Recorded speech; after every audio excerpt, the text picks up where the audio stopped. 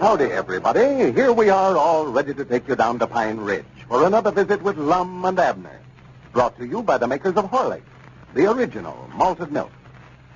It is especially important that growing children get plenty of sound, refreshing sleep. Their young bodies need the relaxation, the tonic of a full night's rest. Now, after a day of unusual excitement or a day of unusual physical exertion, children sometimes are unable to get to sleep easily. They are, as we grown-ups sometimes are, too tired to sleep. Well, that's why a cup of Horlicks, hot, is a fine children's bedtime drink. It relaxes their bodies, soothes them, helps them to fall asleep quickly and sleep soundly. Horlicks is just the sort of nourishing, easy-to-digest food which, if taken before retiring, helps both children and grown-ups to sleep more restfully than if they had gone to bed on an empty stomach. Tonight, before your children go to bed, let them drink a cupful of Horlicks hot. You can get Horlicks, you know, either natural or chocolate flavor, at your druggist. And now, let's see what's happening in Pine Ridge. Lum and Abner are having the time of their lives these days. The many interesting letters from friends all over the United States are subscribing to their matrimonial bureau. And the domestic problems the old fellows are called upon to solve are keeping them busy day and night. As we look in on Pine Ridge today, we find Abner over at Lum's house, where they are going through their mail. Listen. And here's a card from LLH, Indianapolis, Indiana. Well, Says there is a girl passes my house every day. for the man's sake. Sometimes she speaks and sometimes she don't. And I would like to know what to do to get better acquainted with her and get her to like me. Well, I reckon why she speaks sometimes and sometimes she don't. Yeah, I think the whole trouble here is they ain't been introduced to one another. Some girls are sort of fussy about such as that, you know. Well, no wonder she don't speak if she don't know him.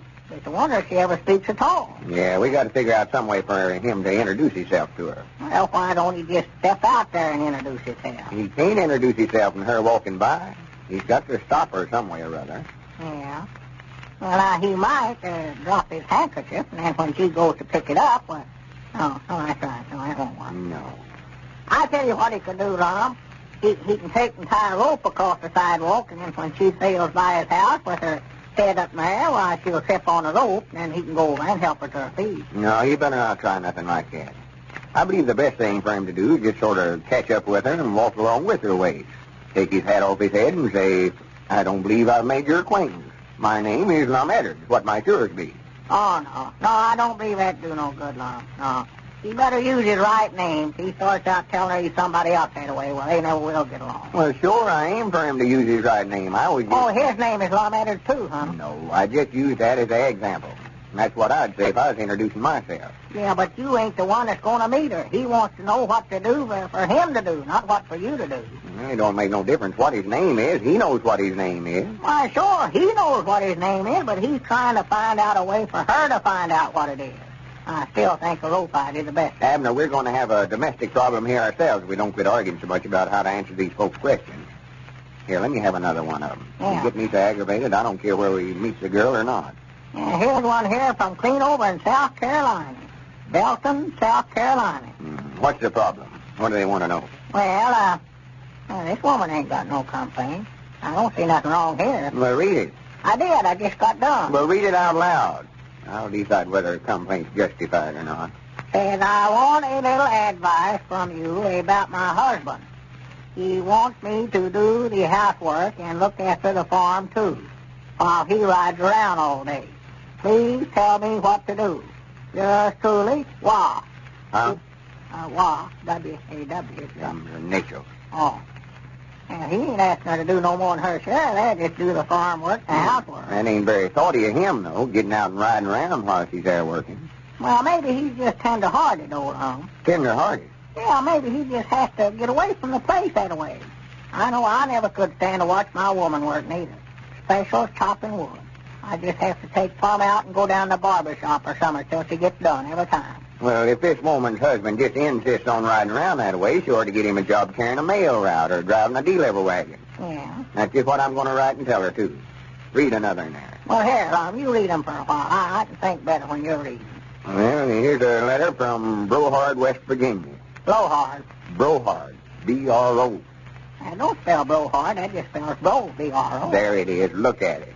Oh, yeah. Says, gentlemen, Well, my husband and I get along fine. well, that's the first one like that we've got yet. But he has a bad habit of talking with his hands. What's wrong with that? What's wrong with it? Why, sure, if they're working for him, he's got to tell them what to do. You take a lot of hard hands that way, they won't do nothing unless you tell them. His two hands, Abner. But it don't make no difference how many he's got, Lum. I don't see nothing wrong with talking to He him. ain't talking about hired hands, Abner. His two hands, these. Them's yours. I know it. He's talking with his hands, these kind of hands. Oh, I see. Yeah. He says he has a bad habit of talking with his hands. Well, I do know. I don't see what enjoyment he gets out of that. His hands can't understand what he's saying or answer him back or nothing else. I know they can't. Looks like anybody'd have sense enough to know that. Howdy, Lefty. How are you today? Come on, wake up there. Here, how are you? What in the world are you doing? I just trying that out, Lum. I was talking to my hand here, but it never paid no attention to him. That won't work. For goodness sake. I just write and tell that woman that if her husband sits and talks to his hands all the time, he's losing his reason. He never said he talked to his hands. He said he talked with them. Well, that's worse than ever. She's the same as saying that his hands answer him back. He talks with them. Well, Abner, she said that, but that ain't what she means at all. Well, they ought to write what they mean.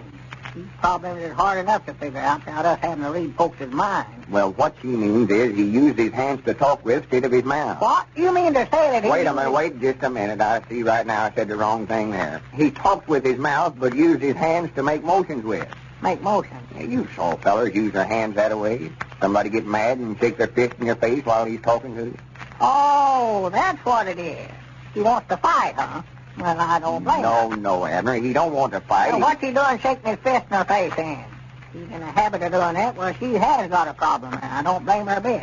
I don't see how they get along at all. You shut up for just a minute. I'll read the rest of the letter here. Shaking his fist in a Get woman's some face. idea in your head, and it takes a stick of dynamite to move it out. Well, I don't care. It just makes me mad to see a man bully a woman around that way.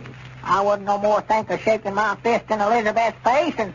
No, I reckon I wouldn't. She'd about bite it off from that fellow. He goes on to say here, I don't mind him talking with his hands around the house. Oh. Hands around the house. Oh. Yeah, that's an awful big armful, you know it? With his hands around the house, but when we go out in the car, he takes his hands off the wheel to point out all the spots of interest, and I am afraid he'll wreck the car. Yeah.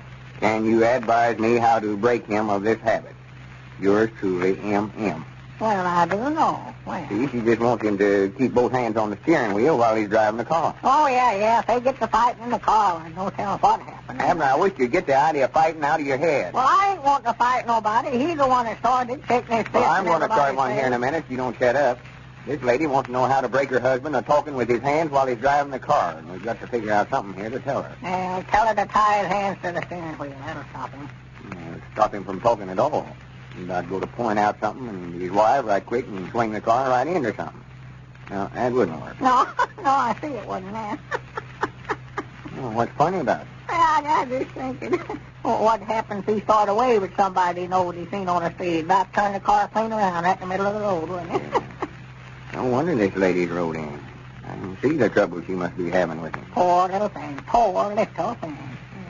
Mike could give him a batch of taffy candy and let him pull that while they're out driving. Well, I don't know, though, He'd get that stuck all over the steering wheel, and then his hands would get stuck there, you know. That'd be worse than ever. He couldn't turn nothing in. That is tiny hands there. Yeah. Let's see.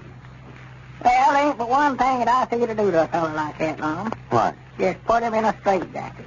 Dog, if he couldn't use his hands to point with the ends, had him in Couldn't drive the car neither. No. Now, we ain't getting nowhere this way, Abner. These folks been nice enough to write to our matrimonial bureau. We'll be getting impatient. Yeah. We've got 200 or 300 problems here. Why don't you just call up on the party line, Lum? Just tell them that we're having a little trouble, but we'll get to there as quick as we can. Yeah, I expect I better do that. Yeah, it's going to be awful slow going. I can see that right now. Yeah, we can answer what we got here. Yeah. Well, using a fire alarm right again. It always gets them to the phone. Yeah. Everybody's curious about fires. Yeah, I reckon so. Receivers is just a rat now. If that feller talked with his hands, they could make him talk over the phone, then he couldn't use his hands, could he? For goodness sake, we've quit talking about that. Hand me that list there. Oh, yeah, sure. Howdy, everybody. This is the Pine Ridge Matrimonial Bureau. Lum Edwards, president, talking. Me and Abner's just been covered up with your letters, but we're going to try to get around to answering all of them. Oh, yeah. Here's a few answers. Miss F.W. at Fulton, Kentucky, we're on the lookout for you a husband. And the 5 girls at Tuscaloosa, Alabama, we'll do our best for you. And Miss H.P. at Chattanooga, Tennessee, oughtn't to have no trouble in your case at all. And Patty at Grafton, West Virginia, it's going to be hard to find a man like you're looking for, but we'll try. Yeah, that's one that want a man to do all the work.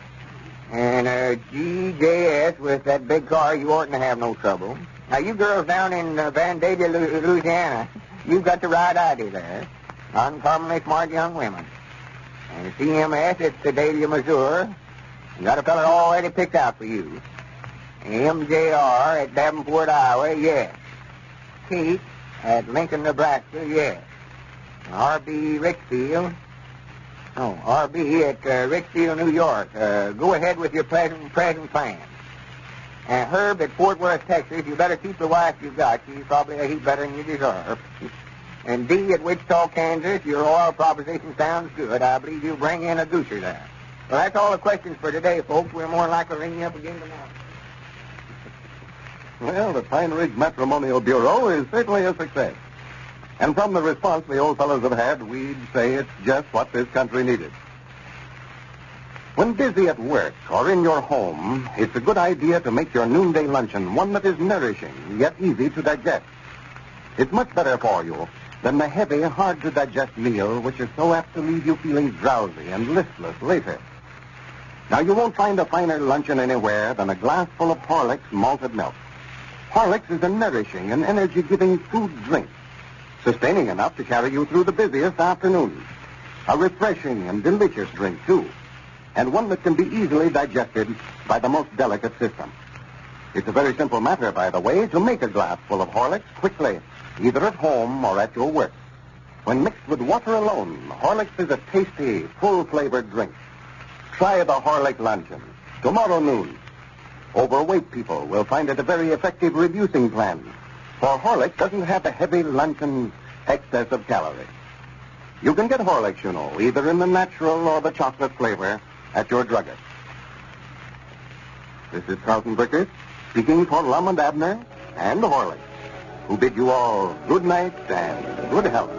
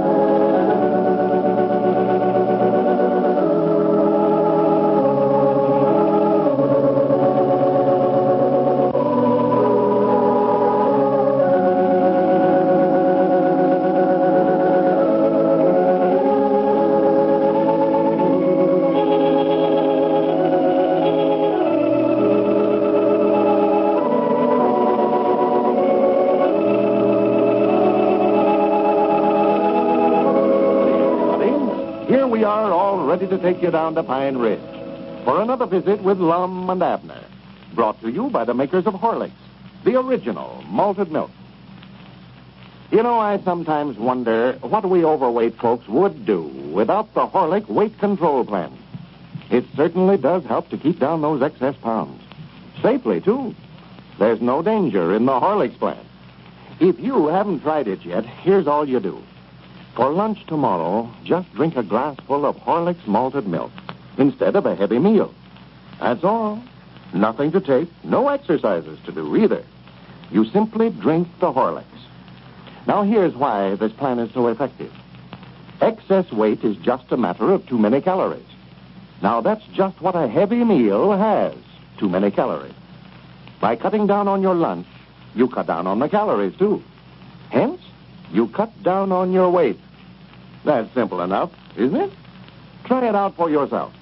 You'll not only lose weight, but you'll feel much better, too. Much more alert. That's because Horlick's malted milk is so easy to digest. You should always keep a package on hand in the pantry ready for emergencies. You can get it in either natural or chocolate flavor at your favorite druggist.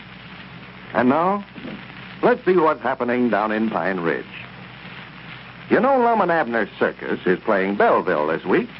And today, Lum and Abner and Dick Huddleston drove over from Pine Ridge to see how the show is going.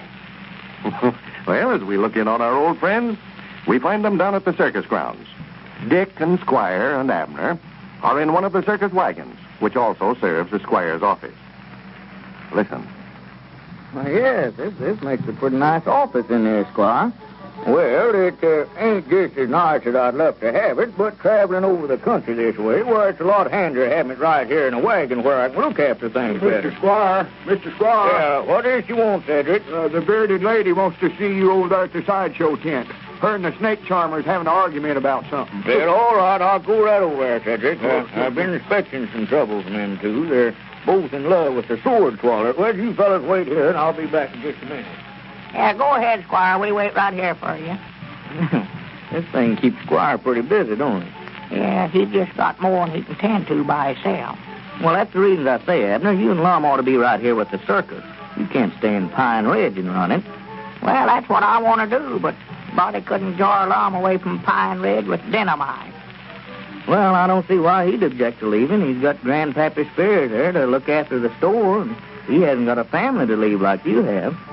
Well, tell you the truth, Dick, while he ain't come right out and said so, I believe he just don't want to leave Evelina. Well, yeah, that's about it, all right. They're awful in love with one another. Wouldn't surprise me none if they never got spliced this spring. Well, I don't know, Abner. They've been going together for over 3 years now. About give up hope of them ever getting married. Well, of course, you never can tell. I believe Evelina's willing if Lum could just get up north enough to ask her. No, Sir Abner, I believe you and Lum could go along with this circus. And if you manage things right, well, you can make some good money out of it. Squire said a while ago that you cleared enough yesterday to pay for that city license you had to buy.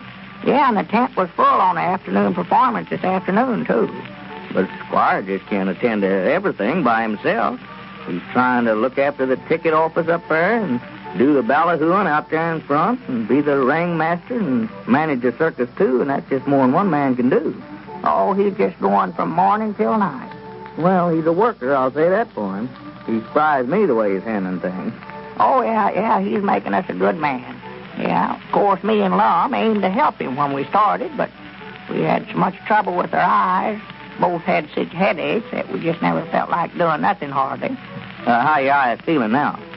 Oh, they're feeling a lot better now. I believe that eye specialist that you took us to this morning knows what he's doing. Well, he said your eyes would be all right in a day or two. Said if you'd wore those glasses about another week, of course, you'd have been blind, you and Lum and Cedric, too. Yeah, you ought to hear what Lum told that feller that sold us them spectacles. Got him cornered down there this morning and told him to get that satchel full of spectacles and get out of town before he beat the everlasting daylights out of him. Well, I don't blame him. No telling how many people a fellow like that'll blind. He ought to have been arrested is what he ought to have been. Well, I'm sure glad that you busted them of ours. I'd already got to where I couldn't see nothing. Well, I knew that you was mad at me at the time, but I figured you'd get over it. Here comes Squire and Cedric. I reckon they got the Ruka straightened out. Did you get everything straightened out all right, Squire? Well, yes, I moved their quarters as far away from each other as I could put them. They'll be all right now, I think. Reckon you have a lot of that to put up with, don't you, Squire, among the performers? Oh, yes. That goes with the show business, you know, Dick. A little jealousy that way. I'm afraid this fat woman that we've got's going to give us a little trouble. I put a sign up over her exhibit there in the sideshow saying that she's the fattest woman in the world. I believe it's kind of going to her head. She's wanting more money. Whereabouts is Lum? Did you see him anywhere? I know where he's at, Mr. Abner. I seen him a while ago around back of the tent looking at them white horses that bareback rider's got. Well, I told him we was going to have a meeting here in a wagon. Yeah, we've got to get started back to Pine Ridge. It's going to be dark before we can get home now. Yes, Cedric, run tell Lum that we're waiting for him over here. Yes, I'll tell him if he's still over there. Swan, that Lum acts like he never saw a horse before. That's all he talked about while the show was going on this afternoon with that bareback rider.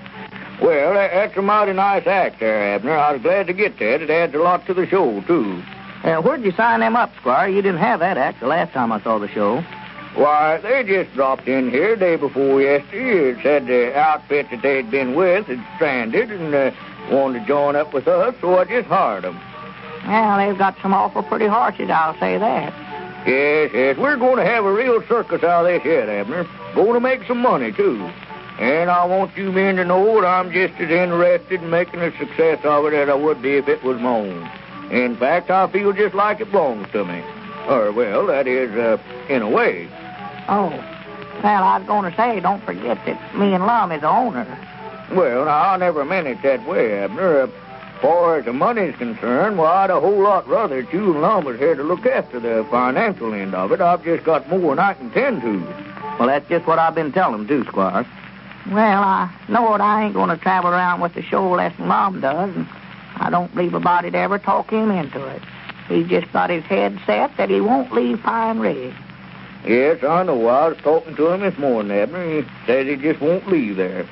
Well, there's no reason why he can't. Here he comes now. Maybe we can talk to him some more about it, and all three of us can talk him into it. Well, he said the main reason that he couldn't leave was on account of his store over there. Oh, sassafras. He's got Grandpappy Spears looking after that for him. What's the matter, Lum? Didn't you see enough of the performance this afternoon? Well, sir, man, I just been back there looking over them horses the bareback riders uses. There's as fine a span of horses I ever thought eye on. Yes, they are, Lum. They're well-trained animals, too. Oh, my, yeah. Well, we've been sitting here waiting for you for over an hour, Lum. It's going to be plumb dark before we get home. Yeah, well, I just got so interested back there, it sort of slipped my mind about the meeting. Granny seems pretty horses. Well, I know you fellers in a hurry here, so we may as well just get right down to business. Ain't a spur or spavin on them, no. Yeah, let's get started. Get it over with. Well, now, there's several things that we've got to decide on, then. Now, the first thing is, whereabouts are we going to... When did them bareback riders join up with the circus, Squire? Why, day before yesterday, Lum. Now, like I say, the first thing, then, we've got to decide is where are we going to move to next. Well, sir, that's a big improvement to the show. I could have sat there all where afternoon. do you think we ought to move it to, Squire? Well, now, I've got a letter here from the fire department over at Charleston. They want us to bring it over there. They'll sponsor it for us today. She can jump from one horse to the other and that way, and them are running is more than I can see. And, of course, it's always a good idea to tie up with some organization in the town that way.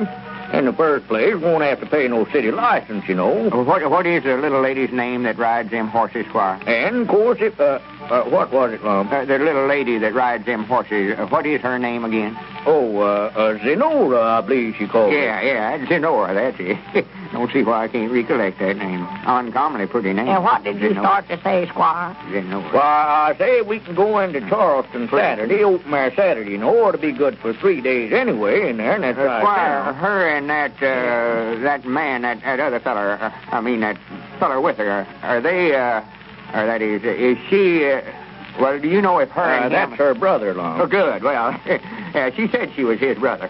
He was her, but, well, that's fine. Squire, if she says anything to you about who is the owner of the circus, I think a while ago I weren't paying no attention to what I was saying, and seemed me like it sort of slipped out before I noticed that I told her that I was the owner. Lum, will you hash up? We're trying to have a meeting here. Well, before we go any further with the meeting, I'll tell you right now, I think we ought to move the circus to some other town. And that's what we've been talking about for 5 minutes. Sure it is. That's what I say. It's a good idea. Where do you think we ought to move it, Squire? Well, Charleston looks like the best proposition, Lum. We've got a proposition from the American Legion over at Mount Ida, but I believe we can go in there the following week and do just as well. Of course, when you move the show, you're aiming on taking all the same acts you got right now, ain't you? Oh, yes. It'll be the same show as we got now, Lum. Good. Yeah, and Squire said that he thinks me and you ought to go along with him, too, Lum. Yeah, and the Squire's just right about it, too. Why, sure, there's just more than one man can look after Lum. Sure. It's just like I told Abner. We can't run the circus and us in Pine Ridge. It's just more'n Zenora, our squire, can look after. Regardless of what you fellers say, I'm going with the circus. You don't suppose Zenora could have anything to do with Lum's sudden decision to travel with the circus? Are you one of the millions now drinking Horlicks malted milk? Remember that here is a food drink that is beneficial for persons of all ages. Infants, children, adults, the aged, and convalescent. Why? Because Horlicks malted milk is rich in the vitamins and minerals everyone needs. Vitamins and minerals that are carefully preserved by Horlicks' special process of combining rich, full cream milk and the finest of wheat and malted barley. So don't run the risk of accepting an imitation, which may be just a mixture of skim milk, malt powder, raw cocoa, and ordinary sugar. Always ask for Horlicks by name and avoid substitutes. You can get it, in either natural or chocolate flavor. This is Carlton Brickert, speaking for Lum and Abner and Horlicks, who now bid you all good night and good health.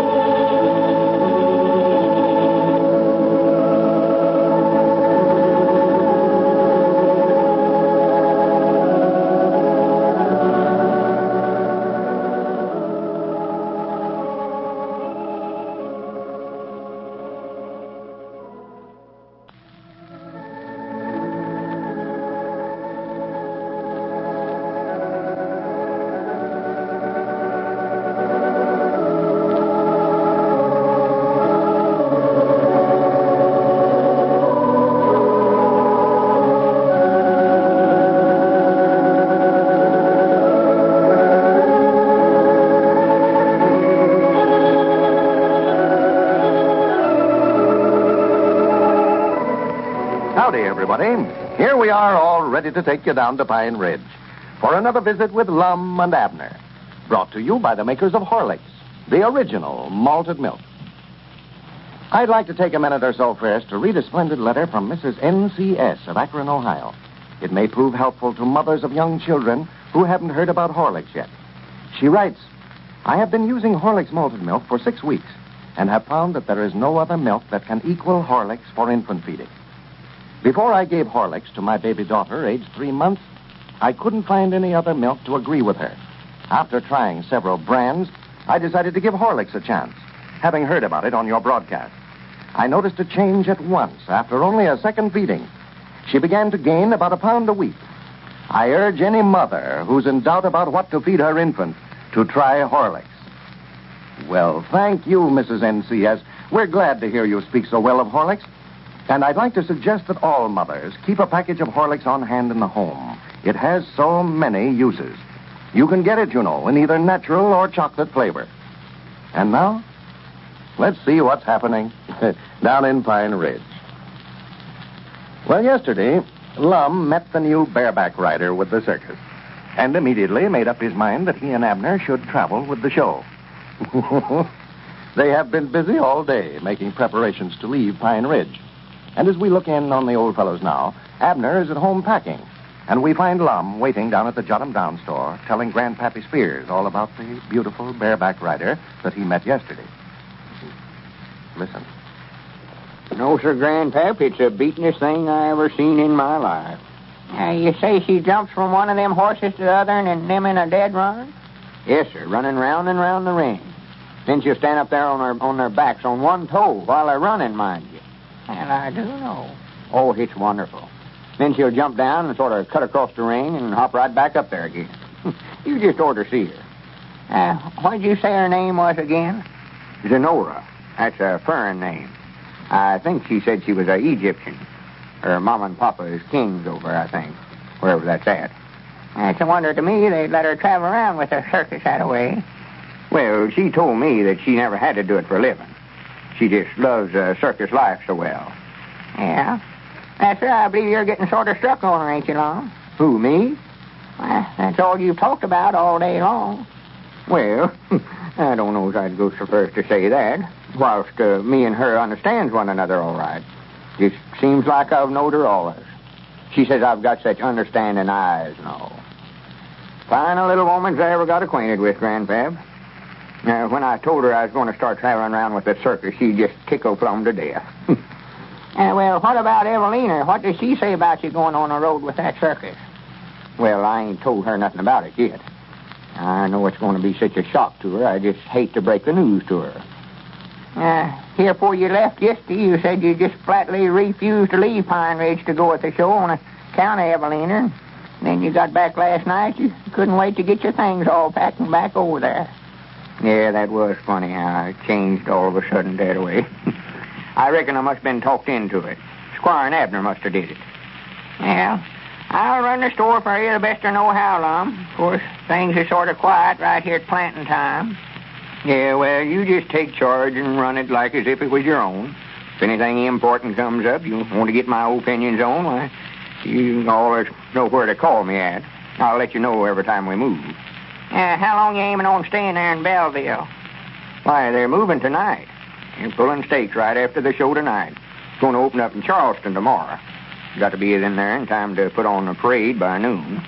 Cedric's already in there putting up posters and window cards and letting them know we're coming. Cedric going to be with you all the time, huh?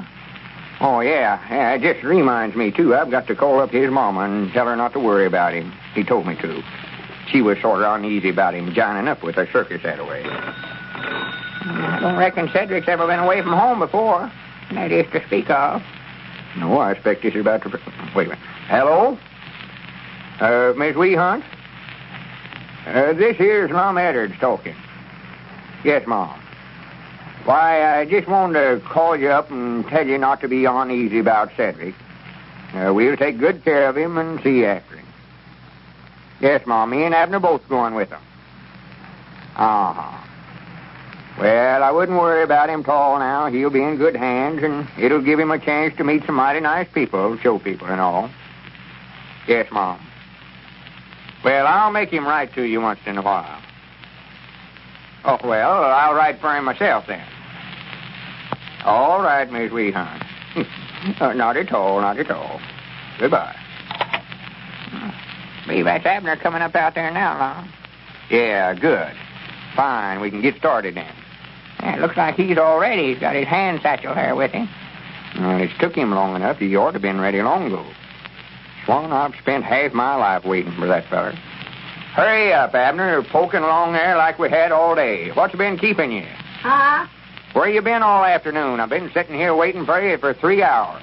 Well, I had to wait till Pearl got done ironing some shirts for me, and Elizabeth was just bound and determined to give me a haircut. For goodness sake. Now then, my hat's too big for me. Yeah, I thought that looked like it's setting down on your ears there a little more than common. Yeah, Grandpap, have you got any lamp wicks here in the store that I can sort of pad the inside of this hat with? Yeah, I think there's some back here somewhere, Abner. Let me see. Yeah, bring about a half a dozen of them. Granny, Elizabeth might not appeal you, didn't you? Yeah. Just look at that. Yeah, she got to crying about me leaving. Couldn't have see what she's doing, just might not cut it all off. Crying, huh? Yeah, her and Pearl are both awful tore up for it, Lum. Yeah, just wait till I tell Evelina I'm going. Then you will see some crying showing up. Ain't you told her she was going yet? No, I've been putting it off all day. I know it's going to break her little heart, and I don't know. I just can't bring myself to tell her. Yeah, well, I know how you feel about it, Lum, but you ought to call her before we leave and tell her goodbye and all that, you know. Yeah, I know it. I've just been putting it off and putting it off. I wish I could just write her a note and tell her I'm leaving. Write her a note. Yeah, a letter. No, I wouldn't do that, Lum. That wouldn't be right. You ought to go over there and tell her yourself. Explain to her. I just can't stand to hear a woman cry, though, Abner.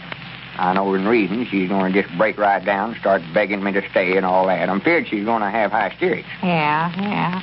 Well, them things are sad, all right. I know that. Elizabeth and Pearl just taking on something wonderful. Here, Abner, let me have your hat. I'll fix it for you. 4 is all we have, but I believe that'll be plenty. Yeah. Well, thank you, Grandpap. That ain't enough. We can put some newspapers in there. You look like a picked goose, Abner. Yeah. Well, She must have just tied a string around your head and just cut down all the hair off underneath the string. well, that's the way she always does, Just puts a string up over my ear and then cuts all the hair off below it, Yeah, there's one thing about it, though. It ought to last me for a while. Yeah, there now, Abner. Try that. Yeah. Much better. Yeah, now that's a heap better. Yeah, I can see out from under it this way.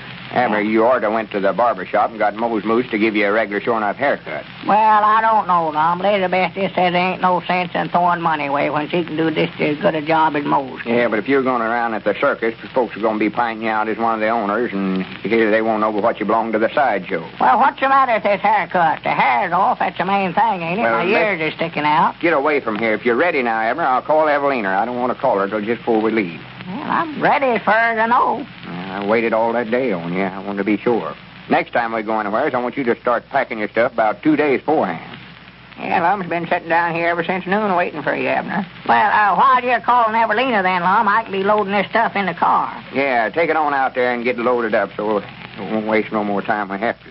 I'll get Evelina right now. Yeah, where's your things at? I'll load them, too. What?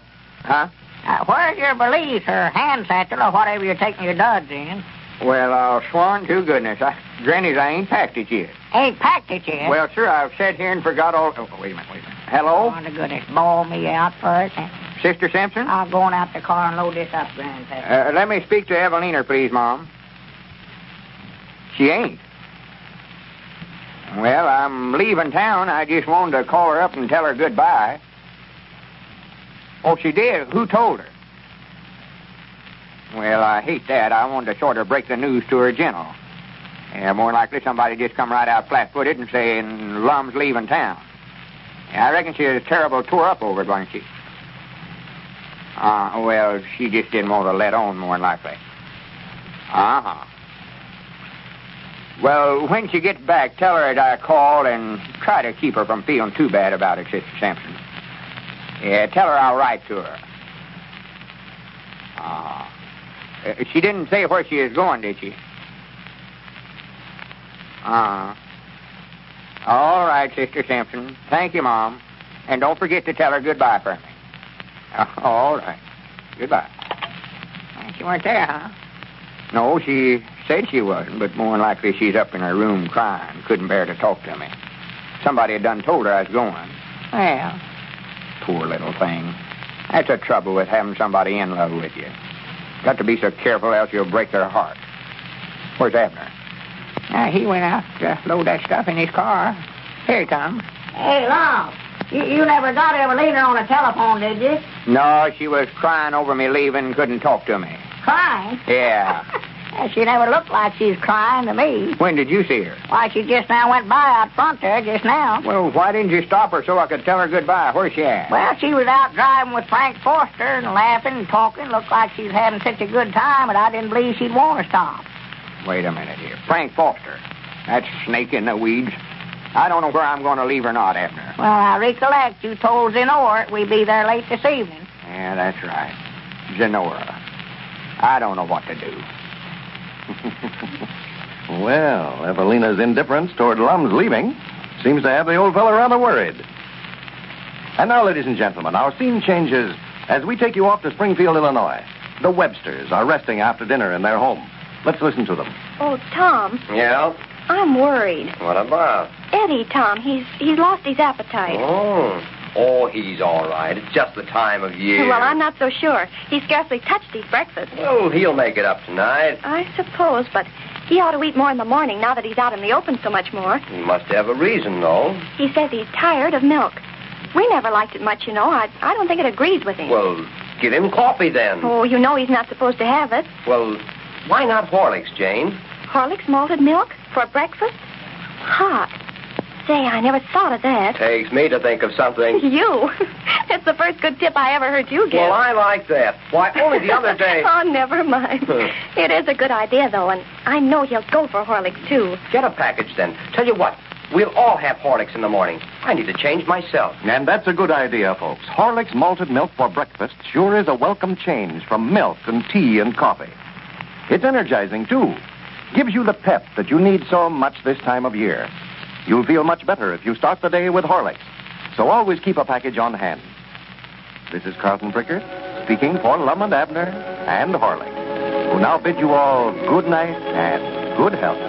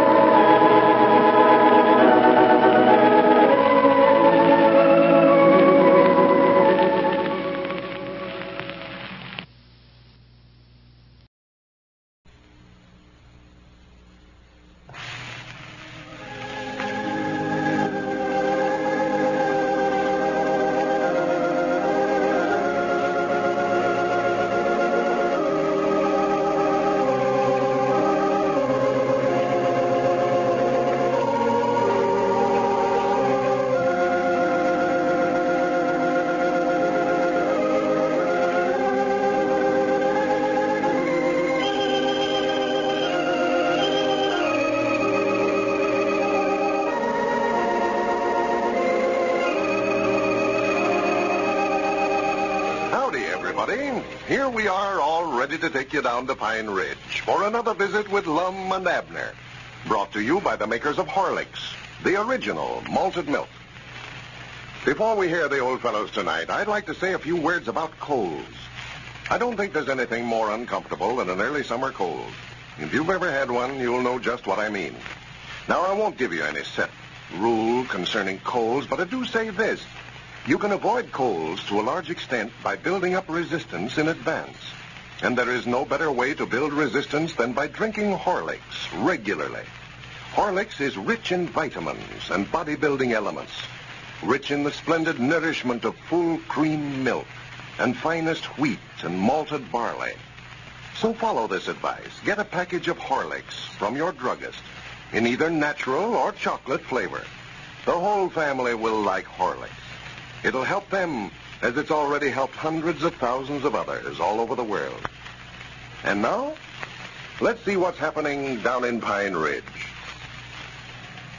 Well, the chain letter craze has finally hit Pine Ridge, and Lum and Abner have decided to go them one better by starting what they call a farm relief chain.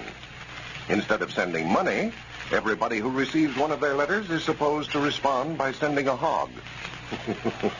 The old fellows have figured out that they will receive over 15,000 hogs. And as we look in on Pine Ridge today, we find them down at the Jot 'em Down store getting ready to receive them. Lum is talking over the telephone. Listen. Yeah, Ezzy, this here's Lum Abner. Yeah, have you ordered the lumber yet to remodel the store with? Well, good. Don't do it then. No, we ain't going to remodel. We're going out of the store business. Yeah, we're going into hog business. Hog business. Yeah, me and Abner started one of them chain letters, only instead of sending money, we're having everybody send one another a hog. Oh, you did? Who'd you get yours from? Well, I do know. Ezra said he got a letter a while ago from Grandma Matthews. Well... Well, we're going to have to use the money we was aiming on remodeling the store with to fence up some of the land to put them hogs in. Yeah, I might figure with you on doing that job of fencing first, building the fence and all that. Oh, that's right, you have. Said you got to build a fence for yourself, or for the hogs you're going to get. Well, who you reckon we could get to do that, Ezry? How about Luther Phillips? I know he does carpentering. He's a carpenter. Oh, he did. Well, I guess you'll have to build one for yourself then. Well, we'll find somebody, I reckon. All right. Much obliged, Ezry. All right. Goodbye. Granny, them letters are getting scattered around in a hurry. Oh, my, yes. Yeah, just quick as we sent them out yesterday afternoon, why, folks started passing them around. They've been going ever since. Oh, yeah, it's just taking the town by storm. I never seen the whole community so excited over anything. Well, I could hear 'em all night long last night catching hogs. Every time I hear the hog squeal, well, I know that somebody got a chain letter. Oh, that's all you can hear down on the streets today. Anybody that ain't got a hog trying to swap somebody out of one. Well, I still think that you ought to put our name up to the top of the list, though, instead of down at the bottom long. We've done had some hogs by this time, ain't we? Well, Abner, I've explained that to you 40 times. If we'd have put our name at the head of the list, we'd have just got 5 hogs. See, this way it takes a little longer for us to start getting any hogs, but the time our name reaches the top, it'll be multiplied to where we'll get 15,625 hogs. Yeah, but I'm just afraid they'll run out of hogs before they get to us, Lum. There ain't that many in the community. Oh, well, by the time it gets to us, these letters will be all over the country. We'll be getting hogs from every state in the Union. Yeah, well, read one of them letters again to me, Lum. I still can't get it in my head how we can send out one hog and get back over 15,000 of them. Well, it's just like that when we got from Denver, where they wanted us to send them a dime, only we changed it up a little.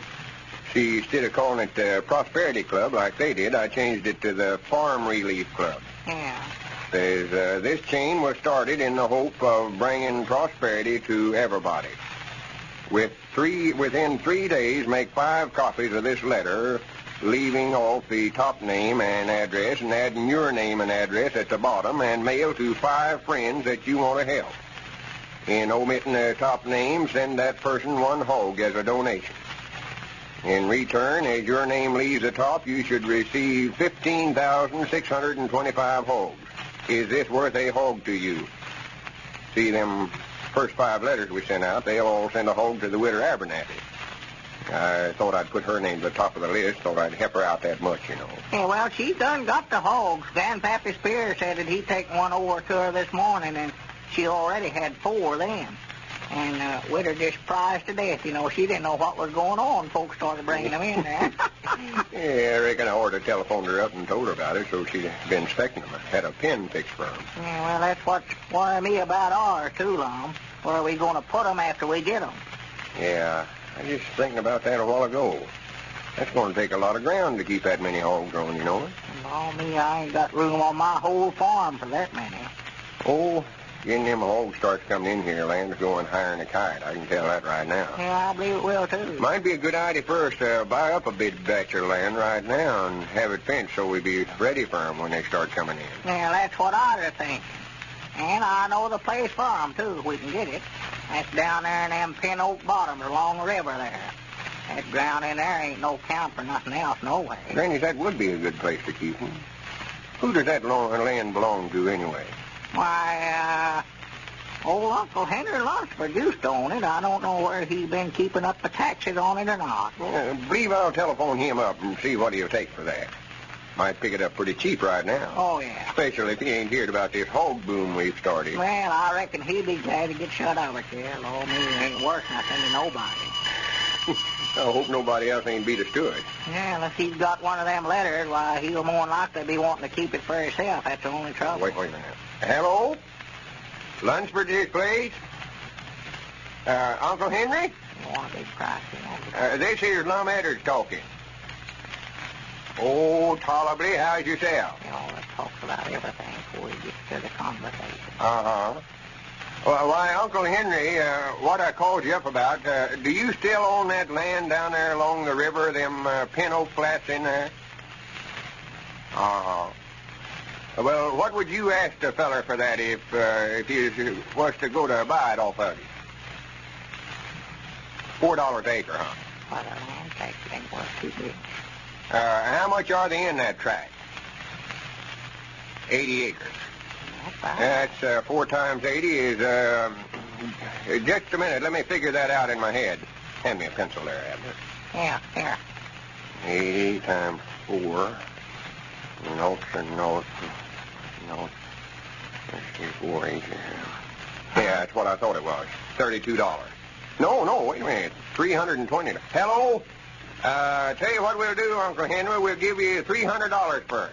That's about 10 times what it's worth. All right, just make out a deed to me and Abner. We're in partners on it. All right, you fetch it over here. We've got the money whenever you deliver the deed. Well, no backing out on us now. We're counting on it. All right, Uncle Henry. All right. Goodbye.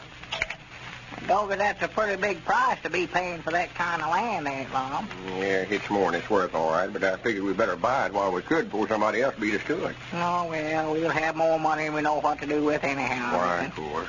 Now then, we got to buy some wire and build a fence around it. You know, these hogs ain't all profit. I found that out. Yeah, you ain't complaining about spending a little money to fix a place to keep 15,000 hogs it's been give to you, are you? Well, no, I ain't complaining. You said I never stopped to think that we'd have to fix a place to keep them. I expect we can get the Macmillan boys to build that fence for us. Yeah? Oh, well, that is if they ain't got one of them chain letters themselves. That's the trouble. Granny's, we already got this fence built before we sent them letters out. Why, sure we had. We already thought... Well, yonder comes Grandpap now, huh? Yeah. Granny, I'd about decided he took the day off. Well, he said when he left at noon that he wouldn't be back for a while, that he had to patch up a fence over at his place. Yeah, getting ready for his hogs, I reckon. See, he was second on the list on that letter. Yeah. He'll get, let's see, he ought to get 25 altogether, that is, if nobody don't break the chain. Well, come in, Grandpap. We'd about give you up for getting back. Well, it's taking me longer than I counted on. Folks started bringing hogs in over there, and I had to show them where to put them. Yeah, how many have you got so far? Well, I had 25 whenever I left over there just now. Well, I do know. Well, that's all you're going to get, Grandpap. 25 is all you could get. Yeah. Well, that's enough. I've got more now than I know what to do with. I don't know where in the world I'm going to get feed for them. Feed? Why, yes, they've got to eat. 25 hogs can eat a feller out of house and home in no time. Doggies, wait a minute here, Lum. There's something we hadn't counted on. Where in the world will we ever get enough feed to feed 15,000 hogs with? Granny, I hadn't thought about that. Yeah, we better stop them letters before them hogs start coming in here. That's what we better do. Ain't enough feed in this whole part of the country to feed that many hogs. Oh, my goodness. Look, yonder coming in here. Well, for the Cedric, what are you doing bringing that hog in the store here? It belongs to you and Mr. Lum. I got a chain letter, and your names was on top of the list, and the letter told me to bring you a hog, so I done it. You just take it right back where you got it. We've decided that we don't want in on it. Well, there's a whole bunch of fellers on their way over here with them. See, yonder comes Luther Phillips and Luke Spears, both leading hogs now. Oh, my goodness. Look here, Lum. Looky there for the land. Wait a minute. Be quiet, Abner. I've got an idea. Don't worry. Just leave the hog here, Cedric. Feeding them hogs ain't going to be no trouble at all. Grannies, we'll start another chain letter on feed. Have everybody send one another a bushel of corn, and that way we'll get over 15,000 bushels of corn. Grannies, I know they will. Well, now they'll have to find a place to store that corn. There seems to be no end to a chain letter. And now, a final word before we leave Lum and Abner for tonight. If you get tired easily, don't have the pep and energy you feel you should have, I wonder if it's because you're not getting sufficient sound, restful sleep at night. It's amazing what a difference a good night's rest can make in a person. So I suggest you do this. Before going to bed tonight, drink a glass full of Horlicks malted milk, hot. Here's what Horlicks does. It soothes and relaxes you, helps you off to sleep quickly and naturally. Once asleep, you sleep more soundly, awake more rested and refreshed in the morning. Horlicks can help you just as it's helping thousands of others. Try it. Get a package of Horlicks from your druggist if you haven't any on hand, in either natural or chocolate flavor. Then, drink it every night. This is Carlton Brickert, speaking for Lum and Abner and Horlicks, who bid you all good night and good health.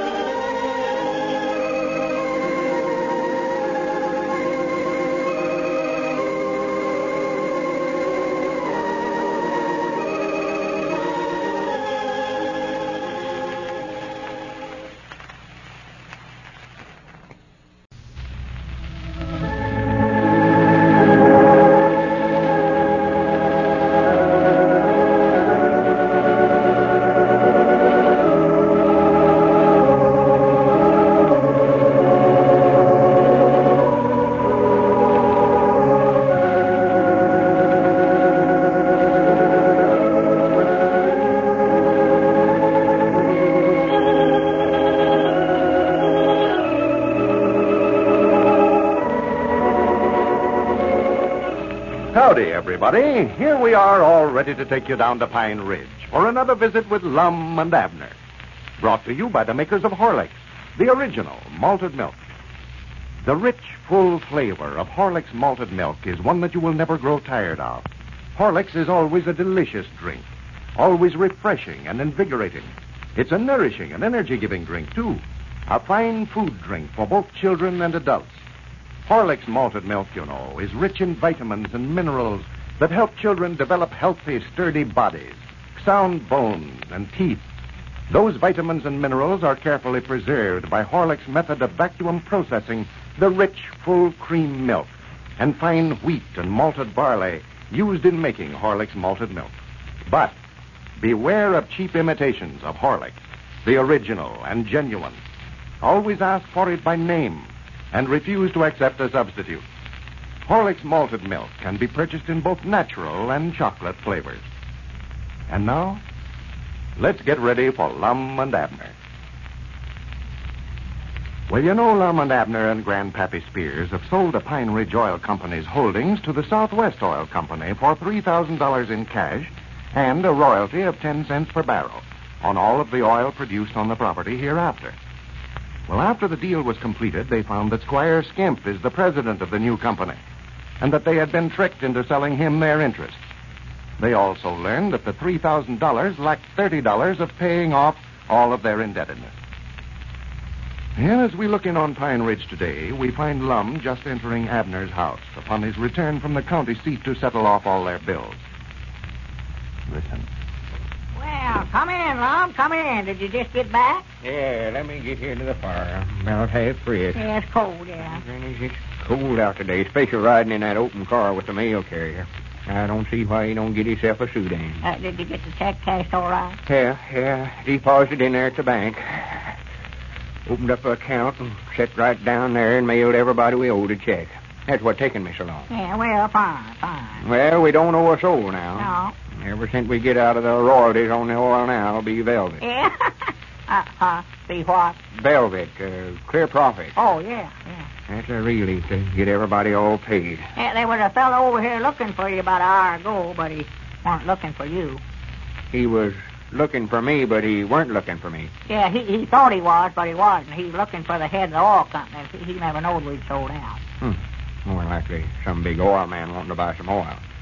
Well, he's just wasting his time. I'll tell him that. Squire Skimp's done sold all that oil we had in them barrels over there. Well, he weren't in the oil business. He said he was with the Southern Pipeline Company, whatever that is. Yeah, that's the oil business, too. I reckon he's wanting to see us about putting a pipeline into this well out here. Now, what would he want to put a pipeline in there for? Abner, pipelines is what they use to get the oil from the well to the refineries with. What's a refinery? They've got to run it through the refinery before they can sell it. Oh. See, there ain't a railroad out here they can haul it over, so they run a pipe under the ground from the well to the refinery and just pump it through there. Yeah, well, that's a good idea. I reckon who studied that out? No, they've been doing that for years. Uh-huh. Yeah, they've got pipelines running all over the country. Well. I reckon that's what that fellow wanted to see me about. Get me to let them run a pipeline from here to the refinery and sell them our oil. Yeah, well, he never said, and I never asked him. I was busy popping some popcorn here in the fireplace at the time and had to get back to it before it burnt. I just told him that we weren't in the oil business no more. Squire Skimp was the man he wanted to see and just shut the door in his face. Well, I'm sorry I missed him. I'd love to talk with him, give him my views on the oil business. You say you was popping some popcorn? Yeah, here, help yourself. No, I wouldn't care for none of it. Oh, go ahead, help yourself. I've had all I can hold. Yeah. I ain't much of a hand for popcorn. Might try a sprinkling of it. That is, if you had all you want. Yeah, sure, help yourself. I just got so hungry sitting around here today, I had to fix up something to eat. Well, there's right funny about folks' taste. Some folks likes one thing and some like something else. Yeah. Me, I never cared for popcorn. Just weren't turned that way. Lum, I was just wondering, I reckon, could you sort of, spare me a quarter? Quarter? Yeah, 2 bits, yeah. I just about run out of something to cook up over here, and I thought if you could sort of lend me a quarter, why, I just go over to Sister Simpson's and eat supper over there tonight. Well, I do know. What's the matter? Well, it's just sort of funny, that's all. Funny? Yeah, that's what I come by here for, to see if you had any change on you. Well, no, I ain't got a nickel. I'll give you the last cent I had when I paid you that $10 yesterday to take care of what we owed on the wall well. Well, I never had the $10 myself. I had to take some chickens and eggs into the county seat this morning and sell them to raise my part of it. Well, now, that's a fine how-to-do, ain't it? Two richest men in Pine Ridge ain't got enough money to eat on. Oh, well, I wouldn't worry. When them royalties starts coming in off of that oil, well, we'll have more money than we know what to do with. Yeah, but what we going to do till we get that? I'm hungry. Well, what about me? I ain't even had no dinner. I was in there at the county seat and never even had enough to go buy a bowl of soup with. Well, hand me that bowl of popcorn there again. Ordinary, I don't care for this stuff, but I see right now a fella can get hungry enough to eat anything. Hey, Doggers, when we do get that money, I'm just going to go someplace and buy me a restaurant and sit down right there at the counter and eat the thing up. Yeah, I seen a fella in there at the county seat standing right smack in the window cooking pancakes this morning. Yeah, I saw him. Flipping them way up in the air and all that stuff. Just showing off. My grannies, I could have div right through that plate glass window and fit him for a stack of them. They oughtn't to let them cook stuff in the windows that way. Folks is hungry and watch them. It's cruel. Well, you didn't have to stand there. You could have walked off. If ever I own a restaurant, I'm going to paint the windows black. Ain't no use to make nobody suffer that way. And I wish we'd quit talking about eating. I'd love to get my mind off of it if I can. I was just thinking, Abner, Squire Skimp sold that oil over there yesterday. We might could go over there and get him to pay us the royalties on it this afternoon. Yeah, Squire will do it. He'd about like him to refuse to let us have it. There ain't no reason why he oughtn't to. He'll have to pay us anyway the first of the month. But if he knowed we wanted it, he more than likely wouldn't let us have it. No, that blamed old skinflint be just do him good to see me and you go hungry. Still, if he never knowed we was needing it so bad, why, he might let us have it. I don't know. I don't believe we can count on getting it there. I don't want to ask no favors off of Squire Skimp. I don't want to get mixed up with him no more than I have to. Money he's owing us, too. Why, sure, it's our money. And here he is refusing to let us have it. Why, I hate him to pieces. That's friendship for you. As long as we've knowed him, supposed to be friends, and then refusing to pay us when we got what we got coming to us. I'm just a good man. Wait a minute, Long. Yonder he comes right now. Look out the window there. Yeah. Swan, he's got a lot of nerve coming over here after pulling a stunt like that.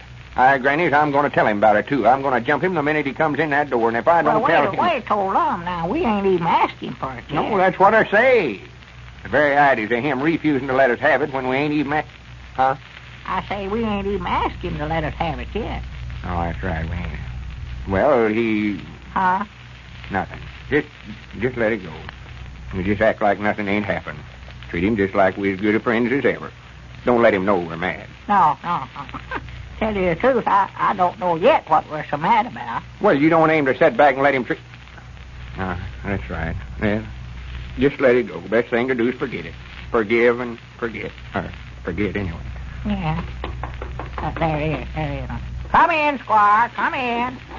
Well, howdy, Squire. Well, how are you gentlemen today?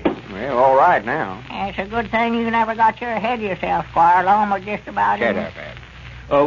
Gentlemen, I might as well get right down to business. I'm kind of a hurry. I've been hearing a little talk around that you gentlemen ain't altogether satisfied with the deal we made the other day. Well, we ain't tickled to death over it. No. In the first place, we never knowed you was the one that was a-buying it, or we wouldn't have sold it to you. In the second place, we never got enough cash out of it to pay off all we owed for drilling the well and building that altar. And in the third place, we're both broke and ain't got nothing to eat on. Well, now, I heard that you was dissatisfied with the deal, and that's what I come over to see you about. You know, we've all been friends for so long that I don't want it said that Squire Skimp would take advantage of nobody. Well, I reckon it's too late now, Squire. The deal's done closed. The fact is, we've done cashed the check you give us and spent the money. Well, now, that's all right about that now. If you fellers had the oil well, why, it wouldn't take you very long to pay me that money back. Tell you what I'm willing to do, men. Just to show you that I want to do the right thing. If you'll give me back that agreement that I signed where I agreed to assume any obligations of the company, I'll give you the well and the property back, and give you a little time on paying me back the $3,000.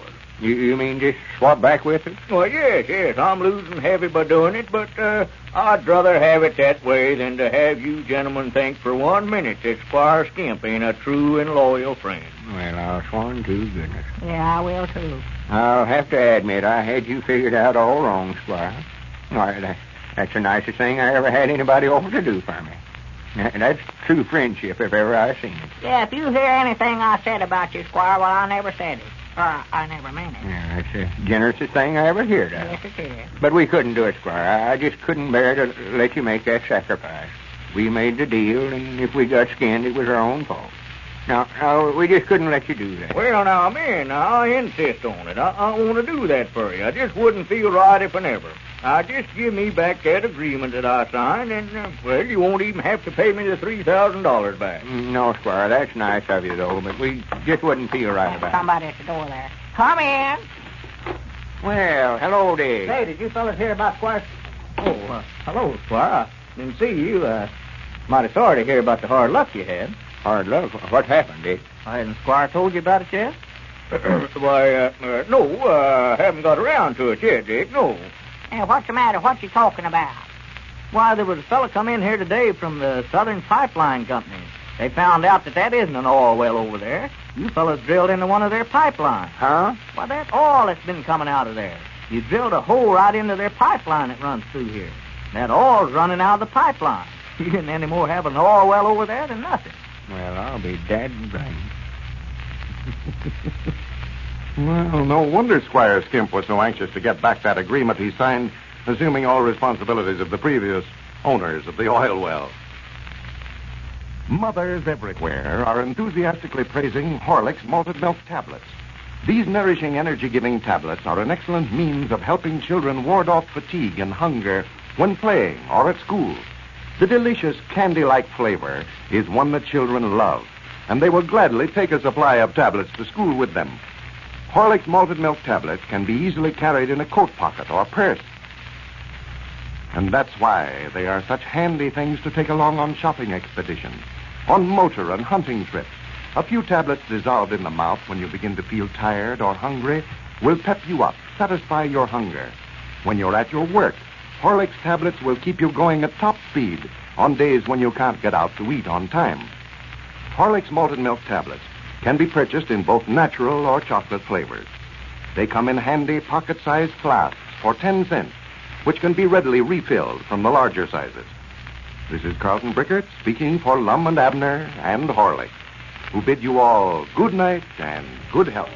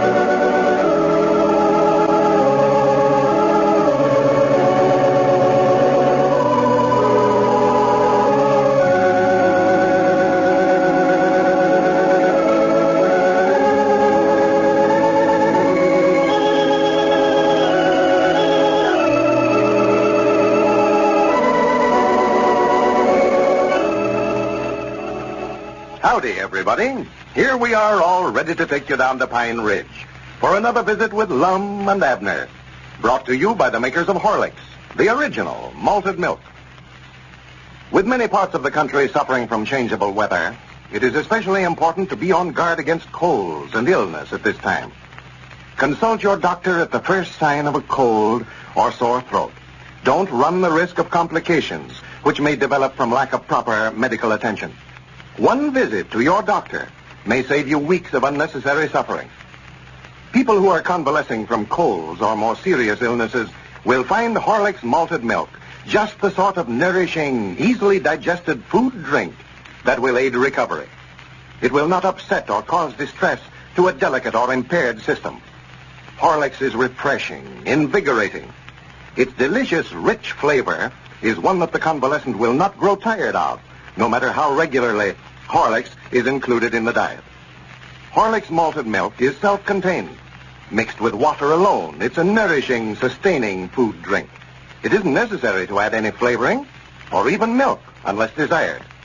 You can get Horlicks, you know, either natural or chocolate flavor at your druggist. And now, let's get ready for Lum and Abner. Well, Abner has certainly been having domestic troubles at home. In fact, since his wife Elizabeth returned from her visit in Texas, she has refused to let him come in the house. Well, yesterday, Lum devised a scheme to arouse her sympathy. After bandaging Abner in splints, he called Elizabeth and told her that Abner had been run over by an automobile and had broken both arms. The plan worked. Abner was received at home with open arms and has satisfactorily explained their misunderstanding. As we look in on our old friends today, we find Abner propped up in bed, both arms in splints and bandages, explaining to Dick Huddleston how the accident happened. Listen. Well, I didn't hear a thing about it till this morning. What time did it happen, Abner? Huh? Yesterday. I know, but what time yesterday? Let's see, long late in the afternoon, I believe it was. Mm-hmm. Whose car was it? Who hit you? Why, I don't know who it was. Well, didn't you see the car? Yeah, I reckon I did, but I don't recollect it. You don't know what kind of a car it was, huh? No. Why, you know every car in Pine Ridge, Abner. It must have been an out-of-town car. Yeah, that's it. Yeah, it must have been an out-of-town car. Well, how did it happen, Abner? How come him to hit you? How come who to hit me? Why, the fella that ran over you. Oh. Why, me and Lum was in the store there, and... In the store? Well, how could a car hit you and you in the store? No, wait a minute, that's wrong. Yeah. I must have been out in front. Yeah, that's it. Yeah, more than likely, it started across the street, hadn't you? Yeah. Yeah, that's what I'm doing, cross the street, yeah. Well, didn't the driver blow his horn to let you know he's coming? Let me see now. He surely did. Yeah, he must have. Then what happened, Dick? I don't know. That's what I'm trying to find out. Oh, sure, yeah, that's right, sure. You know less about this accident to have been in it than anybody I ever saw, haven't you? Yeah, I do, don't I? Don't recollect much about it. Maybe that lick you got there on the head sort of affected your memory some way. Yeah, that's it, yeah. Yeah, that lick I got there on my head, that's what done it, sure. Well, didn't the fella stop? Who? Why, that fella that hit you. The fellow with the car, yeah. Let me see. Dick, I wish you wouldn't ask me so many questions. Doc Miller said it ain't good for me to talk too much. Oh, sure, yeah. Excuse me, Abner. Sure, I never thought about that. I was just interested, in hearing all about it. Well, that's all right. I never thought of it neither till just now. I just wanted to get all the particulars, Well, you ask Lum about it. He knows all about it. Fact is, he's the one that thought of, he's the one that seen it. Well, then Lum will look after things all right. Well, Abner, I sure hate to see you laid up this way, but accidents will happen, looks like. Yes, they will. Looks like. By the way, Abner, are you protected by insurance? Am I what? Are you protected by insurance? Well, now, he can just fix his car up the best way he can. Well, I mean, have you got any accident insurance on yourself? Oh, yeah. Yeah, I got an accident policy, all right. Well, now, that's good. I'm glad to hear that. Times like this is one that a fellow appreciates having them, ain't it? Yeah, I reckon so. You may be laid up here quite a little while, Abner. You can't tell how bad I'll old things find are. him in here. Well, that sounds like Grandpappy Spirit out there in the hall. Well, come in, Grandpap. I thought I heard you. Howdy, Abner. Howdy. See, you got company. Howdy, Richard. How you, Grandpap? Oh, disappeared as a catbird. Well, Abner, they tell me they like to got you yesterday. Yeah, I had a close call, I reckon, Grandpap. Awful close. Here, go yourself up the rocker there and sit. Yeah. Get out of there. Scat. Get them hairs all over the place. Well, Abner, I expect I better be getting on back down to the store. Sit still, Richard. I'll be going directly myself. Can't stay but just a minute. Just thought I'd drop over and sort of cheer Abner up a little. Why, sure. Sit down, Dick. You ain't got nothing to do, no way. Well, Abner, you look like you've been in a wreck, all right. Yeah? You don't look natural, all bandaged up that way. No, I reckon not. Tell me it broke both your arms. Yeah, broke 'em both, Grandpap. Well, I do know. Was your arms broke above or below your elbow? Well, which does it look like to you? Well, of course, just offhand, it looks like it broke below the elbow, I'd say, the way them splints is put on there. Yeah. Well, you're just right. You sure are. You ought to have been a doctor, Grandpa. Yeah, that's awful bad, Abner. Man, get up your age, he's generally awful slow about mending.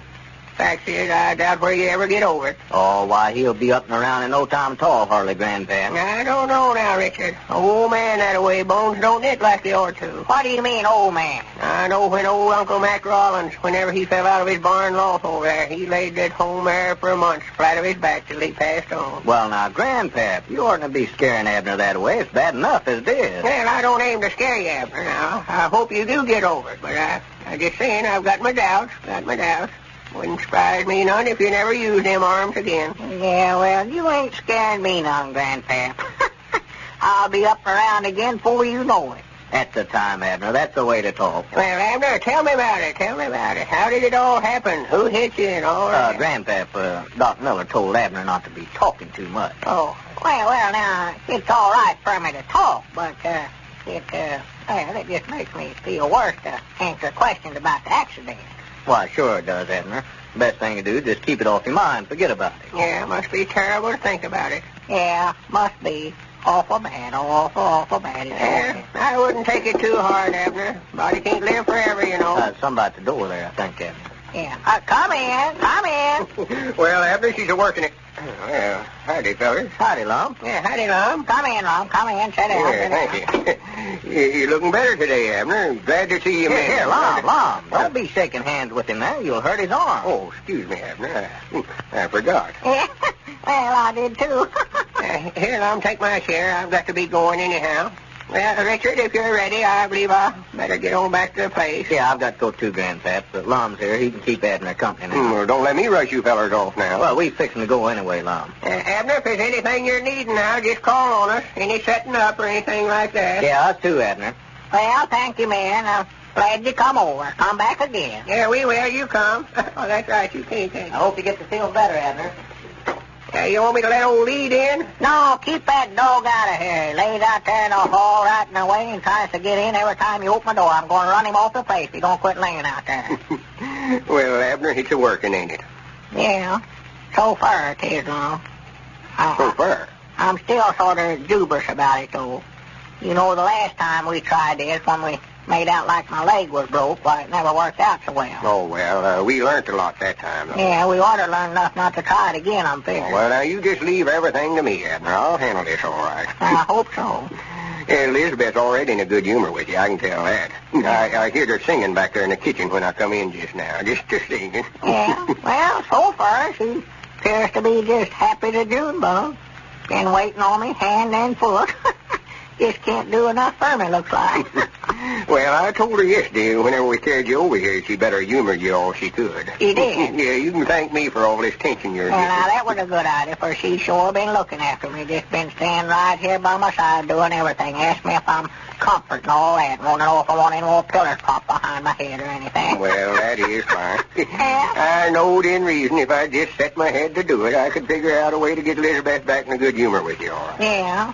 Well, the only thing that's bothering me now, Lum, with these arms broke, why, I'm going to be laid up here for a long time. It takes them bones a long time to knit, you know. Well, them arms ain't broke. What's the Why?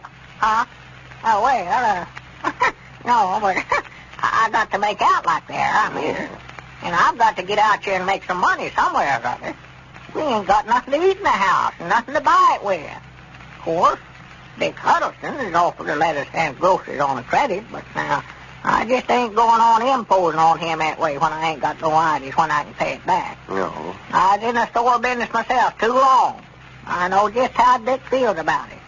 And there ain't going to be no money coming in off in our matrimonial business for a while yet. Well, and looks like it's a good thing that feller called me up then. What feller? That's just what I come over to tell you about. Huh? Abner, me and you has went into another business. Another business? Yeah, our finance worries is over. Well, what kind of business? I ain't telling you a thing about it till I get the whole deal signed up. But you're a half partner in it. Well, now, here now, Lum. Now, don't you go making me no partner in something till I find out what it is. You've got me in enough trouble when I know what I'm doing. I ain't going into nothing that I don't know about. Don't be telling me what you're going to do and what you ain't. Recollect you got both arms broke there. This ain't no time for you to be arguing back about nothing. I granny, as I said, we was going into a new business, and we're going into it. Well, Abner seems to be a partner in this new business of Lum's, whether he likes it or not. Ladies and gentlemen, nothing is more important in keeping good health and maintaining a high resistance to sickness than is plenty of good, sound sleep. That's something we all need to get our share of. Now, a lot of people are troubled with what we call sleeplessness. They can't get to sleep easily at night. As a result, they don't get a full night's rest, only a part of it. Now, those people need more sleep than they are getting. There's something that will help them to get it, too. A cup of Horlicks, hot, just before they go to bed. A cup of Horlicks just before you retire relaxes you, soothes you, helps you to sleep soundly and unbrokenly. Horlicks is an easily digested food. Experiments have proved that it will help you to sleep more restfully than if you had gone to bed with an empty stomach. Drink a cup of Horlicks hot just before you go to bed tonight. You'll find that sleep will come much easier, much quicker. You can get Horlicks malted milk, you know, either natural or chocolate flavor at your druggist. This is Carlton Brickert, speaking for Lum and Abner and Horlicks, who bid you all good night and good health.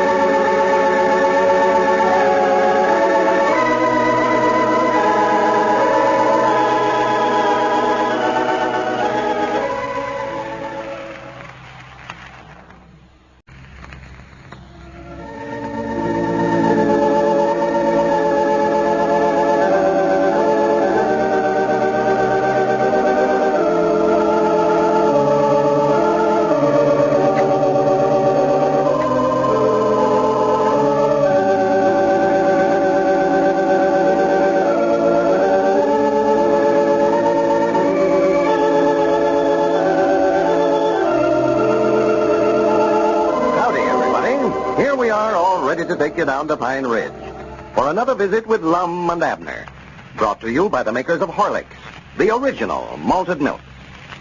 Before we go down to Pine Ridge, let me make a suggestion. When your youngsters ask for something to eat between meals, give them Horlicks malted milk tablets. As a test in Chicago schools recently showed, they are just the thing for hungry youngsters. Like Horlicks in powder form, they're wholesome and nourishing, yet very easy to digest. That's why they ward off hunger without spoiling appetites for regular meals.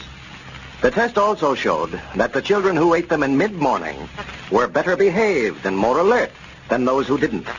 They liked them, too, better than candy, they said. So get a package of Horlicks tablets for these youngsters of yours. It'll solve your problem and do them a lot of good. A convenient flask costs only 10 cents. And they come in larger sizes, too. Your druggist keeps them in both natural and chocolate flavor.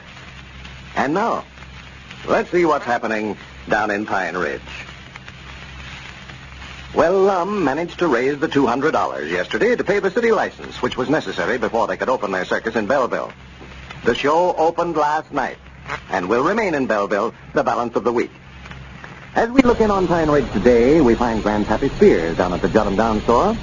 Dick Huddleston, who has been out of town for the past few days, has returned home and is over at the store looking for his old friend. Listen. Oh, I don't know where they're at, Richard. You see, Abner ain't in the store no more, and Lum don't spend no time over here. That circus business takes up might nigh all his time.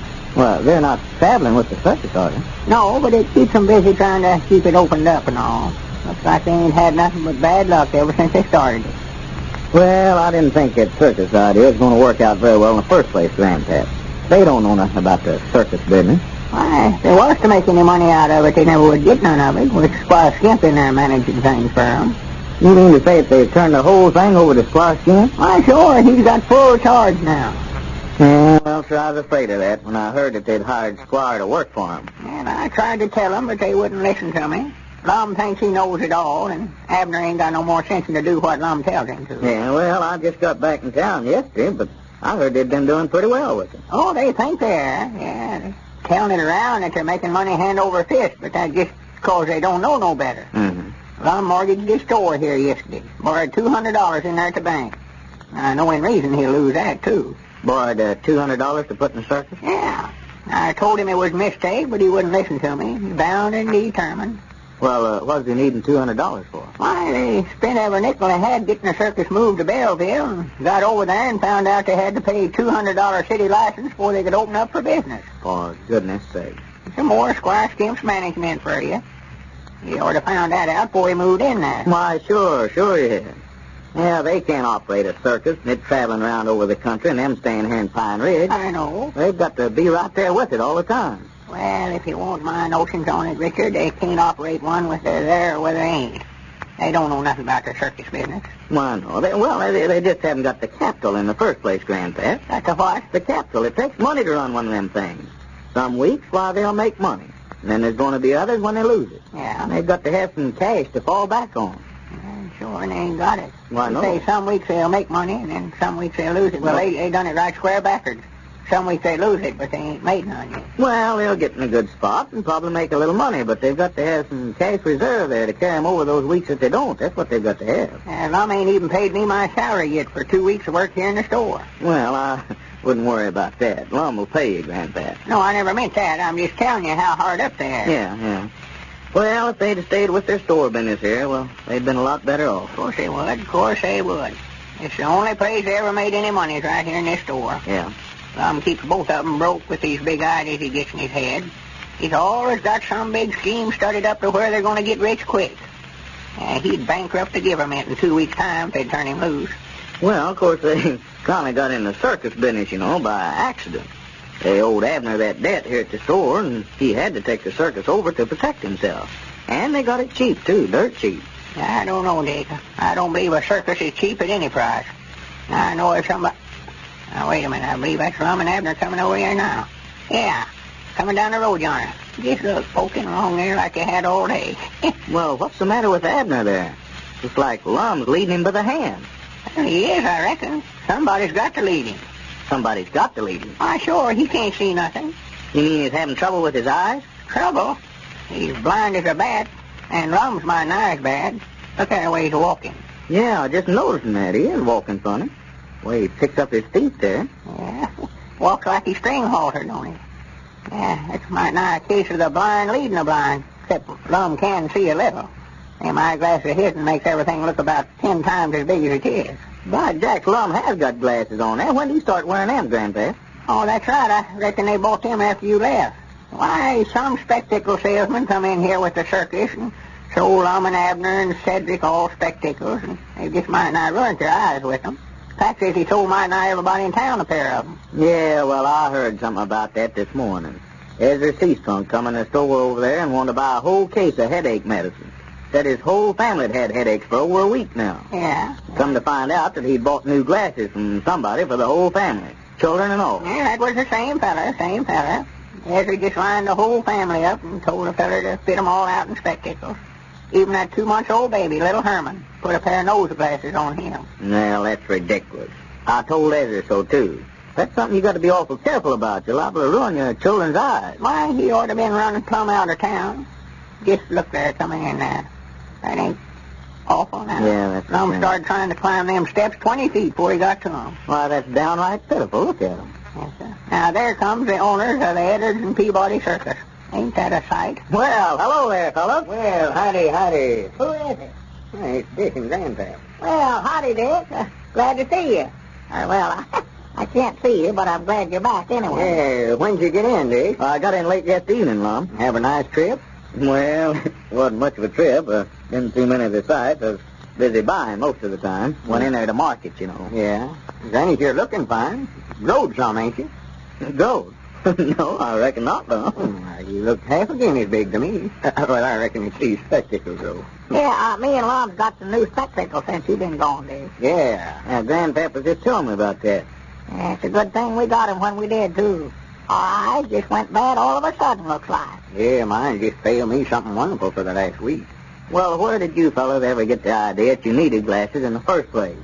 Why, that spectacle salesman told us we did. Yeah, our eyes was in such bad shape, he could tell by just looking at us that we needed them. Now, let me see those glasses of yours there, Lum. Yeah, I can take them off for a minute. I don't want to be without them long, though.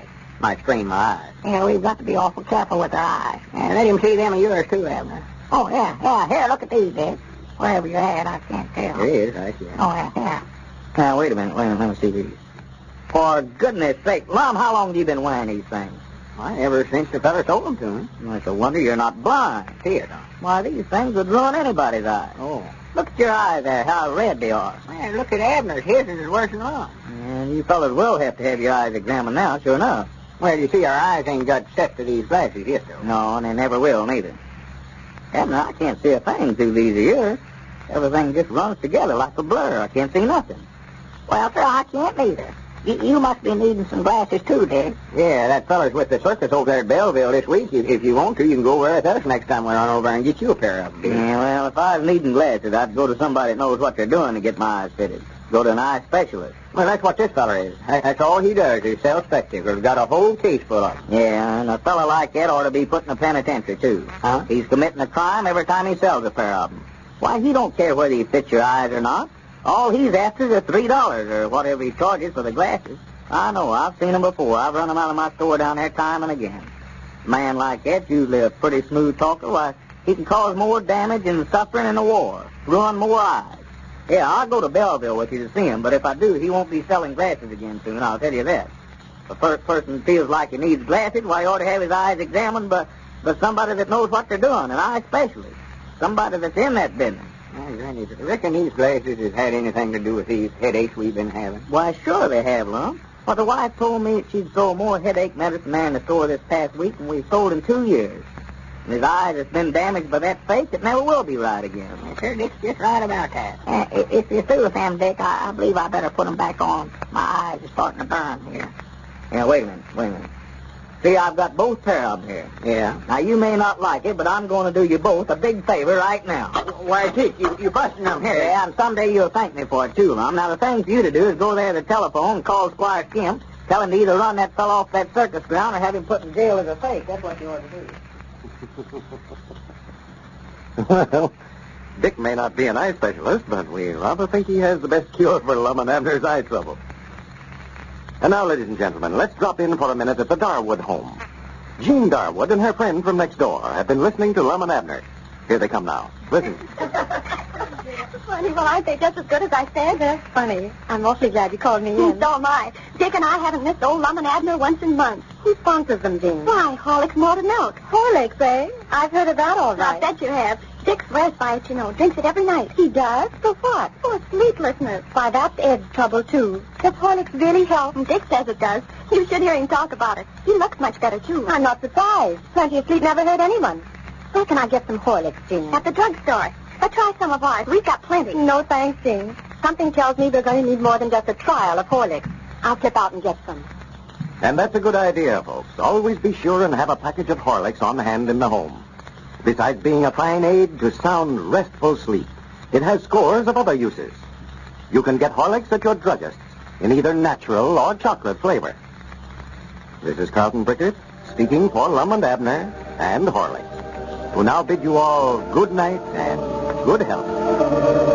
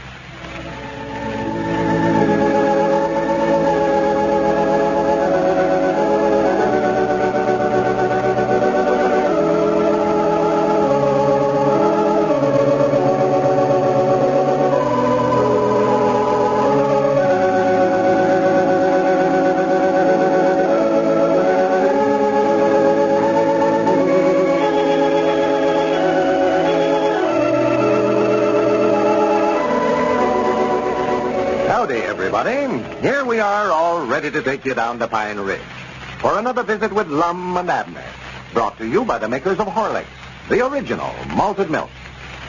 Before we go down to Pine Ridge, I want to tell you about an experience a friend of mine had recently, one that a lot of us are already familiar with. Well, this friend went out to buy a package of Horlicks malted milk. The clerk told her that he had Horlicks, but he urged her to buy something that he said was just as good and cheaper in price. Well, my friend bought that cheaper substitute. She couldn't resist what she thought was a bargain. But one glass was all she drank. She found it just couldn't compare with Horlicks. What did she do? She took that cheap substitute back to the store and got a package of Horlicks instead. You won't catch me accepting a substitute again, she says now. Well, I guess we all make mistakes once in a while. But if we're not on guard against them, well, that's why we urge you to ask for and get Horlicks. You can get it at your druggist in either natural or chocolate flavor. And now, let's see what's happening down in Pine Ridge. Lum and Abner are now traveling with their circus.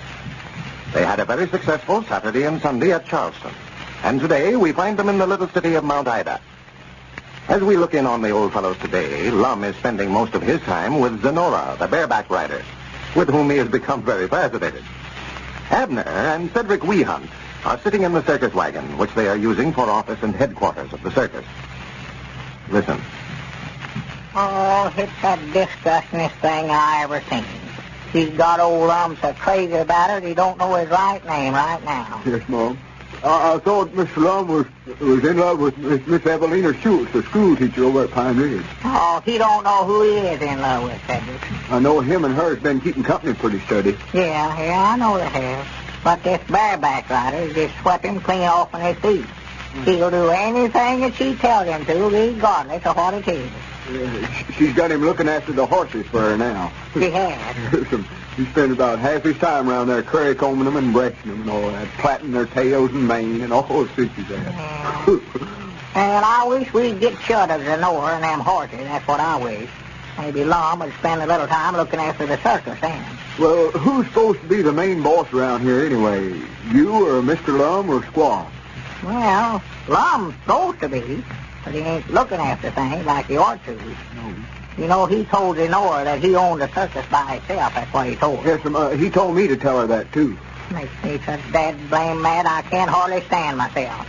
Every time I get around him and her, why, he starts to give me orders. Just to show out in front of her. That's the only reason he does. Yes, me, too.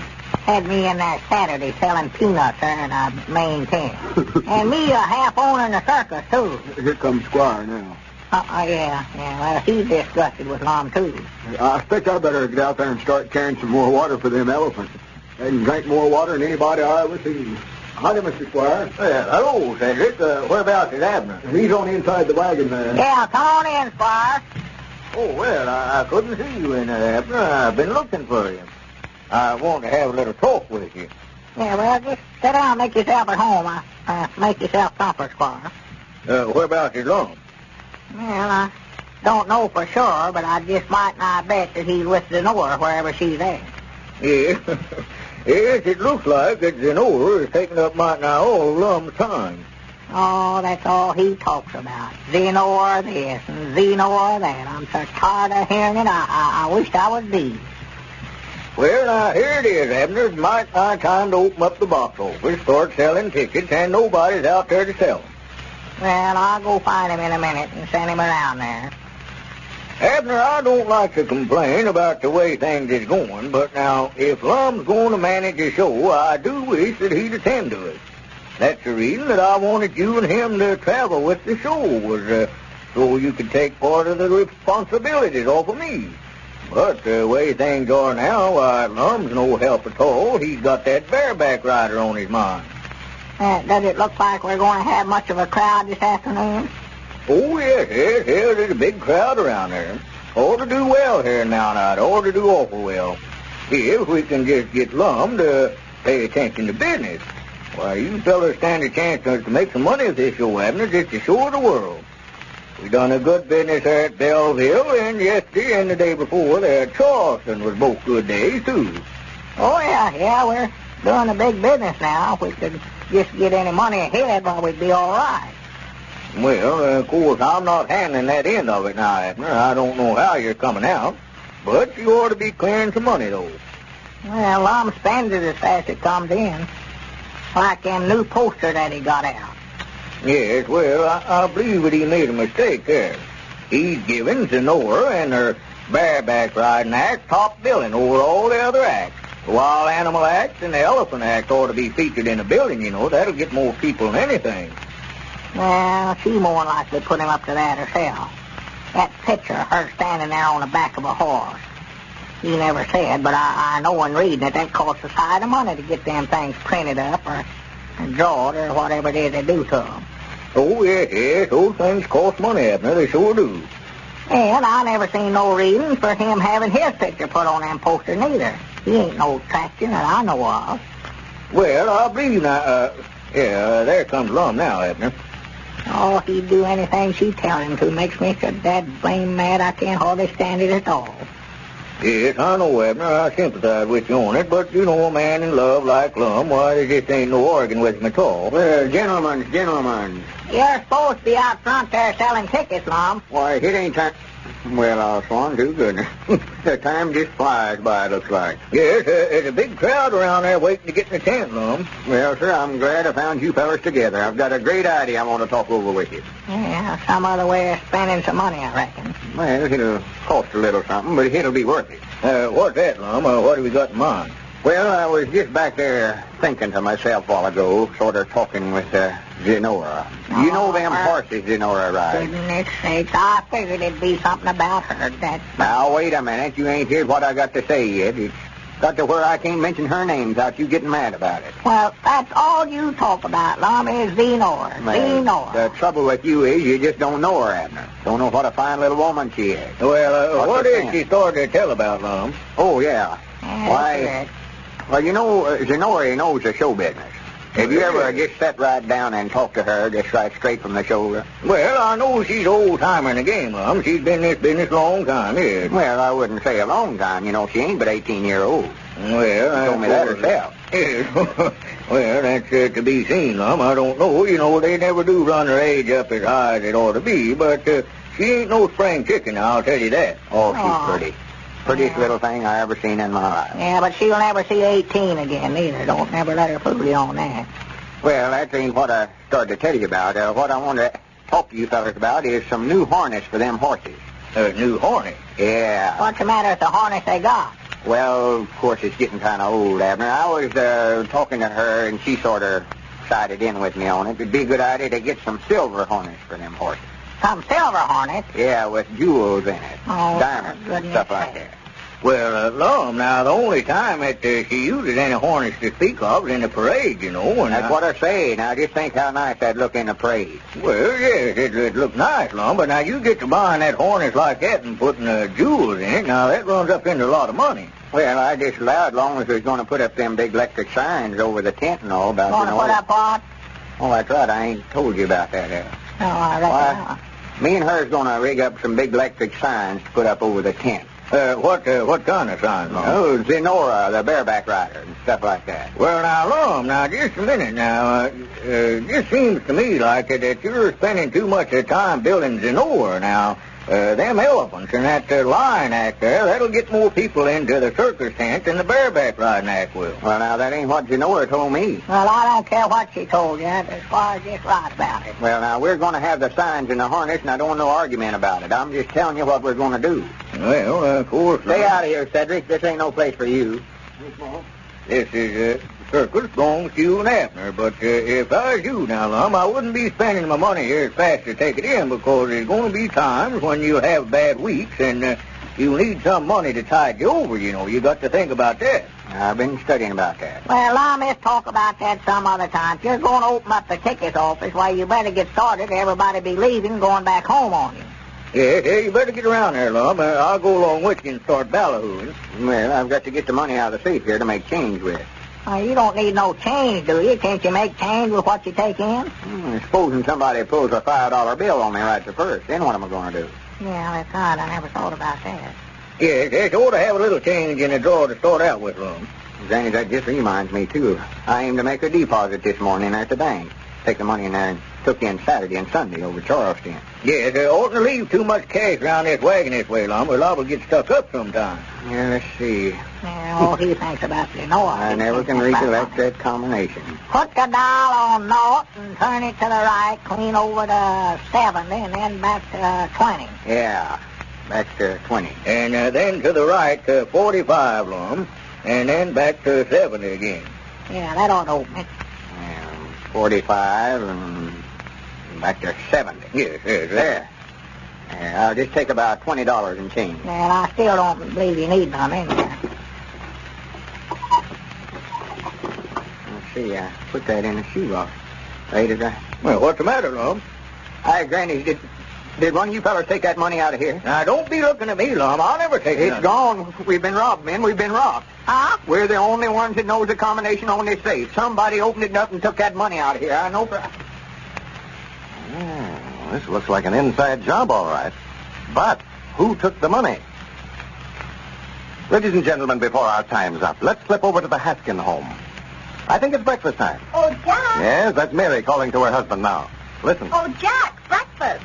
Go ahead, Mary. I don't want much. You don't want much? Why? What's the matter? Oh, I didn't sleep again. Well, I can believe that. You look terrible. Good. I feel terrible. What supper you ate? Supper, I haven't slept for weeks. Well, it must be something. Guess it's me. I just have to put up with it. And grouch at me? Not if I can help it. Well, what do you suggest? A month's vacation? Now, don't get silly. No, I've got an idea. You know what Lum and Abner say? What? Well, they say, or rather Carlton Brickett, their announcer, says, that a glass of Horlicks malted milk, hot, just before going to bed, helps you get to sleep much quicker. And helps you sleep more soundly? Sure, I've heard him say that. Well, that's the solution. You mean... That's it. You're going to have a glass of Horlicks tonight, just before you go to bed. You know, that sounds like a good idea to me. I'm going to take you up on it. Bring home a package when you're out today. And it is a good idea, too, for sound, restful sleep. A glass full of Horlicks, hot, just before going to bed, can't be beaten. Get a package of Horlicks. You'll find scores of other uses for it.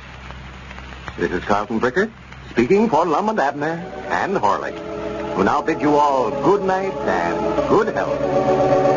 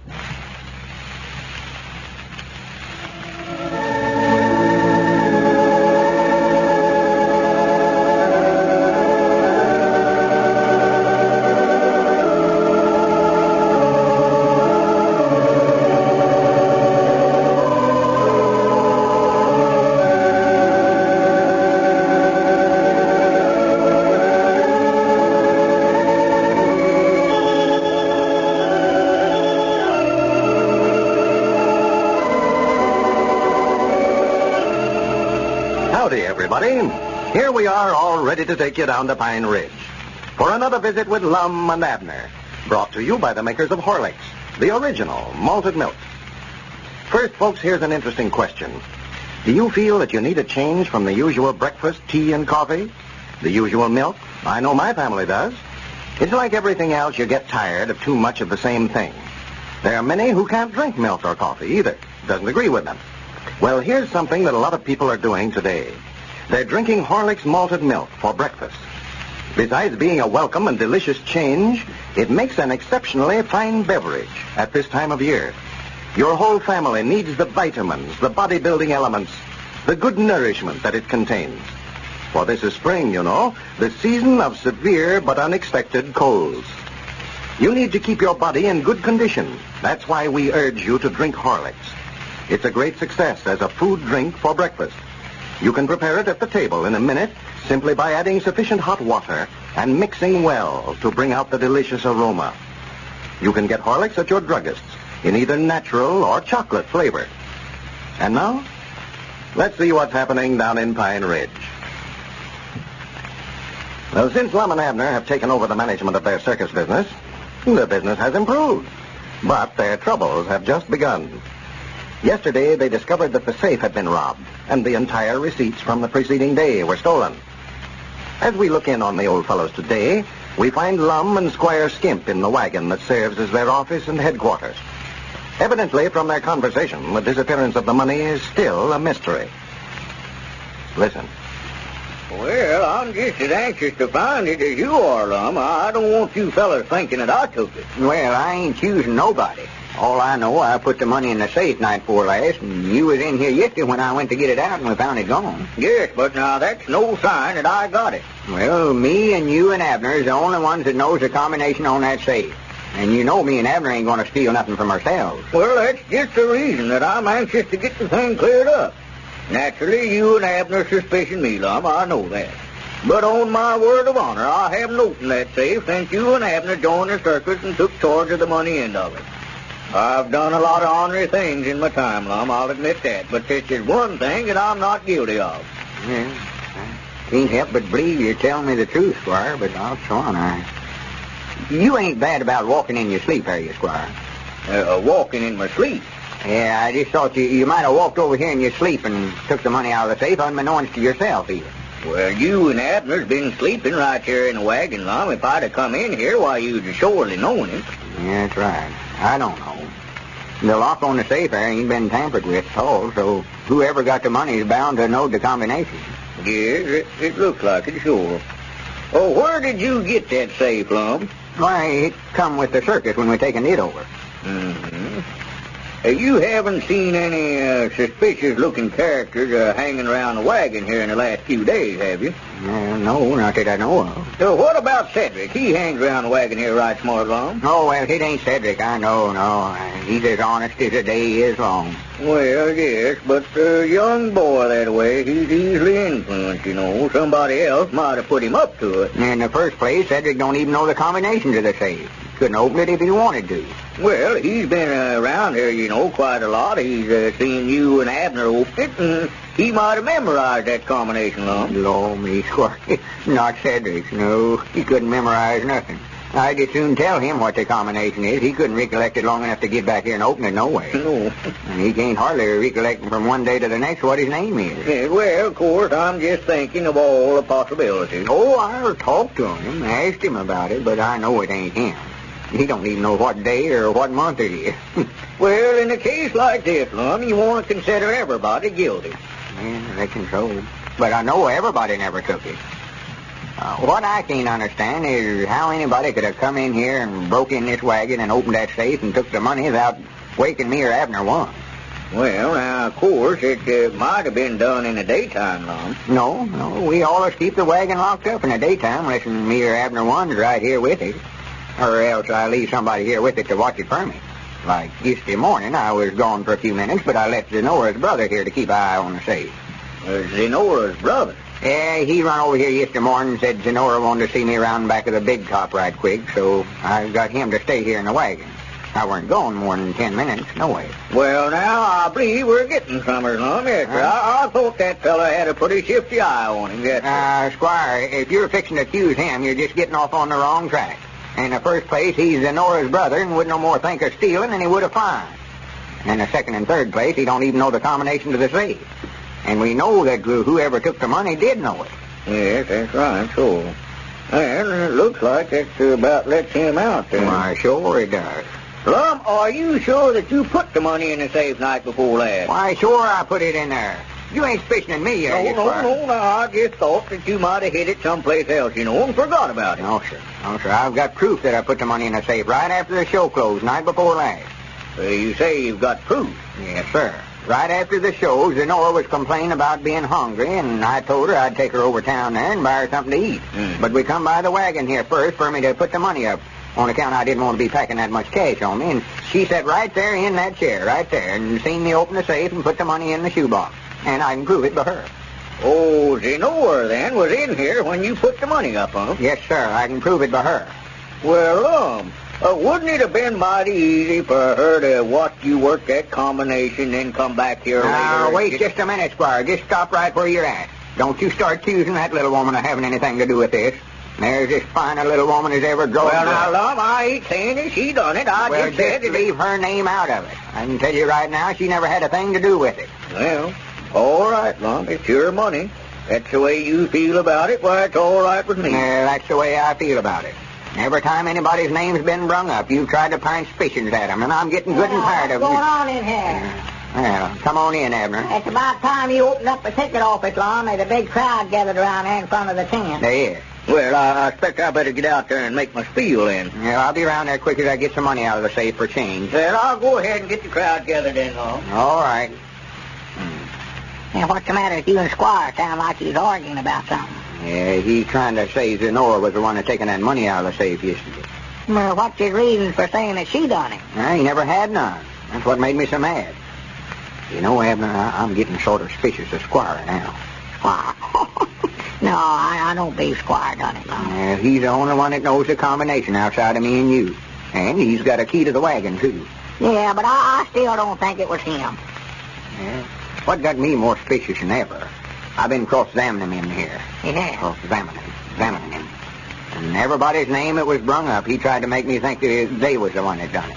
Well, I reckon he's just interested in trying to help, Lum. That's the reason. Yeah, but I've been trying cases in my Justice of the Peace Court for a spell of years now. If you don't mind notions on it, when you see a feller pointing his finger at everybody else, accusing them, you better watch out for him. Squire's trying to lay this on everybody else's doorstep except his own. Accusing Zenora. The very idea. Who else did he accuse? Well, he the same as accused me there once. You? I wanted to know if I was sure I put the money in there. I ought to got up right then and... Wait a minute. Come here, Cedric. Come here a minute. You ought to got up and done what now? Nothing. I want to talk to Cedric. Squire was accusing him, too. Accusing Cedric? Why, he never done it. I know that. Why, of course not. He don't even know the combination on the safe. I know. Where you going, Cedric? I was going, no place. I don't even know. I was just... Well, come on in here, Cedric. Come inside. Yeah, I want to have a little talk with you. Sit down over there. Yeah, sit down, Cedric. Yes, Mom. What do you want to talk about? Cedric, you might have knowed of it, but there was some money took out of the safe here sometime yesterday. Oh, yes, Mom. I know about that. It was $430.70. Yeah, that's right, Cedric. That's just what it was. Yeah. You don't know who took it or nothing like that, do you? Well... Why, of course he don't, Lum. You know what Cedric never took it. Well, I know the reason you wouldn't know, Cedric, but there's another fellow around here that's sort of accusing you of it. I wanted to cross-examine you so as I could prove to him that you don't know nothing about it. Yeah. Yes, Mom. Well, Lum, you just tell Squire that Cedric don't know nothing about it. Just put a stop to that right now. Idea's accusing Cedric. Another thing, Lum, you better get on around there in front, and folks will be wanting to buy a ticket and can't get in the show. Yeah, well, I got to get my tickets and change together here. Run around in front there, Abner, and tell Squire to keep his spiel going till I get there. Yeah, well, you hurry up, old. He can't talk all day. No, I'll be there directly. Well, let's see. I've got to get in that safe again. If I can recollect the combination. Sort of slips my mind. Let's see. Starts here at north. Yes, Mom. Then around to the right to 70 and back to 20. Yeah, 20. And then back to 45. I recollect that. And then let's see. Back to 70 again. Yeah, that's right. 70, yeah. Yeah, that ought to open it. Yeah, that's got it. Let's see. I better take about $20 out for... Wait a minute. What's the matter, Mr. Lum? It's gone. It's gone again. Look at that. I put $211 in here last night, Cedric. Somebody dropped that safe again. I know. Yeah. What do you know about that? Maybe you can tell us how this money is disappearing. We still have a little time left, folks, and I want to use it to read a letter from a good friend, a doctor in Indiana. He says, I have been practicing medicine for 25 years. Most of those years in a country community where there were many characters like Lum and Abner. I have used Horlick's malted milk for babies for many years and always find it reliable and sure to furnish the proper food for every need of my bottle-fed babies. We in our family also use a lot of Horlick's malted milk, as described by Carlton Brickert, your announcer, and find it just as he describes. Although, for that matter, we had been using it for many years before he became a radio announcer. Yes, many years before anyone ever dreamed or heard of radio. End of quote. Well, thank you, Doctor, for your letter. Your reference to using Horlicks many years ago is especially interesting. Every day we get an amazing number of letters from folks brought up on Horlicks many, many years ago. Then, as now, it is the great American food drink for all ages. You can get it, you know, at your druggist in either natural or chocolate flavor. This is Carlton Brickert, speaking for Lum and Abner and Horlicks, who now bid you all good night and good health.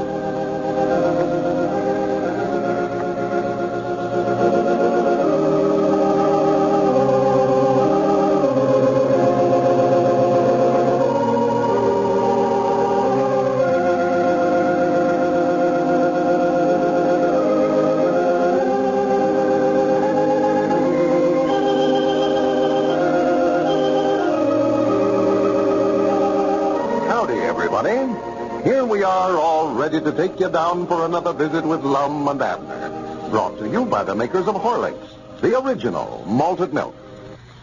And now, just a brief reminder. This is the time of year when colds are exceptionally prevalent. And I want to be sure that you all know what a valuable aid Horlicks malted milk can be for warding them off.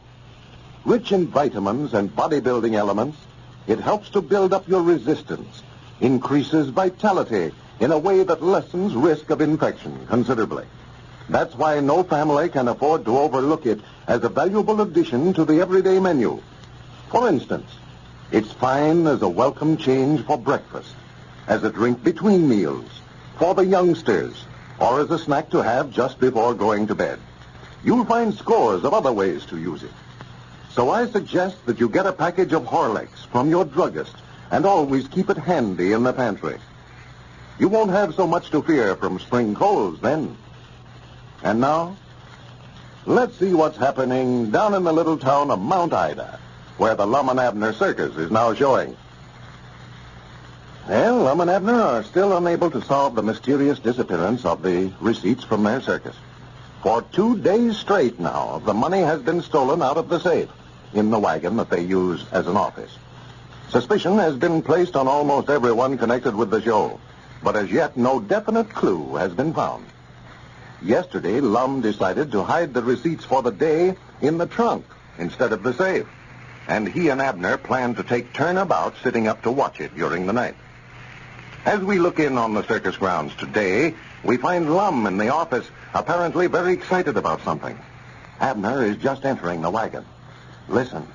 What is it, Lum? What's the matter? What's the matter? We've been robbed again, Abner. We've been robbed. Huh? I just now opened the trunk to get that money out to take it to the bank, and it's gone. You mean that we taken in yesterday? Yes, sir. That money I put in the trunk last night's gone. Well, I'll swan to goodness. Well, whoever got it must have broke in here while we was over at Greenwood this morning.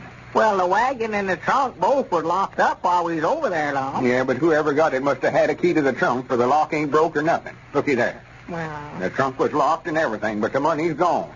Well, they must have had a key to the wagon, too, then, Lum, for it was locked up while we was gone. Granny, that's right. Nobody ain't stole your keys from you, have they? I know. If I hadn't had the keys, I couldn't have got back in here. No. My dog, this is getting to be serious, ain't it? Getting to be? It was already serious. I don't know what this is. Granny, something's got to be did about it. Well, what can we do? Well, I'm going to find out who's been taking that money if I have to burn the woods and sift the ashes. That's over $800 that's been stole from us this week. Yeah, every dime we've took in. What's worrying me now is how we're going to pay the performers and buy feed for the animals. Well, maybe we can take in enough between now and the end of the week to take care of that, Mom. Well, it don't do us no good to take it in. Somebody steals it as fast as we get it. Yeah. I'm going to get the police out here. That's what I'm going to do. Well, the only trouble, old Lum, if you get the police out here, everybody will know it, and then whoever's been stealing it will be hard to catch in, sure enough. Yeah, that's right. Grannies, we'll just set a trap for 'em ourselves, Abner. Set a trap for 'em? Yes, sir. We'll just put the money in the safe again tonight for bait and catch 'em ourselves. And then set the traps around in front of the safe, huh? Yeah. No. Set traps in front of the safe. Well, that's the best place to put 'em. If they'll open the safe, why, they got to get around there in front of it, Lum. Well, we ain't going to set no traps for 'em, Abner. You just said we was. I ain't talking about steel traps, though. I'll tell you the kind of a trap we could set, Lum. The line trainer was telling me the other night how they catch them lines there in Africa. Well, there ain't no line breaking in here and taking that money. I can tell you that right now. Well, no, but you could catch a human the same way. All you got to do, Lum, is you just dig a great big hole in the ground right out there in front of the wagon, and then cover it all over with brush and hay and stuff. And then when they step on it, why, they fall down in the hole and they can't get out. For goodness sake, that ain't the kind of trap I'm talking about, Abner. Well, he says that's the best kind. You got to put some fresh meat out in the middle of it, though, so when they start after the meat, why, they'll fall through the chivering over the hole, you know. Well, what would a robber want with fresh meat? Well, I don't know, but he said that's what they use there in Africa. Well, that's because they're trying to catch wild animals. Whoever it is we're trying to catch is after money. Yeah, that's right.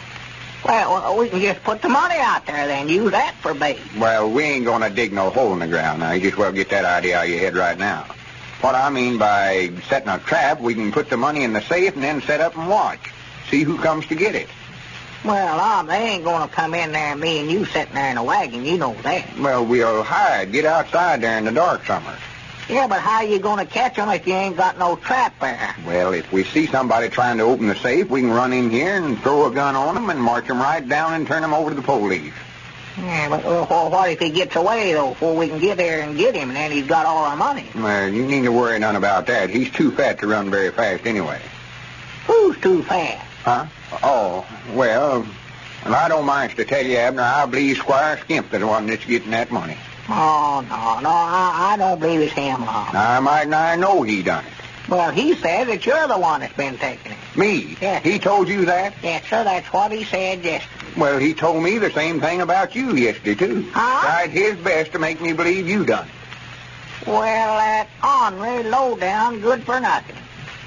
He told me the reason that he knowed it was you, Lum, was cause that he heard that you was going to buy Zenora a big diamond engagement ring. Why, that snake in the... That's what he said, and said you was taking the money. See there, he's just trying to lay the blame on everybody else. He's accused you and me and Zenora and her brother and Cedric and everybody else, except himself. Yeah, wait a minute, Lum. There's somebody coming around the wagon there. Huh? Who is it? What do you want? Oh, what is it, Cedric? Guess who just now drove up out there in front just now? Who? Mr. Huddleston and his wife and Ethel. Well, fine. Well, whereabouts is he at, Cedric? Reckon what he's doing over here. He's around there talking to Squire now. The women folks went on in to watch him feed the animals. Well, I'll swan too good. Well, I just can't hardly wait to see him. No. And find out how Elizabeth and Pearl's getting along. Here's Mr. Dick and Squire coming now. They're both of them in here, Mr. Dick, right in here. Yeah, all right. Thank you, Cedric. You're kind of dressed up since you joined the circus, haven't you, Cedric? Yes, Mom. This is a brand new suit I got. Just bought it today. Well, I'll swan to goodness. Dick Huddleston. How in the world are you? Come in here and sit down, Dick. I'm sure proud to see you. Well, how you fellas been? I'm glad to see you, sure. Yeah, what in the world are you doing way over here, Dick? Well, I just thought I better ought to come over here and check up on you fellers, see if you're behaving yourself all right. Yeah, well, we're doing the best we know how. No. Me and the wife and Ethel, we drove into the county seat today and got Sue in there with her business early and just decided to come on by here on our way home and see how you fellas getting along. Well, fine. I'm sure proud you did. How's Pine Ridge, Dick? Oh, just about the same, Lum. There's nothing new to know of. Nothing new, huh? How's little Pearl and Elizabeth? Why, just fine, Abner. I saw them yesterday. They was in the store there to get the mail. If I'd known I was coming over here today, I could have brought them along with us, too. They had plenty of room. And I sure wish you had them. I would love to see them. But I don't reckon Elizabeth could leave the place right here at planting time. Sit down, Dick. Sit down. Make yourself comfortable. Well, if you gentlemen will excuse me, I expect I better get on around there in front, you know, and sort of look after things. I'll see you before you get away, though, Dick. Yeah, sure, Squire. I won't be leaving for a while yet. Abner, I wonder if I could speak to you for a few minutes. Me? Yeah, sure. I'll be back in a minute, Dick. All right, Abner. Well, sir, how's Evelina? Have you saw her since I've been gone? Why, yeah, I've seen her a time or two, Lum.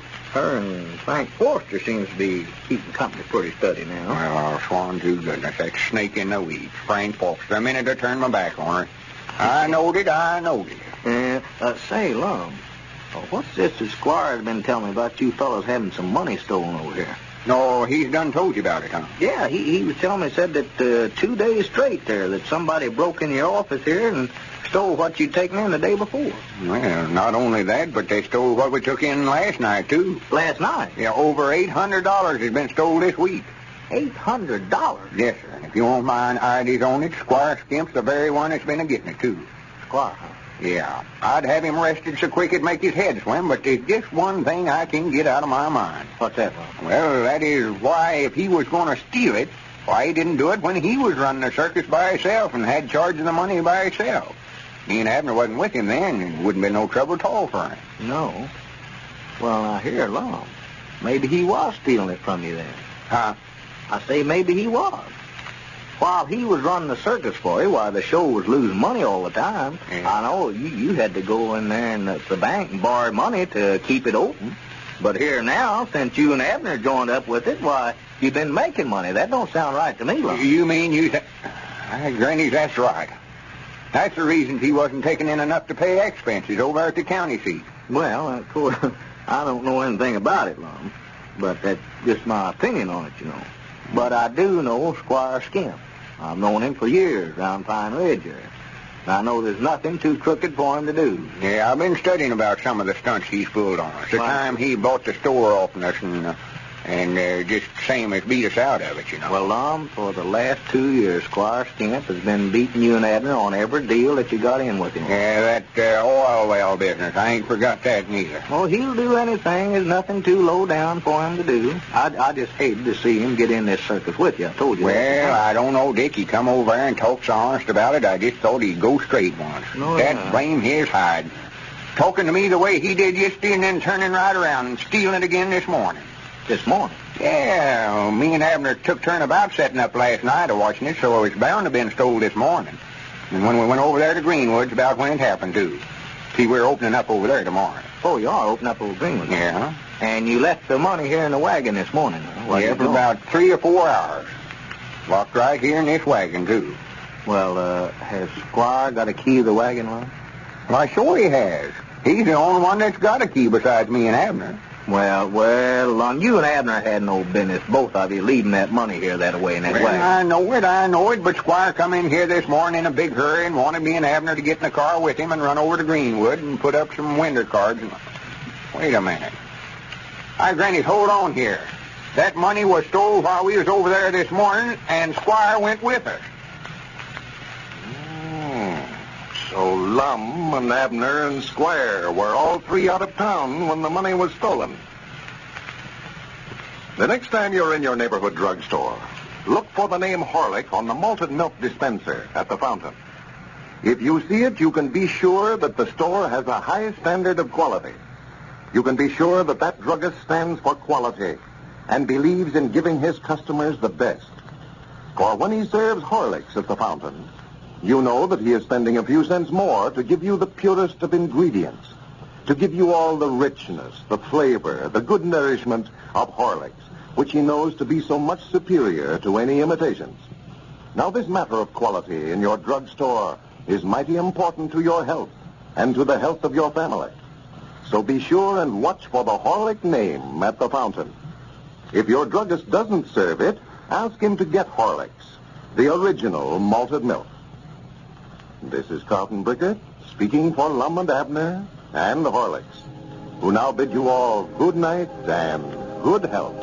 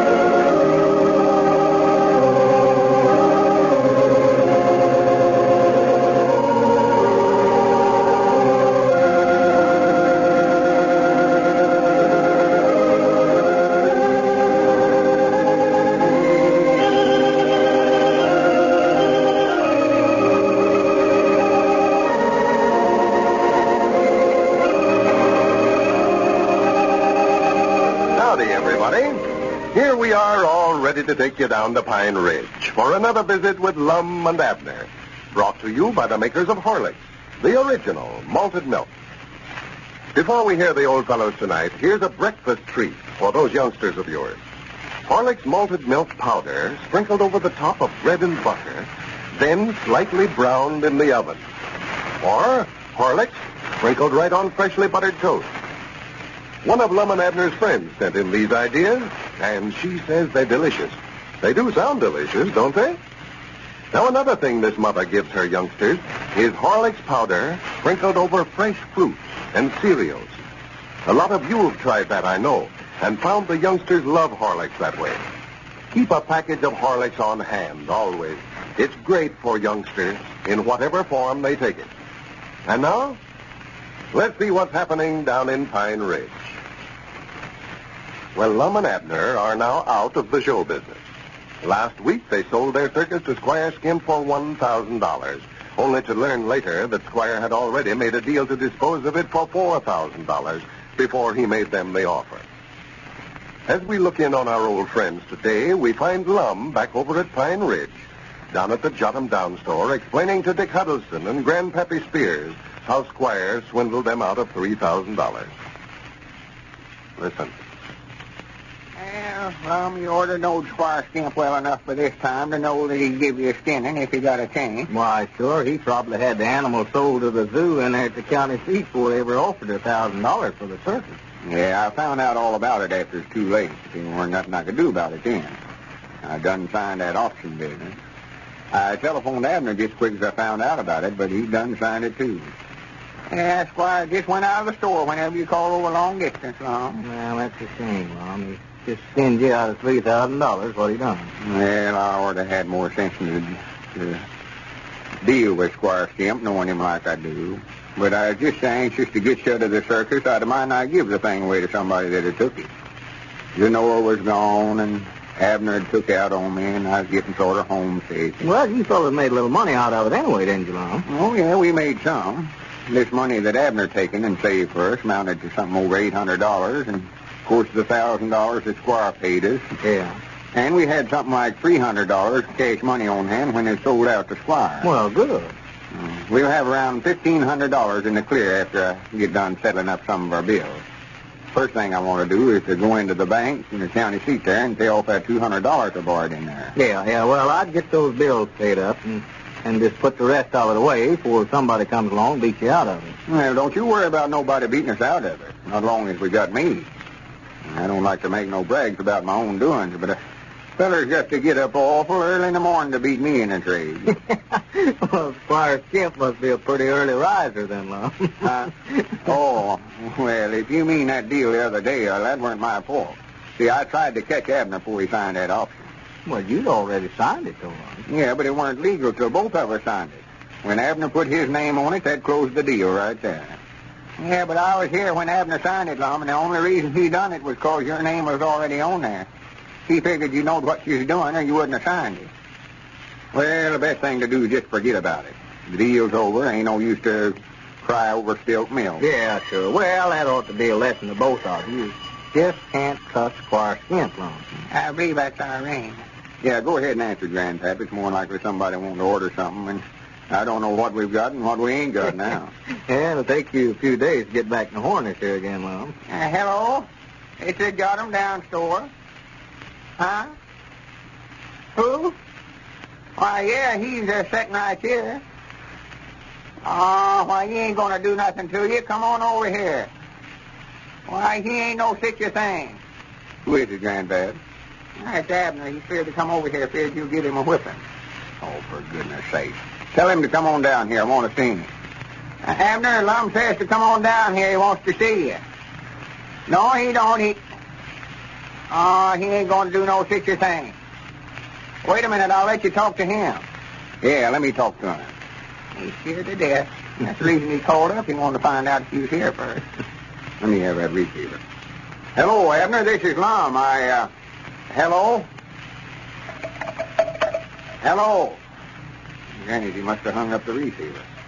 Are you and Abner still fussing about that money that he took from a circus, Lum? No, we ain't fussing. He still thinks I'm mad at him over it. Well, why don't you tell him that you know why he did it and that you're not mad about it anymore? Well, I want to see him and thank him for it, but I can't get him cornered to do it.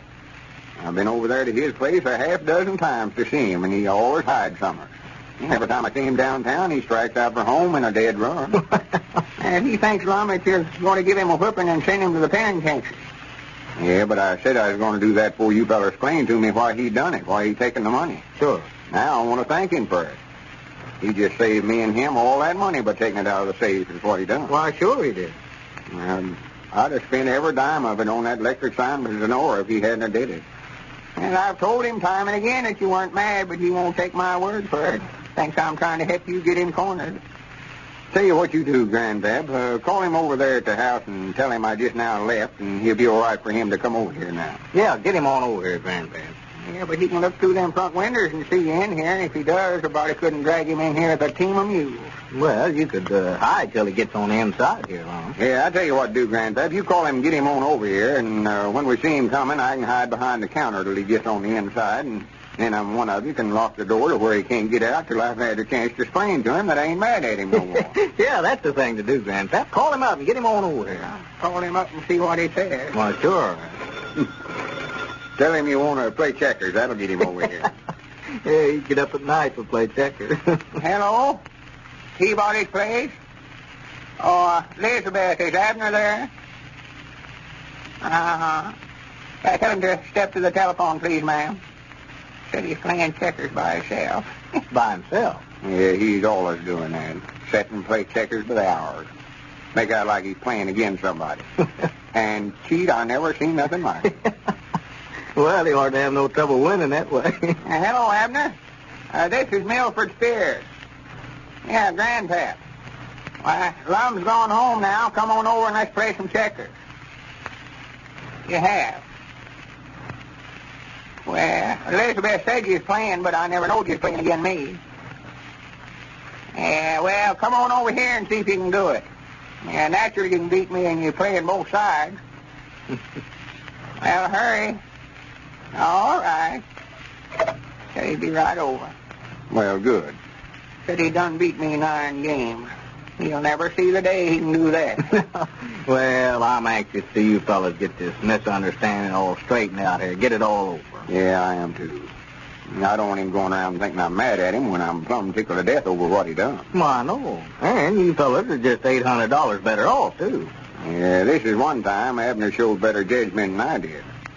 I was so in love with Zenora, or thought I was, to where I sort of lost my reasoning. That broke a long record for me, too.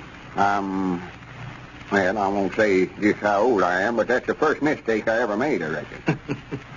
There he comes. Yonder he comes, coming out the front gate over there. Yeah, there he is. Well, let's see now. I better get behind that counter over there. Get him on in here and get him to talking, and Grandpap, you sort of shy around to the front door and lock it before ever I come out. Oh, well, I don't think we'll have any trouble with him, Lum. I don't know, Dick. He's awful skittish. Yeah, he's harder to catch than a rabbit. And Granny's I walked in Moe's Moots barbershop Saturday afternoon, and just as I come in the front door, he went out the back. Lit out for home. Well, natural, Lum, you've made so many threats about what you're going to do when you did catch him, and he's not taking any chances. I guess he figures the best thing for him to do is just keep away from you as long as he can. Yonder he comes. You better get over there behind the counter, Lum. He'll be where he can see in the inside here in a minute. Yeah, now don't let him see you, Lum. Don't let him see you. He won't come in.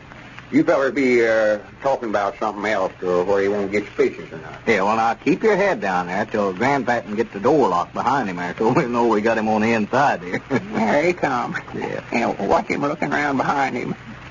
I reckon he's expecting Lum to jump out on him. Yeah, that's the reason he's walking so fast. It's kind of a dog trot. Yeah. Oh, he's been scared to death. Yeah, I know. Well, Lum made a mistake of making so many threats. He got him scared to death. Cedric went to him and told him everything that Lum had said. Well, I told Abner Lum never meant a word of it. Well, I told him the same thing, but he just believes if Lum said he's going to whip him, he's going to whip him. Hardest-headedest fella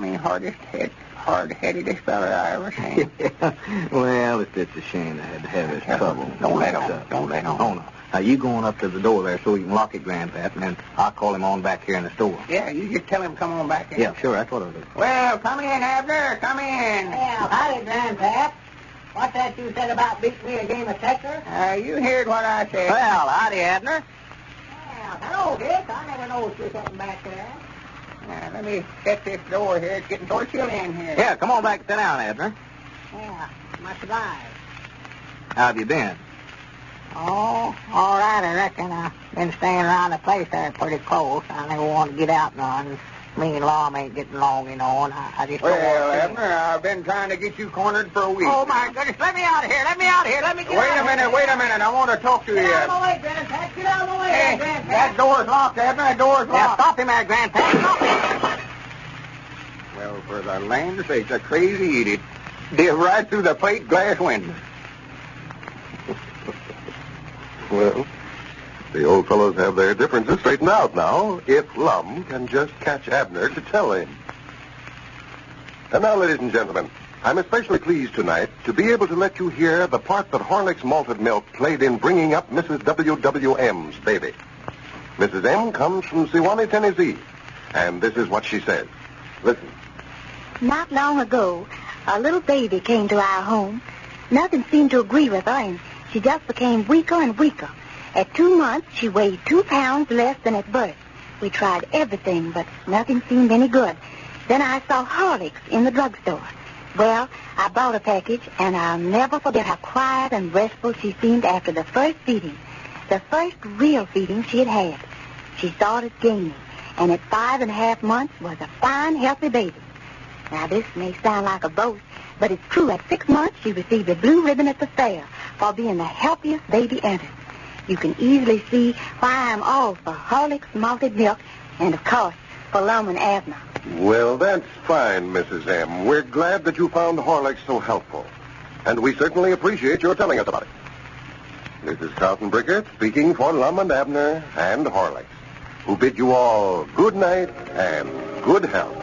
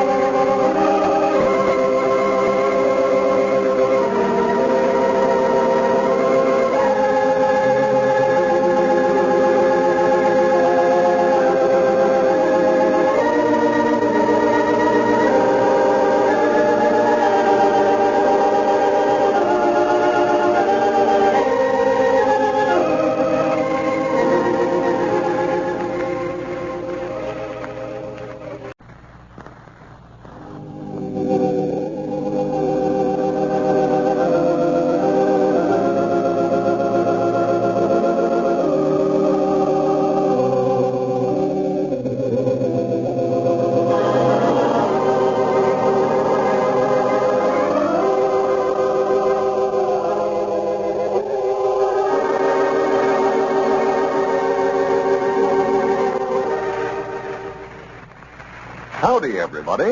Here we are, all ready to take you down to Pine Ridge for another visit with Lum and Abner, brought to you by the makers of Horlicks, the original malted milk. The dictionary defines an imitation as that which is made to resemble something. Well, that just about describes most imitations of Horlick's malted milk. They only resemble Horlick's. For quality and results, they do not begin to equal it. For one thing, Horlick's was the first, the original malted milk. It was discovered 50 years ago by Mr. William Horlick and has since then been recommended by physicians all over the world. It contains rich, full cream milk, combined with extracts of the finest wheat and malted barley. From the very beginning, Horlicks enjoyed a tremendous popularity. A popularity which in a few years was to circle the world. Of recent years, many imitations have appeared on the market resembling Horlicks, the original. But none of them could match this famous malted milk, either for quality or results. Today, as always, Horlicks is the leader. That's why, if you want the best, you should insist on Horlicks malted milk. And now, let's see what's happening down in Pine Ridge. After Lum and Abner paid Squire Skimp $100 on 2 different occasions for finding the diamond that was lost in Pine Ridge the other day, the old fellows returned it to the stranger who lost it, only to find out that it was an imitation, and they failed to collect the reward. Well, as we look in on Pine Ridge today, we find Lum and Abner down at the Jot 'em Down store, where the main subject of conversation is still about the fake diamond. Listen. Well, let's quit talking about it. It's done over now, and just forget it. Well, I can't forget about it. Every time I try to forget it, that makes me think of it again.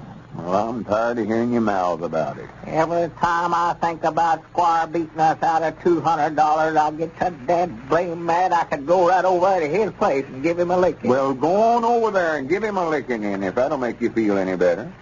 Well, I ain't going to get our money back whipping Squire. Why, of course not.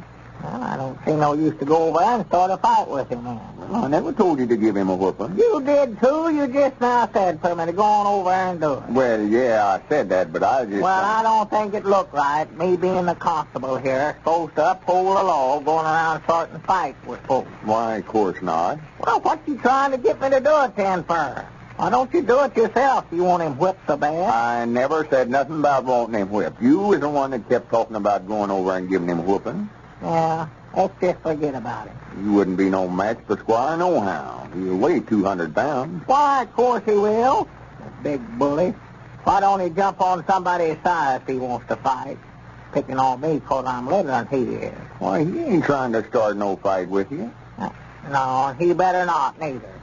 I'm just mad enough right now to go over there and beat the everlasting daylights out of him. Well, go on over there then and do it. Quit talking about it. There you go, trying to ag me into it again, Lum. I thought we argued that out just now. Well, we did, but you just keep saying that you want to fight Squire. Go on fighting. Yeah, but I don't think you ought to let me do it. That ain't going to get us no far. Well, it ain't none of my business what you do. You ought to be old enough to look after yourself for this time. Yeah. I don't believe I'll go. Maybe I can quit being so mad. You know, that's my trouble. I just fly off in the handle. Lose my temper too quick. Get me mad and I don't know what I'm doing. Hardly. Well, if you keep thinking about how big Squire is, I don't think you'll have no trouble controlling yourself. No. And it's a good thing he ain't here right now, I'll say that. Yeah, it sure is. That blame him. How far is it over to his place? Well, you know how far it is. You've been over there 1,000 times. See his house from here. There it sits, right over on the hill yonder. Yeah, but now it's a heap farther than it looks, Lum, up where that road circles around there. Well, take that shortcut through the field over there, then. Oh, I don't know, no. Now, that's awful low ground through there. I'm fearing it'd be awful muddy through there after that rain we had last night. Well, go around the road, then. Well, there ain't no use to go clean around the road when you can cut across that field yonder. Yeah, but you said the field was muddy. Well, it is. Oh, for goodness sake, Sam. And if I have to go clean around the road there, why, it'll take me too long. I don't believe I can stay mad that long. Might get over there and I wouldn't be mad no more, and he would, and then what would I do? I don't know. Reckon I could take along a present of some kind. A present? Yeah, what'd be nice to give Squire? To give him? Yeah, some kind of a nice present. I wish it was Christmas. Reckon when his birthday is. What you talking about giving him a present for? I thought you was going to give him a whooping. Yeah, well, I was going to, but, well, we're so busy here. Maybe I better not leave the store long. We ain't busy. Yeah, go ahead. I can look after things for myself. Grandpap will be back directly anyhow. Yeah, that blame it. He's always showing up right at the wrong time. Well, go on over there if you're going. I thought you wanted me to forget about it. I do. We've got to decide on them plans for remodeling the store here. Well, you'll need me here at the store then, won't you? Why, sure. Well, good for you. Yeah, let's quit talking about Squire. Yeah. Every time I get to thinking about it, I get so dad blame mad I could go right over to his place and beat the everlasting daylight out of it. Oh, wait a minute. You need me here at the store, don't you? Good. Yeah, ain't no use to keep talking about it, Abner. We's lucky to get out of that diamond deal easy as we did. Oh, yeah. Lost $200, but that's better than it would have been if we'd have had to pay that fella $1,000 for that diamond he lost. We can thank Grandpap for that. Yeah, well, Grandpap just beat me to it. I just fixed to run him out of the store myself. Yeah. You about like me. You believe the whole story. May as well admit to it. We'd have both paid him the money if it hadn't been for Grandpappy's fears. Yeah, I reckon so. But I was awful mad, though. I know that. I know I was mad. I can recollect that. Yeah. Well, the thing that scared that fellow off when Grandpa threatened to call the sheriff out here from the county seat. Yeah, that's what done it. He never wanted to get up mixed up with no sheriff. No, sir. Everybody could tell he's afraid to face the sheriff here. Boy, that shows he was a crook right there. Why, sure. And Squire's bound to have been in cahoots with him all along through that low-down Squire scheme. Of course he was. But proving it's another thing. We say he was, and he said he wasn't. So what you gonna do? Ma, I'm going over there and get... Oh, that's right. Well, Grandpap says he's going to get that $200 back for us anyhow, Mom. What about the them plans you talking about? Right here. Yeah. Here. Let's see them Well, plans. they see you interested again. Yeah. He's talking about giving Squire a whooping. Just forget about that now. Well, I'm trying to forget it. I keep reminding myself every time I think to forget it, I think to start it over again. Now, here, I was talking to Ezra Seastrunk this morning. He says he'll do the carpenter work here in the store for $100. $100? Yeah. Well, Ezra's right handy with the saw and hammer, all right. He's always laid out here at the casket makings ever since I can recollect here in Pine Ridge. Yeah, only trouble, Ezra can't read or write, and he couldn't tell nothing about these plans I've got rolled up here. Well, I wouldn't hold that against Ezra long. You showed them plans to my everybody's come in the store here, and so far you're the only one that can tell anything about it. Yeah, looks like I'm about the only architect around here. Oh, my goodness, Lum. What's the matter? Squire, look, he's coming in here. Squire. Yeah, good. Now you won't have to go over there to give him that whooping. Who? Quit who?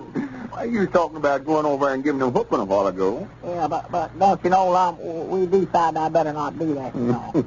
Oh, Squire don't know what he's walking into. Now, Lum, don't you let me start no fight with him now. If I get to saying a bunch of stuff I oughtn't to, why, you just make me hash up. Tell Squire I don't mean it. No, sir, I'm going to tell Squire every last word you now, said. Don't you do it now, Lum. I was mad when I done that. I get mad and I don't know what I'm saying. I ain't responsible for what I say. All right, I just got you. Don't tell him, because I don't think I'm in it. No, neither one of us don't want to act mad. No, that's the time. Yeah, fool him, won't we? Well, what I mean by that, I'm going to try to figure out some way to get even with him, and if he knows we're mad about it, why, he's going to be watching us awful close. Why, sure. I want him to think that we forgot about the whole incident. Yeah, that's the time. Well, howdy, Squire. Yeah, hello, Squire, old boy. Come here. Mad Well, how are you today, Squire? Why, all right, I guess, Lum. How are you gentlemen? Oh, just only tolerably, sort of down with the rheumatiz again. Yes, well... Sit down, Squire, sit down. No, thanks, Lum. I can't stay. Just dropped by here. I heard some bad news about you fellers. Bad news about us? Why, yes, somebody was telling me that that stranger, refused to give you the $200 reward for that diamond head that you found. I just heard it a while ago. Yeah, well, he claimed it was a fake. Yeah, that's what he said. Said it wasn't the one he lost, tall. Yes, well, that's what I heard. That's too bad, sure. I just hope that you men don't think that I had anything to do with it. Oh, no, Squire. I hadn't thought nothing about that. Oh, no, that never entered our heads at all, Squire. Of course not. Well, just to prove to you that I want to do what's right, I'm going to give you men your $200 back. You mean you're... Rather than to have you think for 1 minute that Squire Skimp would beat two of his best friends out of $200, I'll gladly give you the money back and take the diamond. Or, that is, the stone that I told you we thought was a diamond. I don't know what to do, hardly, Squire. Well, I'll tell you what I'll do, men. I'll make it $300, not a cent more. That's my top price, $300. $300? Bogus, Lum, can't you talk? Tell him you'll take it before he backs out. Sure we'll take it. If you want to do it, recollect it's your own proposition, though. Have you got the diamond, Lum? Oh, yeah. Grandpap took it into the county seat for me Saturday and had it set in a ring for me. Yes, that's what he was telling me. See, I was aiming on giving it to Evelina for a engagement ring. But, of course, if you want to give me $300 for... There it is. Yeah. Now, give her some money, it's yours.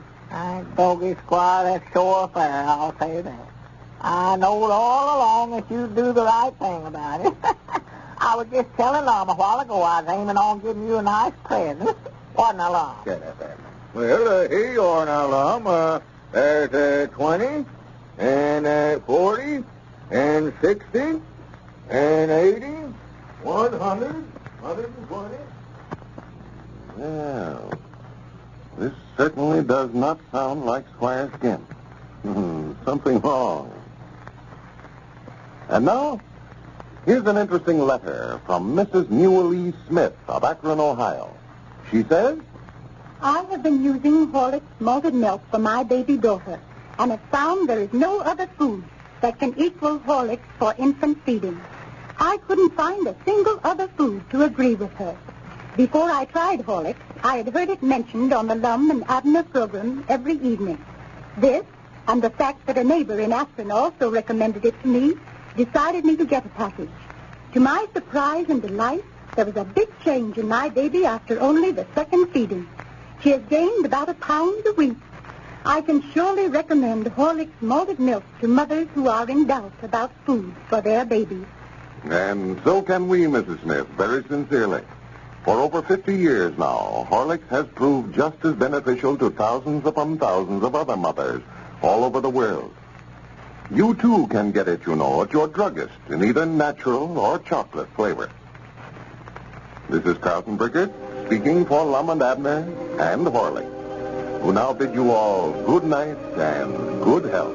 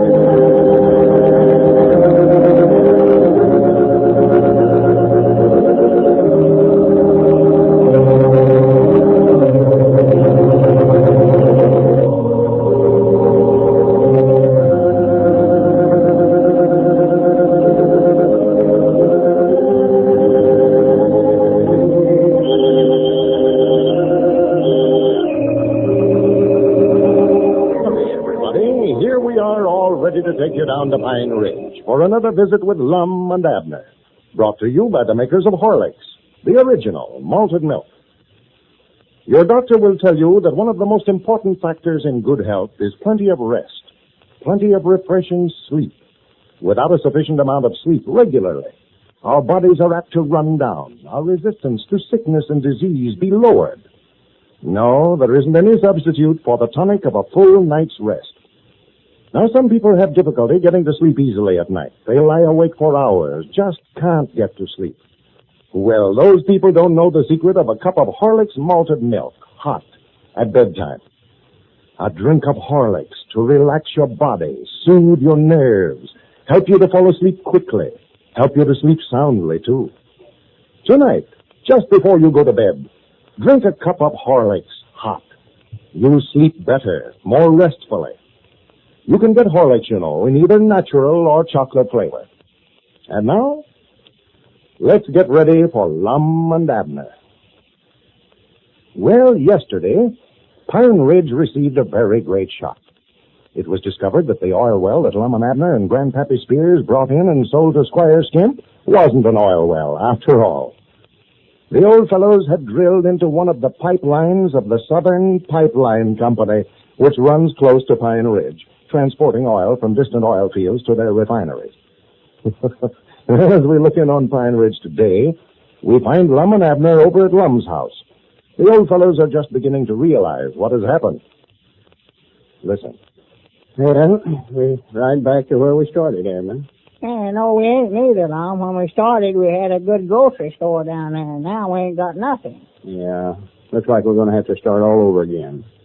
Well, we were sitting right smack on top of the world there for a while, though. Yeah, but you got to recollect the world turns around. You never know when you're on the top or where you're on the bottom. Yeah. Oh, that news yesterday just knocked the foundation right out from under all them air castles I had built.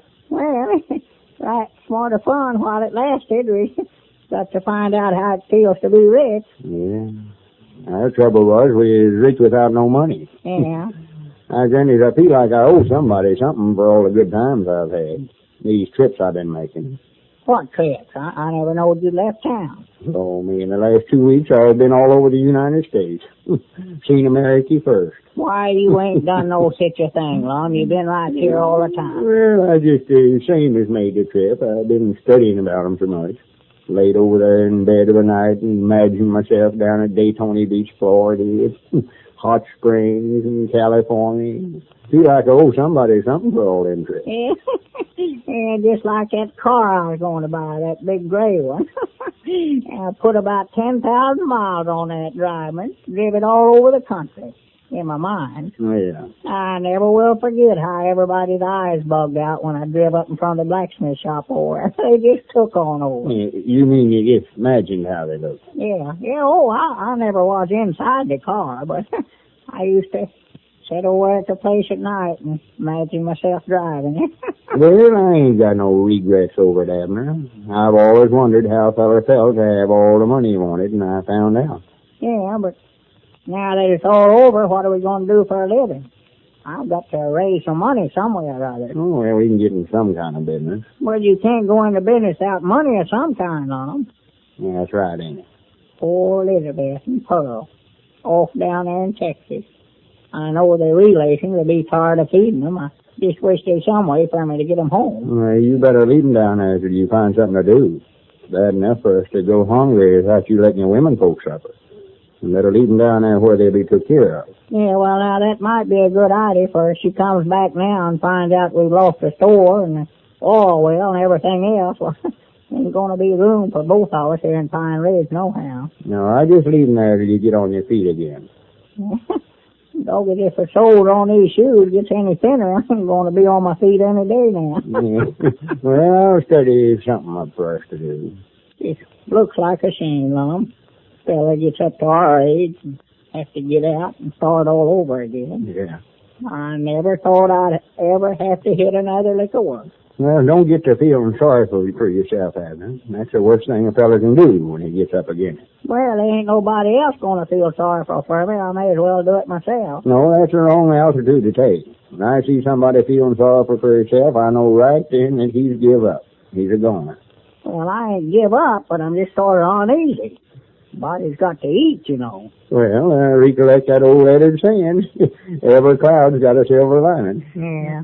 Them clouds are just about as far out of reach as money is.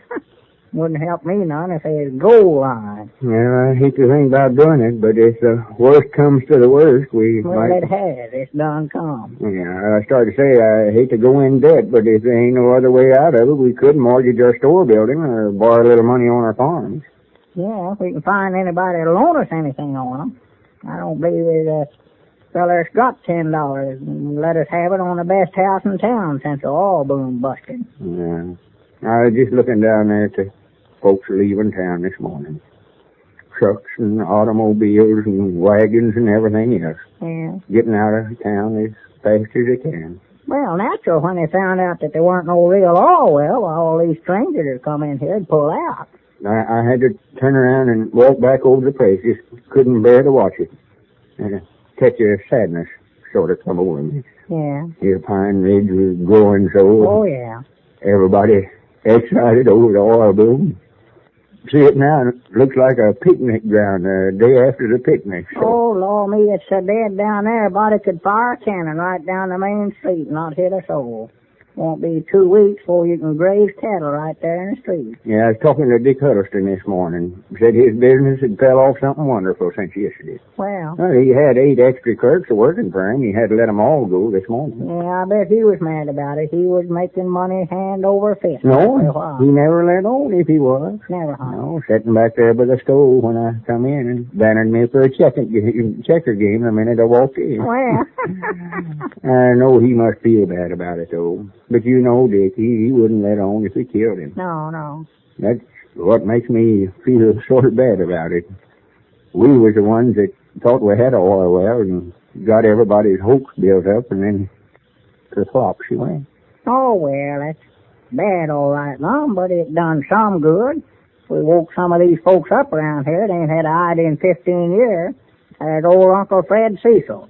He put in that hamburger stand down there. It's the first time that he's ever got up out of that rocking chair off in his front gallery there as far back as I can recollect. Yeah, he's done that all right. Throwing some of these old nesters back to life. Sure. But the town's going to look like a graveyard for a while. Oh, yeah.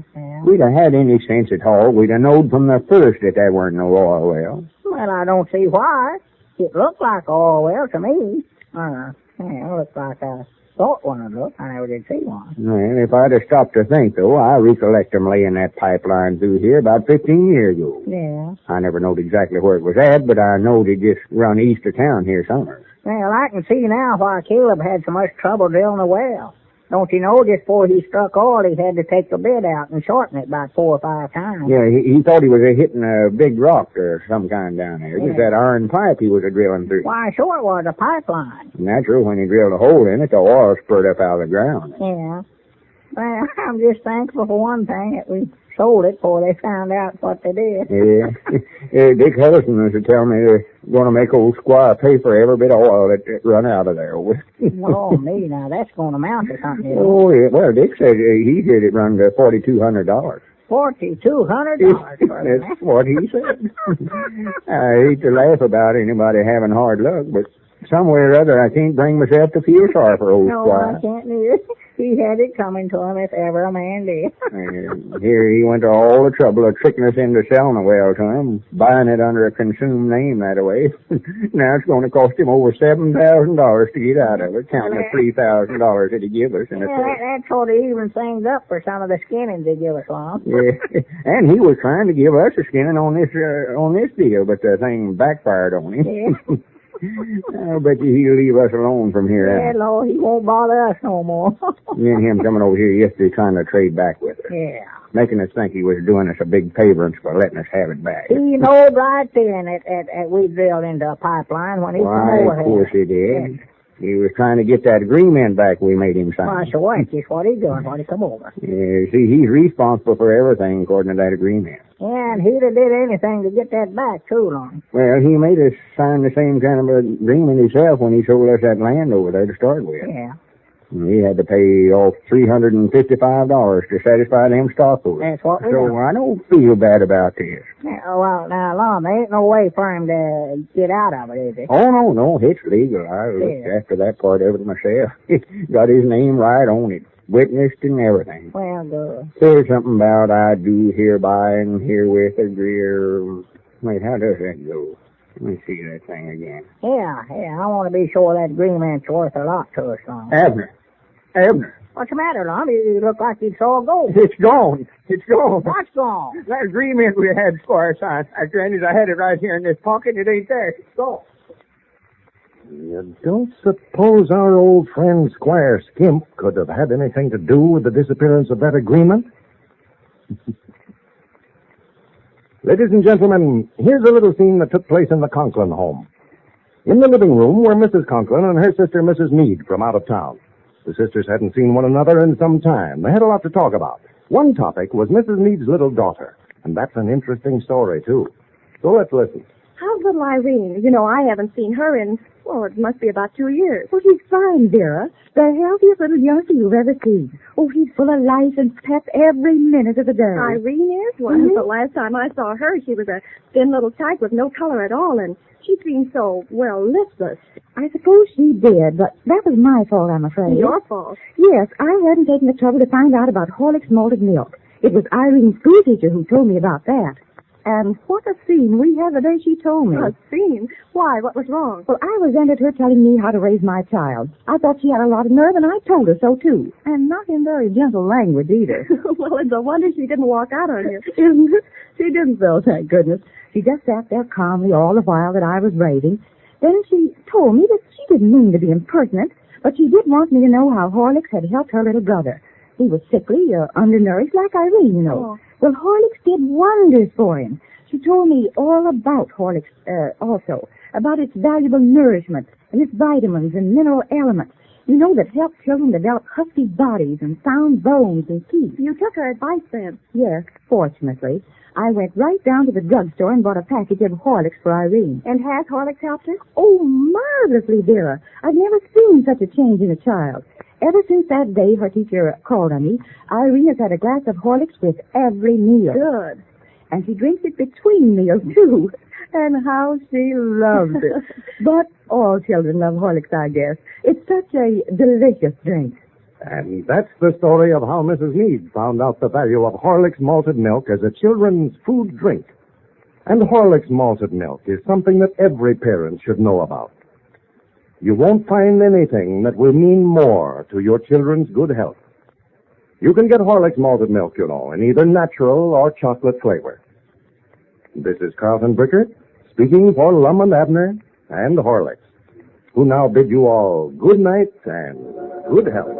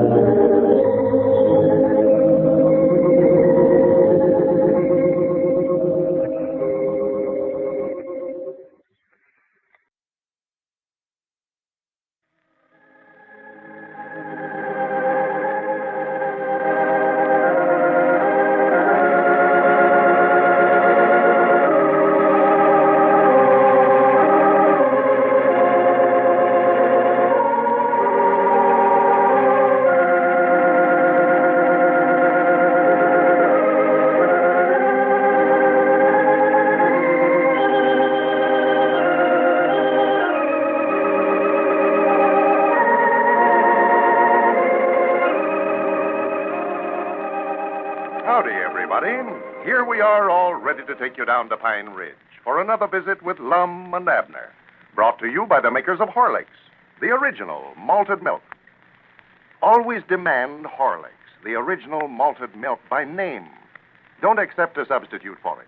Horlicks, you know, is made from only rich, full cream milk and the best of wheat and malted barley. That's why, for flavor and richness, and for results, too, Horlicks is so superior to imitations. Mere mechanical mixtures of skim milk and inferior malt powder, uncooked cocoa, and a high percentage of ordinary sugar. You can't expect to find Horlicks' nourishing, energy-giving qualities in those mixtures. No, Horlicks malted milk stands unequaled. Rich in precious vitamins and mineral elements, Horlicks is a great food drink for growing children. It helps children to develop sound and healthy bodies, good bones and teeth. And Horlicks is so delicious, so tasty, children never have to be urged to drink it regularly. Horlicks malted milk comes in both natural and chocolate flavor. Get a package of Horlicks from your druggist tonight. And now, let's see what's happening down in Pine Ridge. Yesterday, Lum announced that he and Abner were going into a new business in order to raise some immediate cash while their matrimonial bureau is getting on a paying basis. Abner is confined to his bed as the result of the fake automobile accident that Lum devised to arouse Elizabeth's sympathy so that she would listen to Abner's explanation of their recent misunderstanding. Abner is living in mortal dread that his wife might learn that the automobile accident was a fake, and that he and Lum have allowed Squire Skimp to swindle them out of their Jot-'em-Down store while she was visiting in Texas. As we look in on our old friends today, we find Dick Huddleston over at Abner's house discussing the accident. Listen. No, all I know is that automobile hit me. I don't know who it was or what kind of car or nothing. Well, I told Elizabeth I'd try to help her find out who it was, Abner. She was asking this morning if I wouldn't help her. Yeah, I know she's awful interested. She's been asking me questions about it all day. Well, she's pretty mad about it. I feel sorry for whoever done it if she finds out who it is. I reckon she told you what she done to Ezra Seastrong. Ezra? No. Well, she was out this morning trying to find out who done it, and she seen Ezra Seastrong sitting in his car, and his car had a bent fender and a broke headlight where he'd hit a cow last week. But she never asked him no questions, just reached in there and snatched him out and give him a good flogging, throwed him back in and walked off. But I know that Ezra never done it. No, I know it weren't Ezra. And I reckon the licking she'd give him would do him good anyway. Yeah. Well, I'd like to find out who it was that hit you, Abner, and see what he's dealt with for it. Well, sir, I don't believe we'll ever find out who it was. I just got a feeling that we won't. Well, now, I'll find out who it was if he's in Pine Ridge. Well, I wouldn't look too hard for him, Dick. I wouldn't want to cause nobody no trouble over it. You mean that you think it's all right for somebody to drive around town here at breakneck speed and run over you and break both of your arms and not even stop to see how bad you were hurt? Well, I don't think he aimed to do it. Now, I don't think he aimed to break both arms anyway. I think it was just an accident. Why, sure, I don't think you run over you on purpose, Abner, but you ought to be taught a lesson. There's too much reckless driving around here. Yes, there is. We've got speed laws here in Pine Ridge, and they ought to be enforced. Us citizens ought to get together and see that they are, too. Well, you're the constable. It's up to you to sit there and enforce, Abner. Yeah, that's right. I am, ain't it? Well, I don't think that feller hit me, though. I don't believe he was driving reckless. Well, he must have been if he's driving down the main street that fast and didn't even blow his horn. Didn't he blow his horn? Well, you said he didn't yesterday. I did. Well, he must not have then. I know I wouldn't tell no story about it. You don't know what color the car was, Abner, or anything about it like that, do you? No, I sure don't, Dick. I don't recollect the thing. Wait a minute. Come in. Well, howdy, Lum. Gentlemen. Well, Lum, Abner. Come right in. Draw yourself up a rocker there. Yeah. How you feeling today, Abner? Oh, all right. I'm tired of laying in bed this way. How's Elizabeth feeling? Elizabeth? I mean, is she still in a good humor with you? Oh, yeah, she's in a good humor now. Well, I think it's all right for you to get up and stir around a little, eh? Well, I don't know now, Lum. If I was him, I wouldn't get up for a few days yet. You had a terrible shock there, you know. Yeah, that's right. I forgot. You better stay in bed till you tell Elizabeth about us losing the Jot-'em-Down store, Abner. You'll have a shock worse than an automobile hitting you if you don't. Haven't you told her yet, Abner, that you and Lum aren't in the store business anymore? No, I just can't bring myself to do it, Dick. I know how mad she's going to be. Well, now, you better tell her. she's going to find out about it sooner or later, and the better get it off your mind right away is what you better do. That's what I've been telling him, Dick. Well, I started to this morning. I started to question her about it and asked her what she'd think if we was to sell the store. What'd she say? Oh, my goodness, she just blowed up. Said that was one thing that she wouldn't stand for at all. Just Mike and I went into hysterics over it. But I calmed her down by telling her not to get excited about it, that we weren't going to. Well, now, you're just making bad matters worse talking that way. Yeah, you sure are, Abner. Yeah, I know it, but I couldn't help it. She made me promise that I'd never sell my interest in the store. And you promised her that knowing that you'd already sold it? Yeah. I'm just afraid I got myself out further on a limb than I already was. Well, Abner, won't you never learn to keep that big mouth of yours closed? Every time you open your mouth, you put your foot in it. Yeah, I know. Huh? Nothing. Well, it looks like you got yourself in a jam, Abner. Oh, well, Lum was just joshing about me putting my foot in my mouth. he just saying that. He knows that I can't do it. I mean about this store business. Looks like to me that you fellas are going to have to get a stock of merchandise and get that store open before Elizabeth finds out anything about it. Grannies, I believe that's a good idea, Dick. Yeah, I know it is. I wished we could. Yeah. I ain't been happy since we sold out over there. Me neither. I'd just give Mike and I anything if we could start up again. Especially with Elizabeth feeling the way she does. All we got to do now is figure out a way to get the new stock of merchandise. Well, what was this new business that you was telling me we was going into yesterday, Lum? I've been waiting all morning for you to come over. Why, well, I'll tell you about it some other time. Well, here, now, you fellas want to talk business. I'll get on out of your way here. Oh, no, sit still, Dick. I never meant it that way at all. Sit down, Dick. Oh, I know you didn't, Lum, but I've got to go anyway. I ought to have been back long ago. Well, I hope you get along all right, Abner. Yeah, thank you, Dick, and I'm glad you come over. Well, I'll see you later, then. So long. So long, Dick. I hope Dick never taken no defense at what I said. I just might not busting to tell you about this new idea. Oh, yeah, well, he never thought nothing about it. What is it, Lum? Looky there. Huh? And there's what we're going to stock the store with. Stock the store? You mean we're going to put in a whole store full of these fountain pens? That ain't no fountain pen, Abner. That's a flashlight. Huh? Let me show you. See, just press that little button on the end there. Looky there. Yeah. Well, I do know. Well, I ain't that the beatin'est thing that you ever seen. What will they think of next? Well, I would have swore you could have read a letter with it. I did, too, when I first seen it. The feller brought it out last night to show it to me, and I tried for 5 minutes to write with it. Yeah. About the time I decided it wouldn't work, he told me it was a flashlight. I dog it well. It's pure silver, ain't it? No, it ain't silver, Abner. That's polished aluminum. I never could speak that word. Yeah. Where's the business that we're going into, Lum? That's it, right there. You mean selling these flashlights? Yes, sir. We've got exclusive rights on it for Pine Ridge. I believe we can make enough money out of these to buy a new stock of goods for our store. Well, it's about as nice a gadget as I ever seen, Lum, but I don't know where we could sell that many or not. Why, sure we can. There's something for every member of the family. Sell the whole family one of them. See there, got a clip on it there and carry it right in your pocket like you would a fountain pen. Yeah, well, I do know. It's little, but it's powerful a flashlight as you ever seen. Yeah. That feller says it'll throw a beam 200 foot. Look yonder, look across there on the fur wall. Yeah? I dog it, the children will sure take to that, won't Oh, yeah, they can find 1,000 uses for it. Yeah. Road folks, too, far as that goes. Handy to have around the house. Why, sure. Look in the attic, and down in the cellar, and dark closets, and all such as that. Natural. Handy for mothers to look in the children's throats with. Body driving an automobile oughtn't to be without one of them, fixing flat tires and reading the road signs and one thing or another. I dog it, that is a handy little contraption, ain't it? It sure is. Yeah, I'd love to have one of them myself. And Elizabeth, now, she needs one the worst way to use out there at the barn when she's doing up her chores, or milking, feeding the stock, and stuff like that. That's what I say. Everybody needs one. Yeah. These things will sell like hotcakes. Well, the only thing, old Lum, just from looking at it, I'm afraid they'll cost too much for most folks. What do they cost? Well, the price of them is 75 cents, but now, wait a minute. I ain't told you all my ideas. Yeah. I've got a way figured out to where we can let every man, woman, and child in the United States have one of these. Yeah, well, now, wait a minute now, Lum. You're covering a lot of territory there now. Here's my idea, Abner.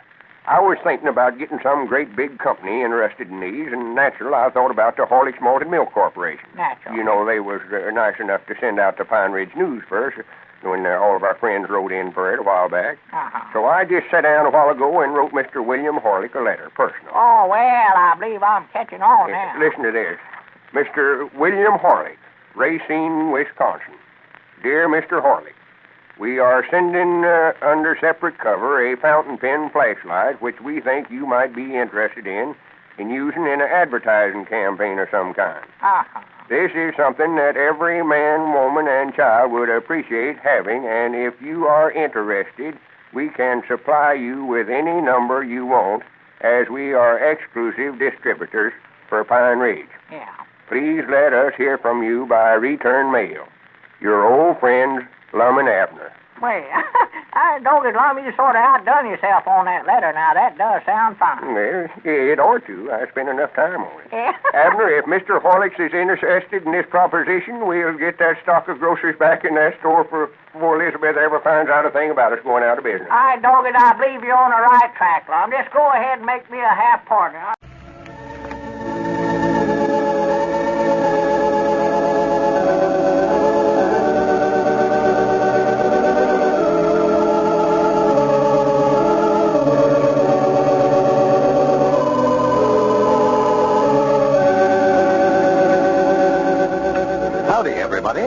Here we are, all ready to take you down to Pine Ridge for another visit with Lum and Abner.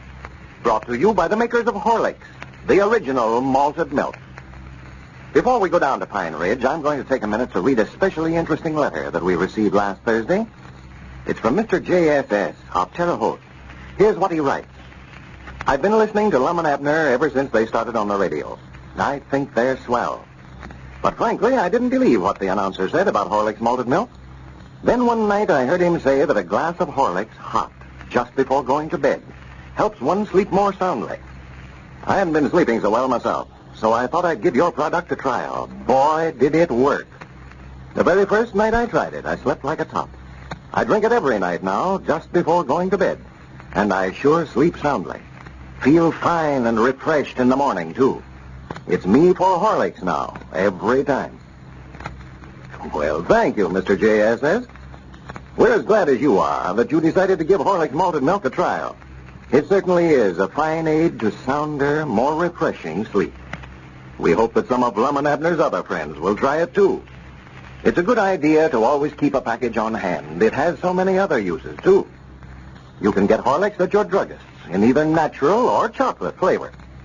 And now, let's see what's happening down in Pine Ridge. Following the unsuccessful engagement at the county seat, Lum and Abner used their last few dollars to move the circus to Belleville, only to learn after they had the tent all set up that there was a $200 city license that must be paid before they can open the show. Lum and Cedric made a hurried trip to Belleville this morning to straighten the matter out. And as we look in on Pine Ridge today, we find Grandpappy Spears down at the Jot 'em Down store, where Lum is just entering upon returning from his trip. Listen. Well, come in, Lum, come in. When'd you get back? I just got in, Grandpap, just got in. I've been looking for you ever since noon. It's taken us a heap longer to get over there and back now, I allowed it would. I already got somebody to drive us over that it could see. I thought Cedric was aiming on driving for you. Well, he did, but he can't see no better than I can. Them spectacles he's got makes things look so far off he can't tell when to turn a curve or nothing like that. That's right. That would be a nuisance, trying to drive with them new glasses on. Well, mine is mighty nigh as bad. These of mine magnify so bad I start turning the curve before we even get to them. That's a wonder you never had an accident. Well, that's the reason it's taking so long. Just had to poke along in low gearness, see a curve ahead of us, and I'd asked Cedric how far off it looked to him, and I knowed how far it looked to me, of course, so I just sort of divided the difference and started turning. And, of course, we missed it a time or two, just turned right off in the road, but never turned over or nothing like that. Going so slow, just sort of eased down off in the road, you know. Well, I do know. Why didn't you take them glasses off? Why, we've got to where now we can't see nothing without them on. Yes, sir. You and Abner and Cedric has just about ruined your eyes wearing them spectacles. I don't think any one of you needed them in the first place. Whereabouts is Abner? Has he been over here today? No, I ain't saw him. He ain't been around. Might be over about the place somewhere. Well, I'll call over and see. We've got to do something about that circus. Did you get it fixed up to where they can open up now? No, they won't let us sell a ticket till we put up $200 for a city license. Wait a minute. Hello? Peabody's place? Oh, Elizabeth? Uh-huh. Is Abner there? Uh-huh. Well, wake him up, please, Mom, and tell him I want to talk to him. All right. You can tell he's worried to death over this. She said he was sitting out on the front gallery asleep. Yeah, I don't believe Abner's feeling well. He's had a headache for a week now. Well, he ain't the only one. Me and Cedric's both got 'em, too, but we've got to get that circus opened up some way or other, headaches or not. Well, hello? Yeah, this is Lum. Yeah, just got back. No, that's what I'm calling about. I talked to everybody in Belleville that's got any say-so at all, and they said before we sold every ticket over there, we had to put up $200 for city license. Why, no, I never paid it. Where do you think I'd get $200? Huh? Oh, well, quit trying to guess. I said I never got it. No, that's what I'm trying to tell you. They can't open up. Or to do what? Well, where are we going to get the money to move with? It cost us $50 to get it moved over there, and it'll cost us another $50 to move it somewhere else, and we just ain't got the money. Well, it just looks like there ain't but one thing to do, and that's to raise the $200 someplace and leave it there this week. I don't know where. That's what I called you for, though. Maybe you might have thought up some ideas. Yeah, I bet you have. Sitting out there on the front gallery asleep. Well, I don't know what to do. Granny, it just looks like it never rains but what it pours. I said it never rains but what it pours. Why, no, the weather over there was fine. It wasn't raining, though. Oh, I never done no such a thing. I just says it never rains but what it pours. I meant... Well, I weren't talking about Belleville, Abner. I never meant it was raining over there. No. It ain't raining no place as far as I know. Well, I just said it 'cause... No, it's just an old expression, an old Eddard saying. When a lot of things happen this way, you always say it never rains but what it pours. Well, all right, I say it then. Huh? If what? No, if it was just drizzling, you wouldn't say it's pouring, of course not. Oh, but I ain't sure enough talking about sure enough rain, Abner. No, not snow or sleet or nothing. Well, just forget about the rain. Well, what I want to know, how are we going to raise that $200? Well, get yourself over here and let's figure it out some way. Yeah, I'm over at the store. Well, why can't you? Well, it ain't raining, no, Abner. I told you it weren't raining. I never know such a thing. Well, all right. All right, but get yourself over here if you have to swim. Crazy idiot, get something on his mind. It's worth about his life to straighten him out. Said he couldn't come over here. Didn't want to get out in the rain. Well, it ain't raining, Mom. Now, don't you start that grandpap. I've got enough troubles on my mind without arguing with you. I've got to get a hold of that banker in there at the county seat if I can, see if I can't make a borry. Let's see. It ain't none of my business, Mom, but if I was you, I'd think it over careful before I borrowed any money to invest in that circus. Well, I ain't borrowing it 'cause I want to. Wait a minute. Hello? Is this Central? I want the Union Bank in there, please, Mom.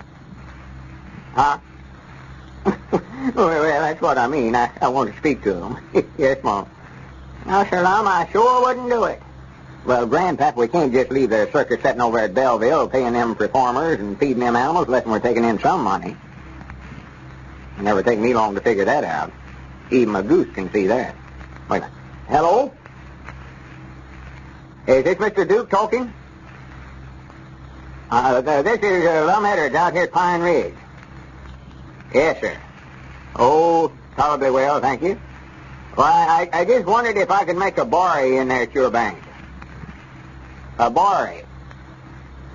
Yeah, well, I'm needing about $200. Well, yeah, well, I've got my store here, for one thing. I can put that up, I reckon. Oh, about $700 or $800 worth of stock, I'd say, just offhand. Yeah. Well, now, that would be fine. I sure would appreciate it. I'm in a sort of a tight... Yeah. It looks like everything happens at once. Never rains before... or nothing. I'll be in there just as quick as I can get there then. All right, and I'm sure much obliged to you, Mr. Duke. I'll never forget you for this. All right, sir. All right. Goodbye. Now, Granny, there's a friend in need. And if you want my notions on it, Lum, he'd have did you a big favor if he'd have just turned you down. Told you nothing doing. Now, let's see. I've got to call Squire Skimp over at Belleville and let him know I've made arrangements for the money. Let's see. Got to find some way to get to the county seat this afternoon, too. Somebody drive me in. They might get Dick Huddleston. I've got to get to the bank before it closes. Hello? Central? I want to talk to Belleville, please, Mom. Yes, Mom. Well, I want to talk to Squire Skimp over there. He's with the Eddards and Peabody Circus. Well, I expect you'll find him around the county clerk's office there at the city hall or the courthouse or somewhere. Yes, Mom. All right, I'll hold it. Might have time to put on an afternoon performance just this afternoon. Well, sir, I wouldn't go through with all that worry and trouble for all the money there are in Belleville. I'd be just like Abner. I'd just sleep through it. Yes, Mom? All right. Hello, Squire. Yeah, this is Lum. Yeah, I've got some good news. I made arrangements for the $200 in at the Union Bank at the county seat. Yeah, I just now talked to him. Well, just draw a draft on my account in there at the bank and sign your name, my name by you, and by the time the check gets in there, I'll have the money in the bank. Yeah, I'm going right in there this afternoon. Yeah. Well, now, that's what I was thinking. All right, Squire. All right, I hope you do a big business. All right. Goodbye. Now, here comes Abner out front there, Lum. Well, for the land's sake. Reckon what he's got an outfit like that on for? Well, he can't see with them spectacles. Can't tell what the weather's like. He still thinks it's raining. Abner, what in the world are you doing with an umbrella and a raincoat and rubber boots on a day like this? All sworn to.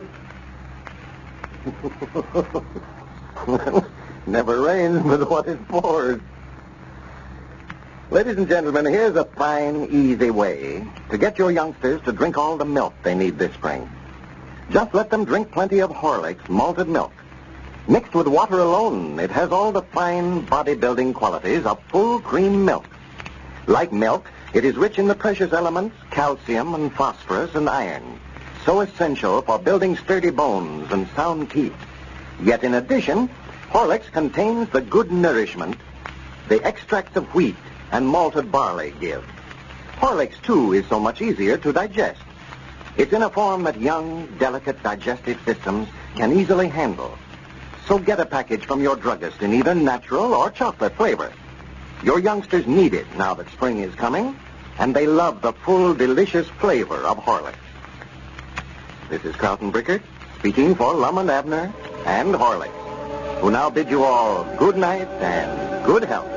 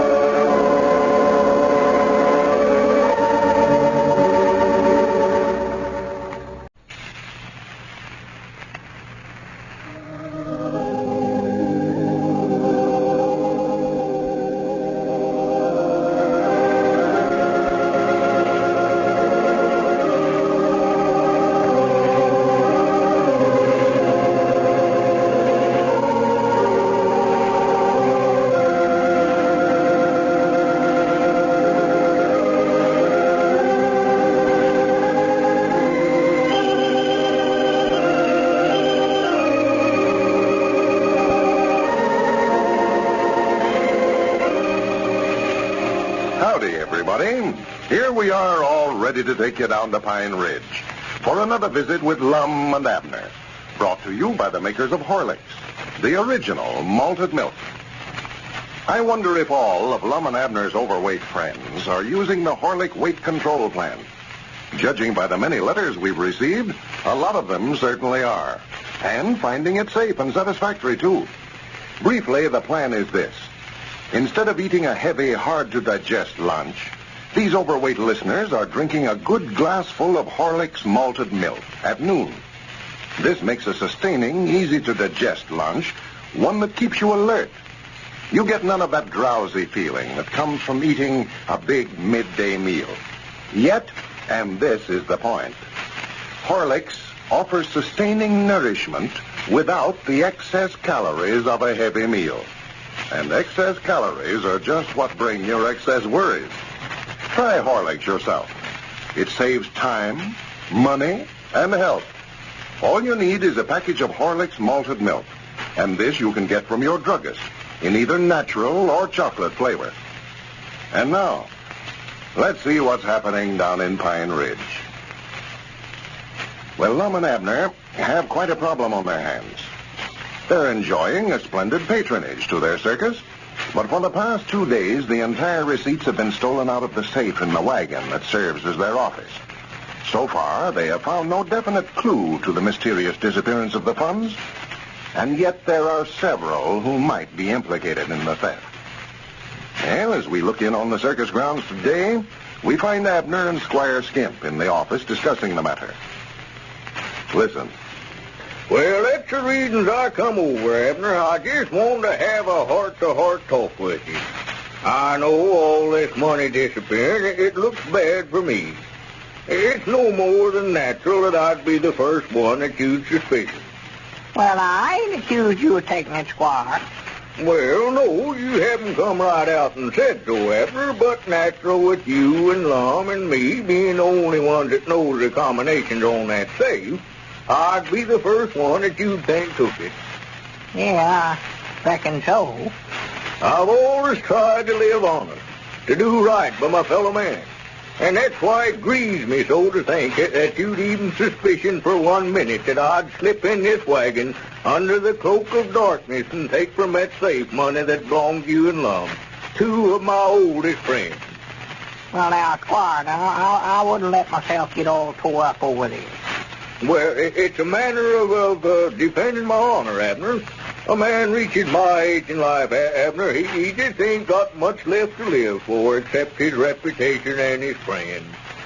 Well, a little money laid up, too, won't hurt nothing. Yes, but if I had to sacrifice my principles for a few paltry dollars, take advantage of old friends like you and Lum, I'd choose a pauper's grave first. I told you, Squire, you wouldn't have made a bad out at preaching, you know it? Well, I just want you to know, Abner, that although the finger of suspicion is pointed at me, my conscience is clear. I've done nothing to betray your trust. Well, I told you I didn't think you done it, Squire. Ain't no use for you to keep telling me that you never stole the money. Well, now, that's fine. I'm glad to hear you say that, Abner, I am. I'm willing to hire a detective out of my own pocket to come in here and clear up the whole thing rather than to have you suspicion me for 1 minute. Well, I don't see no need in doing that, Squire. We're bound to find out eventually who took it. Well, Abner, I want to talk to you a little confidential. Don't want you to quote me on this, but has it ever occurred to you that Lum might be taking that money himself? Lum? What in the world would he be wanting to take it for? It belongs to me and him. Besides, that wouldn't be stealing if he took it. Well, of course, half of it belongs to him, but half of it is yours, too. Yeah, but Lum never done nothing. He just never had nothing to do with it. I'll guarantee that, Squire. He's just as honest a man as ever drawed breath. Why, you seen the surprised look on his face when he opened that safe and seen the money was gone. Yes, but now he might have been looking that way on purpose, Abner, to throw you off the track, you know. No. I've knowed Lum too long, Squire. Had too many dealings with him. It couldn't have been him. Well, I don't know, Abner. I don't think that Lum would do a thing like that ordinarily, no. But sometimes, a man can be influenced into doing something that he knows is wrong. What do you mean by that, Squire? Well, just to talk straight, Abner. Now, here's this bareback rider, Zenola. She seems to have swept Lum right off his feet. And I believe he'd do nearly anything that she told him to. Oh, yeah, she's got him wrapped right around her finger. There ain't no doubts about that. Well, now, she's a smart young lady and would know just how to work a fellow like Lum. Why, the other day she had him all revved up to buy a big electric sign to put across the top of the tent there with her name on it. Yeah, and he'd have did it, too, if that money hadn't disappeared. Why, sure he would. He was all set to go right down and buy it. Yeah, I talked to him for 3 hours trying to talk him out of that idea. He was all set to go down and pay $800 for that sign just so that he could put Zenora's name across there in big lights, he said. I know he was. And I'll tell you something else now. I just heard this a while ago, Abner. Zenora told the snake charmer that Lum was going to buy her a big diamond engagement ring. A diamond engagement ring? Yes, and that could be, what he intends to do with the money. No, I don't believe he'd do that, Squire. No, not Lum. Well, now, you know that he hadn't got any money of his own to be buying diamonds with. It's that woman, I tell you, Abner, Zenora. She's putting these ideas in his head just to show her the world. Well, now, Squire, I just never would believe that. Wait a minute. Here's something now. Oh, yeah. Well, it's just like I say, Abner. You men ought to make a lot of money out of this circus. The crowd has been good here lately. Gentlemen. No, hello, Lum. Good evening. Yeah, come on in, Lum.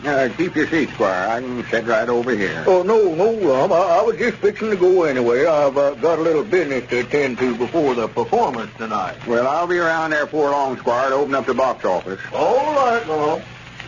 What's the matter, Lum? Oh, I'm just getting to where I can't hardly stand to be around that Squire scamp. Yeah, what's the matter with you and Squire? Well, I just don't like the altitude he's taking about this money disappearing. Oh, well, now, Lum, I wouldn't pay no attention to nothing that he said. And you wouldn't be talking that way if you knowed who he's trying to lay it on to, though. Oh, yeah, I already know. I never liked it myself. I don't blame you. I run him out of the wagon here this morning. I wouldn't stand for him making such accuses. Well, now, that ain't going to get the money back, Lum. Him accusing somebody. I'll bet you whoever's been stealing it gets a surprise tonight, all right. A surprise? Yeah, I ain't going to put it in that safe no more. You ain't? Why, no. They got it out of there twice. Ain't no use to just give it to them. Yeah, well, now, I wouldn't be carrying that much money around on me, Lum. That's dangerous business now. Well, I ain't going to carry it on me. I'm going to hide it in another place tonight. I ain't going to put it in the safe. Oh. I'll hide it in the bottom of that trunk over there tonight and then take it out in the morning, carry it down to the bank, and deposit it. I was going to put it in the trunk, you say. Wait a minute, be quiet. Yeah, what's the matter? Wait a minute, I hear something. Huh? Wait a minute. Wait just a minute. What are you doing there? Hold on there. Who is that? Cedric, is that you? Yes, Mom. Well, what are you doing slipping around the side of the wagon there? Why, I wasn't slipping around, Mr. Lum. I just started to come in the wagon, and I seen you and Mr. Abner was talking some business, so I started to leave. Well, don't be hanging around this wagon. Just stay away from here. Yes, Mom.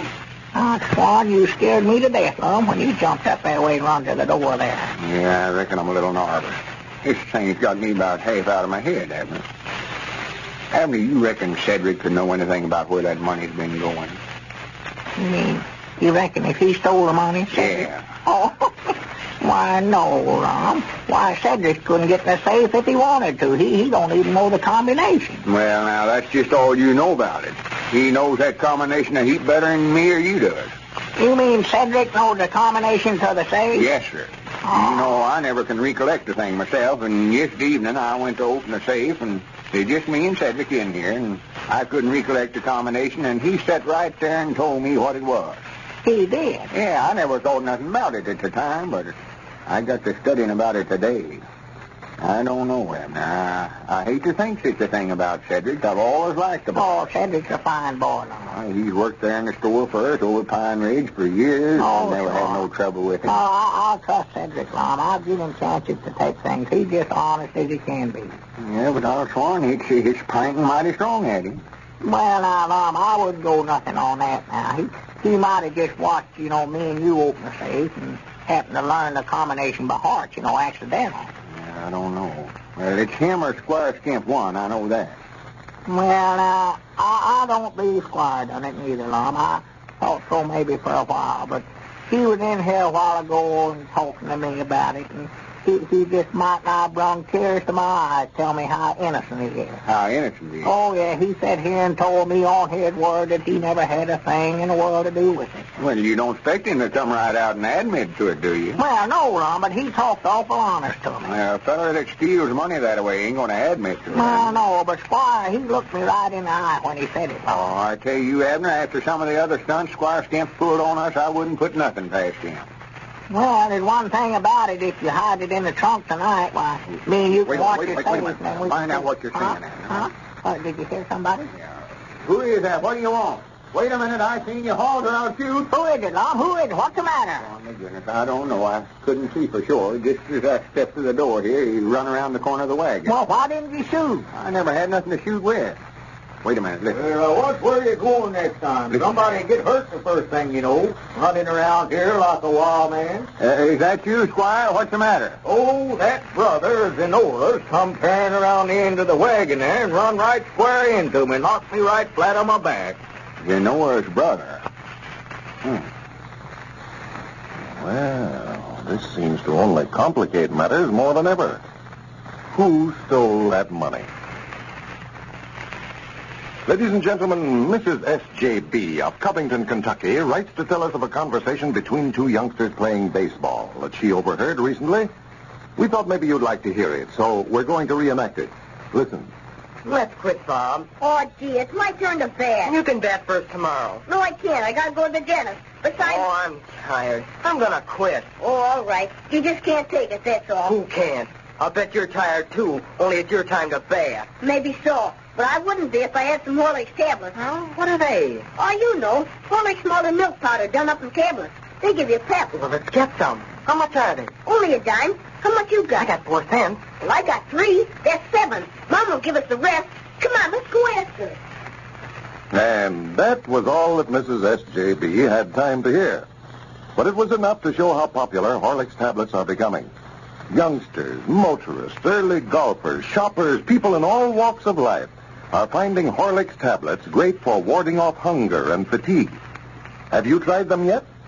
You can get them, if you haven't, at your druggist in either natural or chocolate flavor.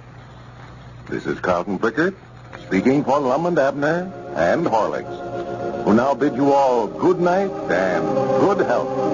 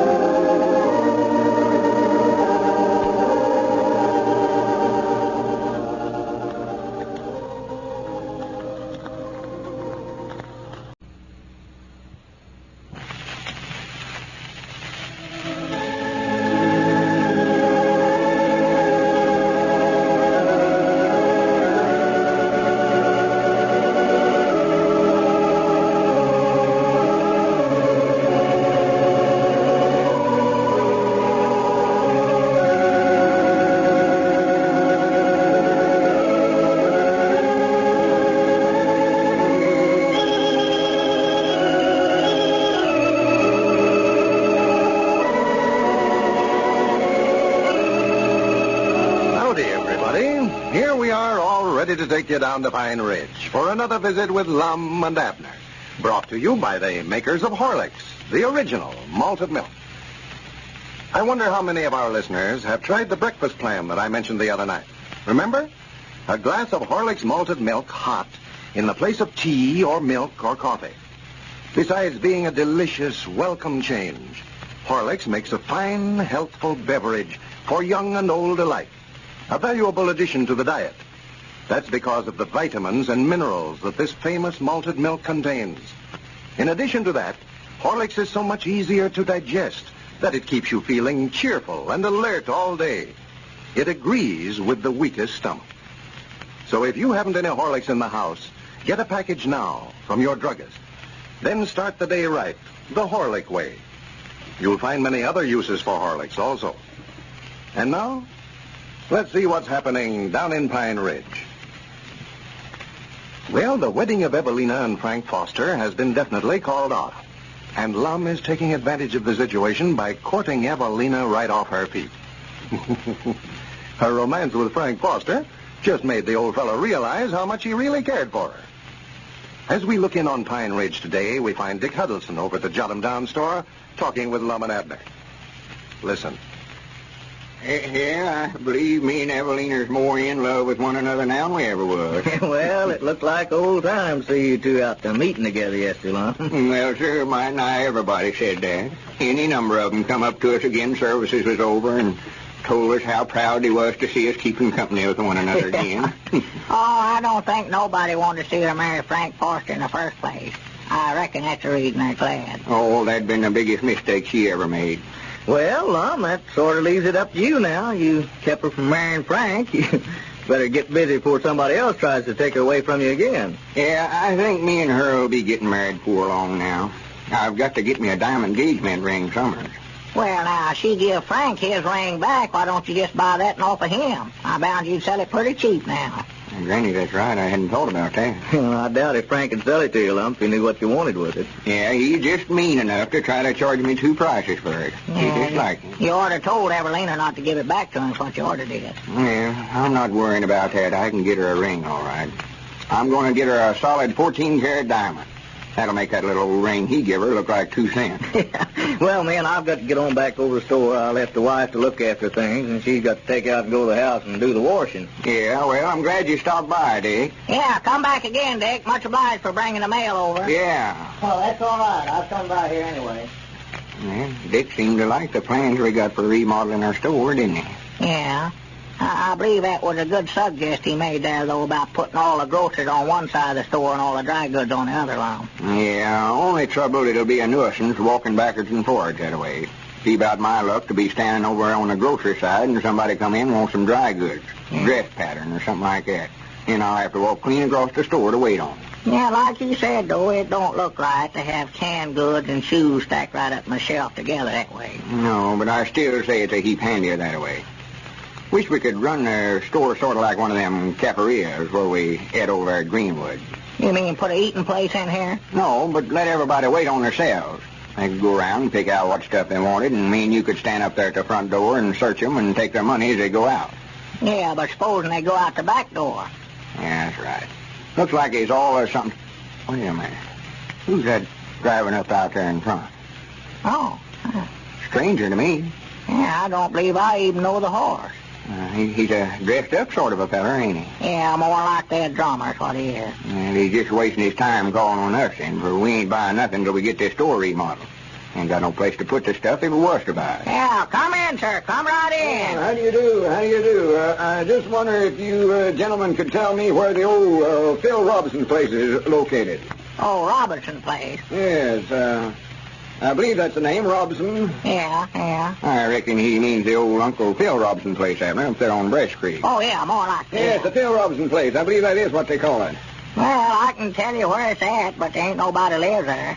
That farm's laid out now for about 10 years. House is burned down and everything. Yes, I understand it is. Well, I wanted to look at it. I was thinking of building a summer home out there, a kind of a mountain lodge. Lodge? Yeah, well, of course, it's your own business, but I don't believe you'll do no good with a lodge way out there. Most of us fellas around here belongs to the woodmen of the world anyway. No, I mean to fix the place up. Bring my family out here during the summer. They tell me there's some beautiful scenery around there. Yeah, well, I don't know whether I'd say that or not. You can't see much of anything for the dead blame mountains out there. But if you want to go ahead out there, well, I can tell you how to go. Yeah, just follow that road right out there in front of the store till you get to the southeast corner of Uncle Henry Lunsford's fence. Well, he don't know where Uncle Henry Lunsford's place is, Abner. Oh, no, that's right. Well, it's the first place you come to on the right after you pass Ham Douglas is there. Yeah, well, Abner, this gentleman is a stranger. He don't know where Ham Douglas lives. I'll tell you what you do, mister. Just follow that road out there for about 4 miles and a quarter. You'll come to a fork. Now, the right-hand fork will take you down through Hogjaw Valley and over in the Crystal Hill settlement. Yeah. But you don't want to go that way if you're looking for the old Robinson place, for that road bears sort of south. You want to go north, so you take the left-hand fork. Or just ask any of them houses along there, or ask the folks in them, rather. They can tell you where they live at. Oh, yeah, they all know where it's at. Now, you might have to ford the river. It appears to me that I heard somebody say that bridge had washed out down there. Well, thank you, gentlemen. I think I can find it. Oh, yeah, you won't have no trouble. Yeah, I hope you decide to locate here. And if you do, don't forget you've got a complete line of might not anything in the way of merchandise right here. Yeah. That is, except stick bluing and lamp wicks. I believe we're out of them right now. Yeah, but by the time he gets a house built and moved in, we ought to have them all. Yeah. My granny, that's a right pretty ring you're polishing up there. Is that a solid diamond? Oh, yes, that's a 3-carat stone. Yeah, that stone we've had in our family for several generations now. Well, a feller'd never know it. It just sparkles just like a brand new one. Now, I'm going to get Evelina a 14-carat solid gold one. Yeah. Of course, you don't know Evelina, but her and me's liable to get married just any day now. She's single, too. Yeah, her and Mom's got up a case. Well, thank you, gentlemen, for the information. I'll have to be going. Yeah, not at all, not at all. Yeah, come in again. Yeah, I hope you locate here. Well, thank you. He's a right nice fellow, wasn't he? Yeah, I hope he does move in here. But I can tell by looking at him, he's got money. Oh, yeah. I bet he's richer than bottom land. We need folks like him here in the community. Yeah. I wouldn't mind to join up with that lodge he's talking about putting in, but I know Elizabeth never would let me out long enough at night to go clean out there. The meetings wouldn't do me no good to join up. Well, I don't think that's the kind of a lodge he's talking about, Abner. Huh? Must have been something else besides the He woodman. said lodge. That's what he said. I heard him. Wait a minute. What's wrong out there? Looks like he's lost something. Yeah. Must have dropped something in the road there. Yeah, we ought to help him look for it. Yeah, come on. Let's go out there and see if we can help him. Yeah, he's such a nice fella. I wished me and him was kin to one another. Well, he sure lost something, all right. Well, he's scratching around there in the sand there. Yeah, what's the matter? Did you lose something? Why, yes. I just started to cross the road here to get in the buggy, and I dropped the diamond out of that ring I was just showing you. Well, I do know. Well, that'll be hard to find there in that sand. Yes, it will. You sure you dropped it right there, yeah? Well, I had my handkerchief out polishing it and just happened to notice it was gone. Well, it ought to be around here somewhere then. We'll find it shortly. Yes, I hope so. But I wanted to get out and look at that farm this afternoon. I've got to be back in Lena in time to catch that 7 o'clock train. Yeah, well, now, we'll find it. Don't you worry. Yeah, now, don't worry. I'll run in there and get a flour sifter out of the store. Yeah. Granny's, we'll sift every bit of this sand out here that we do find. Yeah, that's the thing to do. We'll locate it. Well, I'll tell you, I just got to going out to that farm, made a special trip out here to see it. I can come back by here, and if you found it, I'll be glad to pay you for it. I'll give whoever finds it $200. $200? Well, we'll find it then, or turn this road upside down or one. Well, I hope you do. I'll be back sometime this afternoon. I appreciate you helping me out this... Not at all, no. Get up, Barry. Get up. Now, don't you worry now. We'll find it. You just go right ahead and look at the farm. $200. Here, I brung 2 sifters. Well, where's he going? Did you find it? No. He said he had to get on over there and look at that farm, but he's going to give $200 to whoever finds it for him. $200? Yes, sir. That's just what he said. Give me one of them sifters here. I told you he had a lot of money. Let me get to looking here. Oh, dadgummit. Here comes Squire Skim. Lum, let's don't let on that to him. Let him know what it is that he's lost. You know, he'd about keep it. That's just about what has happened. Yeah, that feller never said, but I bound you that diamond's worth $1,000, I bound you. Yeah. Don't let on to Squire now, whatever you do. No, don't tell him what we're looking for he's a kind of a feller who'd try to beat somebody out or something. Why, sure? I got over the way he did us on that circus deal. No, sir, me neither. Just what do you do? Keep it for yourself. Bought that circus for $1,000 and sold it for $4,000. Well, good evening, gentlemen. Good evening. Howdy, Squire. Yeah, what's going on here? You lost something? Well, yeah. What do you think we're doing, making mud pies? Well, maybe I can help you here. I've got mighty good eyes. Now, what is we're looking for now? No, nothing much. If you find anything, why, just let us know. We're just looking. Feller lost something here a minute ago. Well, I'll declare. Well, looky here. Huh? I picked this up the first thing. It looks like a diamond here. Let's see that, Well, Squire. I'll be dead blame. That's just what we're looking for. I'll give you $10 for that, Squire, right now. Not ask no questions. No. I couldn't think of it, Lum. This stone here is worth a lot of money. You can tell that. I know it, but I wanted to get it back for this friend of mine. It's his, and I don't want it for myself. I'll give you $25 for it. I don't get. I'll give you $50 for it. $75. Well, give me $100 and I'll turn it over to you. The first one that gives me $100 can have this diamond. Well, it looks like the old fellows might get back a part of that money that Squire beat them out of in the circus business. And now, here's a scene that most of you will recognize. Miss Grace Bradley and her friend Miss Martin are looking over the menu in a Cleveland restaurant. Listen. Well, Joan, what do we have? I know what I should have. Nothing. Oh, go on. You must eat. Well, you're not that heavy. No, and I'm not that light either. And to think what I've done to get my weight down. I must have spent a fortune, Grace. And just look at me. Did you ever try that weight control plan you hear about over the radio on the Lum and Abner program? Never did. Guess that's one plan I've missed. Well, I never have either. I don't need to. But I've heard a friend of mine talk about it. It's called the Horlick Weight Control Plan. How does it work, Grace? Oh, why don't you talk to my friend about it, Joan? Her name's Mrs. Jackson. She's tried it, and it worked wonders for her. And now, ladies and gentlemen, our scene changes to the home of Mrs. Jackson, Grace's friend. It's later the same day. Joan Martin, taking her friend's advice, has called on Mrs. Jackson. Listen. And is that all there is to it? Just a glass of Horlick's malted milk in place of a heavy lunch? That's all there is to it. But, Mrs. Jackson, I'm used to a big midday meal, you know.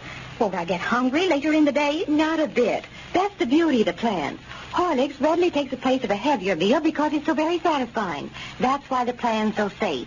And you can take a second glass later at the fatigue period in mid-afternoon, if you feel that you need it. Or you may dissolve a few Horlicks lunch tablets in your mouth for quick energy. Mrs. Jackson, I'm really awfully grateful for all you told me. I do want to control my weight. And I know you will, Miss Martin. I'll never forget what Horlicks has done for me. This is Carlton Briggert speaking for Lum and Abner and Horlicks, who now bid you all good night and good health.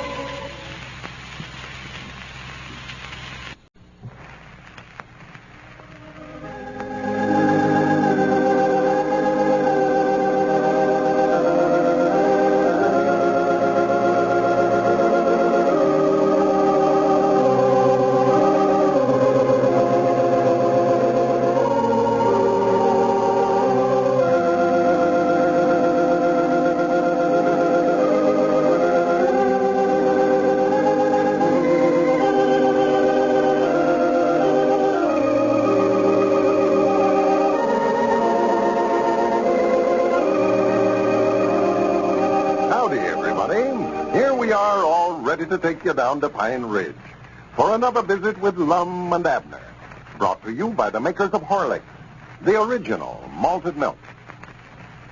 Next time you're in the drugstore, look for the Horlick name at the fountain. When you see it, you can be sure that druggist believes in giving his customers the best of everything. Its presence there shows him to be a good judge of quality. and serves as an indication of his high standard of selection, not only of malted milk, but of all drugs and cosmetics he sells. He knows that for quality, for real wholesome nourishment, for results, no cheap imitation compares with Horlicks, the original malted milk. So next time you're in your drugstore, remember to look for the Horlicks name at the fountain. If you don't see it, ask your druggist to get Horlicks for you, in the interests of your own and your family's health. And now, let's see what's happening down in Pine Ridge. Yesterday, just as Lum and Abner were confident that Squire Skimp had beaten them out of $200 on that fake diamond deal, Squire came in the store and gave them $300 for the diamond back. Well, they can't seem to figure out this sudden burst of generosity on the part of the Squires. As we look in on Pine Ridge today, we find Lum and Abner down at their Jot 'em Down store making final plans for remodeling the store. Listen. Well, now, here's the figures that Ezra gave me this morning. Yeah. New counters and shelving, putting in the show windows, remodeling the front of the store, putting an addition on the feed room, and painting the inside and outside both all comes to $400. 400, huh? Yeah, of course, that ain't including the basket system. He says he figures that'll run about $300 by itself. Just for the basket system? Yeah, that's for the balcony and everything. Well, couldn't we get along without the balcony alone? Looks like to me we got plenty of room in here without one of them. Oh, where are you going to run the baskets to? Well, I don't know. I don't know nothing about them things. Why, you saw them in there at Mina. All them department stores has got them. Why, yeah, I saw them, but I can't see what we need them for. Well, if we're going to have an up-to-date store here, we're going to have all them newfangled improvements. People folks will be coming in here buying stuff just to see them baskets run along them wires. I know I did that. Well, why do we have to have the balcony for? Why don't we just run them back there in the feed room and rock the stuff up back there and send it back? No, that wouldn't look right. It's got to go upstairs. Get to running them baskets down low that way, somebody get their head knocked off. Yeah, it just sounds sort of foolish to me. What you used to send all that stuff up to the balcony and then go climb the stairs and rock it up, and all you'd have had to do in the first place is just hand it to them. Oh, we won't have to go up there and rock stuff up. Grandpap will stay up there all the time, tend to that. Well, that's just that much more expensive. It'll cost money, all right, but it'll be the talk of the town. Yeah, but, Lum, we ain't going to have enough money to do all them things. We buy them wax women to put them dresses on for the show windows and get that water cooler and cash register. Why, we ain't going to have no money left to buy merchandise with. We want to have a brand new store here with a batch of empty shelves in it. Annie, that's right. I'd forgot about how low our stock's getting. Another thing, I don't believe we need Grandpappy Spears no longer. He ain't earning his salt around here. Why, he's delivering the groceries, opening up and sweeping out of a morning. Well, yeah, but one of us just as well to be doing that, Mom. We ain't got enough business here to keep one man busy, much less three of us. Yeah, things has been uncommonly quiet for some reason or other, just here of late. Might be on account of our stock being so low. Well, why don't you just tell Grandpap that we'll have to let him go till things sort of pick up a little? Oh, I don't know. I've been laying off to do it for a week, but just can't bring myself to tell him. You know how mad he gets. He's sort of touchy about things like that. I know he'd just fly right off in the handle. Well, I'll tell him, Lord, me, there ain't no use to keep him if we don't need him. Well, I wish you would. But put it in a nice way, Abner. We don't want to hurt his feelings. Well, it's pretty hard to figure out a nice way to fire anybody, old man. It looks to me like he could see he ain't needed around here and just up and quit. Well, now, he won't do that. Long as we pay him, while he'll stay right here. I'll just tell him we don't need him no longer. Can't afford to pay him. But if he wants to work for nothing, why, it's all right with us. Yeah, that's the thing to tell him. He's been so nice, I just hate to let him go. Well, I do know. There comes Dick Hutterston. Well. Yeah, well, he called up a while ago and said he had some mail for us. Said he'd bring it over. Hey, did you tell him about Squire giving us our money back? Yeah, he was tickled plumb to death. Why? Sort of like I am, though. I still don't understand how come Squire to do it. Well, howdy, Dick. Yeah, hello, Dick. Well, how you fellas today? Oh, all right, I reckon. It's mighty thoughty of you to bring them letters over for us. Oh, that's all right, Lum. I'll come by here anyway. Here. Yeah, much obliged. Hey, what do you know about old Squire giving us $300 for that imitate diamond? Well, I didn't know what to think about that, Abner. Don't sound like Squire to me. Must be some trick to it someplace. Well, I don't know. He's got the money. $300 in cash.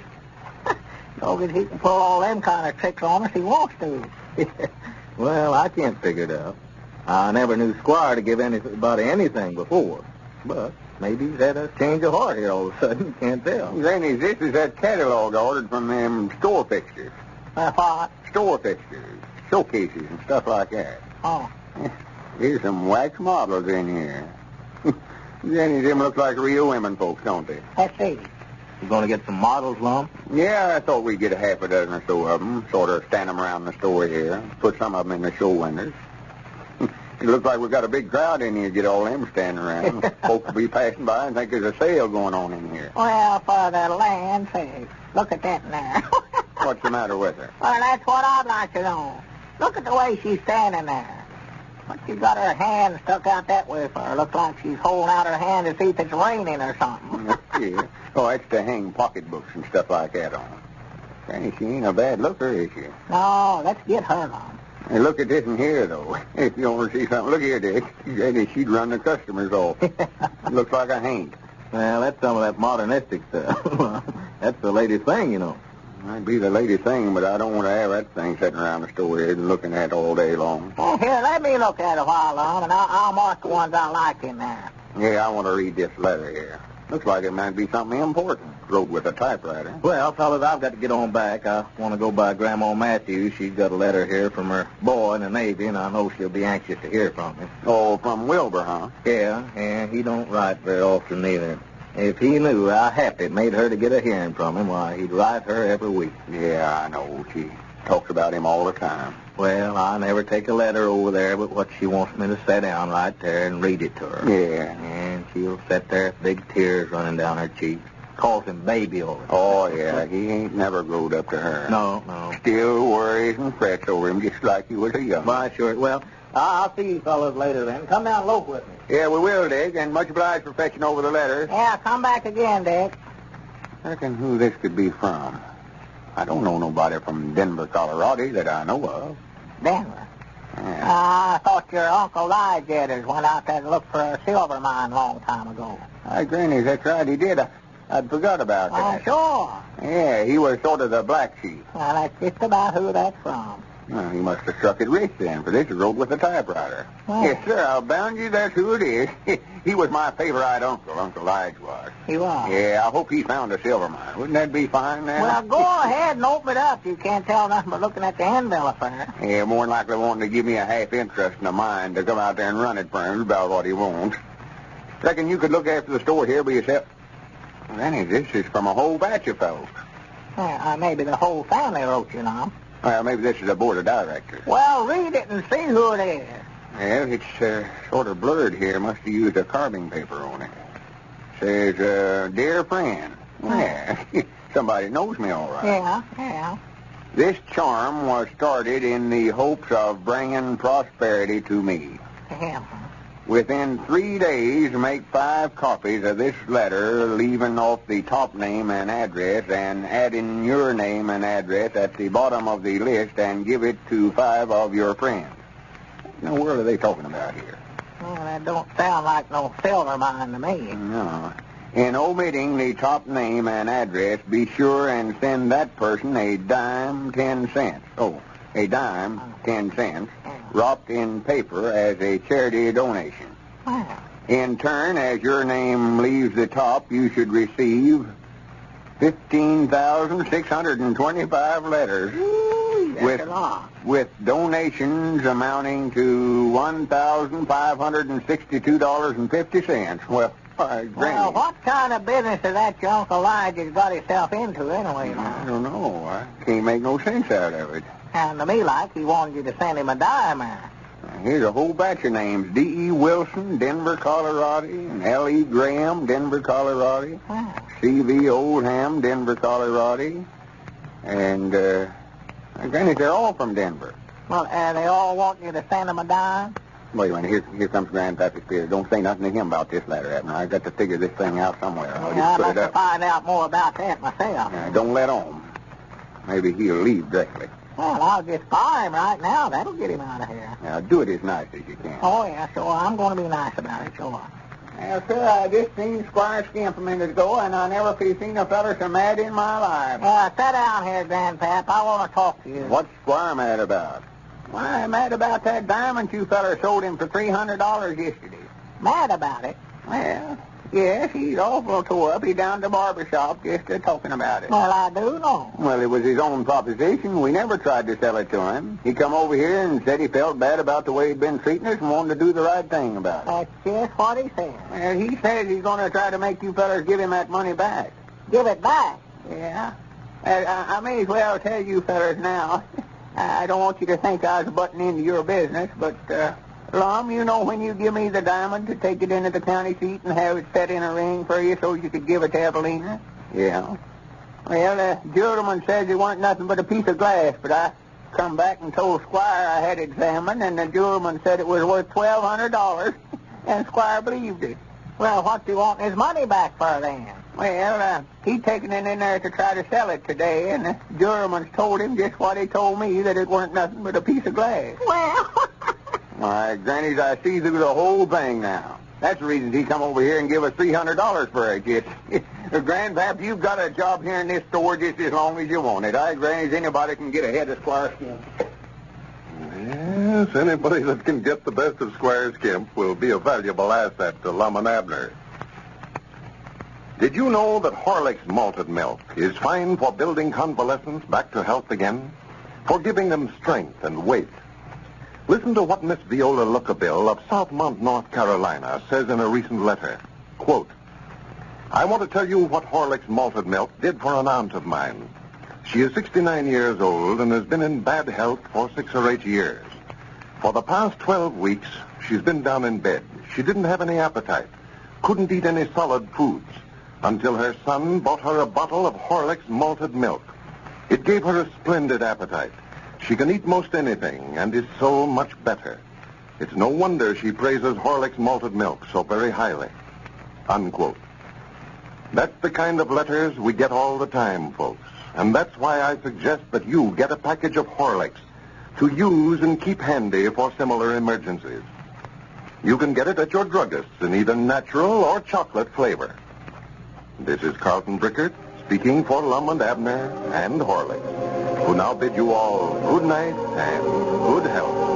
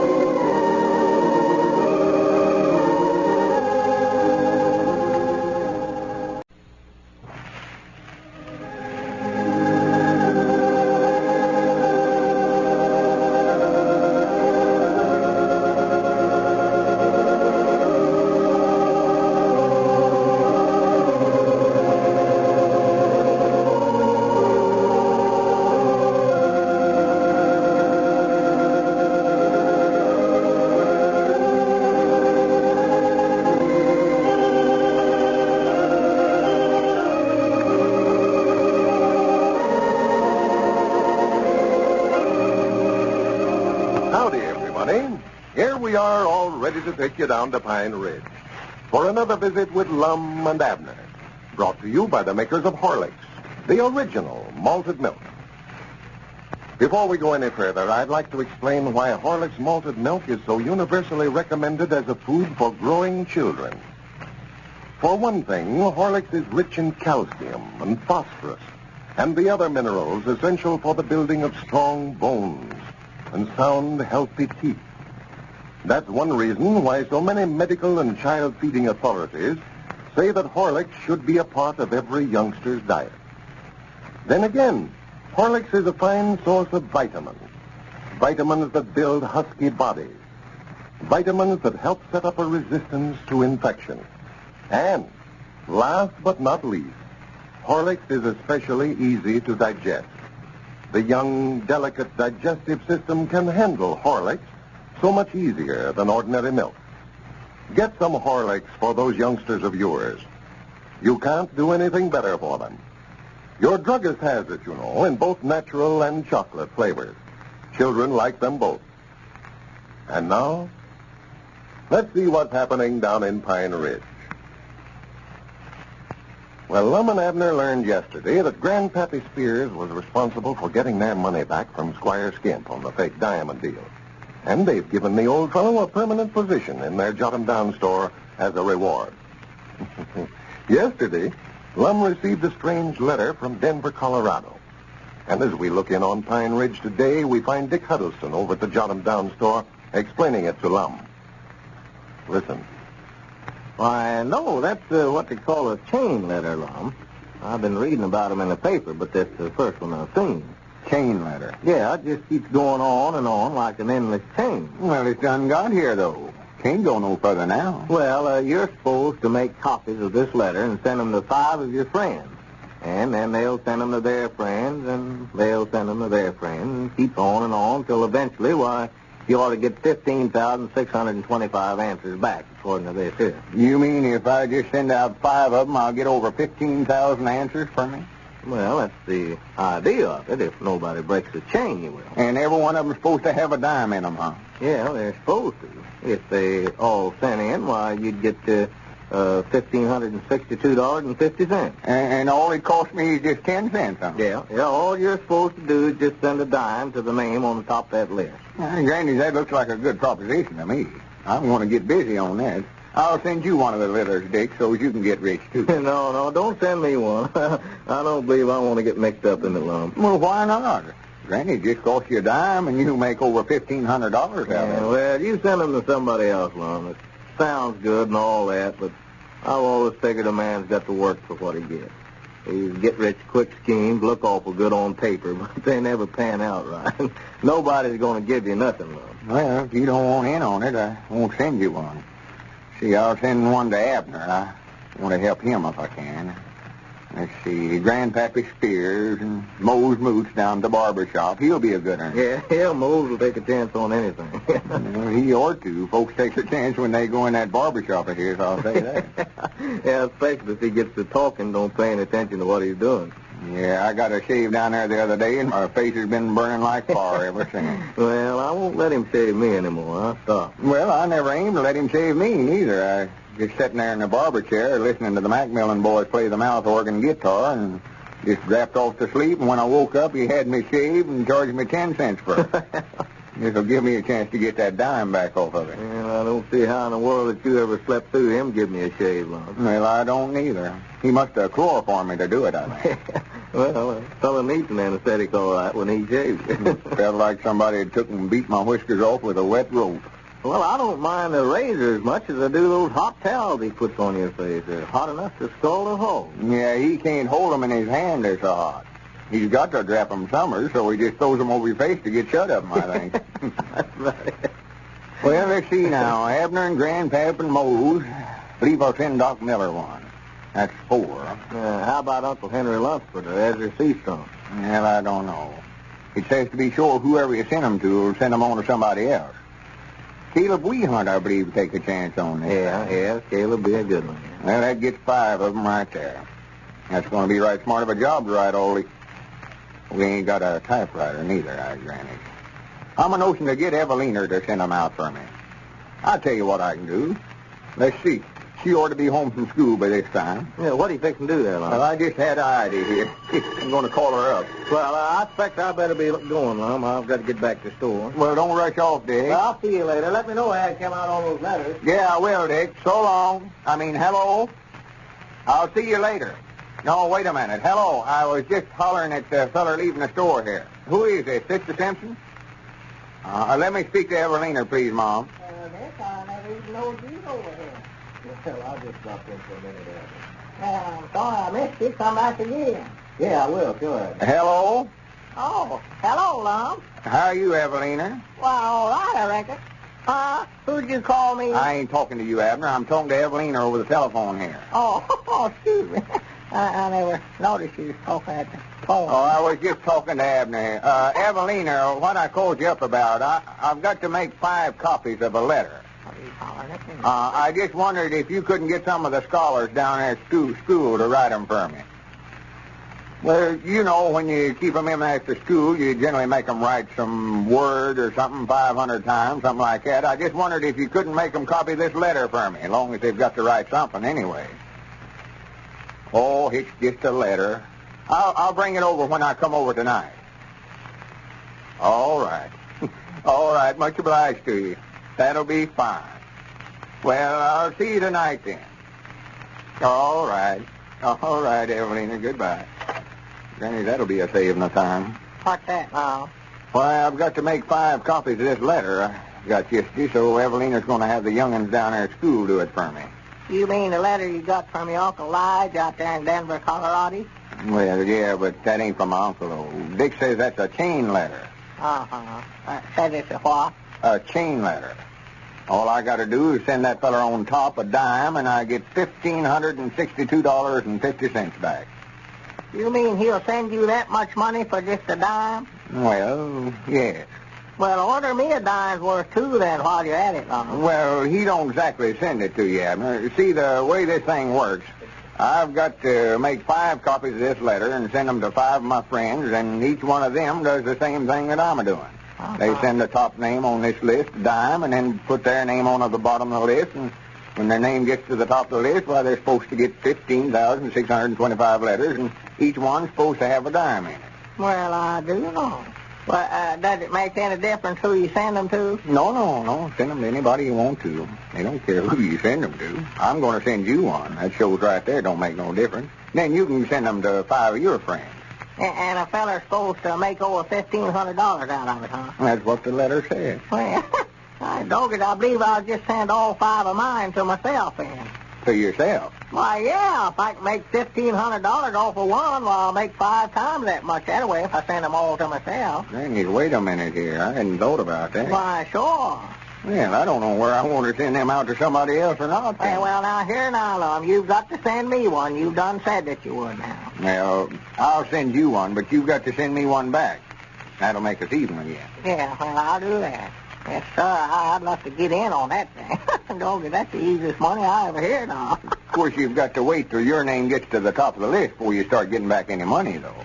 Well, I'll just put my name up there to start with. Put it on top instead of the bottom end. Well, now, wait a minute here. We're getting ourselves sort of mixed up here. Yeah.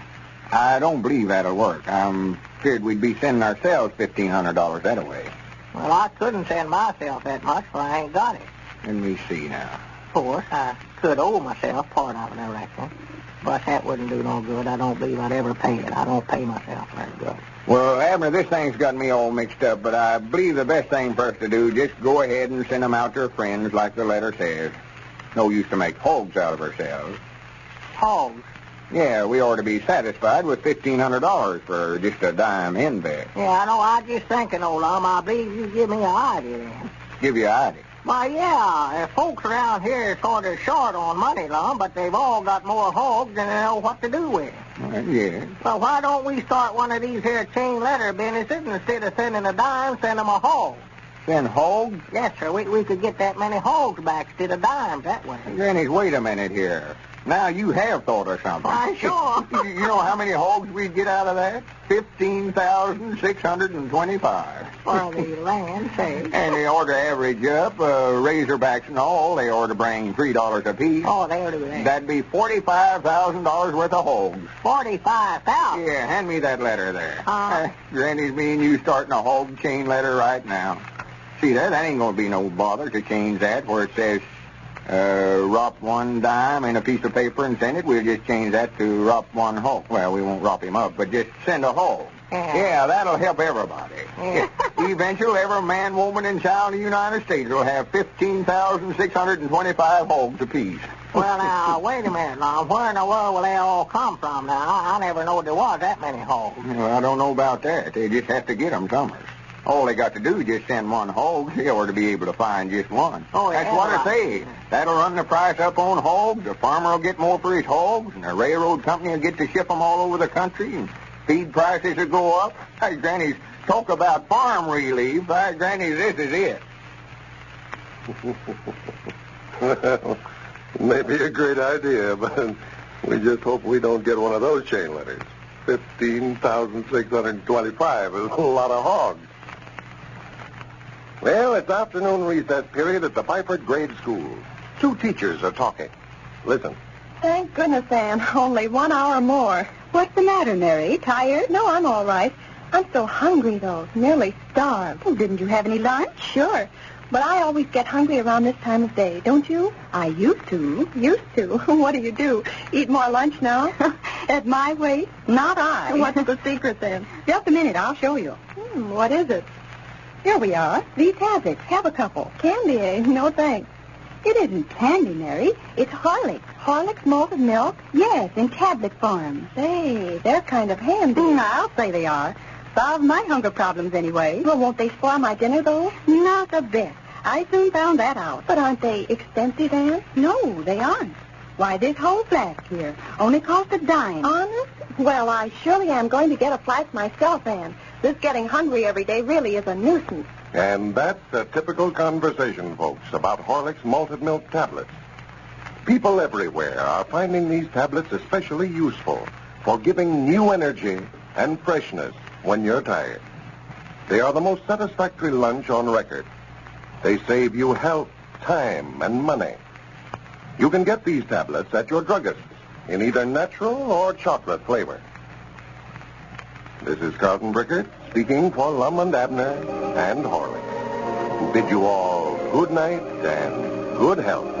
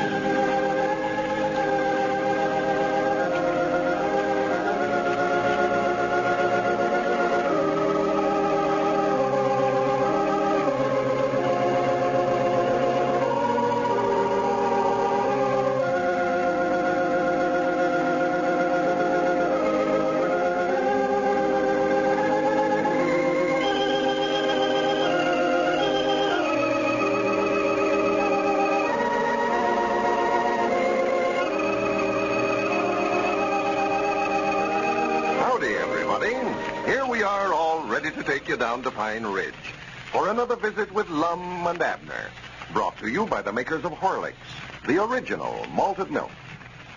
But first, in case there are still some of Lum and Abner's overweight friends who haven't heard about the Horlick weight control plan, I'd like to say a few words about that. As some of you know, in a recent test in Chicago, women lost, on an average, more than 3 pounds a week using this plan. So it's well worth your attention. Briefly, the plan is this: to drink a good glassful of Horlicks malted milk at noon instead of a heavy, hard-to-digest meal. Horlicks is a well-balanced food, one that is sufficiently nourishing and sustaining to take the place of heavier food. But, and this is the point, the use of Horlicks avoids taking the excess calories of the heavy lunch.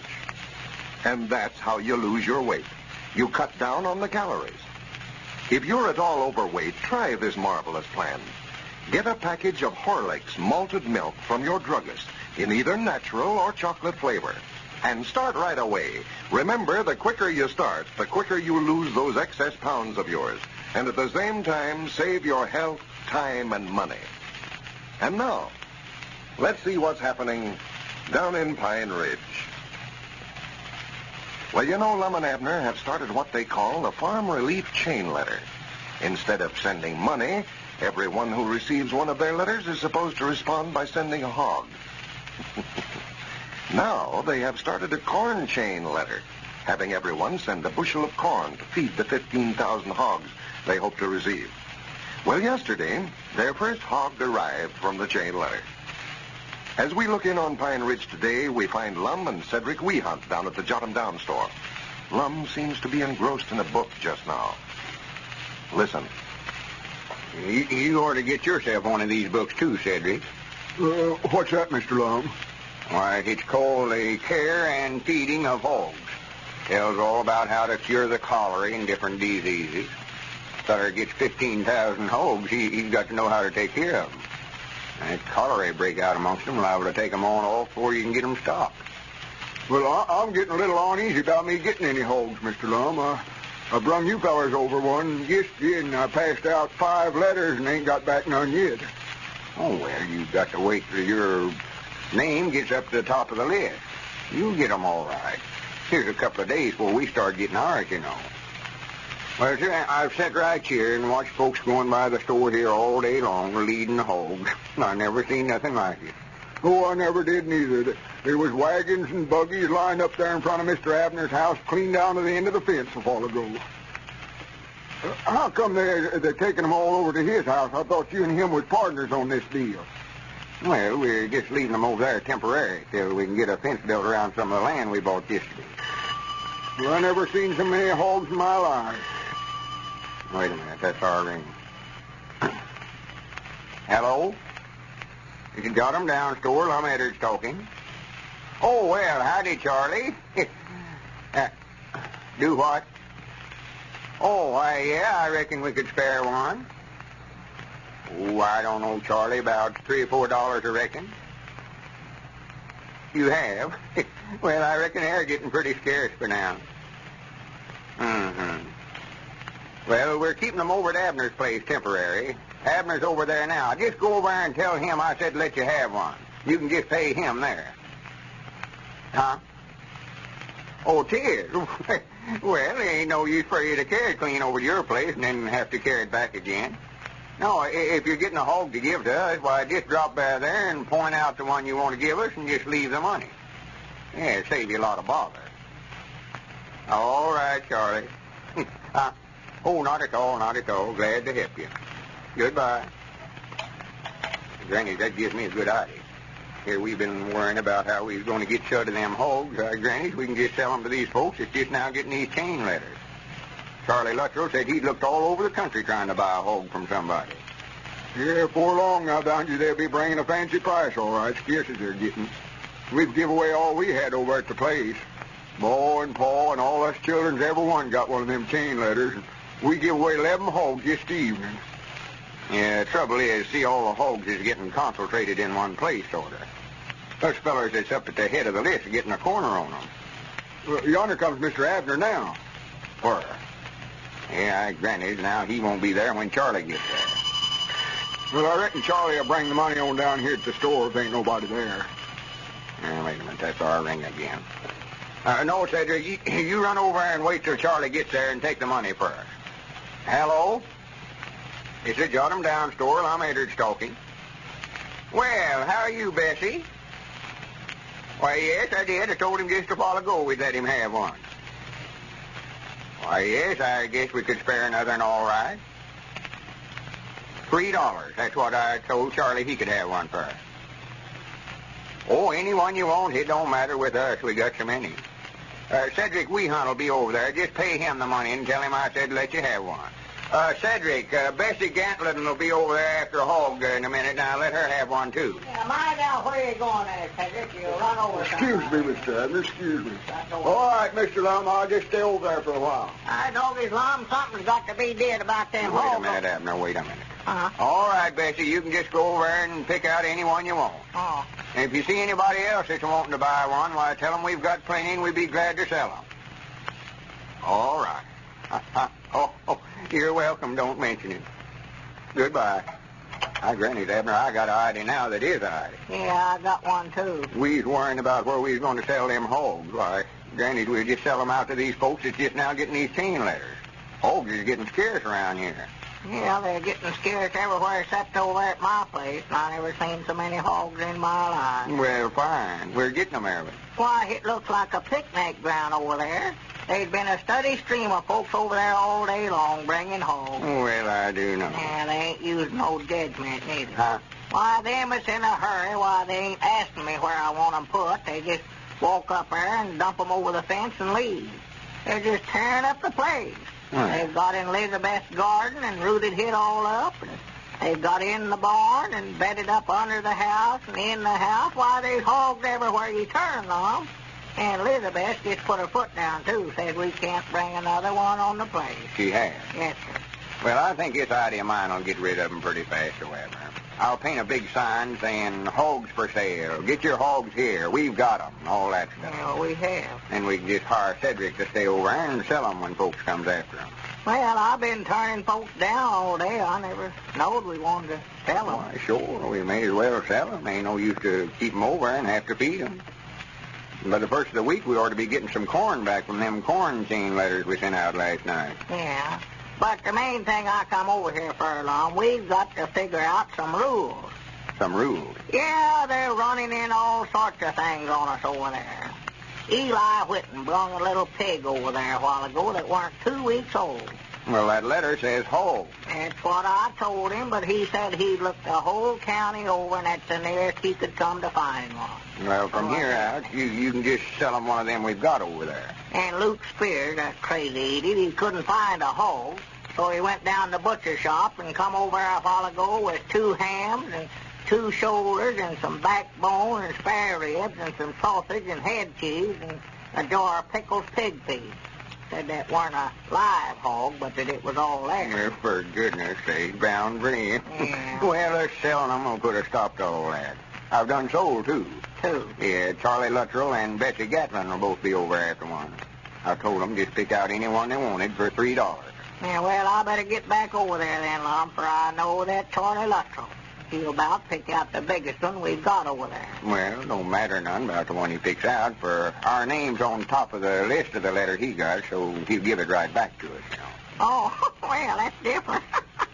Well, I hope he picks out that big Poland China we got if he's going to give it back to us. He's an extra. Well, it don't make no difference. Just let him pick out any one he wants to. You mean let him pick out one of them little runts and give us? Abner, he ain't even going to take it away from the place over there. He's just going to point out the one he wants and hand you $3. Well, what difference does it make? Well, none, except just luck to get as good a one as we could out of the deal. Now, don't you go over there and get in no argument with Charlie. Things is running too nice now. Hey, Granny, we're going to have more hogs and money, and we'll know what to do with here in a few days. Yeah, special hogs. Oh, Swan, I never would have believed there was that many of them. I don't know how many we've got now, but it looks like we've got a heap more than 15,000 over there. Don't reckon nobody's been slipping some in on us, do you? Slipping some in on us? Yeah, bringing us 2 instead of 1.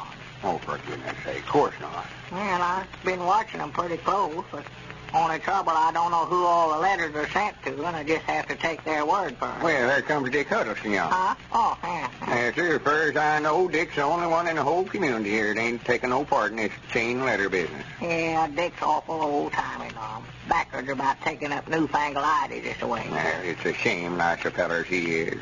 All has been about the best fix financial as every feller in town till this thing started. Yes, he has. Now he won't have nothing compared to the rest of us when it's all over. Yeah, I'll bound you he'll have his regrets over it, too. Yeah. He'd be coming around here in a few days saying, Lum, I wished I'd have listened to you. You know, I tried to get him to let me send him a letter. He wouldn't take it. Yeah. Well, howdy, Dick. Yeah, come in, Dick. Come in. Yeah, howdy, fellas. Say, Ezra Seastrunk must be at the top of the list now. I come by his place just now, and there must have been 100 people standing around there with hogs to give him. Oh, well, it's taken the community by storm. I never seen nothing like it. Everybody you see has got a hog taking it to somebody. Yeah. And letters, that little post office of mine down there is just swamped with them. Well, I do know. Now, that's what I come over to see you fellas about, too. Who started this hog chain letter, anyway? Why, me and Abner did. Yes, sir. We're responsible for all this excitement. Yeah, we started another chain letter last night, having everybody send a bushel of corn to one another, too. Yeah. See, that way everybody will get feed for their hogs. Well, I hate to say it, fellas, but I'm just afraid that somebody's liable to get in some trouble over this. Trouble? Yes, I had a letter from the Post Office Authority in Washington asking all the postmasters to make an investigation, and if they can find out who's been starting these chain letters around over the country, why, they're going to prosecute them for using the mails to defraud. Well, we're afraid our old friends have started something now that they can't stop. Here's an interesting letter from a patient in a Memphis, Tennessee hospital. He writes, following a major operation in the hospital January 8th and another January 17th, I suffered a complete loss of appetite. All food and all drinks were repulsive to me. I thought of Horlick's malted milk tablets and I bought a bottle of them. Much to my delight, I found them just what I was looking for. They were the only things I could eat, enjoy, and live on. And they kept me alive and satisfied without serious loss of weight. I wanted you to know what a great blessing your tablets were to me. that letter, folks, is typical of the many hundreds that we receive about Horlick's tablets. The good, wholesome nourishment that each tablet contains is equally fine for the convalescent, the golfer, the motorist, the shopper, and the youngster at play.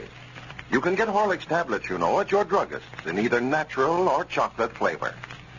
This is Carlton Brickert speaking for Lum and Abner and Horlick's, who now bid you all good night and good health.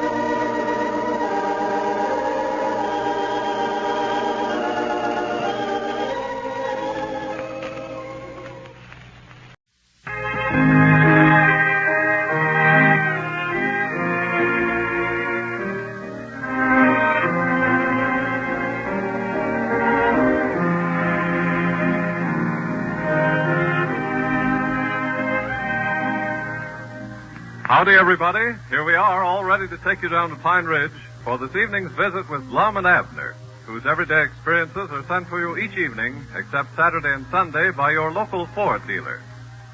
You have asked, is the new Ford V8 economical to drive? Tonight, your Ford dealer answers that question.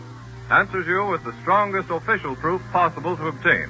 A certificate of performance given the Ford V8 by the Contest Board of the American Automobile Association.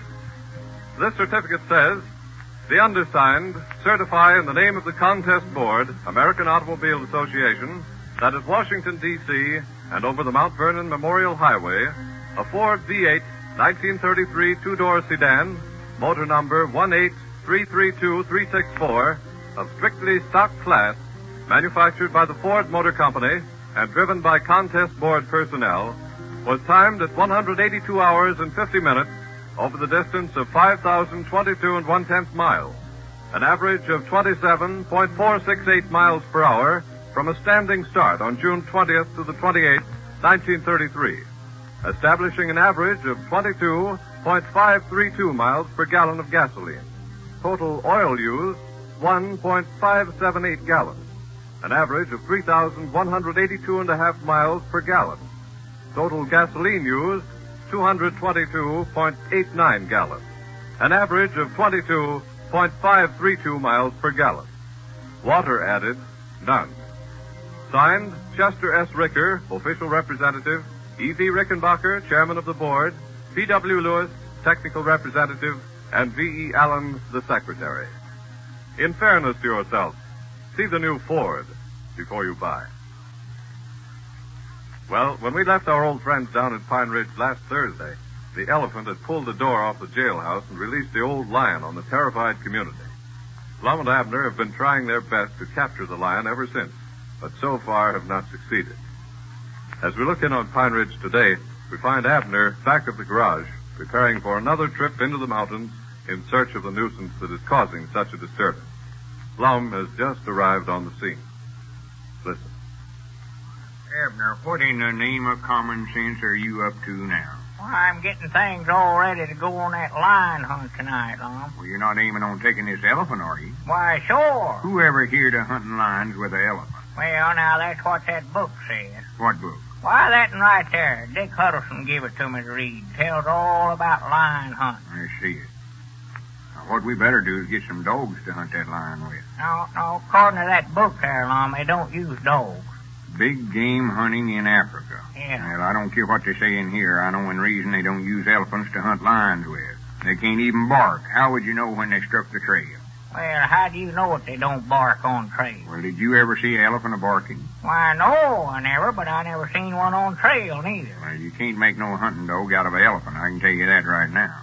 Now, wouldn't that elephant there look fine running a rabbit across the field or sitting under a tree barking at a little squirrel? Well, now, I don't think he hunt like dogs does, Lum. Look there now where I got the page turned down. Shows a picture of 'em hunting lions in Africa right in that book. Where? Why, right there, right in there, kid. Well, they're just riding elephants there. Huh? The elephants ain't a-hunting the lions. You see, they have beaters that go on ahead and run the lions by, and these fellers here just capture them. Yeah, well, now, I figured on me and you riding baby here like they're doing in that picture there, Lum. Well, now, you can ride up there if you want to, but I ain't going to try to ride no elephant's back.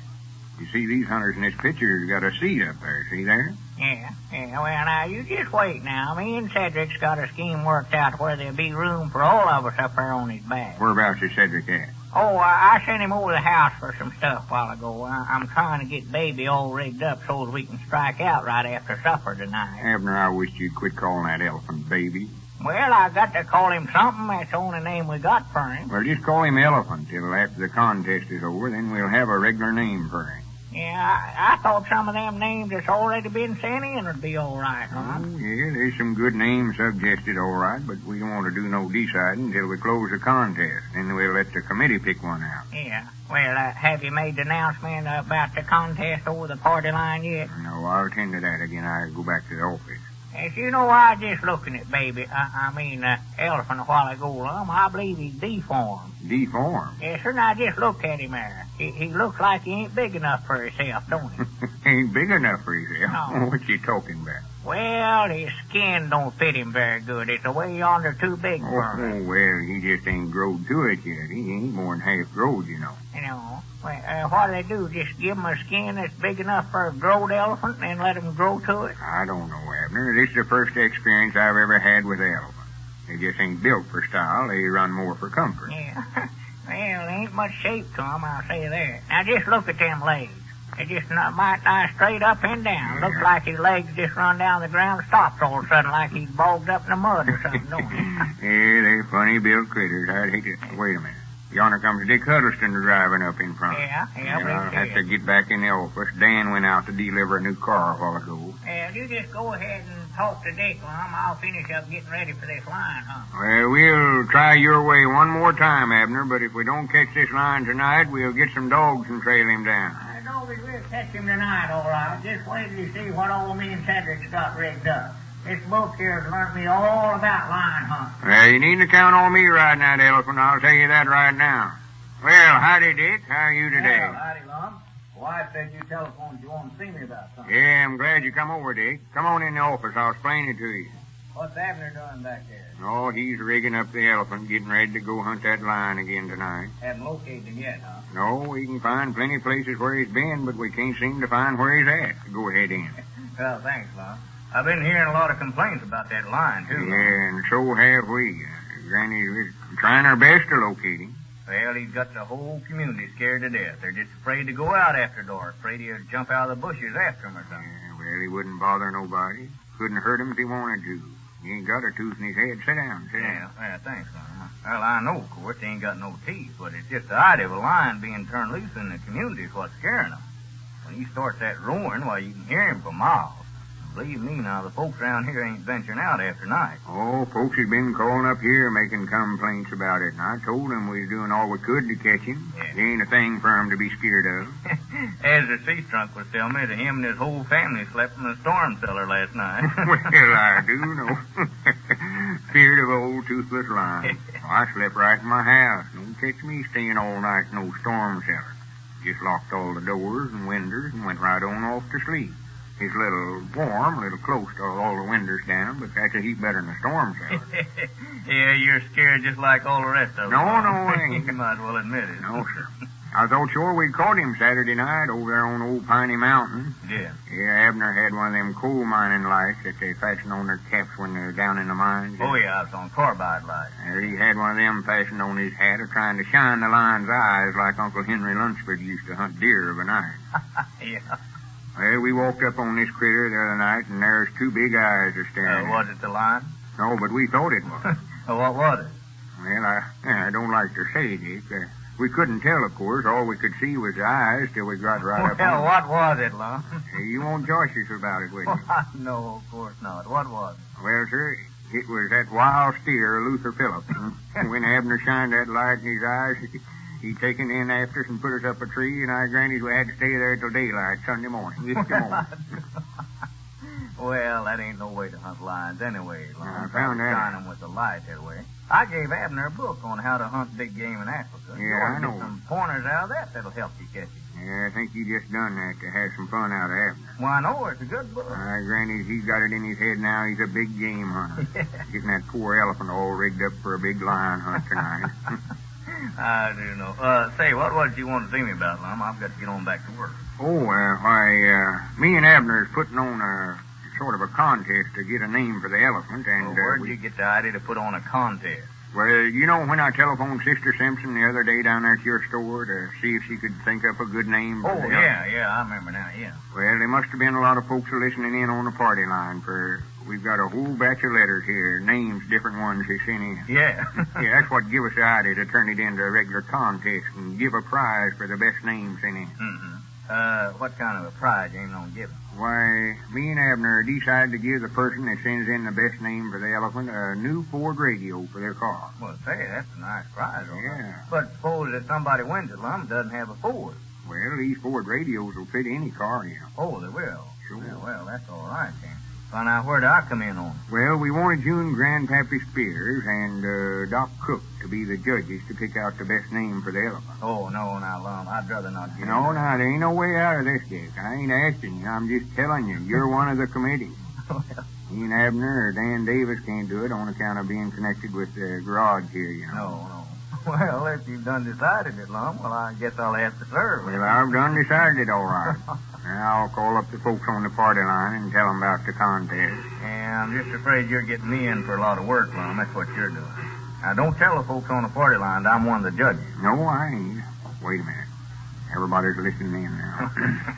Howdy, everybody. This is the Pine Ridge Motor Company broadcasting over the Party Line Networks. Lum Edders, president, and left vice president doing the talking. I got an extra special announcement to make today. You folks all know the elephant that Abner traded for a few days ago. Well, we're trying to find a good name for him, so we're going to give a new Ford radio to the person who sends in the name the judges select as the best. Just mail them to Lum and Abner, and we'll get them.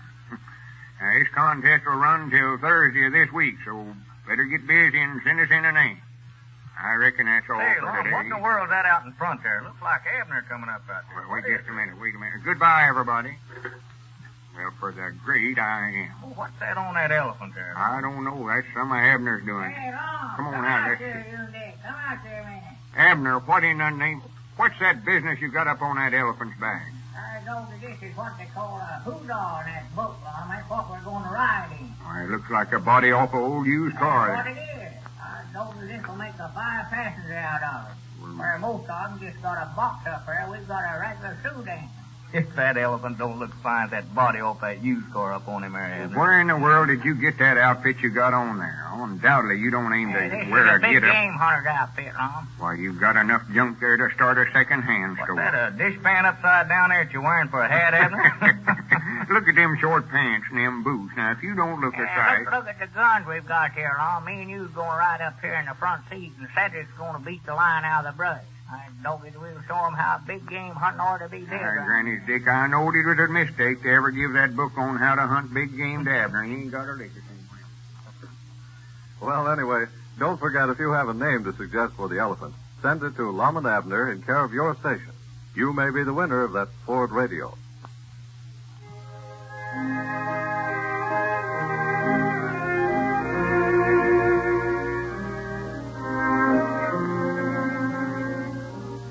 Know the facts before you buy a car, and you'll buy a Ford V8.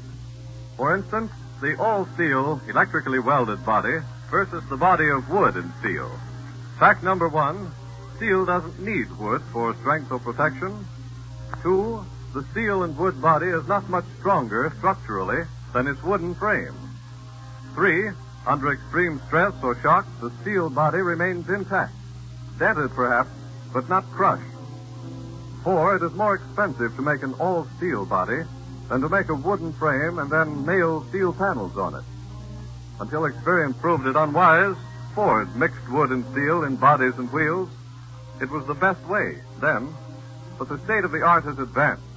No one argues now that the electrically welded one-piece wheel, such as the Ford wheel, needs to be strengthened by adding wood to it.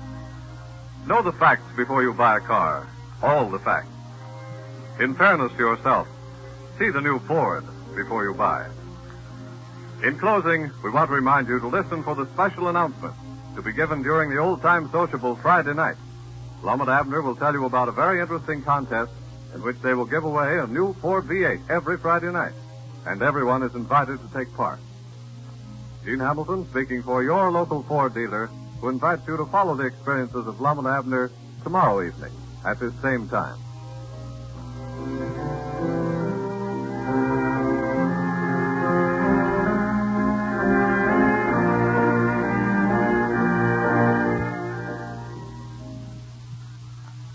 This is the National Broadcasting Company.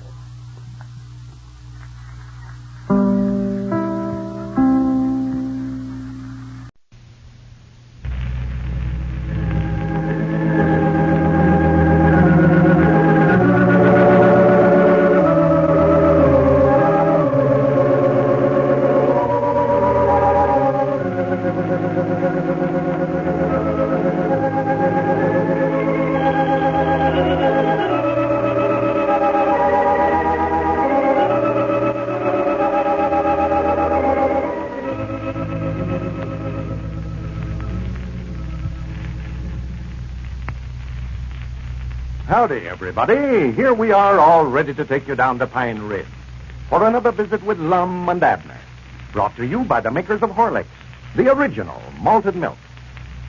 Folks, when you go downtown shopping, or when motoring or hunting, take a flask of Horlicks malted milk tablets along with you. There's nothing like them for helping ward off fatigue or hunger. When you begin to feel tired or feel hungry, just dissolve a few of these delicious tablets in your mouth. They'll nourish you while you work, keep you going at top speed when you aren't able to eat on time. Children love Horlicks malted milk tablets. They can easily carry a supply to school with them. You can get Horlicks malted milk tablets, you know, in either natural or chocolate flavor, either in the small, conveniently carried 10-cent size flask or in larger sizes. And now, let's get ready for Lum and Abner. Well, yesterday, a Mr. Carter, representing the Southwest Oil Company, arrived in Pine Ridge to negotiate for the oil well that Lum and Abner recently drilled. He seemed very much interested in buying their holdings. And as we left them last night, Mr. Carter and Lum were in conference over the matter. As we look in on our old friends today, we find Lum and Abner down at their newly completed office. Evidently, an agreement has been reached, but the deal hasn't been closed. Listen. And now, what is it that he's going to give us besides that $3,000, Lum? Royalty. You mean he's going to make a king out of you? No, royalty in the oil business, Abner, means that we'll get so much on every barrel of oil they get off of that land over there. Uh-huh. We get $3,000 cash money and 10 cents on every barrel that's sold. Yeah, well, I'd a heap rather, Lum, we just sold a whole shebang for cash to start with and get out of the oil business. Well, we'll be out of it. We won't have a thing to do with it. Won't have no say-so or nothing. All we got to do is sit back and get a check from them every month or whatever is coming to us without even turning a hand. Well, now, how much we going to get every month, though? Well, that depends on how much oil they get. Yeah. They're going to clean the well we dug out good and put casings and stuff. Put what in it? Casings. You mean automobile casings? No, cars? No. I don't know what it is, but that's what he said. I know it ain't automobile casings, though. Yeah. Says he believes it'll run 2,000 or 3,000 barrels a day then.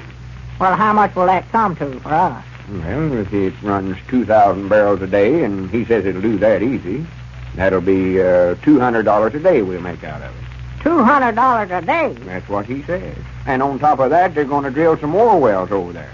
They're just going to drill all over that 5 acres. We'll get 10 cents on every barrel that's pumped out of there regardless. Doggy, that does sound pretty good, don't it? It sounded awful good to me. If they drill 5 more wells over there, say, and they're as big as that one we got over there now, yeah, that'll be $1,200 a day we'll get out of it. $1,200. $400 apiece for me and you and Grandpapa. Done figured that up. For the land sake. And we don't even have to be here. We can go off and vacate ourselves, go anywhere. Yeah. Just let them know where to send a check to, and it'll come every month. That's what I call making your brain work for you. Yeah, well, now, that's sounding better, all right. Yeah. When you said that all the cash we got out of it was $3,000, well, I thought you'd let him give you a skinny. Me? Yeah. Don't you ever worry about nobody giving me a skinny. I bet old Grandpapa be tickled. He didn't much want to sign that agreement yesterday, giving you full authority to sell the company. No, I can tell that. No, he didn't. But that feller Carter said that's the only way he'd do business. Yeah. He told me he's just working for the Southwest Oil Company. He don't own none of it. He don't, huh? No. He's just representing the president. That's what I ought to get, somebody to represent. No, that's right, I ain't president or nothing now. No. I'm a retard capital. Well, I don't know what I am, but I'm through working, I know that. I've hit my last tap. Oh, yeah. I don't aim to ever turn another hand long as I live. No.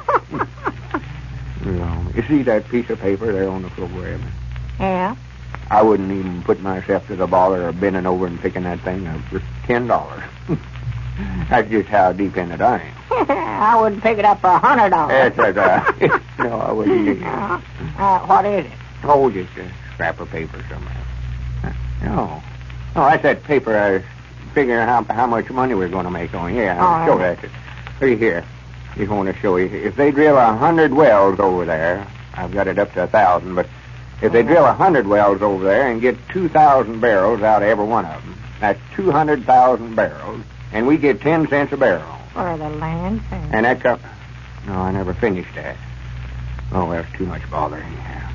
Have a cigar, Abner. We can smoke these things all we want to.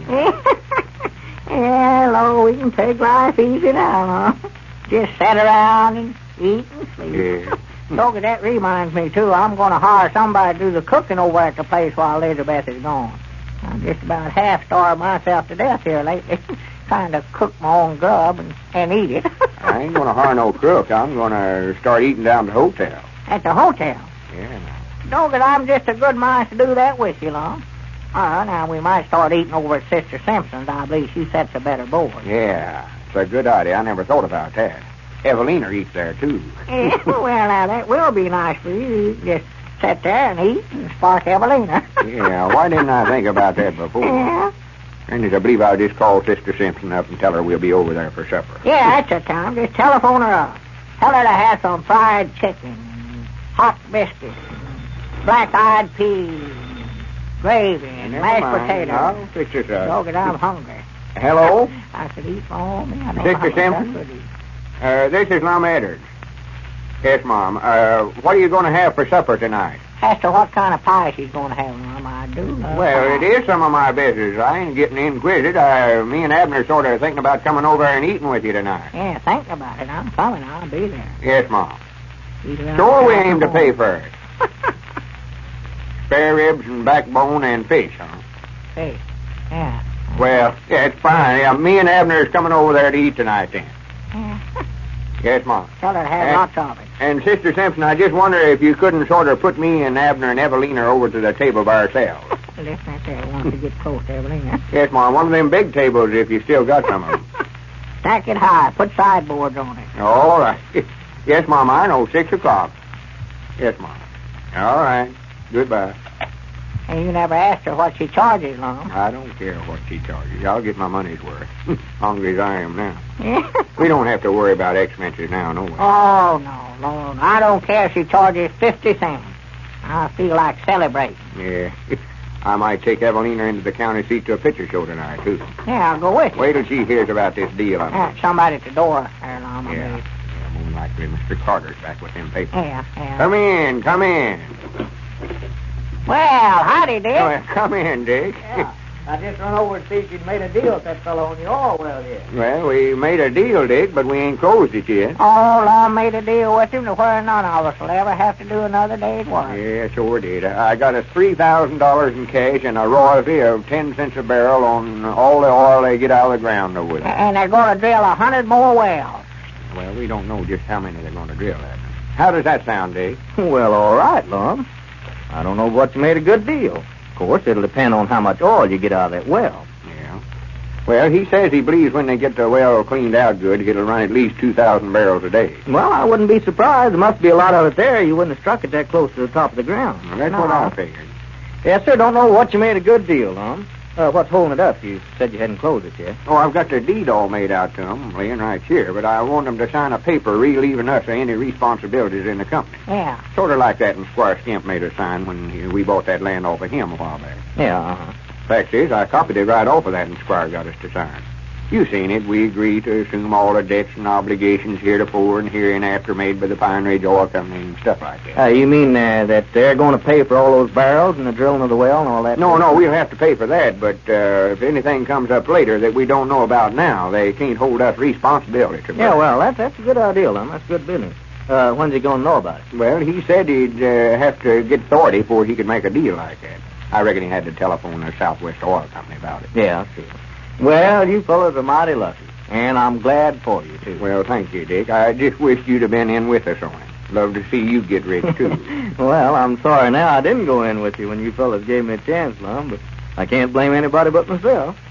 But now, if this boom keeps on, well, I'm making pretty good money down there at my store now. Well, that's good. Yeah, we'll do our trading down there from here out, Dick. Won't argue about the price, neither. Wait a minute. Somebody at the door. Come in. Well, back already. Yeah, come in, Mr. Carter. Yes, I think we're all ready to close the deal now, gentlemen. Mr. Carter, shake hands with Dick Huddleston. How do you do, Mr. Huddleston? Glad to know you. I'm glad to know you, Mr. Carter. Well, you gentlemen won't talk business. I'll get on out of here. No, that's all right, Dick. Deal's all made. Well, now. I've got to get back to the store anyway, Lum. I'll see you after a while. All right, Dick. Yeah, here, sit down, Mr. Carter. Take my chair. Thank you. You say that was all right with them to sign the agreement? Yeah. Yes, no trouble at all. And if you have the deed ready, I'm ready to turn the draft over to you now. Well, give it to him, Lum. Yeah, here's the deed all made out. That's yours. Yeah. Now, here's the royalty contract where we agree to pay you gentlemen 10 cents on every barrel of oil produced on that particular 5 acres. Yeah. And here's the draft for $3,000. That's what I want to see. Now, that agreement relieving us of any responsibilities. Yes, here it is, all signed by the president of our company. Signed? Now, Grannies, how'd you get it signed so quick? Yeah. Well, the president of our company lives right here in Pine Ridge. Well, I thought the Southwest Oil Company was in Tulsa, Oklahoma. No, I'm from Tulsa, but the company's here in Pine Ridge. Mr. M.K. Skimp is our president. Maybe you gentlemen know him. M.K. Skimp? Well, I'll be dead blamed. That's Squire Skimp. Well, what do you know about that? If Squire Skimp can't get a thing one way, he will another. And now, folks, let's pay a short visit to the Barker home. As we look in on the scene, we find Mrs. Barker at the telephone talking to her husband. Jim, I'm sorry to disturb you, dear, but I've got some great news for you. Your dad and mother are in town. Yes, they are. Came in unexpectedly this morning. Your dad's on his way up to the house now. He'll be here any minute. Isn't it grand? They may go back tonight, but they'll be here for dinner. There's the front doorbell. That's probably Dad now. Hurry home tonight, won't you, dear? Goodbye.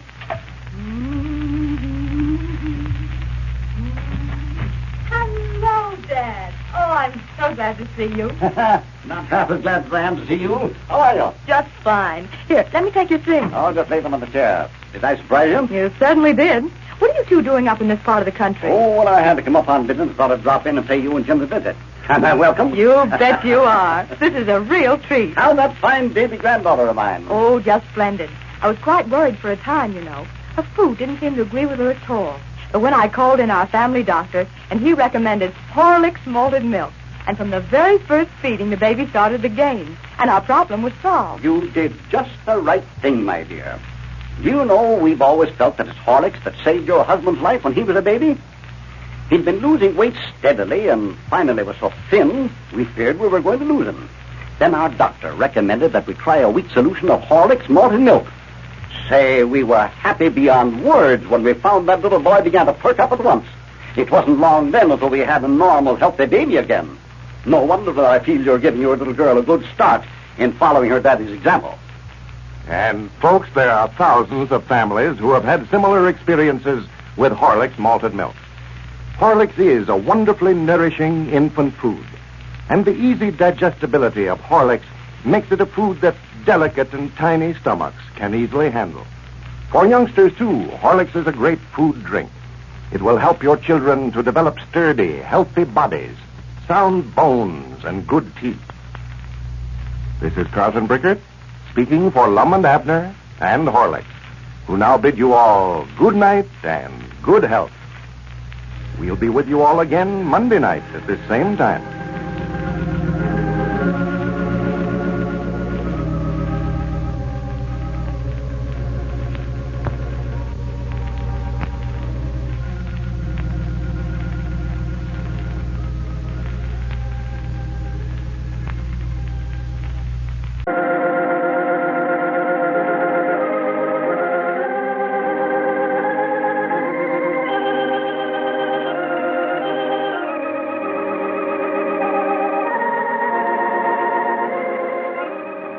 Howdy, everybody.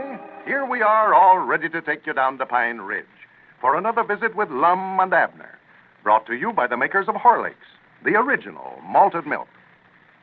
We're going to have a big surprise for you tonight, so we're going to hurry right on down to Pine Ridge and Lum and Abner.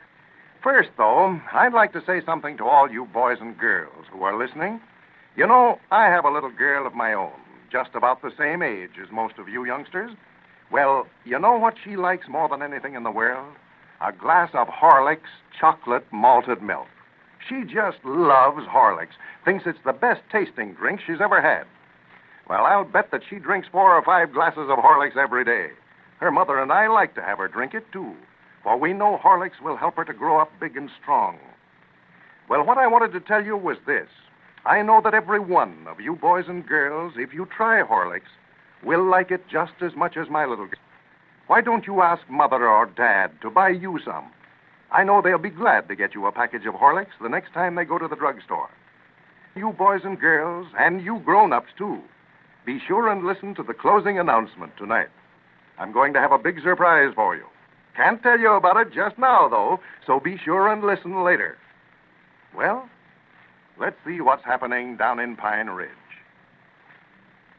Lum and Abner have secured the agency for a pocket flashlight and have written Mr. Horlick to try and interest him in using a large quantity of them in an advertising campaign. The old fellows are trying to raise enough cash to reopen their Jot-'em-Down store. Well, as we look in on Pine Ridge today, we find Lum down at their old store building, which is now being used as headquarters for their matrimonial bureau. Abner, who has been confined to his bed since pretending to have had both arms broken in an automobile accident, is just entering the store for the first time since Lum conceived the idea of the fake accident. Listen. Well, for goodness sakes, Abner, What in the world are you doing out? I told it I got tired of laying up there in that bed. I decided to get out and stir around a little. Yeah, and Elizabeth will just about find out you ain't sure enough hurt, and then we will be into it. Well, now, Lum, ain't no use for me to just lay up in bed just 'cause my arms is broke. Yeah, but you get up and around this way, and you're liable to forget that your arms ain't really hurt and give yourself away. Oh, no, I'm watching that mighty close, Lum. I got my hands all wrapped up, too, so that I won't forget and pick up nothing. You look like you've been in a wreck, all right. Well, I feel like it, too. I've talked about these arms being broke and how bad they hurt till they sure enough got to aching.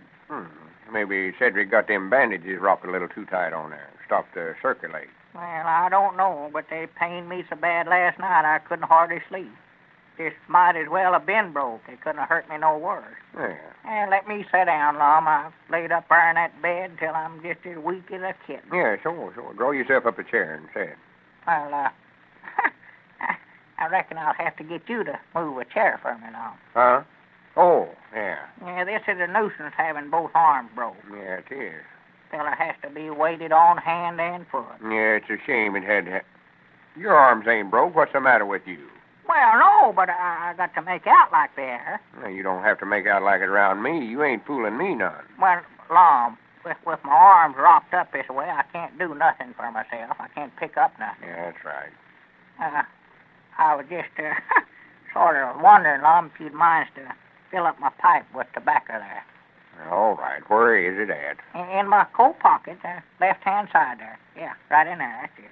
For goodness sake, what all you got in here? I don't know. Elizabeth put all my stuff in there a while ago, my knife and keys and one thing and another. Worse than some schoolboy about carrying stuff in your pockets. Yeah. Here. Yeah, much obliged. Now, if you put my pipe in my mouth and light it for me, Lum. Looks to me like you'd quit smoking while you're crippled up this way, Abner. Here. Yeah, that's fine. Thank you. Lum, reckon you could sort of lift my hat off and set it over on the counter? Lift your hat off? Yeah, Elizabeth put it on for me a while ago, and it's about to worry me to death. That's just one thing I can't stand is for somebody else to put my hat on for me. They never get it on right, looks like. Don't feel comfort. All right. Now, if you're settled, I'll get back to work here. Yeah, what are you doing there, Lum? I've been sorting out some of this mail to the matrimonial bureau. Oh, still writing in, are they? Oh, yeah. Matrimonial bureau's fine if we're just making any money out of it. Yeah. Here's an interesting letter, Abner. Read that. Yeah. Would you mind to reach in my inside coat pocket here, Lum, and get my spectacles and set them on my nose for me?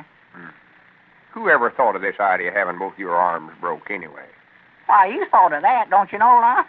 I know that it sure worked all right, too. It's working too good. Here. Hold still. Now, I don't believe we could have figured out a better way to get Elizabeth back in a good humor with me. Now, where's that letter? Oh, yeah. Listen here. From Columbus, Ohio. Columbus, Ohio? Well, you have to hold it up in front of my eyes, Lum, so that I can read it. Never mind. Just let it go. Just let the letter go. Wasn't nothing important no way. Why?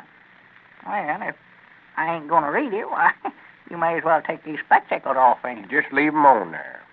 Well, all right. I just hate to wear them out when I ain't looking at nothing. Well, Abner, I can't spend all my time waiting on you. If you think I'm going to play nursemaid for you, you just got another guesser coming. I've got work to do here.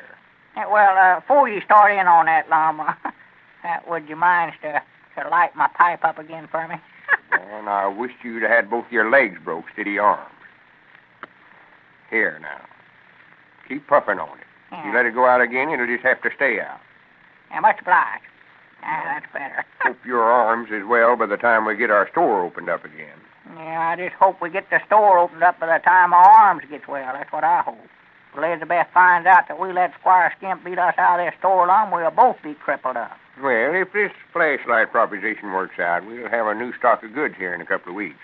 I believe them things are going like hotcakes. Yeah, I believe they are too, Lum. If we can sell enough of them to get our store opened up again, and by that time our matrimonial business is on a paying base, we'll be back on your feet again. Yeah, well, if we can just get the store open, that's the main thing. We know we can't starve to death as long as we got a stock of groceries in here. No. And if the worst comes to the worst, why, we can just eat the store, you know. Yeah. Well, we didn't know when we was well off, did we? Why, no. Had the store and making a little money out of it. If we'd just stayed with it, why, we'd have been all right. Yeah, trying to get rich quick. That's it. Squire Skimp come along with his big-sounding talk and made us unsatisfied with what we had. Just what he done. Looked like everything we touched went right backwards to what it ought to. Oh, Lord, we've had a run of hard luck that just might not ruin us long. Yeah, more than likely it'll be good for us in the long run. Get some of these big ideas out of our heads. Yeah, sure. Yeah, if we can get our store back now, we'll appreciate it more. Why, sure. Well, here comes Dick Huddleston. Yeah. He's sure been a friend to us, ain't he? Oh, yeah.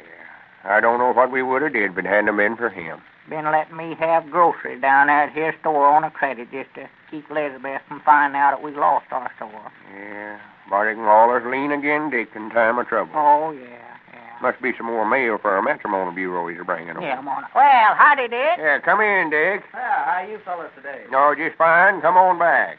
Well, Abner, I didn't know you was able to be up and around. Well, he oughtn't to be. Yeah, I just got tired of laying over in bed. Come down here and expects me to wait on him hand and foot. Well, how are your arms feeling, Abner? Oh, they're all right, I reckon, Dick. Say, Dick, would you mind to light my pipe for me here? I don't want to ask Lum to do it again. He got sort of aggravated at me. Don't do sure, it, sure. Just let it stay out. Lum, here's some mail for you here. There's one special deliver letter in the bunch here, too. Well, I do know. Here you are, Abner. Special deliver. Reckon somebody must be in a turbo. Well, it's a letter from Mr. Horlick, Abner. Huh? Granny's, he answered right back, didn't he? Yeah, open it up and see if he take me up on that proposition, Lum. Yeah. You fellas on deal with Mr. Horlick? Yeah, me and Abner got the agency for these flashlights, and we wrote Mr. Horlick to see if he couldn't use a bunch of them in an advertising campaign of some kind. Here's one of them. Yeah. Looks like a fountain pen, don't it? Say, that's all right, isn't it? Well, that's about as handy a gadget as I ever saw. Well, sir, them things will throw a beam 200 foot. Yeah, now that is a dandy. Say, that's nice for a fella to have along with him all the time, you know. Like a fountain pen, you can just put it in your pocket there. It's always there when you need it. If you're out in the car at night or something like that. Why, sure, yeah, it's the handiest thing in the world. Young'uns, they get a lot of fun out of it, too. It looks like silver. No, it's polished aluminum, as Lum said it was. Well, you know, I'd like to have one of these myself, Abner. What's that, Dick? I'd say I'd like to have one of these flashlights here, All Lum. right, Granny's, you can get one of them. Listen to this. Here's that letter. Mr. Lum and Abner Peabody. Yeah. Dear sirs, That's us. I received your letter, also the aluminum pocket-sized flashlight which you sent me. It is a very attractive and useful article, and I am so enthused over it that I am going to send one as a gift to all users of Horlick's malted milk. Well, I do know. To anyone who sends you the wrapper of a bottle of Horlick's malted milk powder, I authorize you to send them one of these handy flashlights with my compliments. Well, that's nice. In this way, it will be to your advantage to distribute as many as possible. Please accept my sincere thanks for your interest in Horlick's. I am confident that your enterprise will be successful and that the Jot-'em Down store will soon be reopened to the public. Sincerely, William Horlick. Well, good for him. Well, say now, that's mighty Well, nice. I knowed they'd do it. I just knowed it. You know, they was nice enough to mail out our Pine Ridge News for us, and I just knowed they'd do this. Well, sir, that's as nice a gift as I ever saw. Granny's, I'm going to make an announcement on the party line right this minute. Tell all our friends how they can go about getting one of these flashlights. Yeah, just tell all the folks that wrote in for the Pine Ridge News, Lum, that we got something else for them now. I'll tell everybody. Everybody, men, women, and children. That's a nice gift. I'll tell them that if they ain't got some Horlicks in the house, to go out and buy some so we can get some of these wrappers in here. That's the time. The more of them wrappers they send in, the more of these flashlights we can send out. And the more flashlights we send out, the quicker we can get our Jot-'em Down store opened up again. Why, sure. Just a minute, folks is listening. Yeah. Go ahead. Howdy, everybody. This is Lum Edwards talking. I've got an important announcement to make.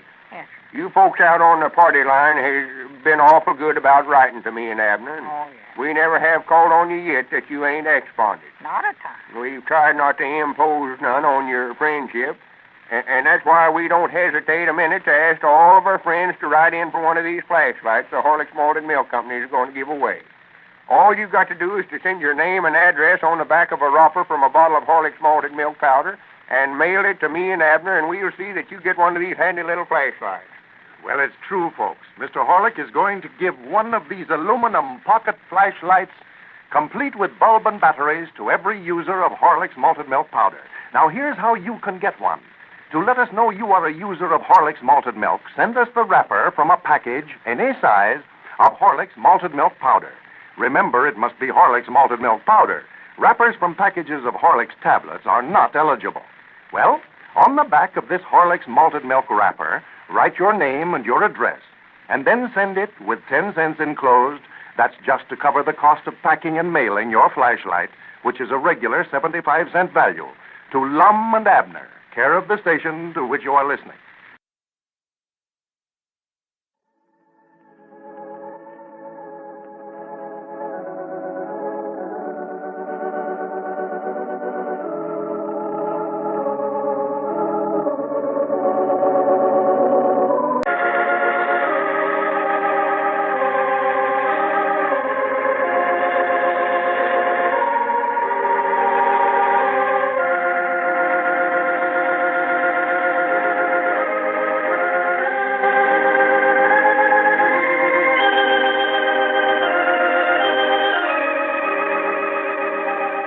Howdy, everybody. Here we are, all ready to take you down to Pine Ridge for another visit with Lum and Abner, brought to you by the makers of Horlicks, the original malted milk. Well, we're on our way to Pine Ridge to see what the old fellows are up to this evening. Let me tell you a little more about this flashlight that Lum and Abner are sending out to all users of Horlicks malted milk. So I'd be able to know what I was talking about, Lum and Abner let me borrow one of these flashlights. Got it here with me right now. Suppose I describe it to you. All right? Well, it looks like a fountain pen. It's just about the same size, and on it there's a good, strong clip, just like a fountain pen has. That's to keep the flashlight from falling out of your coat or vest pocket if you want to carry it around just as you do a pen or automatic pencil. And when you press that little button, well, that's when you're going to get the surprise of your life. Well, you wouldn't believe that anything as compact as this could throw out such a powerful beam of light. I tell you, folks, this little flashlight is certainly a peach. Every single one of you ought to send in and get one. That's easy enough to do, you know. Just send in the wrapper from a package of Horlick's malted milk powder. Can be from any size package, either natural or chocolate flavor, but it must be a Horlick's malted milk powder wrapper. What I mean by that is that wrappers from Horlick's tablets are not eligible. Now, write your name and address on the back of this wrapper and enclose 10 cents to cover the cost of packing and mailing your flashlight. Then, mail your wrapper and dime to Lum and Abner, care of the station to which you are listening. And in return, Lum and Abner will send you one of these handsome pocket-sized flashlights, complete with bulb and battery. Now, don't put off sending in for your flashlight. Do it right away. Do it tonight before you forget it. And now, let's see what's happening down in Pine Ridge. Well, Lum and Abner are very much concerned right now over the fact that Abner's wife, Elizabeth, has discovered an accident policy of Abner's and has put in a claim for damages on account of his recent accident. The old fellows are afraid to tell Elizabeth that the accident was a fake, that Abner has not been hurt, and yet they don't want to accept any money from the insurance company on a false claim. The adjuster is expected in Pine Ridge today. As we look in on the office of the Matrimonial Bureau, we find Cedric Wehunt there in response to an urgent call from Abner. Listen. No, I just called you over here, Cedric, to remind you to be sure not ever mention to nobody if my arms ain't sure enough broke. Well, I ain't told nobody, but Ma said she heard Mr. Lum make an announcement over the party line yesterday, and he was telling everybody that there weren't nothing to that story about your arms being broke. Yeah, I know. Lum got mad in here yesterday. My wife heard it, too. Well. We had a terrible time getting her straightened out on it. I had to get Lum to go over there and tell her that he just done that for a joke. He told her he knowed she'd be listening in. He just want to have some fun out of her. Did she appear to believe him? Yeah, she's all right now, but Lord me, she was mad as a wet setting hen yesterday. If she finds out the truth now, why, it'll be... It's like I get to thinking about it so hard that I recollect it better than ever then. I believe the best way is for me not to try to recollect to forget it. Yeah, well, you ought to know better than anybody else, Cedric, whether you forget best when you're remembering or remember best when you're forgetting. Well, let's see. I'm getting sort of mixed up on it now. I forget whether I'm supposed to remember it or forget it. Forget it. That's what you're supposed to do. Yeah, but I forget what it was I'm supposed to remember to forget. Well, fine. You're doing all right then, Cedric. You've done forgot it. Yes, but I don't know what it was I forgot, though. Well, just quit thinking about it. You're liable to recollect it, and then you'll have to forget it all over again. Was that all you wanted with me, Mr. Abner? Yeah, I reckon so, Cedric. Well, I expect I better get on back to work then. Mr. Dick said he had some orders for me to deliver. The mail carrier hadn't got out yet when you left down there, had he? No, he hadn't come before I left. Oh, doggies, I'm anxious to see how many votes I got today. You know, me and Lum is letting the folks out on the party line decide which one of us is going to be president of our new store when we get it opened up. Oh, I reckon that was what Lou Eller was talking about then. Lou Eller? Yes, my little sister. Oh. She come home from school today at noon and said Mr. Lum was down at the schoolhouse there this morning and give a speech. Yeah. Yes, told them all to send in for one of them flashlights that you're giving away and told them be sure and vote for him for president when they rode in. Oh, he did he? Yes, and that's what she said. So that's the kind of stunts he's pulling, Dad, blame his hide. He's doing everything he can, Cedric. Even putting up signs around town saying, vote for Lum Abner for president. Oh, yes, he's got the whole town covered with them signs. I know it. And I reckon he'll be elected all right. But I hope you win, Mr. Abner. But, you know, whenever Mr. Lum makes up his mind to be elected to something, ain't nothing going to stop him. You know that yourself. Yeah. Well, of course, I never had no idea he's going to make a regular election out of this. You'd think he's running for a county judge the way he's carrying on. Well, if I was you, I'd get out here and do some handshaking. If you don't, he's going to beat you so bad you won't know you've been in the race even. Hey, Doggett, wait a minute. I'll just call up on the party line again. Remind him that I'm still in the race. You watch the front door there, Cedric. If you see Lum coming, well, holler at me. Wait a minute, though. Here, you'll have to ring the phone for me, Cedric, and hold the receiver up to me here. I can't do nothing here at these arms. Just give the fire alarm ring. Oh, yes, fire. Yeah, fire alarm. We always ring it to get everybody listening in, you know. We all take down the receivers to find out where the fire's at. Well, whereabouts is the fire at? Why, there ain't none, Cedric. I'm just... wait a minute. Hold the receiver still now. Hello? Why, this here's Abner Peabody. I just want to thank you folks that's already wrote in for voting for me. And just as quick as you get your flashlight, why, I wish you'd show it around to your friends. For I know that anybody that sees it's going to want one of them. And be sure and tell them to vote for me, too, when they ride in.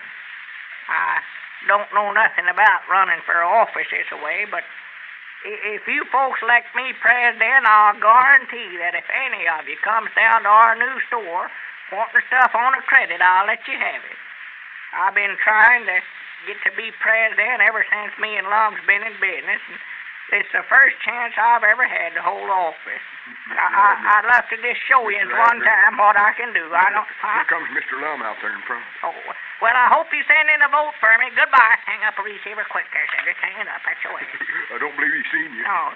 Well, I better get on back to work. Yeah, much obliged, Cedric. Come back again. Well, gentlemen.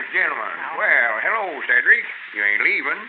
Yes, I expect I better go. Well, I'd love to have you set a spell and visit with us. Here, have one of my cards. Tell your friends about me. What kind of card is that, Lum? Oh, I just got some little personal cards I'm handing around. Well, vote for Lum Edwards for president of the Jot 'em Down store. The people's choice. Get on the bandwagon. well, much obliged. So that's what you're doing.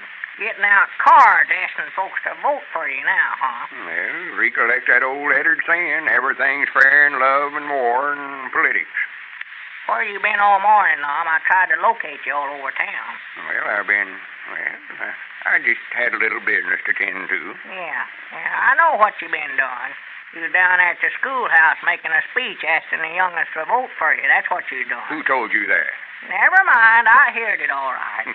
Well, Abner, you're going to get the surprise of your life in the next few days when these votes starts coming in. Yeah. Tell you what I'll do. Just to save you a lot of embarrassment, I'll let you withdraw from the race right now. Withdraw? Just forget about the whole thing. Oh, no, you don't. No, you don't. We'll just go ahead and fight this thing to a finish. All right. Recollect, I warned you. If you get snowed under, it ain't my fault. No. What was it you wanted to see me so bad about? Why, that Justment feller from the insurance company was out this morning wanting to make a settlement on my accident. He was. Whereabouts is he at now? Why, done went back, I reckon.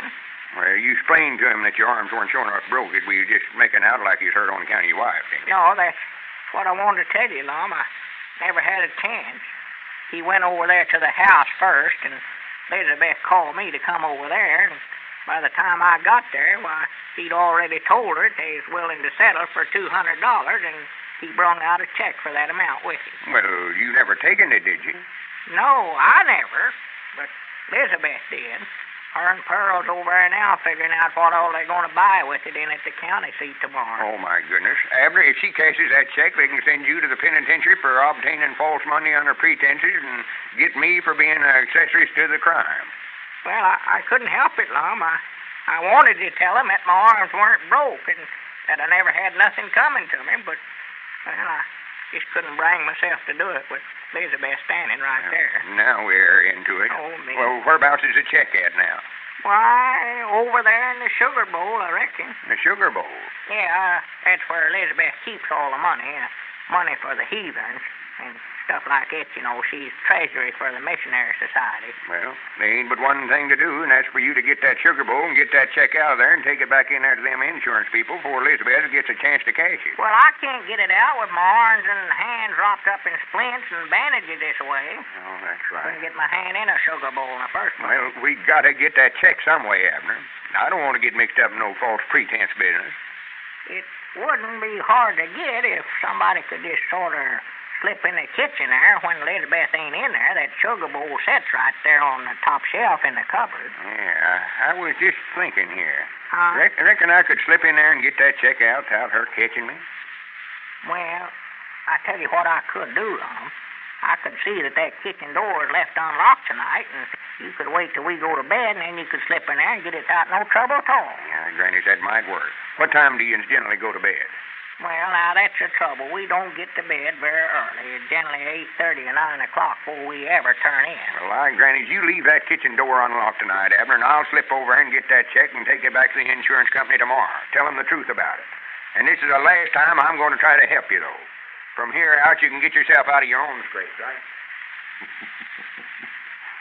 Well, if Lum doesn't get that check back tonight, it looks like Abner will be in some serious trouble.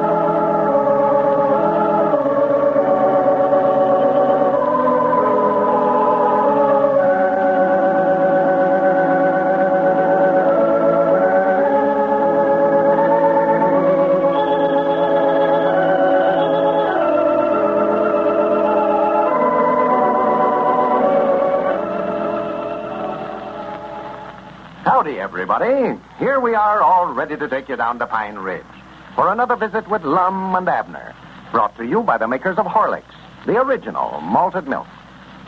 Have you ever wondered why so many medical and child-feeding authorities recommend Horlicks? Well, it's because Horlicks is rich in the precious vitamins that children need. Rich in minerals, too, and in valuable carbohydrates and proteins. That's why Horlicks helps develop husky bodies and strong bones and teeth. You can't do anything better for those children of yours than to give them plenty of Horlicks malted milk. Vacuum processed from rich, full cream milk and the finest of wheat and malted barley. Horlicks is rich in the wholesome nourishment that young bodies need.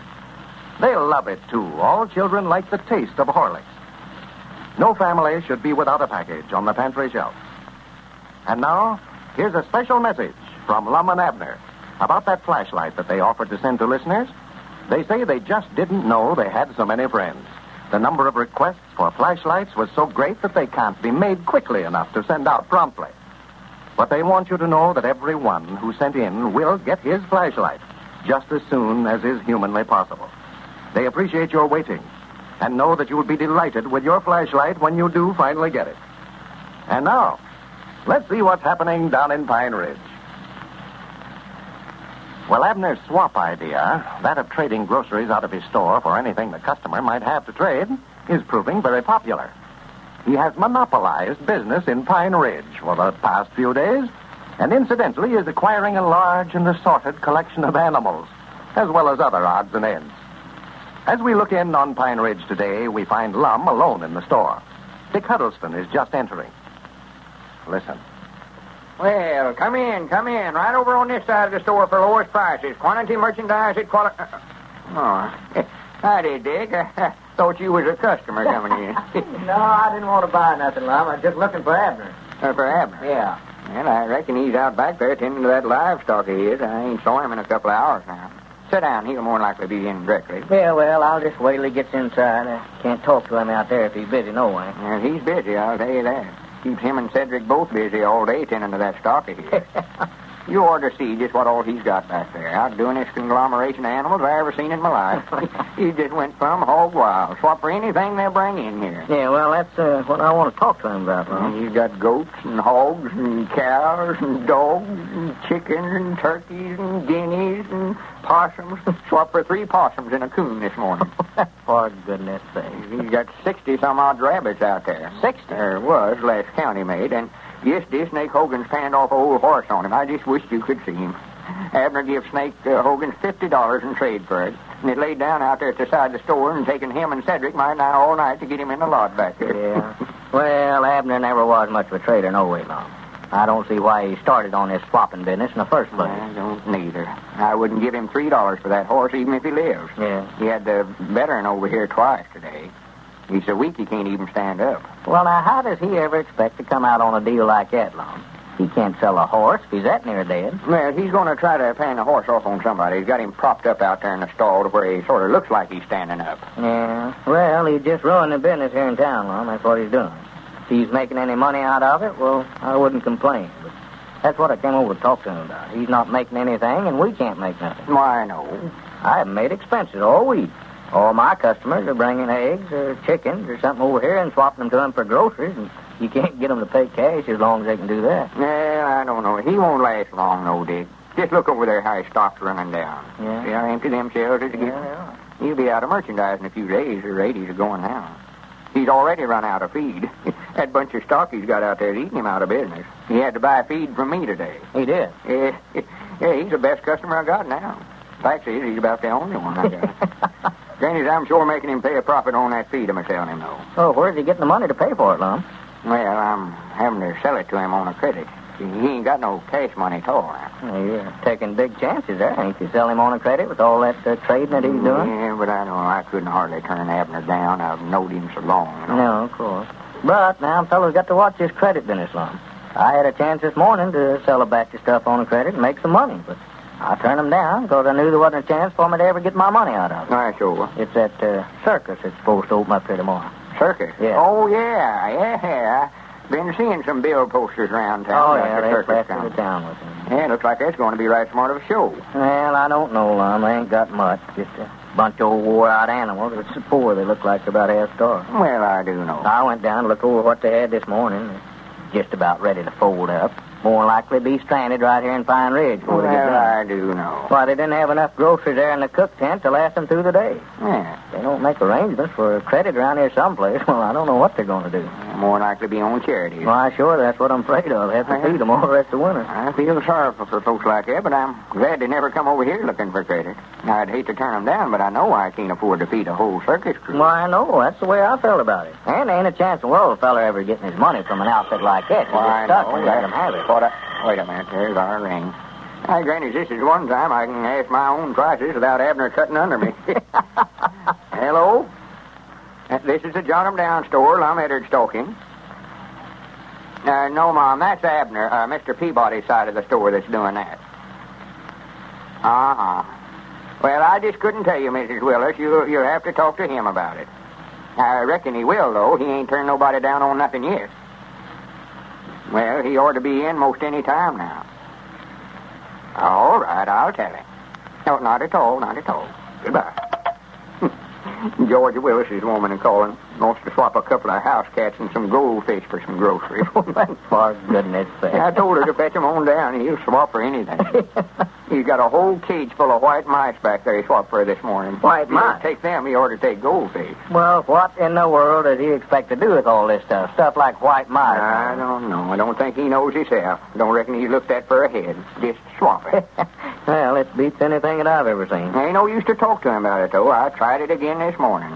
He says I was just jealous because he's doing such a big business. Yeah. Well, he can have all that kind of business he wants, Lum. I don't want none of it. I know that. And here comes Cedric in the back door there, Dick. Find out what you say. Oh, yeah. Howdy, Cedric. Oh, howdy, Mr. Dick. Whereabouts is Mr. Abner at, Mr. Lum? I don't know, Cedric. I just allowed he's out back there tending to his stock. No, he left out there about an hour ago. Went off with some feller. I don't know who he was. Yeah, he's more than likely out making another trade with somebody. he better get them dogs or them possums run out of the same pen back there.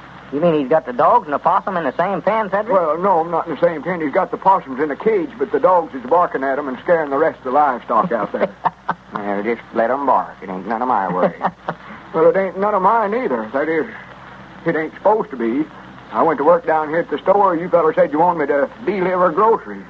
All I did the last 2 days is build pens and look after that menagerie out there. Keep me pretty busy, all this, Cedric. Yes, Mom. Them pigeons got out a while ago, and I had a time of getting them all back in. Never did catch 2 of them. They flew off. Well, sir, I want to go back there, direct, and see that zoo, just to see what it looks like back there. Yeah, Abner be running competition with that circus over there. Yeah, you ought to just join up with him, Lum. Just pitch in 50-50. They'd have a pretty good show with all he's got. Then somebody else wanting to swap some animals, I reckon. Well, better tell him we ain't got no more room out there now, Mr. Lum. Hello? Got him down, store. Lum Eddard's talking. Why, no, he ain't here.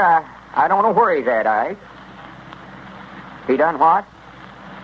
Well, don't jump on me about it. Me and him ain't partners no more. He's the one that's doing the swapping. I couldn't tell you. There's a couple back there, but I don't know who he got them off of. Well, wait a minute. Hold the receiver. Who did Abner get them 2 hounds from, Cedric? Oh, let's see. I believe he swapped Miss Reynolds out of them this morning. Yeah. Hello? Yeah, I reckon they're yours, Ike. Cedric says Abner got them from your woman this morning. Well, I don't know. You have to see him about it. Well, that's up to you and him. I don't know what the law is on it. All right. I'll tell him. All right, Ike. Goodbye. Granny Abner's got himself into it now, sure enough. What's the matter, Lum? Why, that was Ike Reynolds. Mad enough to bite. Said while he's down at the sawmill at work today, his woman brung his 2 best hounds down here and swapped them to Abner for groceries. Now he's wanting them back. Said they weren't earned to trade. Well, if I was him, I'd call that a good chudding. Well, he said it was the best 2 varmint dogs he had on the place. Said they's both extras. Well, that Ike's pretty mad. When he gets mad that way, he's a hard customer. Oh, yeah, he's mad now, too. Says he's going to give Abner a licking or get them hounds back one.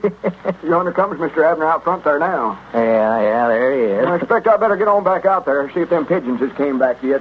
They're supposed to be homers, but I don't know where they think they live at now. Over here or back over there at Doolittle's place where they come from. Howdy, Abner.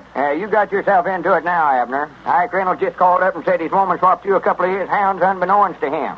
Says he's going to get them back or give you a licking. Yeah, I'd just love to see him try. I ain't the constable here for nothing. Yeah, I've been waiting to see you too, Abner. Yeah, well, I've been over making a big deal.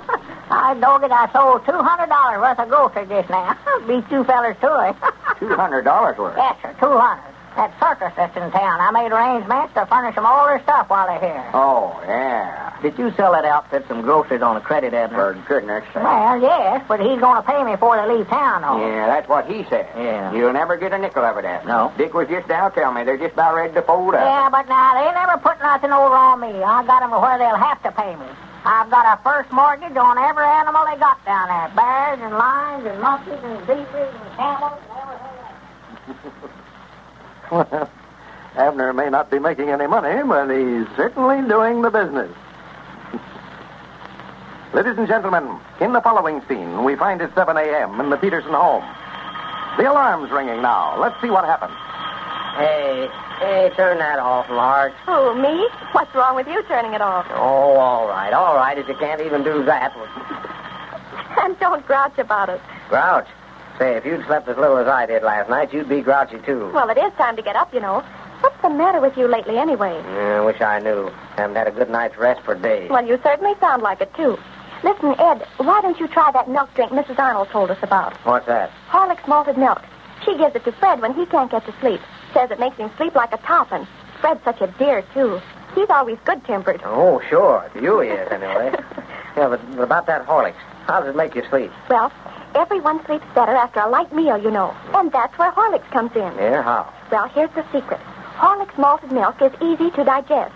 That's why they give it to sick people. Yeah? Mrs. Arnold says that a glass of it, hot, just before going to bed, relaxes you. And that's just your trouble. You're not relaxed enough. You worry too much. Oh, well, that sounds like a good idea to me. I'll tell you what. Bring in a package when you go shopping today, and we'll both try it. Tonight. I've got to get some sleep, and pretty soon, too. Well, it certainly looks as if the sleep problem has been solved in the Peterson home now. There's nothing like a glass full of Horlicks malted milk to help promote sound, restful sleep. Hot, just before going to bed. If you have trouble in getting to sleep or in sleeping soundly, try the Horlick plan yourself. You can get Horlicks malted milk at your favorite druggist in either natural or chocolate flavor. But remember, it must be Horlicks. This is Carlton Brickert, speaking for Lum and Abner and Horlicks, who bid you all good night and good health.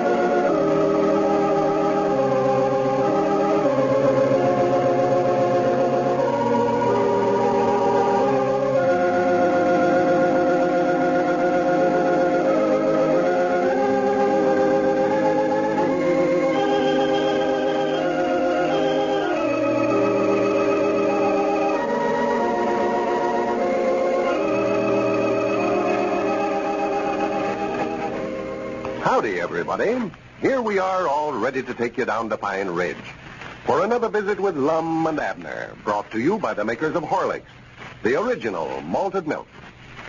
First, though, I'd like to give a brief message to mothers of growing children. Do those youngsters of yours keep running in and out of the house asking for something to eat? Now, of course they do. It's only natural. They get hungry with all their activity. Now, I suggest that you treat them to a couple of Horlicks malted milk tablets now and then. They like Horlicks tablets, and Horlicks tablets certainly are fine for them. They satisfy, but don't interfere with appetite. They build and nourish, too. Contain all the nourishment of Horlicks in powder form. Get a package from your druggist and try the Horlicks in-between meals plan for your youngsters. You'll find other uses for the tablets, too, when motoring and golfing and on shopping trips. Horlicks tablets come in 2 flavors, either natural or chocolate. You'll like them both. And now, let's see what's happening down in Pine Ridge. Since Dick Huddleston explained to Lum why Abner had been taking the money from the circus, Lum has been trying to see Abner and explain to him that he's no longer mad at him. Abner hasn't forgotten the threats that Lum made last week about what he was going to do to him when they met, and has therefore been keeping his distance. Well, yesterday, they devised a plan of locking Abner in the store in order that Lum might explain. But Abner dived through a plate glass window and made his escape. Lum has written Abner a letter assuring him that there's no hard feelings. And as we look in on Pine Ridge today, we find Lum and Grandpappy Spears down at the Jot 'em Down store. Listen. There comes Abner out there in front, Lum. Yeah, where? I reckon he got my letter. Yeah, I read him last night and told him I weren't mad no more. Told him I wanted to see him. And then he's all bandaged up there. Yeah, I figured he must have got cut up some, diving through that plate glass window the way he done. Yeah, it's 1,000 wonders it never killed him. He just did right through it. Oh, he was scared.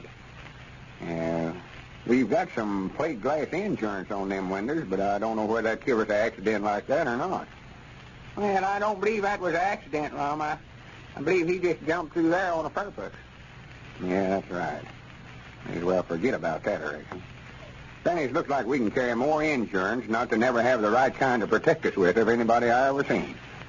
I never thought about nobody jumping through them windows. Oh, he must have been scared so bad he didn't know what he was doing. Yeah, I'm sorry I ever threatened to give him a licking in the first place. Just look at him there. Makes me feel downright ashamed of myself seeing him all bandaged up that way.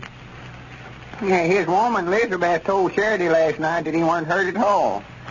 She called up to see how he's getting along. Well, she must have just misunderstood Charity. He's bound to be hurt or he wouldn't have all them bandages on. Well, howdy, Abner.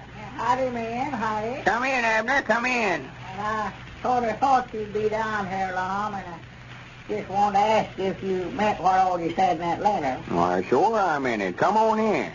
Don't have to stand back there in the door. No, Lum ain't mad, Abner. Well, I'm sure proud to hear it. I'm tired of dodging you.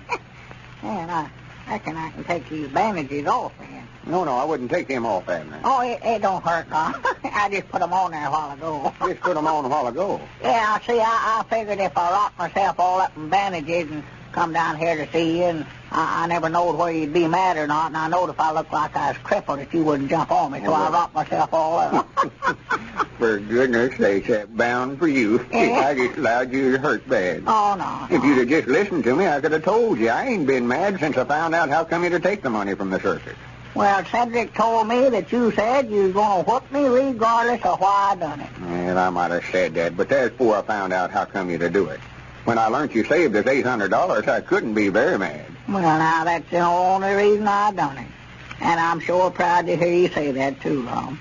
I tell you, it ain't a very nice feeling knowing that your partner thinks you're a thief. Yeah, to be right honest about it, Abner, I ain't been happy myself. I never spent a lonesomer week in my life. I want to apologize if there's anything I said I oughtn't to, and I want us to just shake hands and be friends. Well, fine. Well, We'll just forget about the whole thing. Forget about it. Yeah, we just won't bring it up no more now. Well, I don't much want to forget about it, Lum. You know, I want to make up and all that, but half of that money belongs to me, and I don't want to forget about that. Oh, yeah, sure, the money. Well, yeah, we'll divide that.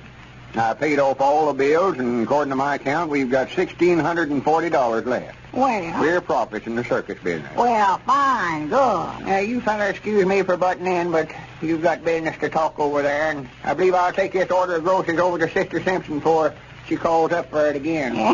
Now, just you'll stay here in the store, Lum, till I get back. Yeah, sure, go ahead, Grandpap. I'll look after things. Yeah, what you going to do now, Lum? Just run the store here? Yeah, I reckon so. I don't know nothing else I could get into. Well, I don't either. I reckon I could just take my part of that money that we made and sort of retire myself, but I'd love to get into some kind of business if I could, or to study up something to do. Some kind of business? Yeah. I know if I stay up around the place there, why, Elizabeth will work me to death in the field there. Yeah. Now, I'd rather get into some kind of a business where I won't have to work so hard if I could. Now, what you got in mind doing? Anything in particular? Well, no, I ain't made up my mind. I've been turning a bunch of things over in my head. It seems like there's something wrong with everything I want to go into. Yeah. I thought some about putting in some kind of eating place here in Pine Ridge. Eating place? Yeah, you know, Elizabeth's got an awful reputation around the county here for cooking, you know. Oh, yeah, Elizabeth's such a good board, I know that. Yeah, well, of course, it'd be a little bit hard on her. She's got her field work to do and all that, you know. And I first thought I'd put in one of them caffeteers, you know. That's what I had in mind to do, something a little different. Put in a what?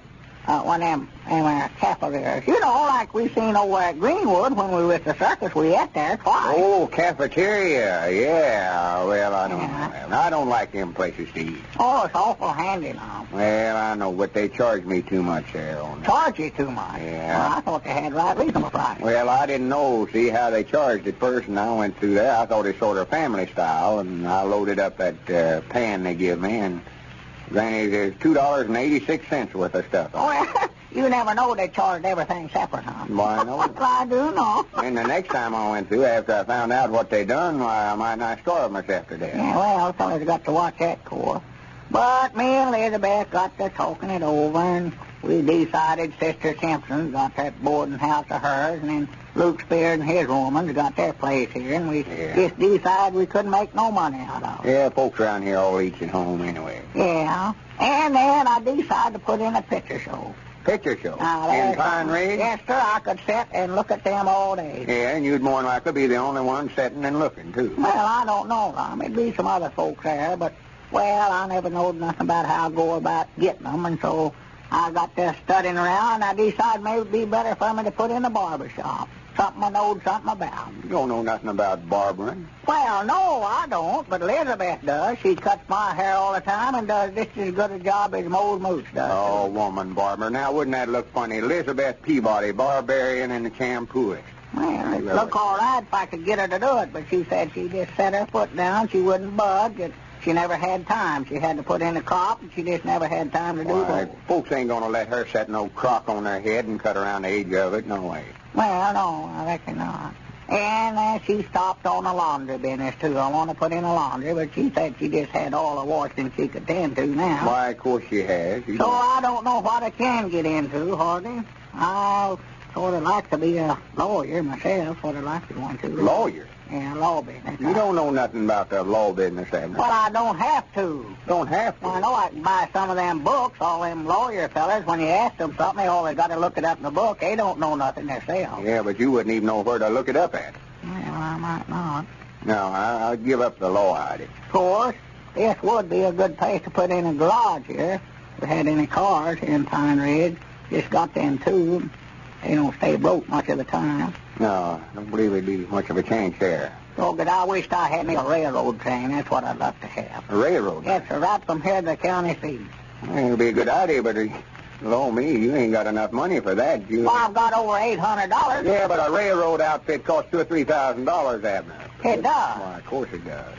Oh, I reckon I might well forget that. I can't raise that much money. I talked to Dick Huddleston about putting in a post office, but he said he already had that, and then the government wouldn't allow but one in the town, so I couldn't get that. Abner, how would you like to go back in the store business? Huh? Store business? Yeah, that's about the only thing you know anything about. Well, I thought some about that, too, Lum, but I just decided I never wanted to go in competition against you and Dick both. Well, what I had in mind there, though, I thought maybe you, how would you like to go in partners with me again? You mean, here in the Jot 'em Down store? Why, sure. I never had no idea that you'd do that. Why, we could take that money we made out of the circus and put in some modern improvements here, have a up-to-the-minute store. Good. Why, sure, put in some of them wire baskets that runs on them wires all over the store. Yeah? You know, when somebody buys something, you put it in a basket and it goes off summers, and when it comes back, it's all wrapped Hey, up. doggy, that's sounding good. Why, with all that money, we can have one of the finest stores there are in this part of the county. Yeah, but only thing, I ain't got enough money to buy no half interest in it. You don't need a cent, Abner. Instead of dividing that money up twixt us, we'll improve the store with it, and you'll own a half interest in it. I will. Why, we'll be 50-50 partners, same as we've always been, if you'll just come back with me. And from here out, we're sticking to the store business. Well, it looks as though the partnership of Edwards and Peabody has been reestablished. And now, I want to take a minute or so to answer questions which many of our radio audience have asked us lately about the Horlick weight control plan. Questions about how the plan works and how Horlicks, which is such a fine body-building, nourishing food, can actually help anyone reduce. Well, here's the answer. By taking Horlicks instead of a heavy lunch at noon, you cut down on your caloric intake. By cutting down on the calories, you can cut down those excess pounds that you've been so worried about. Now, the reason that Horlicks enables you to go without a big noonday meal is this. Horlicks is a well-balanced food that in itself gives you ample, sustaining nourishment without excess calories. Horlicks never lets you down. That's why the plan is so essentially safe, as well as effective. By the way, I'll be glad to answer some other night any further questions that you may have. In the meantime, if you haven't any Horlicks in the house, you can get some from your druggist in either natural or chocolate flavor.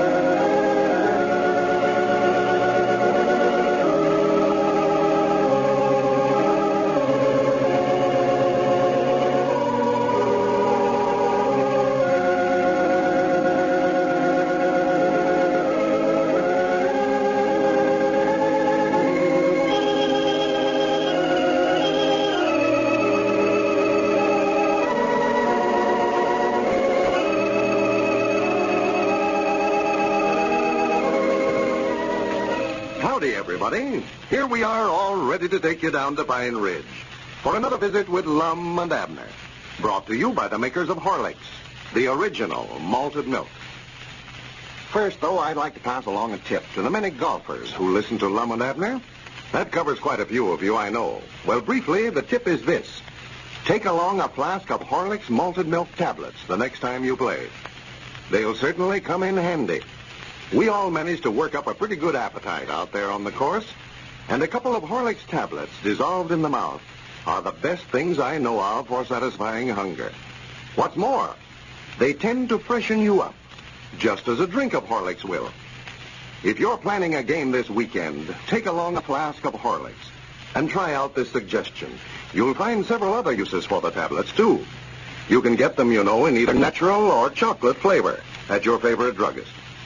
And now, let's see what's happening down in Pine Ridge. Lum has been trying to devise some scheme to win Evelina back, even though invitations have been sent out for her approaching marriage with Frank Foster. Well, yesterday, upon learning of a surprise party to be given in their honor at the home of Dick Huddleston last night, Lum talked Abner into making a fake attempt to kidnap Evelina, thereby affording him an opportunity to rescue her and make himself a hero in her eyes. Well, we've not heard the outcome of the scheme, but, well, as we look in on Pine Ridge today, we find Lum down at the Jot 'em Down store talking over the telephone. Listen. Hello. Elizabeth? Why, this here's Lum. Yes, Mom.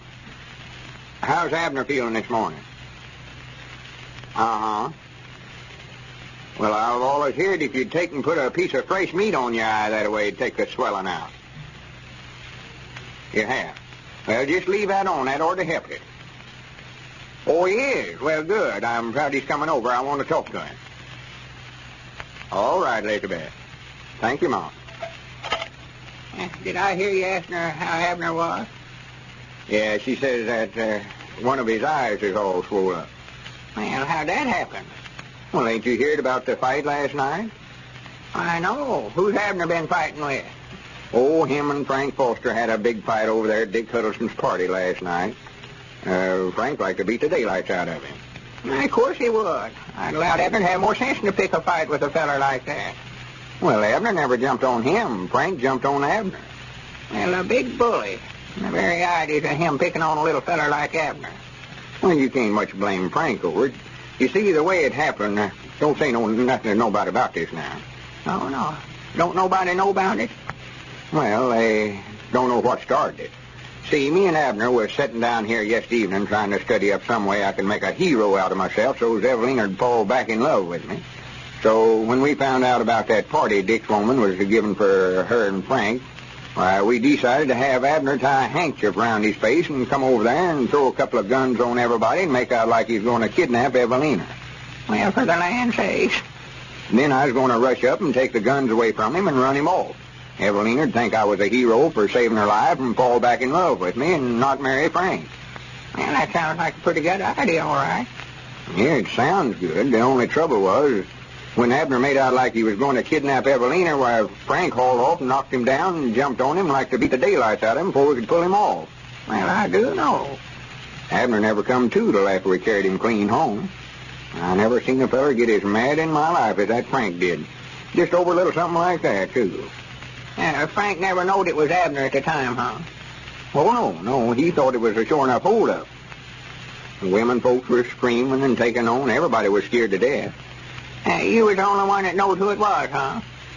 Well, just to be right honest, I never knowed for sure it was him myself. You see, he had took and put a bunch of false whiskers on his face that I never knowed nothing about, and I didn't know it was him till I'd got clean out in the kitchen. I heard him hollering for me, and I went back. Now, what was you doing running for the kitchen if you thought Evelina was about to be kidnapped? Why, I figured he might try to get out the back way there, and I was going to be back there to try to head him off. Well, did they all think Abner sure enough aimed to kidnap Evelina? Oh, no. After it's all over and we'd carried Abner home, I got up and told them it was just a little prank Abner was pulling on Frank and Evelina to have a little fun out of them. I told them that Abner explained it all to me after he come to. I reckon Frank felt bad about it after he found out it was just a joke. Wait a minute. Here comes Dick Huddleston. Don't let on to him now that I know anything about it at all. I don't want him to know I had a thing to do with it. No, I won't say nothing. I don't blame you, though, since it never worked out so well. Well, Abner's the one that got things mixed up by putting on that disguise to where I never knowed who it was. Wait a minute. Now, howdy, Dick. Howdy. Well, morning, Lum. Howdy, Grandpap. Howdy, Richard. How's Abner this morning? Have you heard from him? Yeah, I called up his place a while ago, and his woman said he's feeling all right, sort of bruised up a little. Got one eye all swole up. Yeah, well, I hated that mighty bad it had to happen over at my place that way. I never dreamed it was Abner till after Frank pulled those whiskers off of him. I was lined up there against the wall with everybody else. Well, he sure had everybody fooled, all right. He ought to make an actor out of himself. Well, he should have let some of the rest of us in on his joke. He could have kept Frank from jumping on him that way. Why, sure. There's where he made his mistake, right there. Well, it was right funny after it's all over with. It was funny to everybody but Abner. I don't think he enjoyed it very much. Why didn't you and Aunt Charity come over, Grandpap? We was looking for you. Well, we did aim to, Richard, to come, but directly after we cooked the net supper, our daughter and her man drove over from Crystal Hill. They've got a new automobile. Yeah. They stayed till late, so we just couldn't get away. I'd love to been there. Yeah, we had a nice time. Nice fresh mints. That's about as good a chocolate cake as I ever had. Yeah, well, I was just sorry that Abner's joke didn't turn out so well.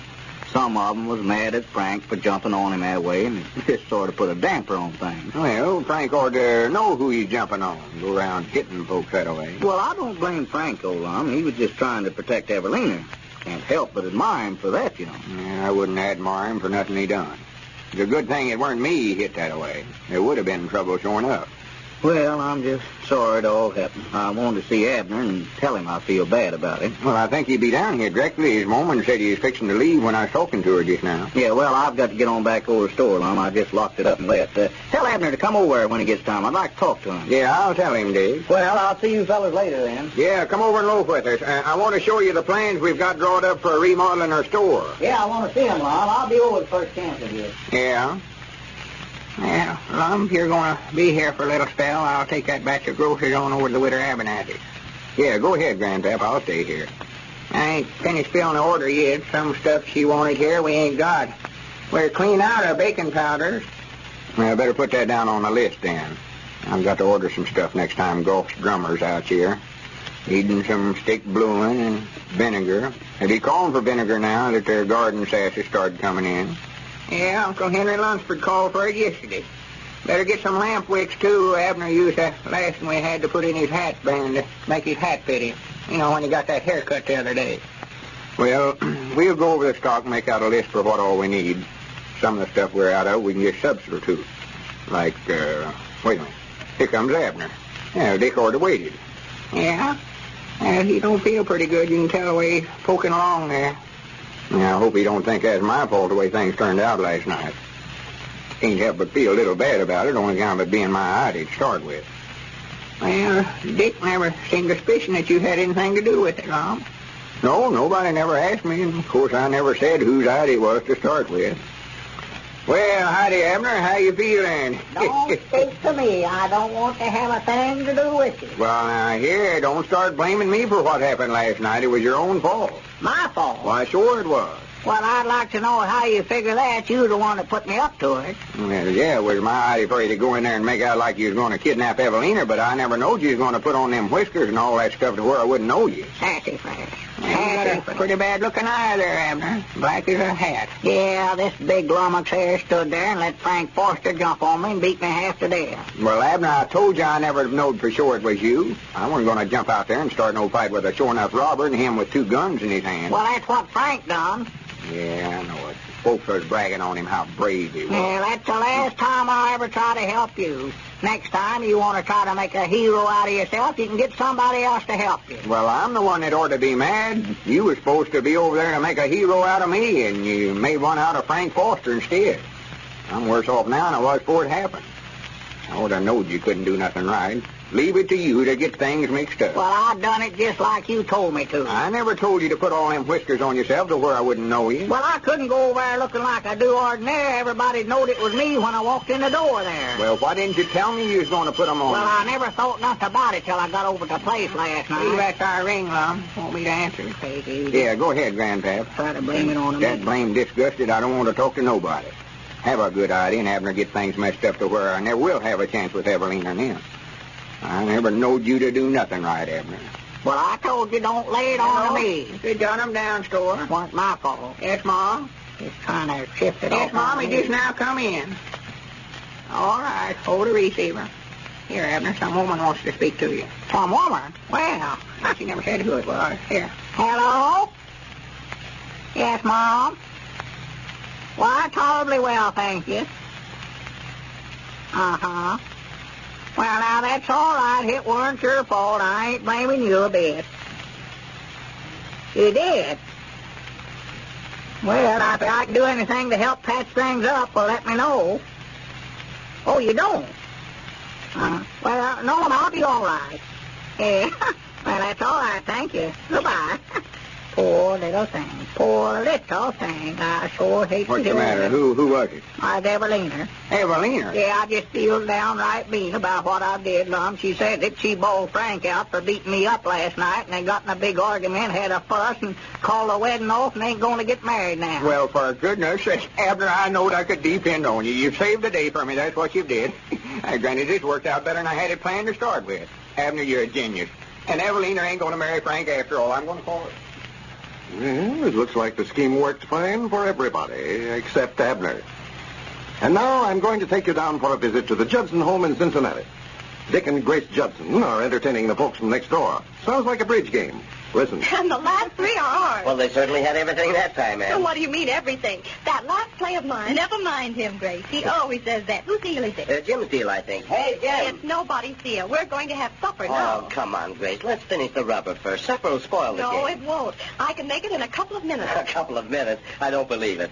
Come on, Ann. Use your influence. Not me. I'm hungry. It won't take a minute, Dick, really. The sandwiches are made, and Horlicks only takes a few seconds. Horlicks? Well, that's different. Why didn't you say that in the first place? Well, quite a change all of a sudden. You seem to like Horlicks, Dick. Like it? I'll say I do. I can always use a glass of Horlicks. That's the one thing he never tires of, Ann. I don't know what I'd do without it. Don't you ever serve Horlicks? Well, we give it to the youngsters, of course. But for late supper, well, I guess I never thought of that. I'll have to try it sometime. You know Horlicks... Now, listen, you two, how about that supper? I thought we decided... All right. Come on, Ann. He won't be quiet until we get it. Clear the table, Dick, and get Jim in. We won't be long. And that, folks, is the way that many hostesses are solving refreshment problems. They simply serve Horlicks malted milk. Try it for your own guests. You can get Horlicks from your druggist in either natural or chocolate flavor.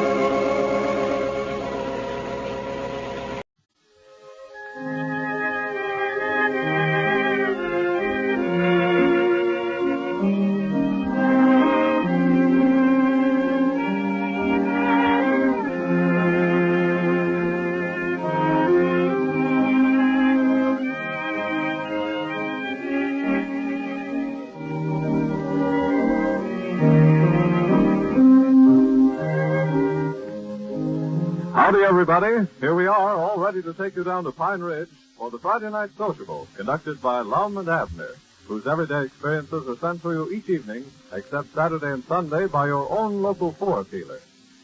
In my opinion, the new Ford V8 is the most economical car on the market, says Rankin Singley, grocer of Mangum, Oklahoma. We've been telling you what we believe about the new Ford V8. Now let us select this letter from the thousands received and tell you what this owner says. Mr. Singley writes, I own a Ford V8, and in my opinion it is the most economical car on the market. On one trip I drove 640 miles in 12 hours and 25 minutes. This included 4 stops and speed up to 87 miles an hour. And without apparently using any oil at all, the car averaged 21 miles per gallon of gasoline. Lum and Abner would be glad to have your opinion of the new Ford V8.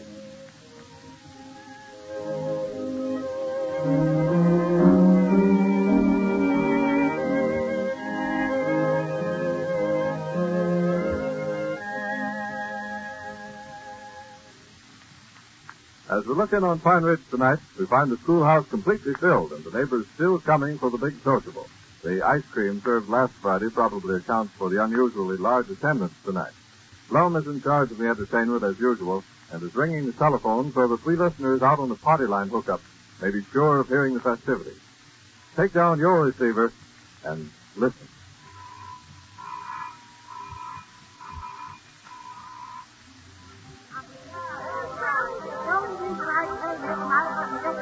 Quiet down, everybody.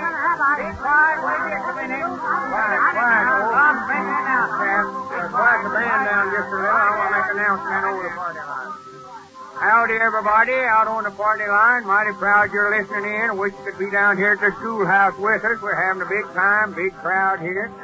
Recollect, me and Abner's are putting on these little get-ups every Friday night to sort of advertise our Ford business. All we ask is that you drive the new Ford V8 before you buy. I want to thank you all for the nice letters you've been sending in. Appreciate that. Now we get along with the sociable. That's the Pine Ridge String Band over there playing. And all right, Cap, turn the boys loose. Let them go.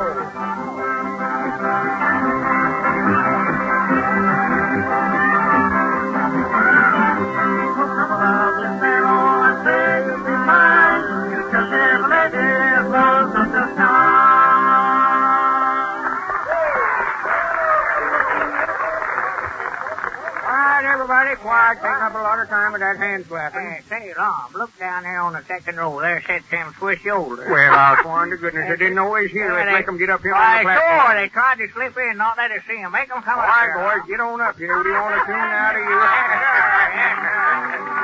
All right, go ahead, brother.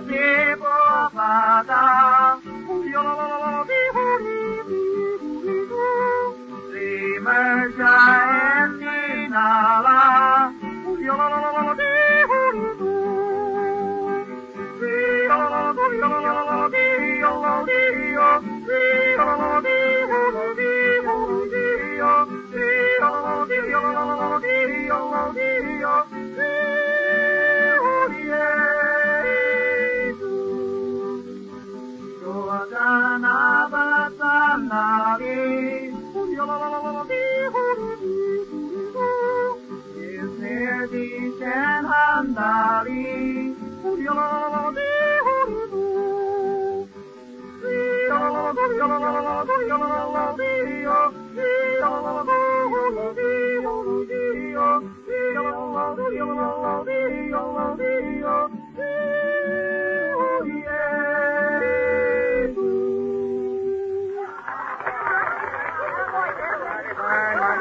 Hey, Doggy Drum, you know, I used to sing just like them Swishy Yodelers does when I was just a kid or boy growing up. You never sung that way. Never heard you yodel in my life. Well, I did when I was about 14 years old. My voice was changing. I sang. That's the way they sing over in Switzerland. You take them foreign countries, they all sing different. You take down in Africa, they got queer customs. Now, down there, when them folks gets mad, they take a stick and start beating on the ground with it. Start beating on the ground? Yeah, when they're right mad. Why, they don't want to do that in Africa. As I was going in the county seat the other day, I seen some fellas on the golf course up there doing the same thing, just a whamming the ground. Well, you know, these here folks here, these big stars down here, they just walk on their hind legs like us folks does. Why, sure they do. Just human beings. Why, sure. Now, let's see. Folks, we got a sort of surprise for you tonight. Stopping over here at the Summer Resort Hotel is Larry Adler. He's the one that played in Flying Colors, and he's going to play on the mouth organ, that same number he played in. He's going to play in Pine Ridge tonight, though. Yeah, but he's going to play on the mouth organ. He's what is known as the jazz of the mouth organ. Go ahead. Hi, Larry.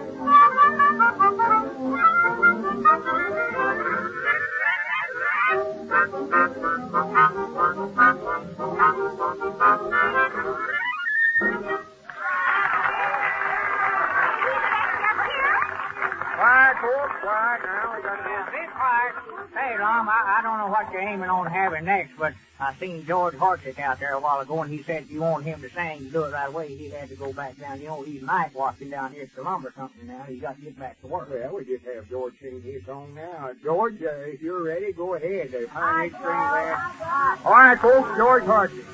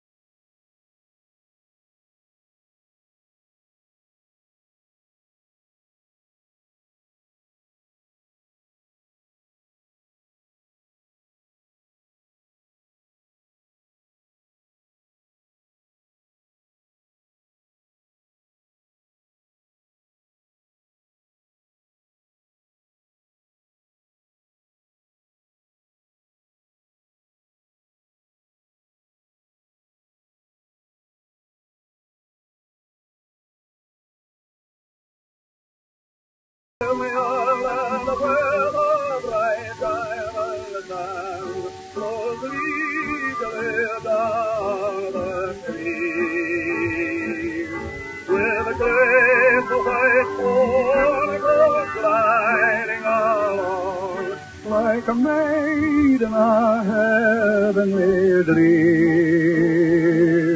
Then I would Good night, exchange my home on the range with a deer and the antelope gray. When Helen is heard and it's the wood, and the skies are not a cloudy all day.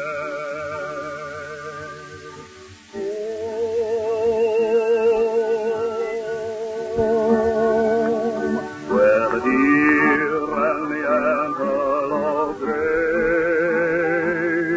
where Helen is heard and it's bursting with, and the skies are not a cloudy all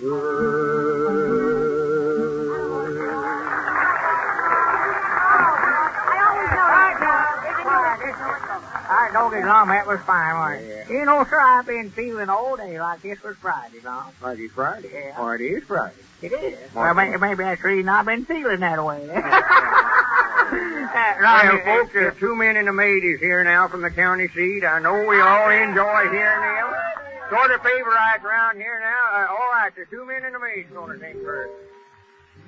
Only a bird in a gilded cage, a beautiful sight to see. Her beauty was sold for an old man's gold. See the bird in a gilded cage. Some folks like music like that, it is true, but music like that's not for us. We like music modern, some fast and some slow, and this is the way that we think it should go. She's just a bird in a gilded cage, a great mistake in her life she's made. For happiness she told when she married him for gold. Woe-de-woe-de-woe. Though she lives in a mansion grand, though there's wealth at her command, she isn't very happy with her rumble sugar pappy. Woe-de-woe-de-woe. She would like to make some hot chance, she'd like to go and watch Coolidge hidey-ho. She would love to have the chance to make some whoopee at a dance where the music of the band makes her feel lo-de-lo.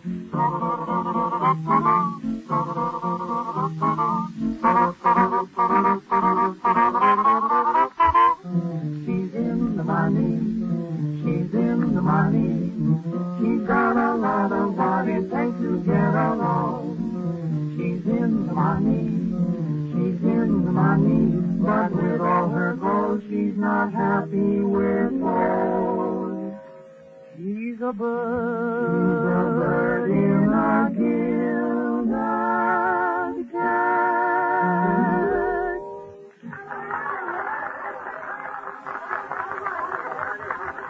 Hey, Lum. Hey, Lum, come up here. Well, come here. What's next on the program? Hey, Lum, who's that you talking to back there? She's a right smart of a looker, ain't Don't she? got anything skin out? Well, just a minute. I got a big You better surprise watch for her. now. Evelina will get you. Wait just a minute. I got her now. Folks, that's a good-looking girl I was just talking to. They're stopping over here at the Summer Resort Hotel, and I was surprised to know that's Miss Frances Langford. Granny, mighty proud to have a 60 person as that in the community here in Pine Ridge. She's on her way out to California to make a new moving picture. Is she a picture actress? Oh, yeah, a regular moving picture Don't actress. I want to touch it. Now, Miss Langford has kindly consented to help us out on our little get-up tonight, and we're going to have the hotel orchestra play her accompaniment for her. All right, Miss Langford.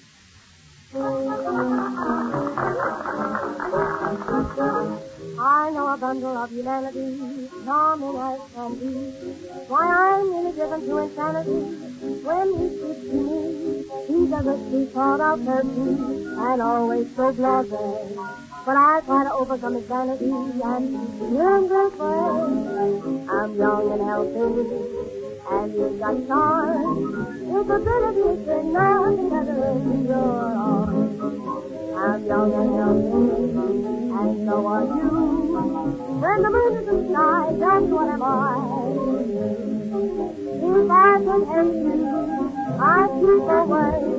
But that is my name, I'm full of wonderfulness. I'm young and healthy, so let's go. In a new and happy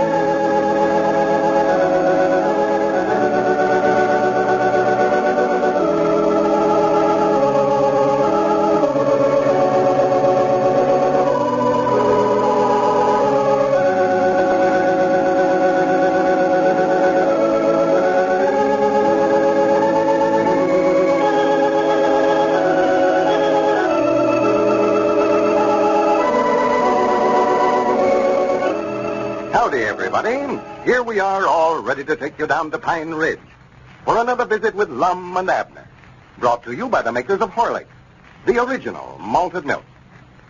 Now here's a simple, safe, reducing plan for overweight people.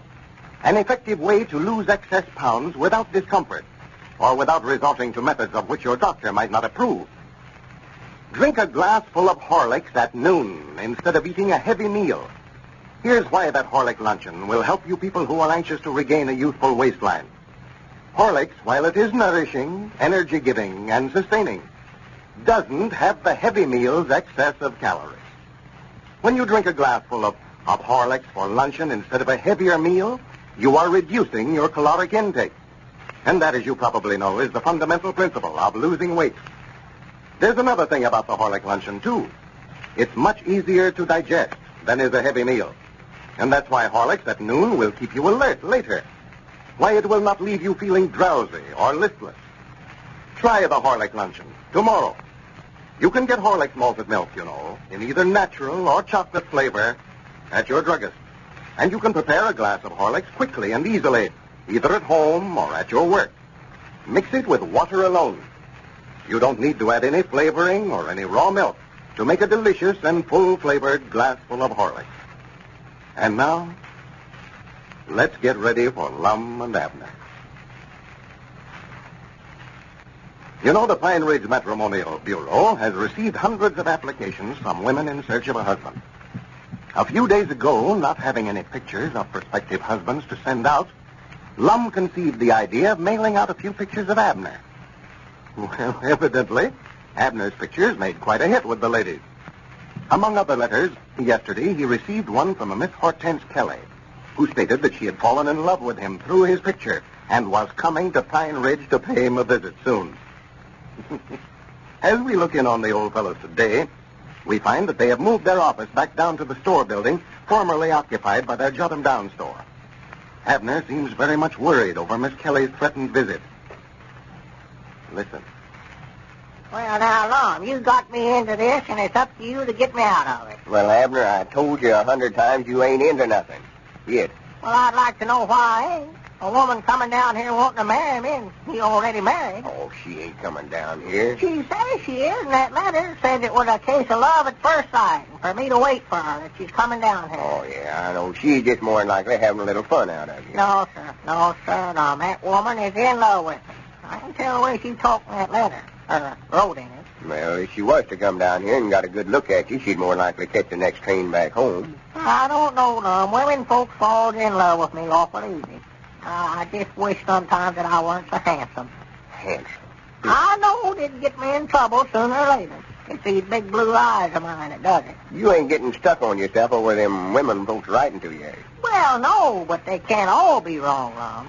One of them others said that she thought I had understanding eyes. Yeah, understanding eyes. What you said? She ain't got good sense. About you can tell that by reading her letter. Well, I don't know what to do about it. I'm just a good mind to write her a letter and tell her not to come. No, I wouldn't start writing her no letters now. You will get yourself involved showing up. Best thing to do is just ignore her. Well, I ought to write and tell her I'm already married. No, don't tell her that. You'll give the matrimonial bureau a black eye. If she finds out we're sending out pictures of a man that's already married, don't tell her what she'll think. Well, what do you think that Elizabeth's going to think when she finds it out? She about to give me 2 black eyes. Well, if she does come down here to see you, the thing to do is just not let Elizabeth know nothing about it. It's a good thing she's still down there in Texas visiting. Yeah, well, that won't help matters none, Lum. The first thing that Sister Simpson or some of these other gossips around here will do is sit right down and write her a letter and tell her about the whole business. And by the time Elizabeth hears about it, well, they'll have a truth stretched so far out of shape that there ain't no telling what they'll have her bleeding. You know how Sister Simpson exaggerates.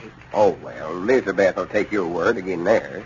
Well, if she does, she's changed a lot since she went down there, I'll say that. I just allowed a man's wife always believed her husband before they would anybody else. Yeah, well, of course you never have been married, or you never would make such a remark again. You just got it right square backwards. Elizabeth will believe anything bad about me that she hears, regardless of who tells it to her. Oh, you're just making a mountain out of a molehill. Huh? I say you're making a mountain out of a molehill. What I mean by that is... I know what you mean. You don't have to explain stuff to me. Well, that's the first time I ever knowed you to understand what I was talking about. Well, I don't know why you'd say that, special about me. Well, generally always when I quote one of them old edited sayings of mine, I've got to stop and explain to you what I'm talking about. Huh. It's just like arguing with a stump on fire to get it through your thick head. Oh, well, no, I've heard that old saying all my life, huh? Of course, you never said it right, but I know what you're trying to say. I never said it right. No, you got it sort of mixed up there, Lum. The way the saying goes is that if you can't take the mountain to the molehill, take the molehill to the mountain. That's the saying. For goodness sake, you're talking about Mohammed in the mountain. No, I said molehill, Lum. You just misunderstood me. I know what you said. I mean, you're thinking about Mohammed. I ain't no such a thing. I ain't thinking about nothing. Yes, you are. I know what you're thinking about. Well, now, Lum, I reckon I ought to know more about what I'm thinking about than you do. You can't read my mind. No, and nobody else can. More than likely ain't nothing in your head there but a big vacuum. A vacuum? For the land's sake. Why, there ain't room for a vacuum in my head. Where would they put the handle? Oh, for goodness sakes, Abner. Where would they put that? What I meant, you're taking a little bitty molehill that don't mount to nothing and trying to make a big mountain out of it. Taking this little letter you got from that woman and making such a to-do over it. Well, now, which? Which what? Which am I trying to do? I say, that's what you're doing when you take this letter so serious. You're making a mountain out of it. I think I understand what you mean there. You mean if I can't get her to come here, that I'll have to go there, huh? No, you're still thinking about Mohammed. No, her name is Hortense. Don't you remember, Lum? Hortense Kelly. That's her name. Abner, you're getting yourself all twisted up now. Huh? Sit still. I mean, you're getting your mind twisted up. Just forget about the mountain. Forget about Hortense, too. You're just worrying yourself over nothing. Wait till she gets here. Then it'll be time enough to start worrying. Yeah, it'll be too late then. Now, Lum, you just got to study up some way to keep that woman away from here. I told you to quit thinking about it. Even if she does come again, she sees you, she'll know she's made a terrible mistake. Yeah, but I don't want her coming down here. I tell you, Lum, I'll spell trouble in. Well, Abner, you can't keep the woman from coming to Pine Ridge if she wants to. There ain't no law again coming down here. Dad blamed if I don't believe you want her to come. Oh, I ain't particular about it. I would love to see if she's as pretty as her picture shows her to be. Picture? I ain't saw no picture of her. Well, I did. I'd forgot which one she was. But after you got that letter, you see, I got sort of curious to see what she looked like, so I got out the letter she sent us about herself when she made the application for a husband. Yeah. There's her picture there. Well, what you doing carrying it around your pocket that way? Oh, I did. Well, what difference does it make? Oh, she is a right smart of a looker, ain't she? Yeah, that's the prettiest one we've got yet. Oh, she is a dandy. She's red-headed, according to the description she sent in about herself. Wouldn't be surprised. 26-year-old. Well. She's an actress. Is that right? Yeah, win a marathon dancing contest. Well, I do know, bless her heart. Stands 5'2" and weighs 112 pounds. Well, I'll swan to goodness. What's the matter with you? Yeah, I see now. Yeah. You just want to get that woman down here so you can see her yourself. Well, where did you get such ideas at in Just about the size of it. I see through the whole thing now. Yeah, you scared to send your own picture, feared that Evelyna'd find out about it, so you sent her Now, mine. wait a minute, Abner. Just calm And yourself you're going down. to sit down there right now and tell her that you made a mistake and sent her the wrong pictures. That feller she's in love with is done married. I ain't going to write her no such a thing. You know how come he to send them pictures of you out. They was the only ones we had here. Either you sit down and write her not to come, or I'm going to step right there at the telephone and call up Evelina. Call up Evelina? Yes, sir, and tell her that you're in love with Hortense. Go ahead. Call her. Call her up. That's just what I'm going to do, yes, sir.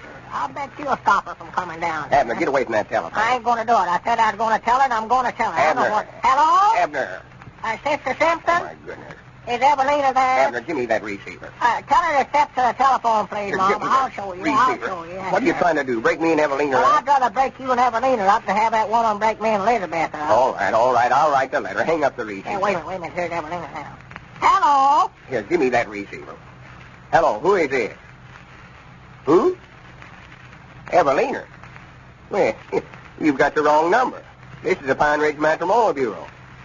Goodbye. Now, stay away from that telephone. Well, write that letter, Lum, and I'll be right back up there saying it again. Abner, this ain't nothing but out-and-out blackmail. What do you want me to say? Just tell her that you sent the wrong picture, and she better not come down here on account of I'm done married. All right. Hand me that pencil there. Doggy, that's a relief. It just wouldn't do for her to come down here, Lum. Elizabeth just go high. Look on her. Well, howdy, Dick. Yeah, come in, Dick. Well, moved back down here in the old store building, have you? Yeah, we never had room over at my place for the matrimonial office. Well, I went over looking for you. I got a telegram here for you, Abner. Telegram? Yeah, they left it down there at the store. I told them I'd see if you got it. Well, I do know. I bound you saw Elizabeth and Pearl that they're coming home. Sit down, Dick, and roll for a while. Yeah, looks natural to see you fellas back over here at the store. Yeah. And we're sitting here today thinking, I wish we'd never sold our store. Yeah. Seems so quiet around here without no merchandise in the shelves. What's the matter, Abner? For goodness sakes, Abner. You look like you saw a ghost. What's the matter? Must be some of that telegram, Lum. Nothing happened to your wife, has it, Abner?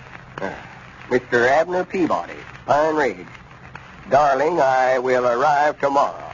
Can hardly wait to see you. Love. Hortense. Well, it's too late now. Hortense is probably already on her way to Pine Ridge. Ladies and gentlemen, poor and unhealthy teeth and gums are the cause of much suffering and misery. It's most important that every one of us give our teeth proper care. And it's doubly important that we parents keep a careful watch over the condition of our children's teeth. For sound and healthy teeth are formed during childhood years. 3 things are important in preventing decay. First, regular visits to the dentist. And second, regular and proper cleaning of the teeth. Third, and just as important as the other 2, is proper diet. The teeth and gums, like other parts of the body, are made from the food that we eat. The same foods that build up healthy teeth will protect teeth against decay. Now, calcium, phosphorus, and the vitamins are elements that are responsible for the formation of healthy teeth. And Horlick's malted milk is an excellent source of all of these elements. To help children develop sound teeth and gums, give them several glassfuls of Horlicks every day. To do so is to spare your child much unhappiness in later years. This is Carlton Brickert, speaking for Lum and Abner and Horlick, who now bid you all good night and good health.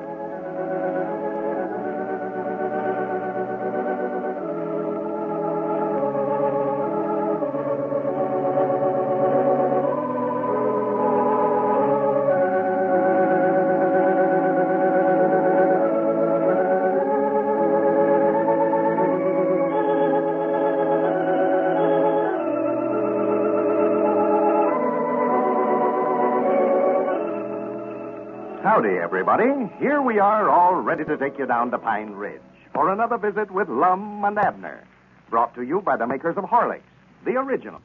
All you boys and girls who are listening ought to send in for one of those flashlights that Lum and Abner are sending out to all users of Horlicks malted milk. Just think what a lot of fun you could have with this flashlight. I know that Dad and Mother will be glad to send in for one for you. To get one of these shiny aluminum flashlights, complete with bulb and batteries, here's all you have to do. Send in the wrapper from a package of Horlicks malted milk powder. Remember now, boys and girls, must be a wrapper from a package, any size package, of Horlicks malted milk powder. You can't use wrappers from packages of Horlicks tablets. Well, write your name and address on the back of that wrapper and send it, along with 10 cents to pay for packing and mailing your flashlight, to Lum and Abner, care of the station to which you are listening. You got that? Then, Lum and Abner will send you one of these handsome and powerful flashlights, complete with bulb and batteries. Ask Dad and Mother to send in for your flashlight right away, tonight, before they forget it. You can get Horlicks malted milk powder, either natural or chocolate flavor, at your druggist, if you don't already have a package in the house. And now, let's see what's happening down in Pine Ridge. When Lum conceived the idea of having Abner pretend that he'd been in an automobile accident to gain his wife's sympathy and get him back in good graces at home, little did he realize that he would have to do the work for both of them at the office. So as we look in on Pine Ridge today, we find the old fellows down at the empty store building. Lum is busy going through today's mail, while Abner looks on. Listen. Wish I could help you there, Lum, but I can't do nothing with these arms in a sling this way. Yeah, of all the things we could have thought of to have wrong with you, we had to make out like your arms was broke. Yeah. I've got to do all the work, and you just sit around and take things easy. Well, now, it was your idea. You was the one that had the idea for me to make out like I'd been hit by an automobile. Yeah, well, if I'd have known I was going to have to wait on you hand and foot, I never would have thought of it, neither. Yeah, well, it ain't no use to argue about it now. We've done told Elizabeth that they broke, and we got to keep on making out like they are. Yeah. If she ever was to find out that we just made that story up, why, ain't no telling what she would do. About whip us both, that's about what she'd do. Yeah, maybe you better keep your arms in a sling for a while yet, anyway. Yeah, sure. See, I just figured at the time, if we made out like you were serious hurt, Elizabeth would get to feeling so sorrowful for you, she'd make up with you. Well, she did. She did. It worked all right. Yeah, I know, but I never stopped to think that it'd take 3 or 4 weeks for your arms to get well. No. Well, I never neither. She'd be mad enough to bite if she knowed we'd been fooling her, wouldn't Oh, me. Well, of course, she'd be mad over that, all right.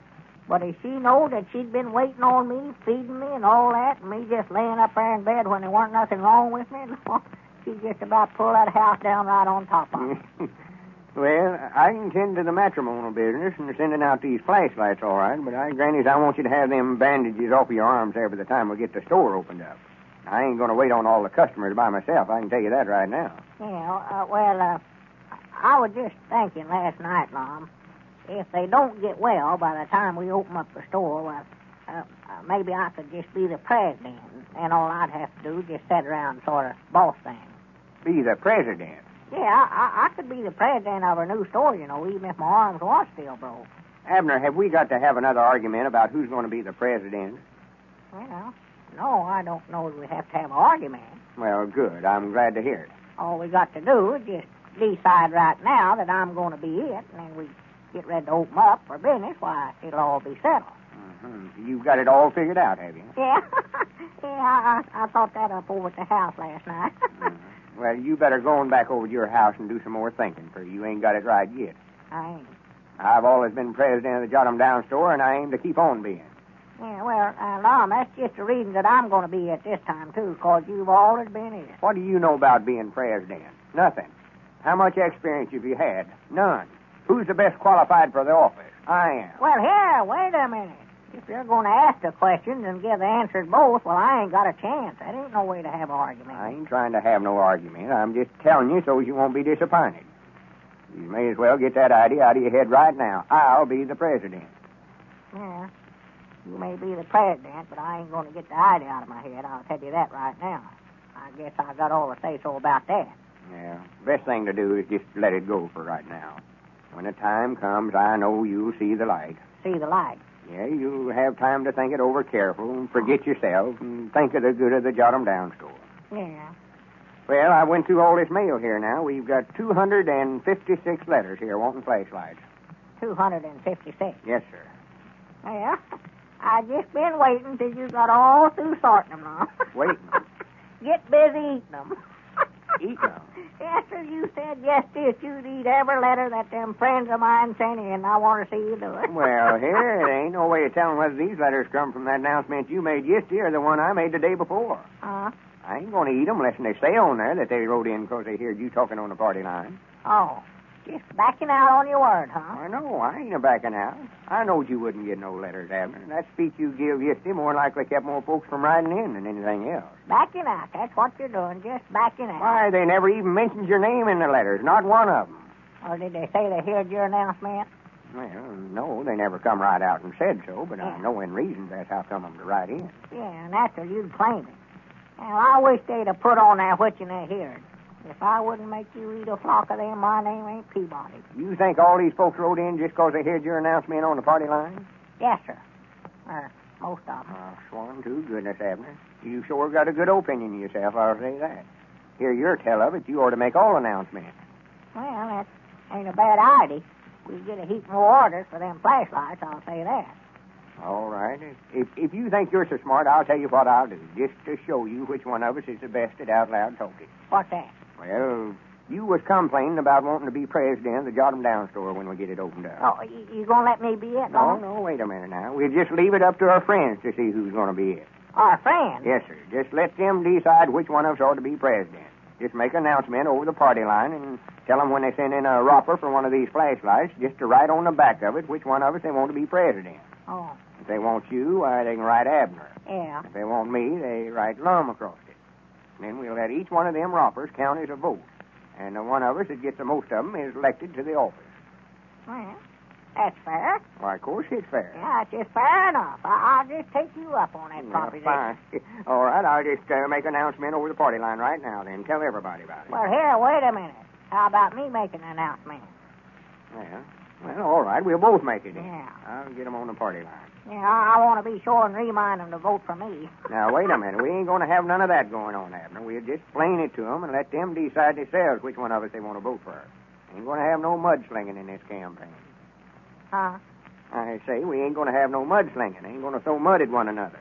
Well, whatever give you the idea I want to throw mud on you anyway, for goodness sake. I never said nothing about throwing mud on me. I said we're not going to throw mud at one another. Well, how are we going to throw it at one another without getting some of it on us? We ain't going to miss every time, I know that. I can throw straight. I ain't talking about real mud, Abner. Well, I never seen no other kind. Mud's mud to me. What I mean, Abner, we don't... Wait a minute. Folks is listening. Oh. No. Hello? This is Lum and Abner talking. And Abner Peabody. I just wanted to tell all you folks out there on the party line that me and Abner is having a sort of a contest to see which one of us is going to be president of the Jot 'em Down store when we get it opened up. Yeah, vote for me. Wait a minute, Abner. When you send in for one of these flashlights we're giving away, be sure and write on the back of the wrapper which one of us you want for president. Yeah, me. If you want me, why, write Lum. And if you want Abner, write Abner. But if you want me, write Lum. Peabody for president. Vote for Abel Abner. Recollect, we're leaving it up to you folks out on the party line to decide which one of us gets the office. We just leave it to your good judgment to see that I get elected. And don't forget that I got both arms broke. I'm pitiful. Goodbye. Well, for goodness sake, Abner. Appeal into their sympathies. If I catch you pulling a stunt like that again, I'll fix you to where you can call them up and tell them you got your neck broke, too. Well, I just want to get all the votes that I could. Yeah, you store into them when you done it, too. Huh? Your arms ain't broke, and you know it. Why, Oh, no. That's right. I forgot about that. If you're going to start running things that way, I'll get out here and get me a campaign slogan and go into this thing right. Well, I just thought we want to get all the votes we could for it. Well, that's all right. I'm going to get out tomorrow and stump speech the county. And I'll get out and stump speech the county, too, then. That's just what I'll do. Be a good campaign slogan. Let's see. Abel Abner, the people's fearless protector. That ought to get it. I know that's what I'll do. That's my old constable slogan. Wait a minute. There's our ring. Huh? I bet it's somebody calling up right now telling me they're going to vote for me. Yeah, if it is, I'll cut them wires. Hello? Huh? Oh, yeah. Yeah, he's here. Just a minute. Wait a minute, Elizabeth. It's your woman, Abner. Oh, you'll have to hold the receiver up to my ear now. Oh, for goodness sake. Hello? Oh, I'm feeling all right. You done what? Oh, my goodness, I wouldn't have did that, Elizabeth. Yeah, but I just wouldn't have did it. Oh, my goodness, What's the matter? What's the matter? Why, Elizabeth has found that accident policy of mine over at the house, Lum, and she's put in a claim for me having both my arms broke. Oh, well, tell her not to do that, Abner. Tell her that your arms ain't broke. Tell her the truth about it. They can get you for obtaining money under false pretense. Yeah, but Elizabeth will get me for something a whole lot worse than that if she finds out that my arms still nothing broke. Well, Abner will be pitiful if his wife finds out that accident was a fake. And it looks, too, as if there's a difference of opinion between Lum and Abner as to which one of them is best qualified to be president of the Jot 'em Down store. I'll bet Abner has a lot more friends than Lum thinks he has. Cast your vote in this contest. And at the same time, get one of these handy little pocket-sized flashlights, complete with bulb and battery. It's a really useful article, folks. A 75-cent value, for that's what it would cost you if you bought it in a store. But all you have to do is send in the wrapper from any size package of Horlicks malted milk powder. Must be Horlicks malted milk powder. Wrappers from packages of Horlicks tablets are not eligible. Write your name and address on the back of this wrapper and mail it, enclosing 10 cents to cover the cost of packing and mailing your flashlight, to Lum and Abner, care of the station to which you are listening. And send in your request right away, folks. Do it tonight. Lum and Abner want to hear from their friends as soon as possible. This is Carlton Brickard, speaking for Lum and Abner and Horlicks, who now bid you all good night and good health.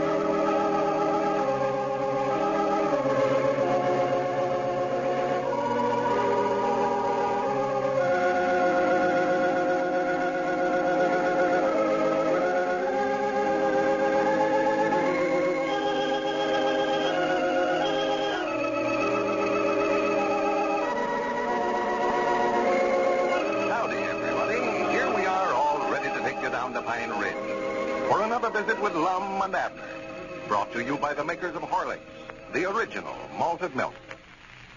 Now, there are probably some of you who haven't yet sent in for one of those handy little pocket-sized flashlights that Lum and Abner are sending out.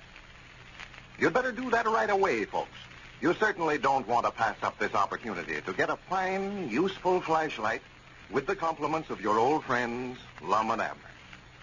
All you have to do, you know, to get one of these flashlights, complete with bulb and battery, is to send in the wrapper from a package of Horlicks malted milk powder. Maybe from any size package, either natural or chocolate flavor, but it must be from a package of Horlicks malted milk powder. I mean by that wrappers from Horlicks tablets are not eligible. Write your name and address on the back of the wrapper, and then send it enclosing 10 cents, which is only to cover the cost of packing and mailing, to Lum and Abner, care of the station to which you are listening. You got that? All right. Now, in return, Lum and Abner will send you this handsome aluminum fountain pen-size flashlight, complete with bulb and battery. Now, there's nothing difficult about that, is there? Do you know of any easier way to get a powerful, efficient flashlight?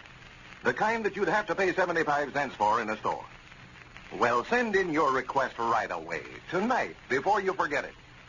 If you haven't a package of Horlicks malted milk powder in your home now, you can get it in either natural or chocolate flavor at your druggist. And now, let's see what's happening down in Pine Ridge. When Lum and Abner planned for Lum to slip over to Abner's house the other night and retrieve that check the insurance company paid on the claim on Abner's fake accident, little did they realize the trouble it would cause. The citizens of Pine Ridge felt that if they could find the culprit who broke into Abner's house, they would clear up several mysterious robberies that have been committed recently. Well, yesterday, they found clues that definitely identified Lum with the crime. And the old fellow has been arrested and locked up in jail. As we look in on our old friends today, we find Abner at the jail door. Listen. Lum? Hey, Lum. Lum. Hey, Lum. Who is Lum. it? Who is it? Hey, it's me, Abner. Are you asleep? No, I'm just sitting here studying. Well, I just come over to tell you how sorrowful I am about this whole thing, Lum. Oh, that's all right, Abner. I ain't blaming you none over it. I never hated to do anything so bad in my life, but there just weren't no way out of it. Why, of course not. You're the constable here, and you can't let friendship keep you from tending to the duties of your office. I just hate to see you locked up in jail this way when I know you ain't guilty, Lum. Well, I'll be out of here before long. Grandpappy Spears is out raising bond for me to bail me out. He is. Now, come on in. Sit down a while. Nice and warm in here. Yeah, well, you'll have to reach through the bars here, Lum, and get my keys and unlock the door. I can't do a thing with these arms bandaged up this way. Here. That's him? Yeah, that's him right there. Just unlock the door now, Lum, and shove it back open that way for me.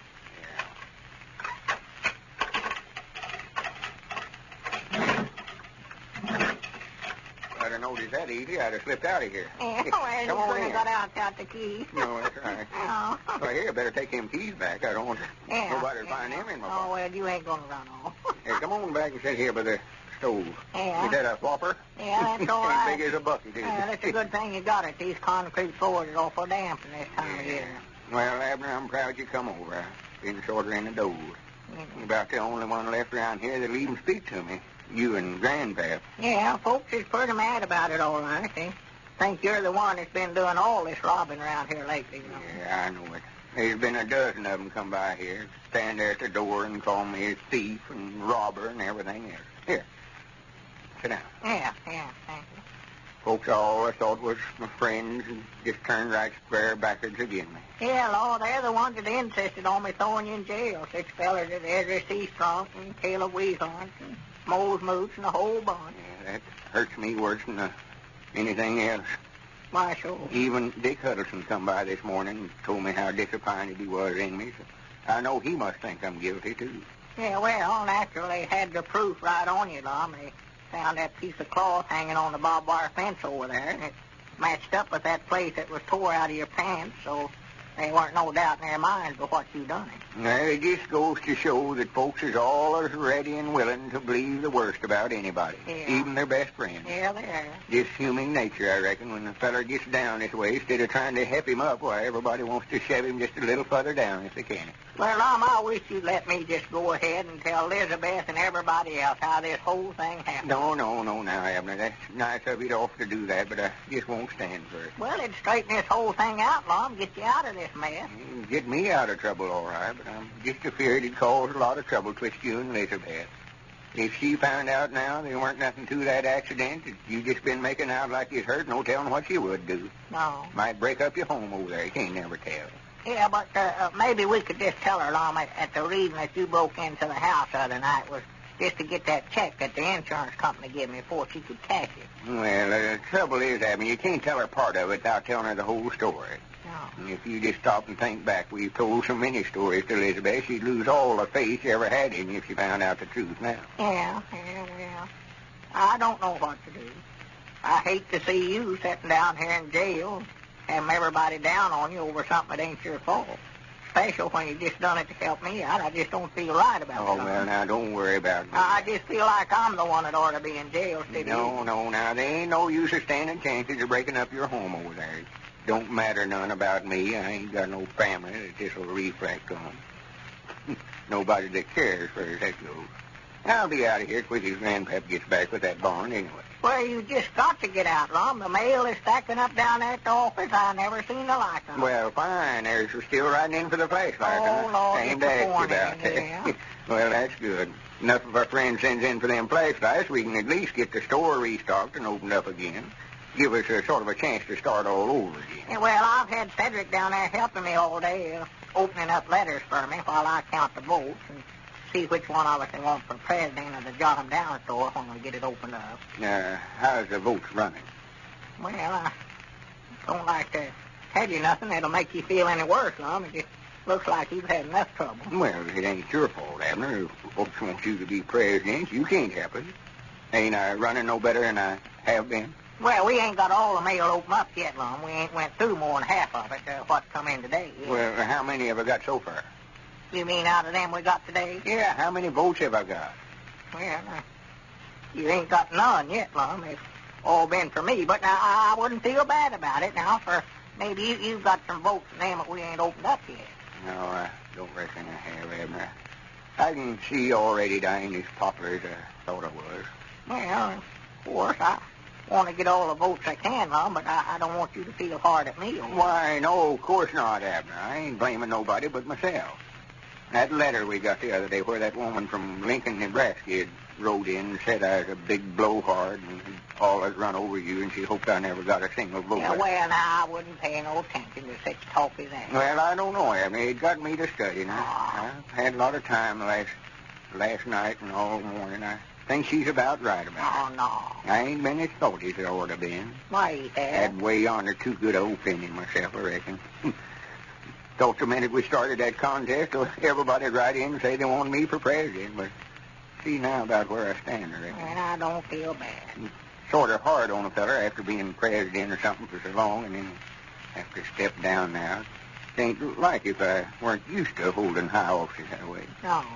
I've always took such a pride in all the offices I held. Why, natural? Justice of the peace and president of the school board. I've held that office for years. Oh, yeah, no, you've been president of the school board ever since I can recollect. Well, good people of this district honored me with that office, and I've tried my best to make them a good president. You did it. I look back and see some of the scholars that went through our little school over there and went out and made successes of themselves. I can't help but feel a little proud of myself, knowing that I had a hand in their education. Why, sure, you ought to. Well, it gives me a chance to see that these children around here get advantages that I never had when I was a young'un growing up. Why, sure. Proud to do it. Yeah, sure. I believe that, there's Grandpap coming yonder, Lum.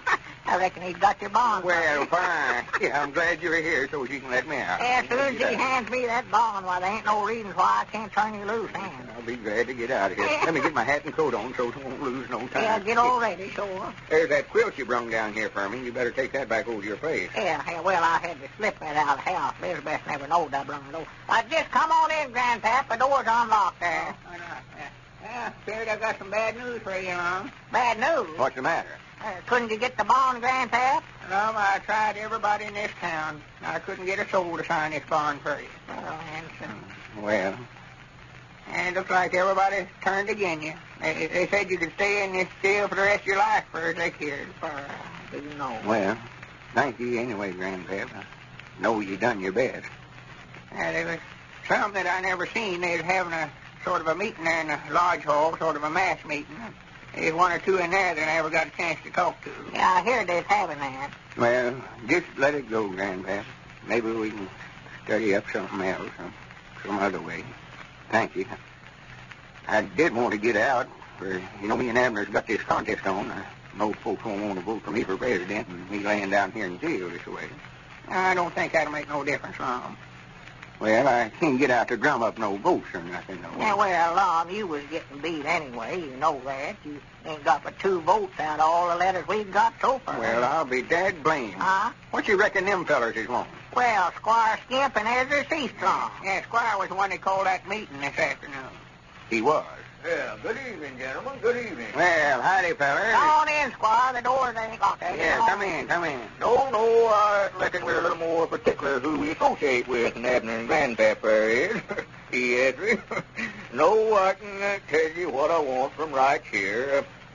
The good people of Pine Ridge had a meeting this afternoon, Lum, and me and Ezra was appointed to come over here and tell you that we don't feel that a thief and a robber is a fitting kind of a man to have at the head of our school.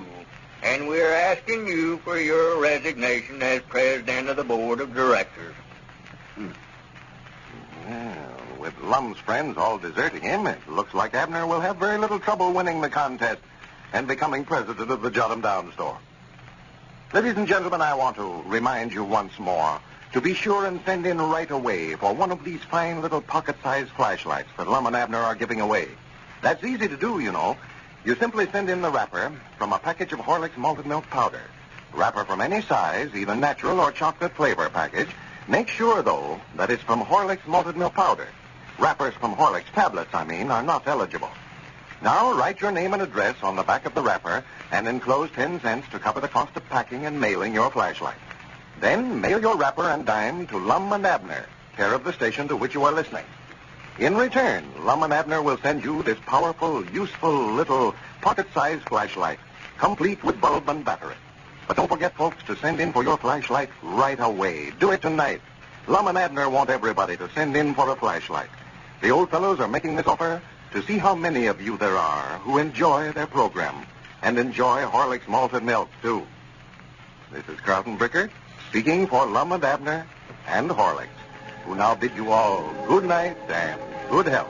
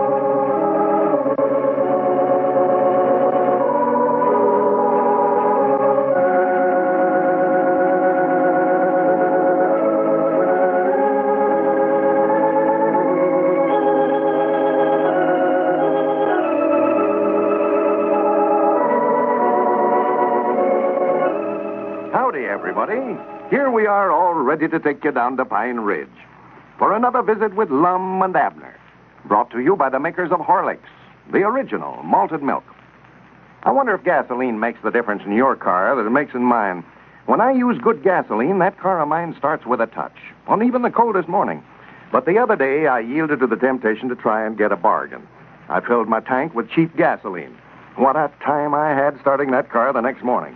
Now, cheap gasoline may look just like good gasoline when it comes out of the hose, but there is some difference in results. Well, there's a difference in malted milk, too. A cheap imitation may look like Horlicks, but that doesn't mean that it's just as good as Horlicks. Not at all.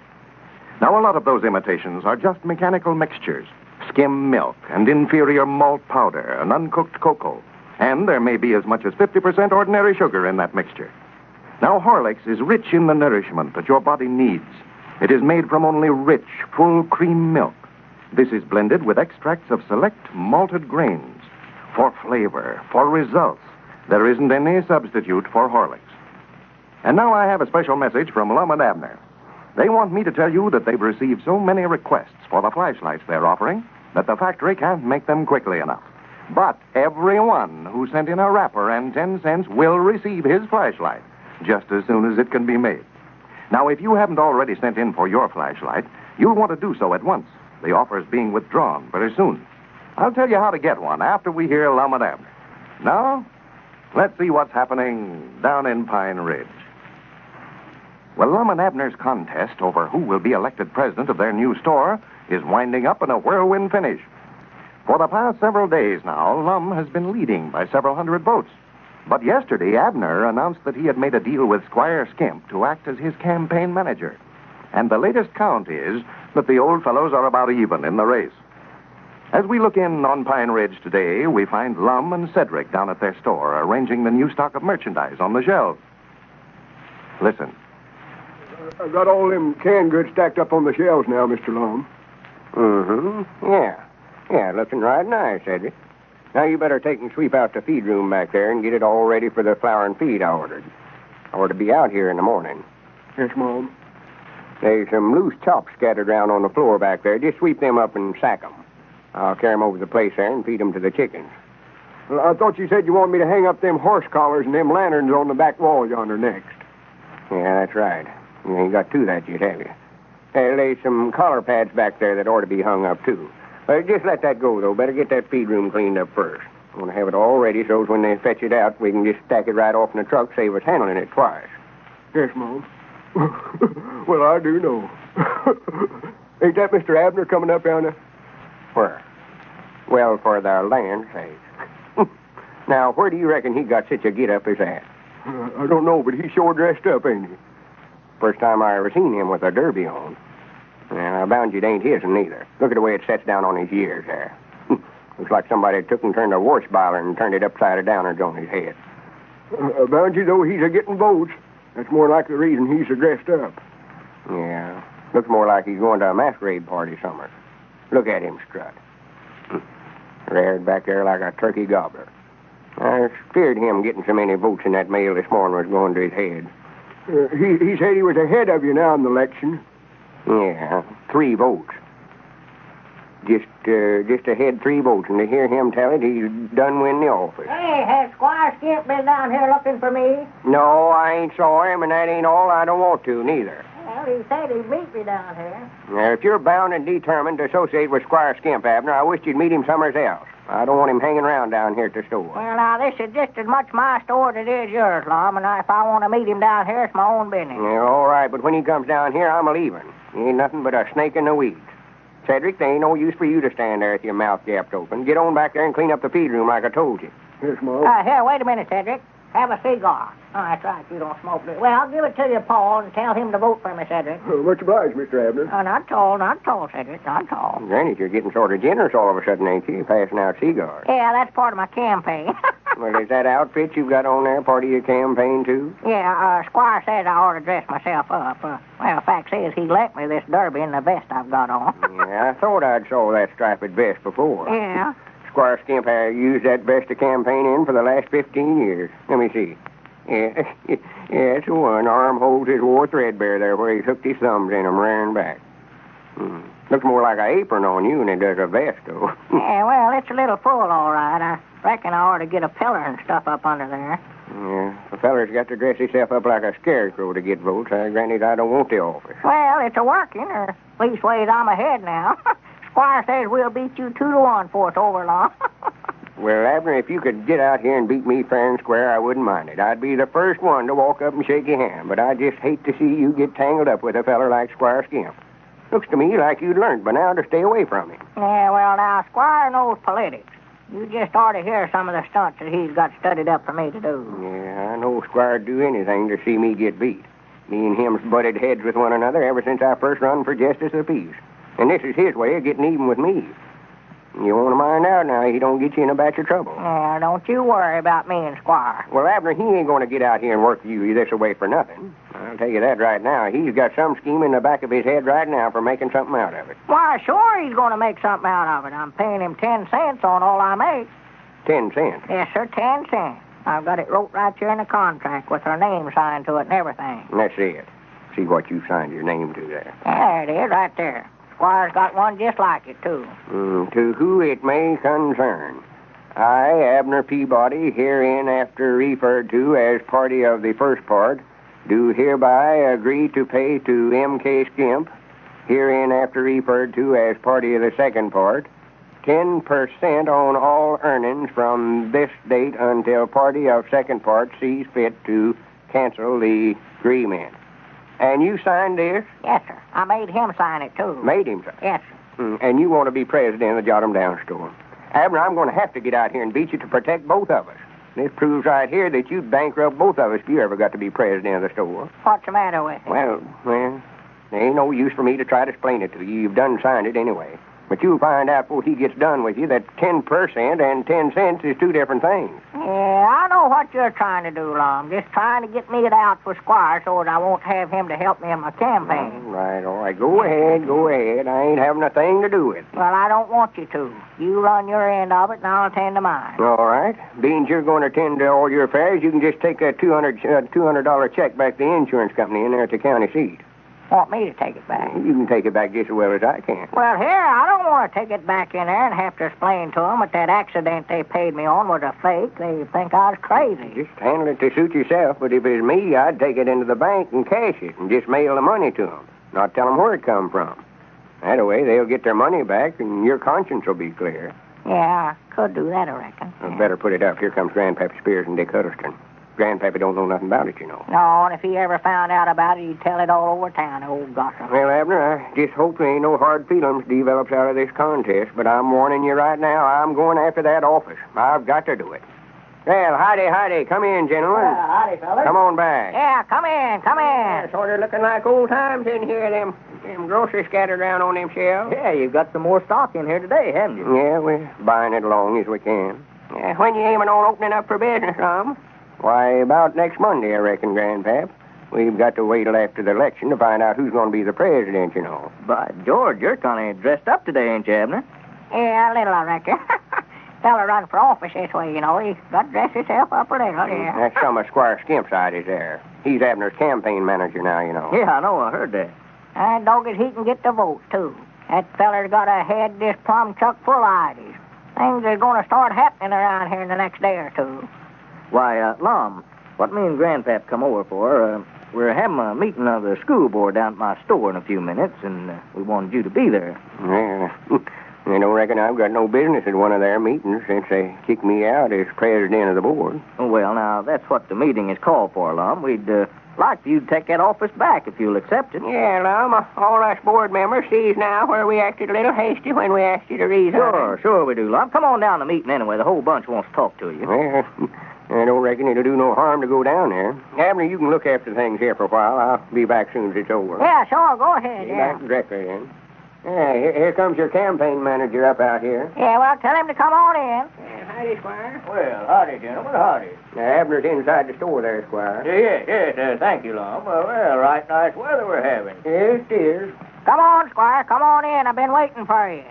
Yes, well, I got held up downtown there, Abner. I've been doing a little campaign for you down there. Well, fine. Now, Abner, what I want to see you about, I've been making a few plans on your campaign. I've made arrangements for you to give a speech at a box supper over at Crystal Hill tomorrow night. At Crystal Hill, huh? What am I supposed to talk about? Well, it don't make much difference about that. The New Deal or the gold standard or anything. Just so that you ask them sometime during the speech to vote for you for president of the store here. Now, I'm getting things all lined up. I've got to go in the county seat this afternoon and get some window cards printed and one thing and another.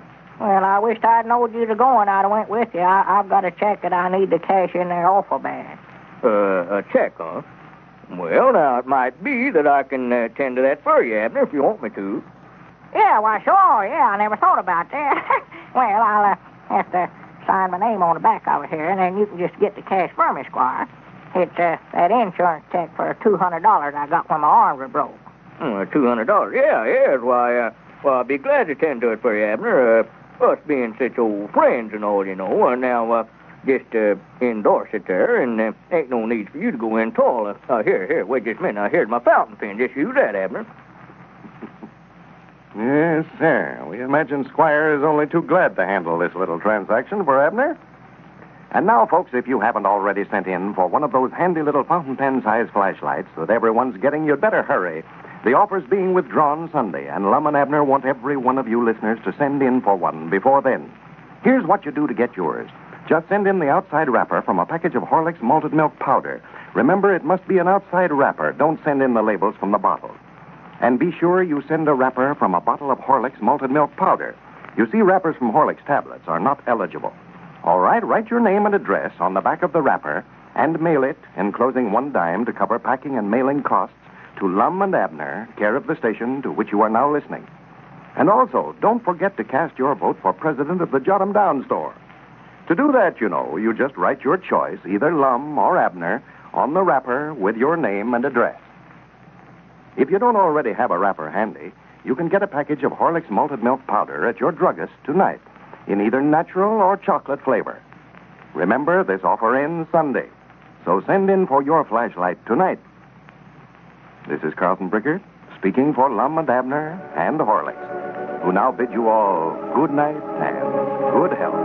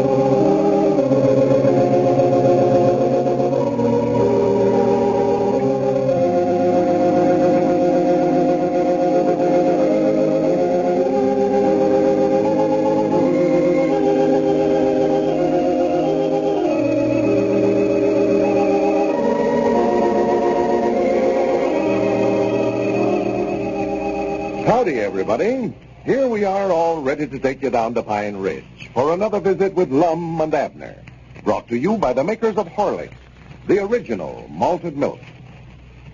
Do you know what often causes excess weight? Excess calories. Calories are the measure of the fuel value of food.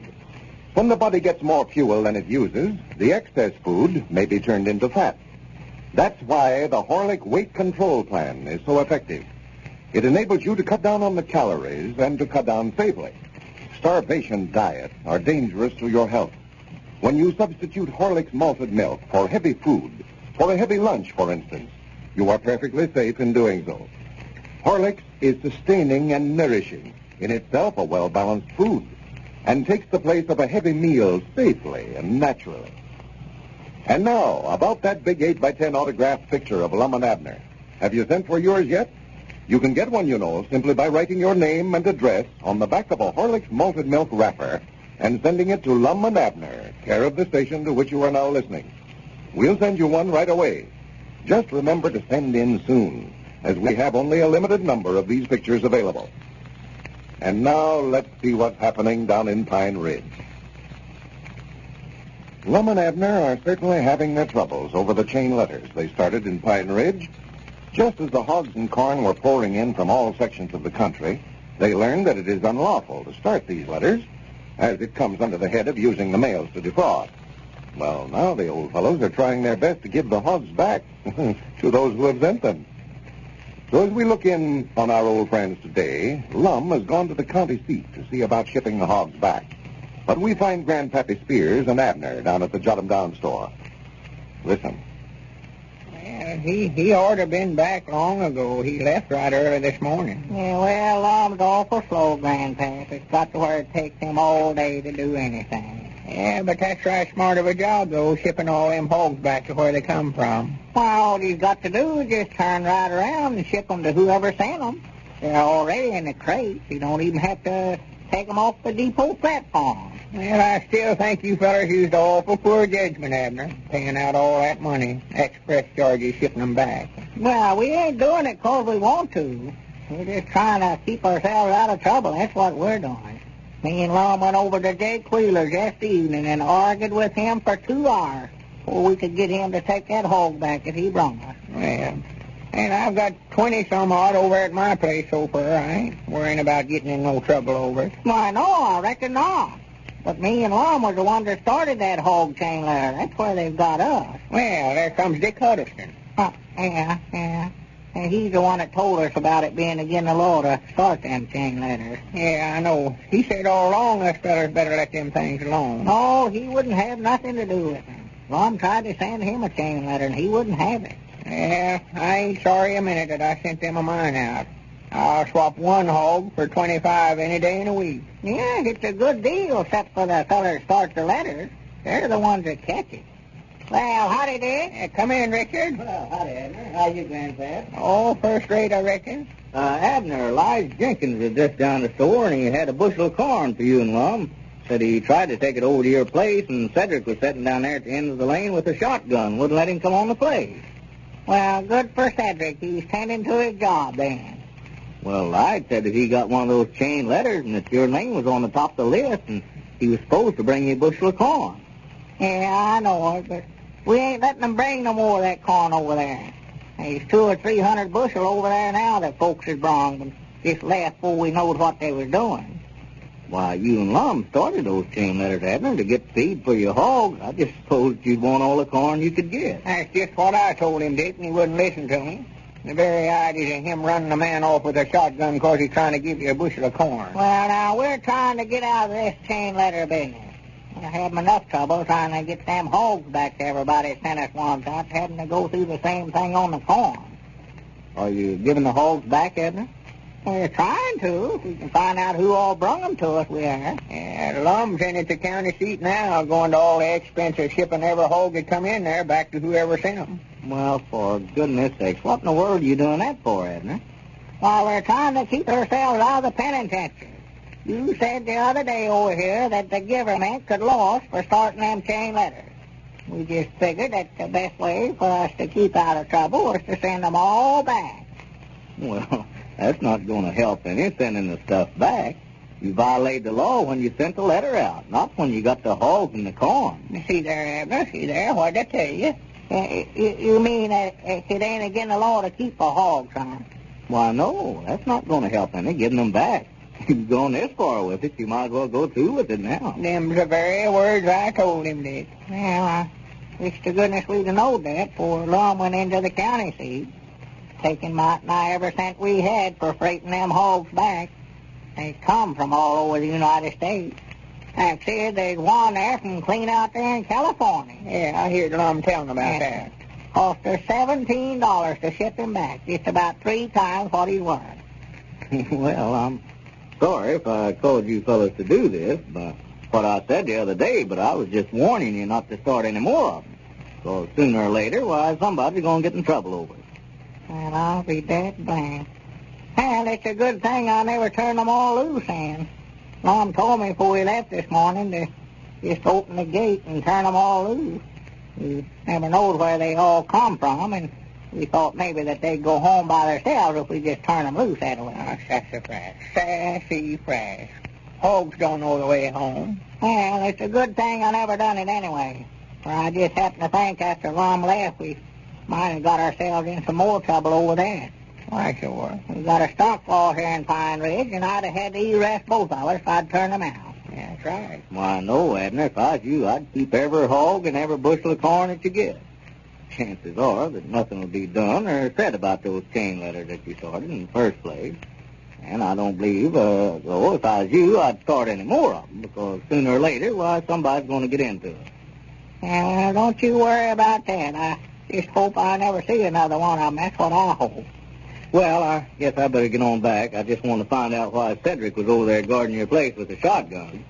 Dick, I'm glad you come over and explained it to me. Yeah, I am too, Richard. I know Dick's making a mistake trying to give all them hogs back. By the way, Grandpap, I nearly forgot here. I've got a letter here for you that come this morning. Well. Thought I'd bring it over. I knew that you might not get down to the post office today. Well, thank you, Richard. That's all right. Well, you fellas come down and loaf with me. Yeah, we will, Richard.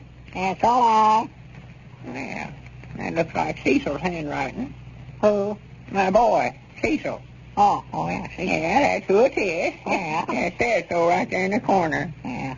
After 5 days, returned to Cecil Spears, Star Route 80, Oklahoma. Yeah. Well, I do know his ma'll be proud to hear from him. First hearing we've had from him since long before Christmas. Charity's been worried to death. Why, natural. Is he still sharecropping that place of his father-in-law's? Yeah, I reckon so. I expect I better open it up and see what all he's got to say. Yeah. Telephone Charity and tell her the news. Yeah, go ahead and read it. I'd love to hear what he's got to say. I always liked Cecil. Always said he'd make a success of himself. Fine boy. Well, I do know. It's wrote with a typewriter. That's something new he's took up. Well, starts out, dear friend. And that's a funny thing to call his Paul. Yeah. This charm was started in the hopes of bringing prosperity to you. Within 3 days, make 5 copies of this letter, leaving off the top name and address. And what in the world is that boy talking about here? I dog his grandpap. I believe he sent you one of them chain letters, sure to were. Yes, that's what it is. It sure were. Goes on here to say, in omitting the top name and address, be sure to send that person 10 cents wrapped in paper as a charity donation. Well, I saw to goodness. Them things is just taking the country, ain't they? Man, that ain't very newsy. Well, I don't know now. Feller can tell her right smart by that.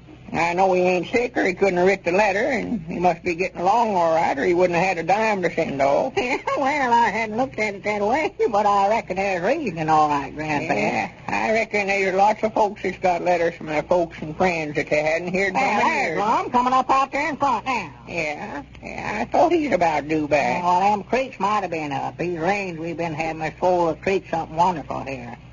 Well, Lum, you got back, I see. Did you have any trouble, Lum? Trouble?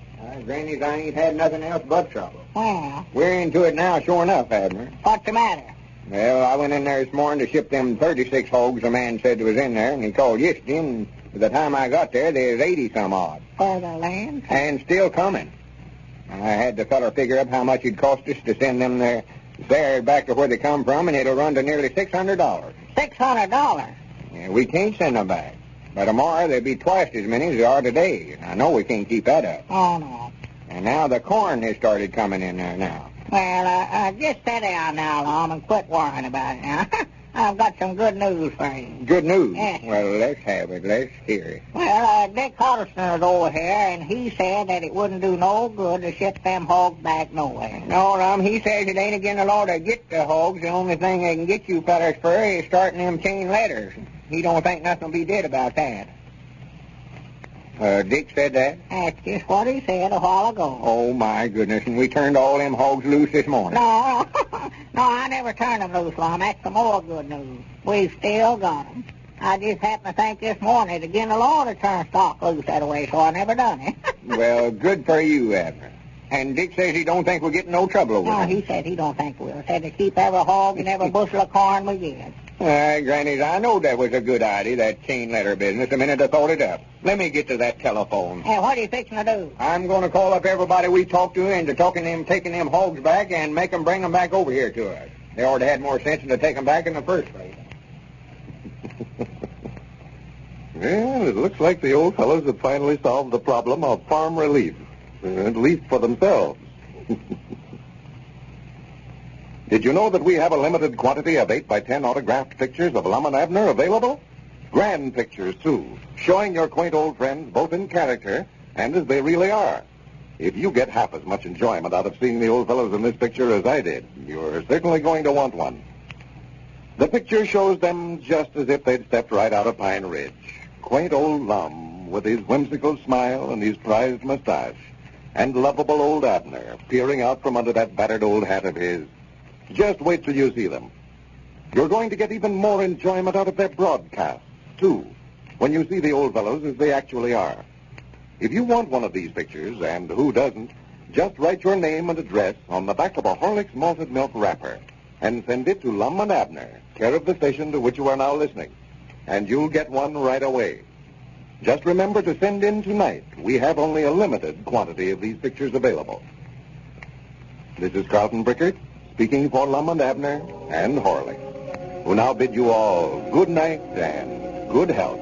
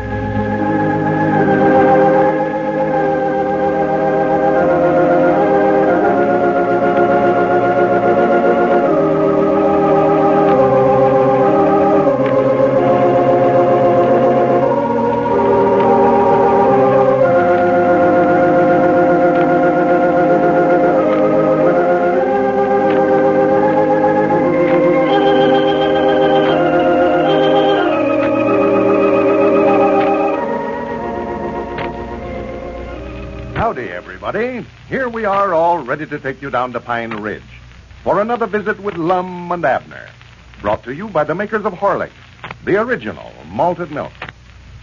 Because it is so nourishing and energy-giving, and because it is so easy to digest, a glass of Horlicks malted milk is a fine noonday luncheon.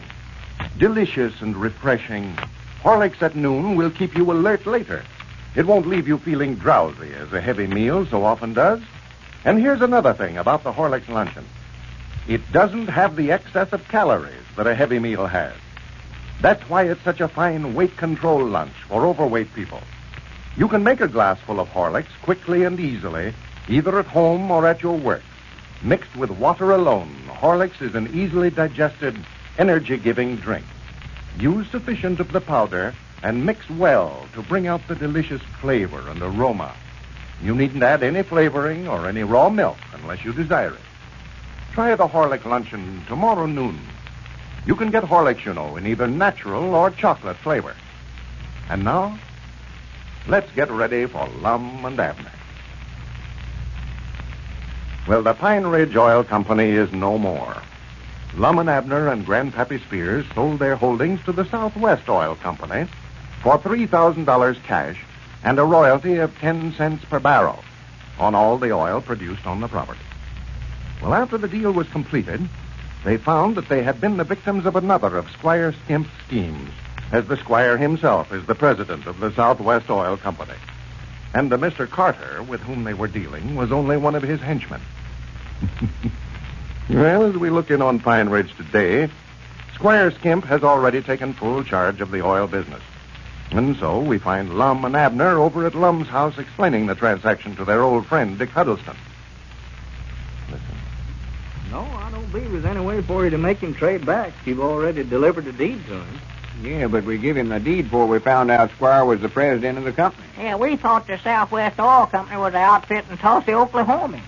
You know, that telegram we got saying for us not to sell our property till a representative got you, that was from Tulsa. Oh, yeah, this feller Carter's had come down here and made the deal with us.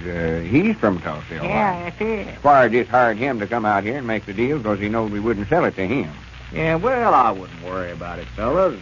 Doesn't make any difference who owns it.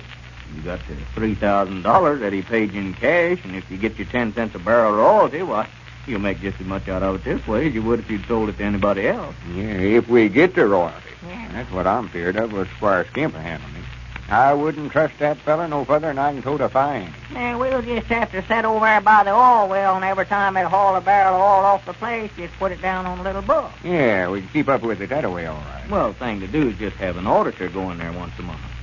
Yeah, I could do that. Have a who go in there once a month? An auditor? What's that? What's that? Ain't you never rode on a train, Abner?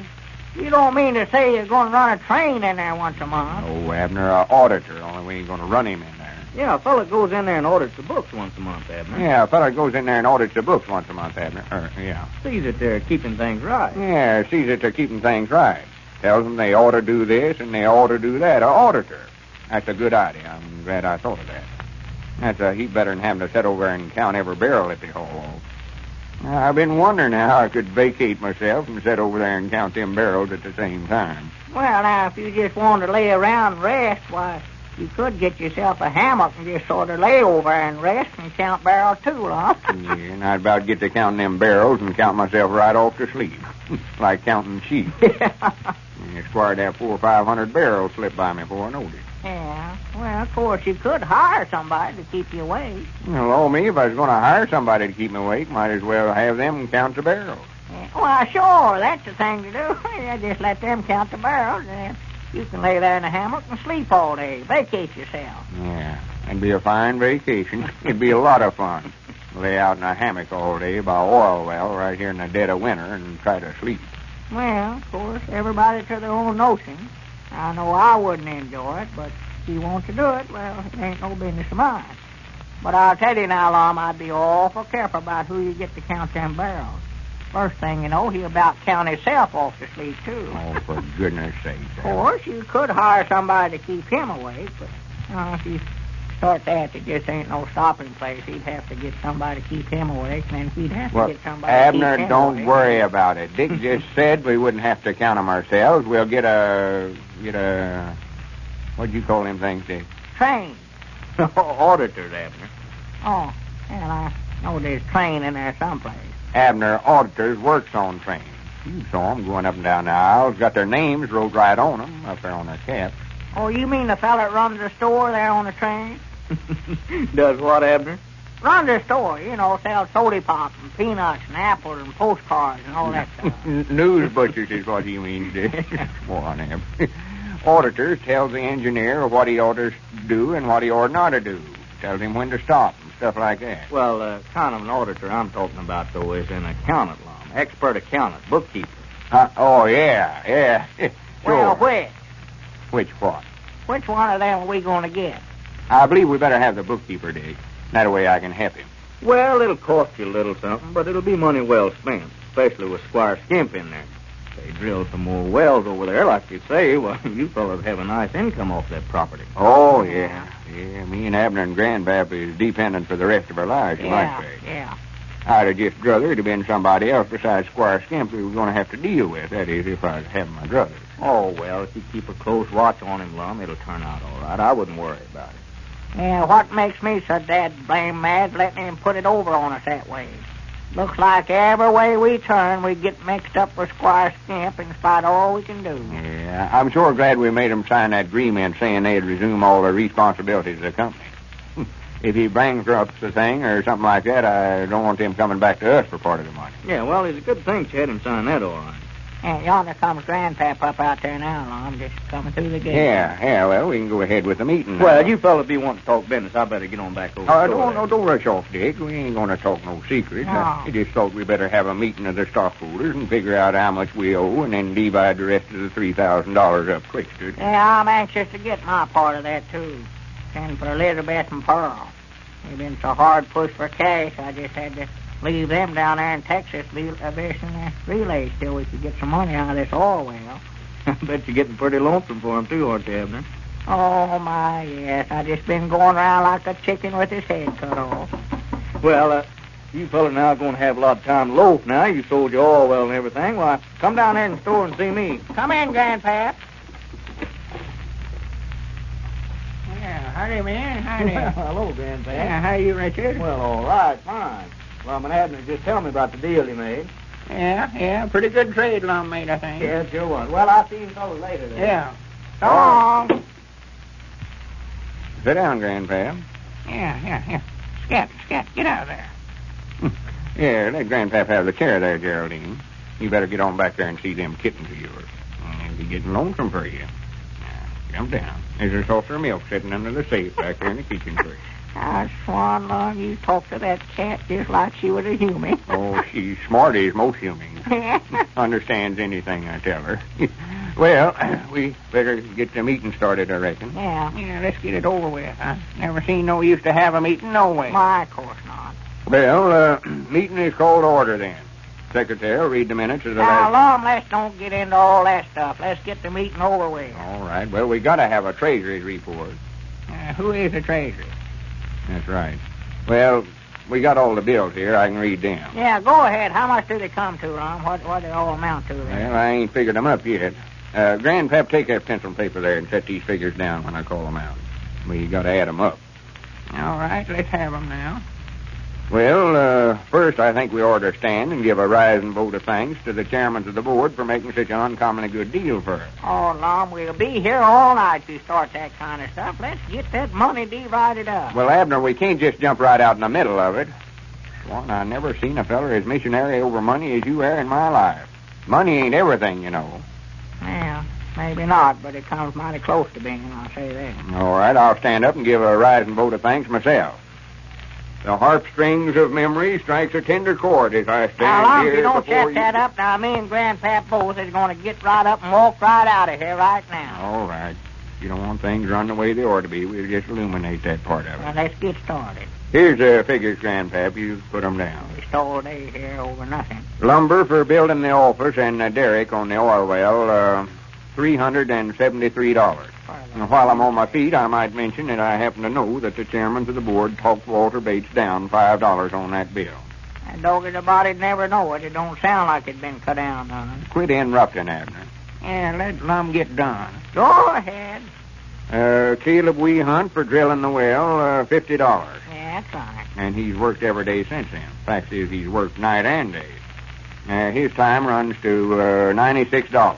Uh-huh. And Cedric's time amounts to $34.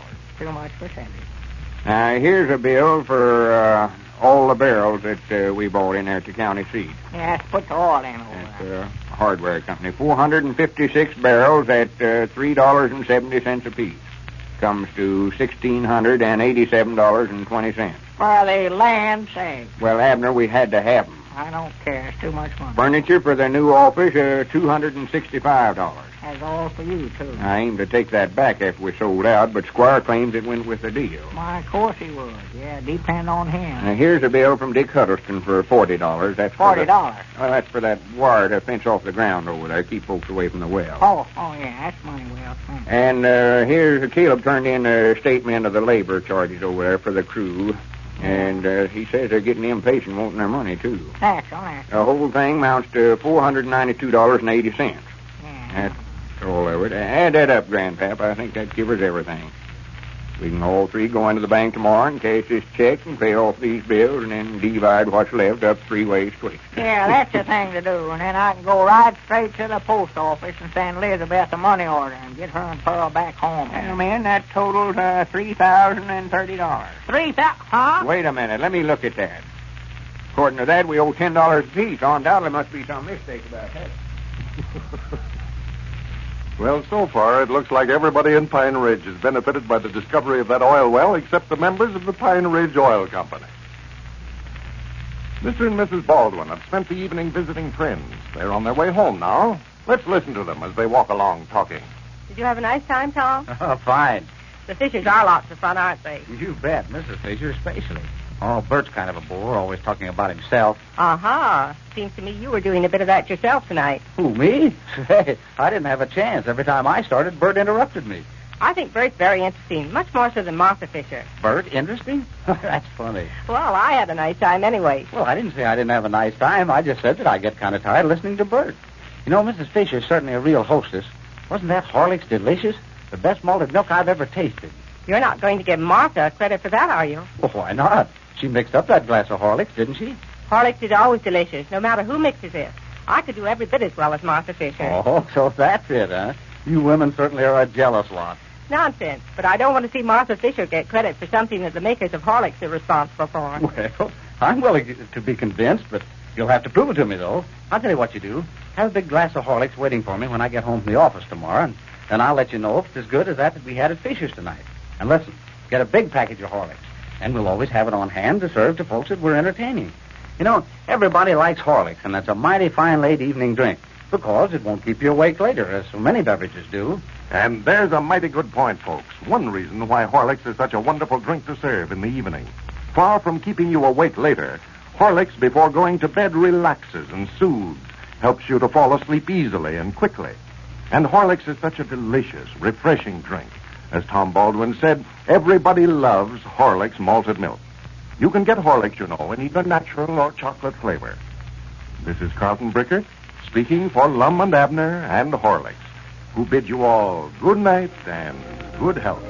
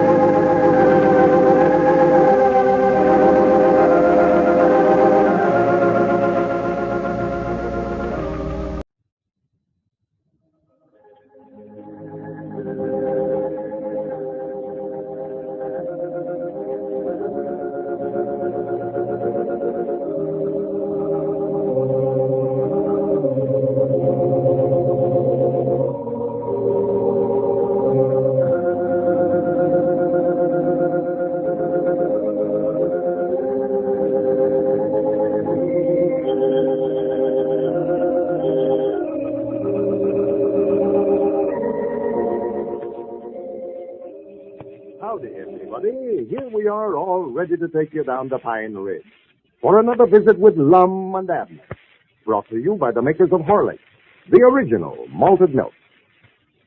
When in the midst of a busy day at your work or in your home, a heavy luncheon may cause you distress or leave you feeling drowsy because it's so hard to digest.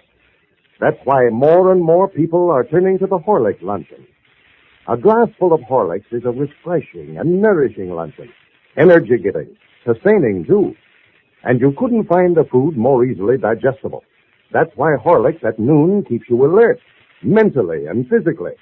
Why busy people prefer Horlicks to the heavier, hard-to-digest luncheon. Overweight people will find the Horlicks luncheon a fine reducing plan, for it's without the heavier meal's excess of calories. Try the Horlicks luncheon tomorrow. You can get Horlicks, you know, in either natural or chocolate flavor at your drugstore. And now, let's get ready for Lum and Abner.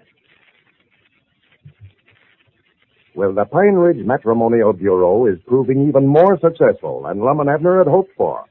The old fellows are receiving hundreds of applications, and their only worry now seems to be the suit that Squire Skimp has brought against them for $4,200, which is scheduled to come up next week. As we look in on Pine Ridge today, we find Lum and Abner over at Lum's house, which they are using as headquarters for their new enterprise. Lum seems to be very busy. Listen. And Peabody, do you take this woman to be your lawful wedded wife? Provide for her through sickness and health, and forsaking all others to love, honor, and obey her as long as you both shall live? I do. You will now join right hand, or left hand, just join hands. By the power invested in me as Justice of the Peace of Cloverleaf Township, I now pronounce you man and wife. And now, my young friends, as you go out into life to grasp the skirts of happy chance, may your stream of life unruffled run, and the roses bloom without a thorn. $5, yes. I know that you're sure aiming on putting on all the trimmings on this wedding, ain't you now? Well, I feel sort of responsible for this wedding. I was the one that egged them into getting hitched. Yeah, I recollect when you called them up on the phone the other day and was telling them what a good match they'd made. Well, Ruth just never had nerve enough to ask her. They'd have been married long ago. Yeah, well, now, do you want to go through it again now, Lum? No, I believe I know it by heart now. I've got to start getting dressed up. They're supposed to be over here at 4 o'clock. Oh, yeah. You want to change clothes, huh? Well, I just slip on a neck collar and tie and put on my frock-tail coat. Yeah. I don't mind to put myself a little bother when I'm getting $5 this away. Well, I thought you told Ruth on the phone the other day she'd make him a special price of $2.50. Well, I did, but, like I told him this morning, that's just for the regular cut-and-dried ceremony. For $5, I could give him a first-class wedding with all the trimmings. Yeah. Yeah, that'll be the first cash money that we've took in a long time, won't it? We? Well, we're sort of partners in this matrimonial deal. Yeah, but this ain't got nothing to do with our matrimonial business. This is sort of a sideline with me. This is Justice of the Peace. Yeah. Well, I wish we'd start getting some money then pretty soon so that I can send for Elizabeth and Pearl. I got a hearing from Elizabeth this morning just raising the roof because I hadn't sent her money for her and Pearl to come home on. Another letter? Yeah, she said her relations is getting tired of feeding them. That's what she said. Well, she ought to understand, Abner, that you just ain't got the money to send her. Well, trouble of it is, Lon, see, I ain't told her that the Orwell weren't Orwell. She thinks we're still rich. You mean you ain't told her that we sold out to Squire Skimp? No, I ain't told her nothing about it. I just never wanted to ruin a trip for her. Well, Lord, me, Abner, when she gets home and finds out that we've lost the store and never made no money out of the oil business, and on top of everything else, that Squire Skimp's is suing us for $4,200 and it's got everything we own tied up with attachment paper, she's going to hire a kite. Yeah, I know it. I know she is. I just don't know what to do about it, hardly. And you're a great one to be the head of the domestic problem department of our matrimonial bureau when you can't even run your own home. Well, what would you do about it, Mom? Of course, I'd rather tell her while she's down there so far away that she can't throw nothing at me, but I'm afraid if I do tell her, she'll just stay down there in Texas and not come home. Well, I wouldn't want to advise you on that problem just offhand, Mr. Peabody. If you write your troubles to the Pine Ridge Matrimonial Bureau, I'll be glad to study the situation over and that... Oh, my goodness, there's somebody at the door. Well, it ain't time for the wedding yet, is it? Granny, I ain't got the collar on yet.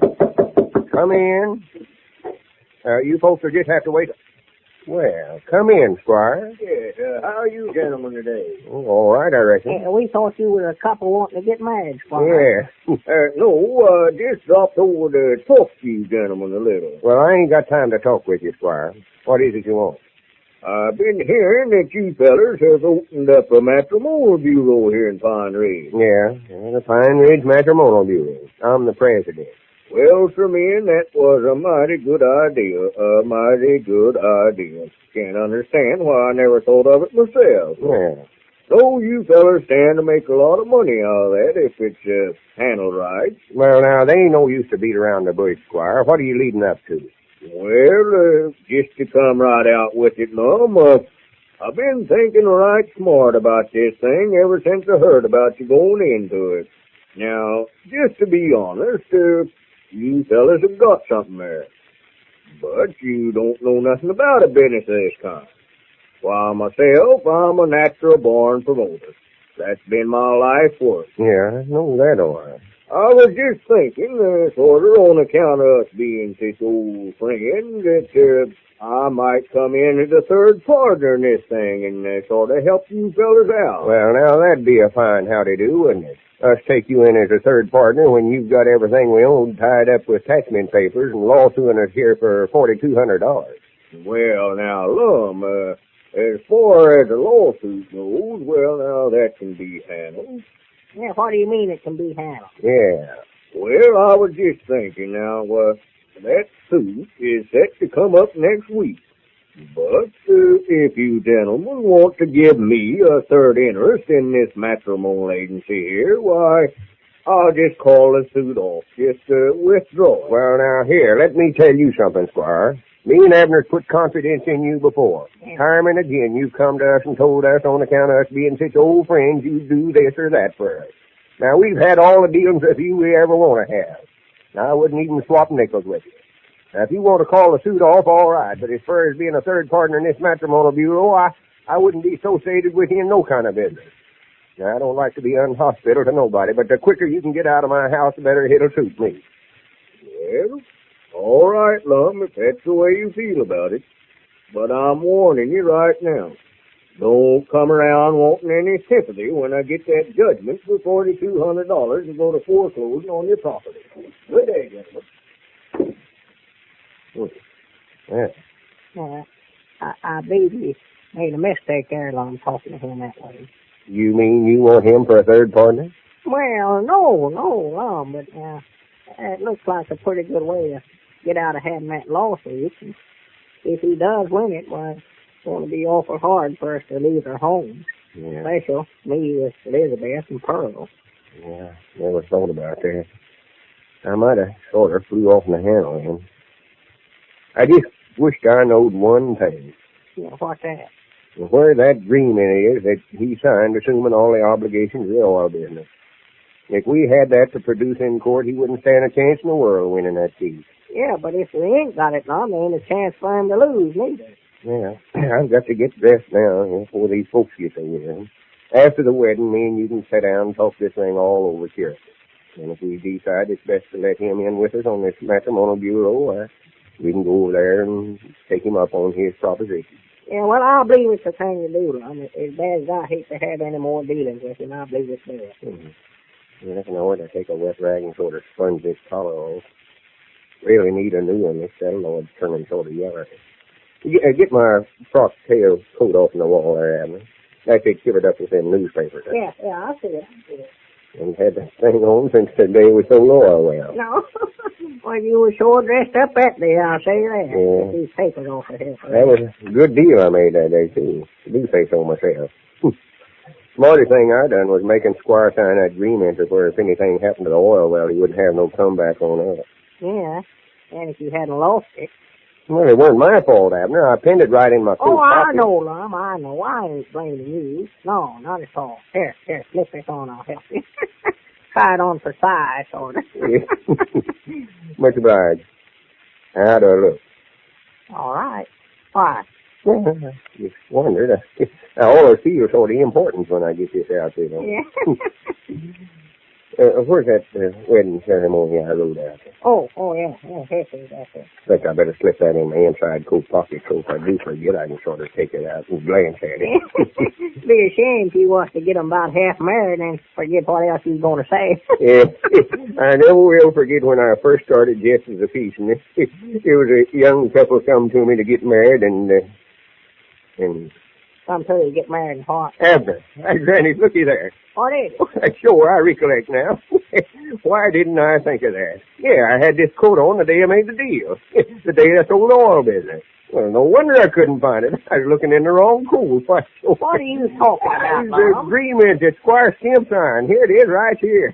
It's been in this pocket all the time, and I never once thought about having it. Well, with this important paper back in their possession, the old fellow should have no worries as to the outcome of the lawsuit. And now, ladies and gentlemen, let's pay a little visit to the Stevens home. Mrs. Stevens is just returning from her shopping, and we find her talking to her little daughter. I bought you a present, Dorothy. What? What? You just wait and see. It's in one of those big packages. We'll open it up in a minute. Here, you hold this while I take off this coat. Oh, let's open my present first. Come on, Mom. You can take your coat off in just a minute. Oh, all right. Here, you better let me open that. You'll have everything all over the floor. Oh, let me open it, Mom. Oh, all right, careful. Oh, I will be. There now. See, I didn't spill anything. There's your present. That large glass bottle there. Those are Horlick's malted milk tablets. Oh, thanks, Mom. Are these just like Horlick's malted milk? Why did you buy me tablets this time? Didn't they have any regular Horlicks? Oh, yes. But you can carry Horlick's tablets to school with you. To school? Really? Yes, that's why I bought them for you. Horlick's tablets are just like Horlick's malted milk, dear. The same thing, but in tablet form. You'll love them, I know. Here, just dissolve one or two in your mouth. These taste awful good, Mom. I know they do. They're awfully good for you, too, dear. When you're at school or out playing, they'll give you nourishment and energy. Keep you from getting too hungry or too tired. Well, I'm going to tell all the other kids at school about Horlick's tablets tomorrow. I'll bet they'll want their mothers to buy them some, too. You can't blame them, can you? And I think their mothers will be glad to buy them, too. There isn't anything that helps children develop healthy bodies like Horlick's malted milk, either in tablet or powder form. And there's a fine suggestion for all you mothers. Let your children carry a supply of those nourishing, energy-giving Horlick's malted milk tablets to school. You can get them, you know, in either natural or chocolate flavor. The small 10-cent size flask can be conveniently carried in a coat pocket, and the tablets come in larger bottles, too. This is Carlton Brickert, speaking for Lum and Abner and Horlick, who now bid you all good night and good health.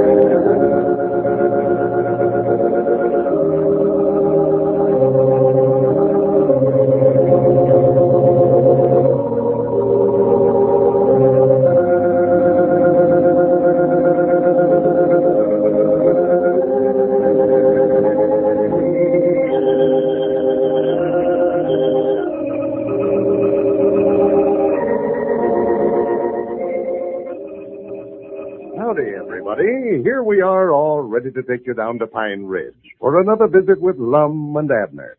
Brought to you by the makers of Horlicks, the original malted milk. The ease with which it can be digested by the impaired or delicate system makes Horlicks malted milk a wonderful food drink for invalids and convalescents. This easy digestibility is the result of Horlicks' special process of modifying full cream milk with the nutritive extracts of wheat and malted barley. Horlicks is nourishing, energy-giving, just the kind of food the sick person needs to give him strength and aid recovery. Horlicks is a delicious drink, too. Its fine, rich flavor does not grow tiresome, even when Horlicks is regularly included in the diet. A glass full of Horlicks malted milk can be easily and quickly prepared by simply mixing with water. It isn't necessary to add any flavoring or ordinary milk. Just use sufficient of the powder to bring out the wonderful flavor and aroma. Horlicks malted milk can be obtained, in either natural or chocolate flavor at your druggist. And now, let's get ready for Lum and Abner. When Lum and Abner announced over the party line a few days ago that they were opening up a matrimonial bureau in Pine Ridge and offering free advice on domestic problems, little did the old fellows realize the enormous response that they would receive. For the last few days, they'd been swamped with letters from everywhere, subscribing to their service and seeking their advice on domestic problems. As we look in on Pine Ridge today, we find Lum and Abner over at Lum's house, where they've been busy all day answering letters. Listen. Here's one from Crawfordville, Indiana. Crawfordville.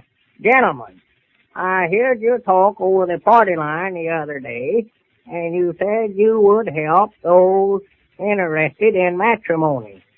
Please help me find a nice young man who would make me a good husband. Yes. I prefer a man who lives in the city and would like a tall brunette, but would consider a short blonde. She ain't very short, she ain't. No. I am enclosing a picture of myself. I am 5 foot 1 inch tall. Let me see your picture. Yeah, that's it, right there. Mm-hmm. All right, pretty, ain't she? Yeah, no, she oughtn't have no trouble finding her man. And she goes on here, said, I am 18-year-old and graduated from high school. Well. I can cook and take care of a house. Huh? Well, that's what it says here in the letter. Oh. Please find me a young man as soon as possible. Miss L.R.L.B. it is. Yeah, put that over there in that stacking. Yeah. It's mostly women folks wanting to get married. Yeah. What we need here is some letters from men folks. Well, there's some letters there from men, though. Yeah, but none of them never sent no pictures of themselves. No. These women folks want to see what a fella looks like before they get married. Yeah. Love's blind, all that stuff, but not plumb blind. Now, here's another from a woman here. It says, yeah, wait a minute. Yeah, she ain't looking for no husband. She's just wanting some advice on how to handle the one she's got. Good. What is she wants to know?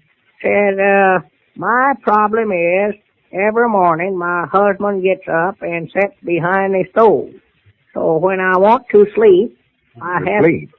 Sleep. When I want to sleep, I have to sweep around him. Could you tell me how to make him move?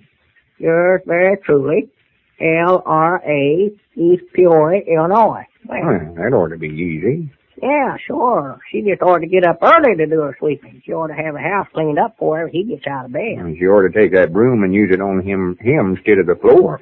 Whop him once. Well, maybe that's the reason he gets back there, so he can keep the stove between him and her. I know just how he feels. I've got behind him myself. I've had Elizabeth chase me around the stove trying to swing a broom at me. Well, the way this letter sounds, she ain't mad at him, though. He's just in the way back there. Yeah, well, of course, maybe the back side of the stove is the warmest, too, you know. She could take and turn the stove around then, so the back of it be in front. Yeah. Or she could put 2 front doors on it, and then there wouldn't be no back to it. But that'd be a lot of bother to put herself to, though. Yeah, let's see. She could make him do the sweeping. Reckon he'll come out to eat. Huh? I say, you reckon he'll come out from behind there to eat? I don't know. She never said there in the letter. Well, I just thinking now, she might sort of coax him out with his breakfast, you know, sort of told him out from behind there like you would a cat with a saucer of milk, you know. I don't know as I ever heard of a problem like this before. A feller just gets in back of a stove right away and won't come out at all. Yeah, bet you I'd get him out from behind there. I'd build such a fire in that stove to where he'd have to move. Yeah, it'd be too hot for her to sweep back there then. Yeah, that's right. Let me see that letter. Yeah, that's got me stumped. I don't know what to do. Well, we've got to figure it out some way. Yeah, or two. She says, every morning my husband gets up and sits behind the stove.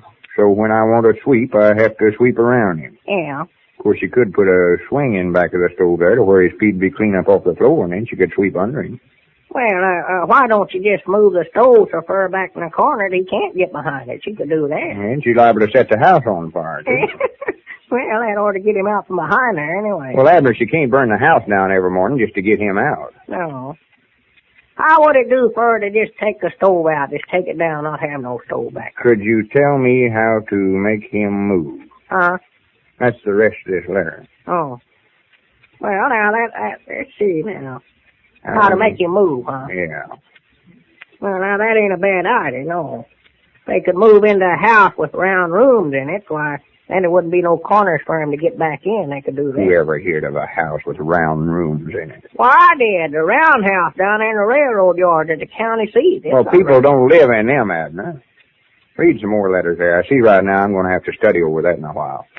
There's ways to make that feller move, all right. Oh, yeah, lots of ways, yeah. She could set off a charge of dynamite on him. That'd move him. Yeah, but she don't want to hurt him, Abner. According to the letter, that's the only bad fault he's got. It's just crawling up behind the stove and refusing to move. Yeah.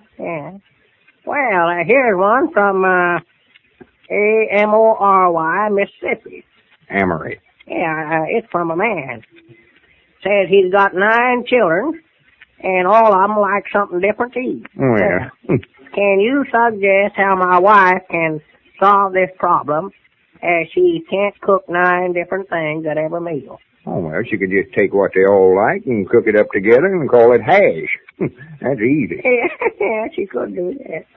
Well, let's see, here's a feller from San Antonio, Texas. Well, well, you read this, Lum. I can't make out that right now. He must have wrote this with his left hand. Gentlemen, I love my wife very much, but every time we get in an argument, she packs up her clothes and runs home to her mother. Can you help me? Yours truly, John J.W. Yeah, well, Elizabeth used to do the same thing when we was first married. You ought to be able to help him then. What did you do? Why, well, I just had her mother come live with her. That stopped it for a while. For a while? Yeah, and then finally, well, her and her mother both packed up and left. Well, quit you, huh? Well, they thought they had, but I just packed up and went with them. Yeah, we lived with her folks for about 2 years there. Well, I ain't going to tell this fellow down there in San Antonio to do that. Well, no, I wouldn't lead them. No. Elizabeth's folks wouldn't want perfect strangers to move in on them that way. No. Besides, they've been dead for years, yeah. Well, I'd love to help this fella. I feel kind of sorrowful for him. Well, I tried everything to break Elizabeth. But the best way is to just let them go. They'll come back. They'll break themselves of that habit if you just not pay no attention to them. They just keep it up just so long, just as long as you run and begging to come back. Well, they'll go to their mammoth every time. That's pretty good advice right there. We'll just write him that. Are you ready for another? Yeah. Let me have some of them letters over here, too. Yeah, we never will get through this way. Lord, there's a lot of them. All these in this stack is want us to find my husband, huh? Yeah, there's some good lookers in there, too. Oughtn't to have no trouble finding a man tall. Yeah, but we've got to have some men's pictures to send them. They'd be getting encouraged here. Yeah, well, here's another wanting to find her husband. Let's see her. You always want to look at him, huh? Pretty. Where's she from? Yeah, Bardwell, Kentucky. That's too far. Here's one from Hazen, Arkansas. Hazen, huh? 2 girls writing in. It's in case we do find a husband for them, they want us to, let's see. Yeah, they want to get their 6 months free advice. Well, I do know. Here's one from a woman 82-year-old, huh? Well, look at this. Well, here's a fella that sent a whole batch of pictures of himself. Well. Wait a minute. Huh? That looks right smart like you, Abner. Where'd these come from? Let's see it. Why, that is me. Yeah, that's some picture that I sent in for, Lum. Sent in for? Yeah, I was in the county seat about a month ago, and a feller had a Kodak right there on the street and just take my picture while I was walking along. Well, I do know. That's a right good picture of you. Don't look much like you at all. Yeah, they don't. They turned out uncommonly well. He give me a special price if I'd take a dozen, so I just ordered a dozen of them. Wait a minute. Huh? I think that gives me an idea. Abner, them pictures is just what we was needing. We can send them to these women folks that's riding in looking for husbands. Well, wait a minute here, Lum. I ain't wanting to get married. I've got a wife and daughter down in Texas now if I can get them back up Oh, here. well, you don't have to get married. We've got to send them something so they know we're on the lookout for them a husband. Yeah, well, Lum, I'd heap rather not do that. Well, Abner, you want to make a success with this matrimonial bureau, don't Well, you? yeah, but Lum, Well, we've got to send out some pictures to these women that's looking for husbands or they'll think we can't find them none. Here we are. This will let them know we're working on it, and these will keep them satisfied so we can get them some more pictures to send them. Yeah. You ain't got nothing to worry about. Ain't nobody going to fall in love with a face like that, nohow.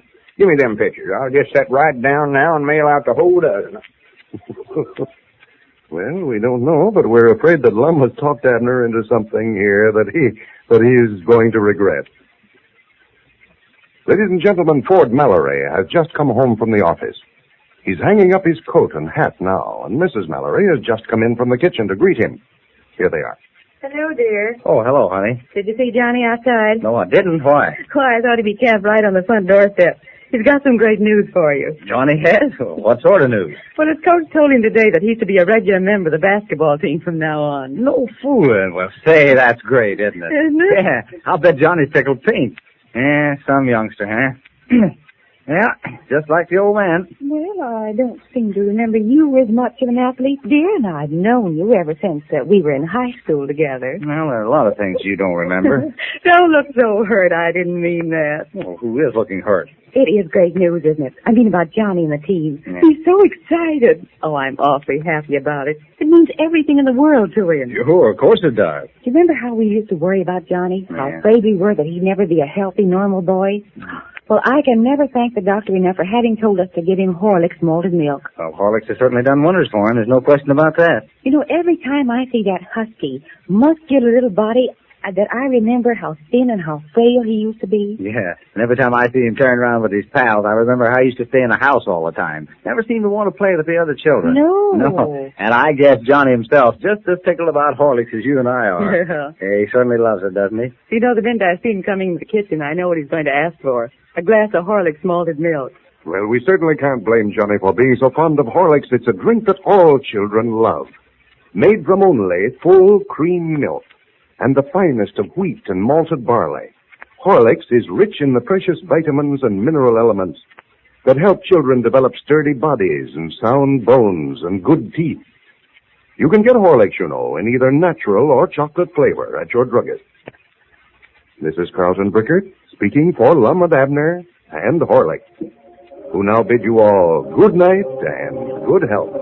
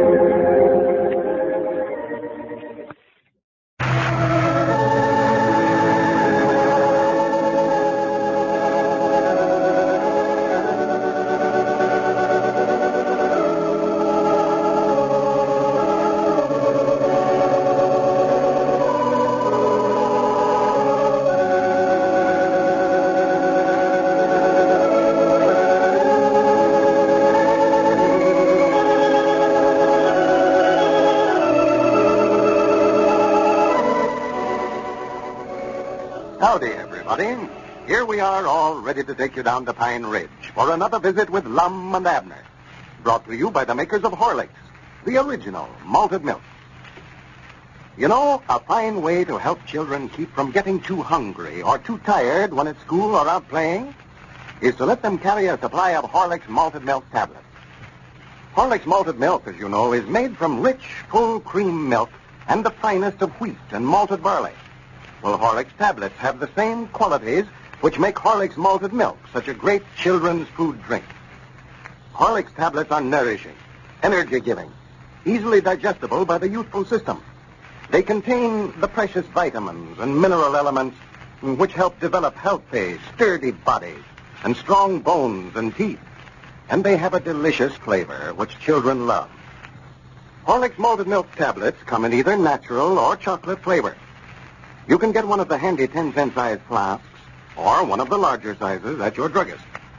And now, let's get ready for Lum and Abner. Well, the old fellows have discovered that operating a matrimonial bureau is no small job. They have received hundreds of applications, and together with the many domestic problems that they've been asked to solve, their new business is consuming practically all of their time. As we look in on Pine Ridge today, we find Abner has just entered Lum's house, reporting for the day's work. Listen. Well, come in, Abner. I've got a surprise for you. Well, for the land's sake, what in the world are you doing, Lum? Why, you're going to get paint all over that carpet. Oh, I'm nearly done now. Just putting on the finishing touches, sort of. Well, what is it? It's a sign for a matrimonial bureau. Step over here where you can see it. Oh, yeah. Pine Ridge Matrimonial Bureau. I'm Edward's president and justice of the peace. Yeah. Yeah. What's that Indian doing there? Indian? Yeah. That's Cupid. He's fixing to shoot a bow and arrow at that heart over there. Well, I do know. Yeah, I sat up till about 9 o'clock last night working on these things. Well, wait a minute here, Lum. You got that fellow with the bow and arrow standing on his head there. No, you're looking at it upside Well, down. I ain't done it. The letters is all right from over here, but he's upside down there. Now, wait a minute, I Granny. Well, I'll sworn to goodness. Sure he is. Well, it's too late now. Well, I believe that'll be better anyway.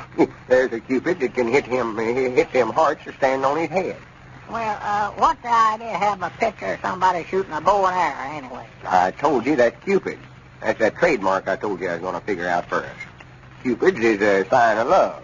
Yeah. You know, like they have on Valentine's and such as that. Well, I never seen nothing like that on a Valentine. That looks more like a picture of some heavyweight wrestler to me. Yeah. I reckon I did get him looking a little older than he ought to. Well, how old is he supposed to be? Now, Granny, I don't know how old Cupid is supposed to be. Just babies, though. Well, if that's a baby, I'd hate to see him when he gets full grown. That ain't no baby, Lum. Look at them muscles. He's full grown right Well, Abner, if you're going to stand there and make fun of this sign, you can just get out till I get done. I ain't making fun of it. I'm just telling you how it looks to me. I'll tell you another thing, too. The way he's got that arrow pointing there, he's going to miss that heart by about 4 foot. Oh, well, he ain't ready to shoot yet. He's just taking aim. He'll draw her down there straight before he shoots, I reckon. I thought he was shooting at them birds up there in the far corner at first. No, them lovebirds up there. See them kissing one another there? Ain't that sweet? Yeah, I reckon it's all right, but I still think they're going to get shot if they don't move, or that young giant there don't take better aim at that heart one. Yeah, I wish we had some electric lights to put on it. It'd be the first electric sign in Pine Ridge. Well, what in the world would we want with electric signs? Hey, so folks could read it of a night. Well, all me, Lum, everybody's in bed around here by 9 o'clock at night. Wouldn't nobody see it if we did have lights on. Yeah, but think how nice it'd look. We could put a light right there in Cupid's hand. That way it'd look like as if he was holding it, sort of. Well, now, Lum, now let's don't go to no expense on this thing. Abner, this is a big outfit, this matrimonial bureau is. We can't expect to run a business like this without spending some money and getting started. Yeah, but where are we going to get the money? That's what I'm talking about. All we got so far is that free board from Sister Simpson. She ain't going to keep that up long if we don't hurry up and find her husband. Why, the money will just start rolling in here before long. Well, now, Lum, I'm going to take the first money that rolls in here and send for Elizabeth and Pearl. Get them back home. I'm tired of that. Well, all right. We'll leave off the electric lights, but I still say it's a good idea, though. Well, if you're just bound and determined to have a light on it, Lum, I've got a lantern over at the place that you could hang on. Now, wouldn't that look fine? Wouldn't that look fine, a lantern hanging on a sign? Well, it'd light it up. Well, just forget about it. I wish I could think of something to put up there in that corner there. Fill out that blank space there, sort of. Well, put my name in there. You've got yours down here. No, we've got enough reading on there. I was trying to think of some kind of a picture I could draw on it. Something representing love, matrimony. Hello, yeah. Let me see now. You wouldn't want to draw my picture on there, I don't reckon, would you? Your picture? Yeah. Representing love? Well, I just sort of trying to think of something to, and put on there, and I just happened to think of myself. I reckon it's called out sitting here and all. Wait a minute, I know what I'll do. I'll put some wedding bells up there. And that way I got all four corners took care of. Yeah. There's a cupid, and the wedding bells will go right up there, and the heart and the lovebird. There's a work of art, you know it. I ought to have been an artist. Yeah, it would have helped them. You could have did better all right. I reckon they'll know who drawed this. Stop me putting my name on there. Well, now, it might be best for you to put your name on there again, Lum. I don't want nobody thinking I done it. No, we wouldn't want nobody... Huh? Nothing. I just put drawed by right there over my name. That'll set any arguments about the matter. Drawed by Lum Edwards, President and Justice of the Peace. Now, Lum, what you going to do with it when you get it done? Why, we're going to put it up in the front of the Jot 'em Down store down there. We're moving our office. Moving? Yeah, this ain't no place to run a matrimonial bureau here in a house this way. Go down there in that store building there, we'll have plenty of room. Yeah, Lord, we'll be lost in that place, Lum. All we need is somewhere to open up the letters and answer them. We've got to have a place to file all these applications for husbands and wives, though. Them shelves down there will be the very thing. They will. Why, sure. Put the men that's looking for wives on one side of the store and the women that's looking for husbands on the other. Yeah. Put the blondes in on one shelf and the brunettes in another. And yeah. The tall ones in one place and the short ones somewhere else. Yeah. Divide all up that way so when we get an order for a husband or a wife, we can see what kind they want and go right to them. Filing system, sort of. Hey, doggies, now, that ain't a bad idea, you know. It's just like selling stuff out of the store, ain't it? Why, sure. Get an order, and instead of reaching up and getting a can of tomatoes, we'll just reach up and get a blonde for them. You mean if somebody orders a can of tomatoes, we'll send them a blonde? No, I just said tomatoes. I mean it's difference between running the matrimonial bureau and running the store. Oh, yeah, I see.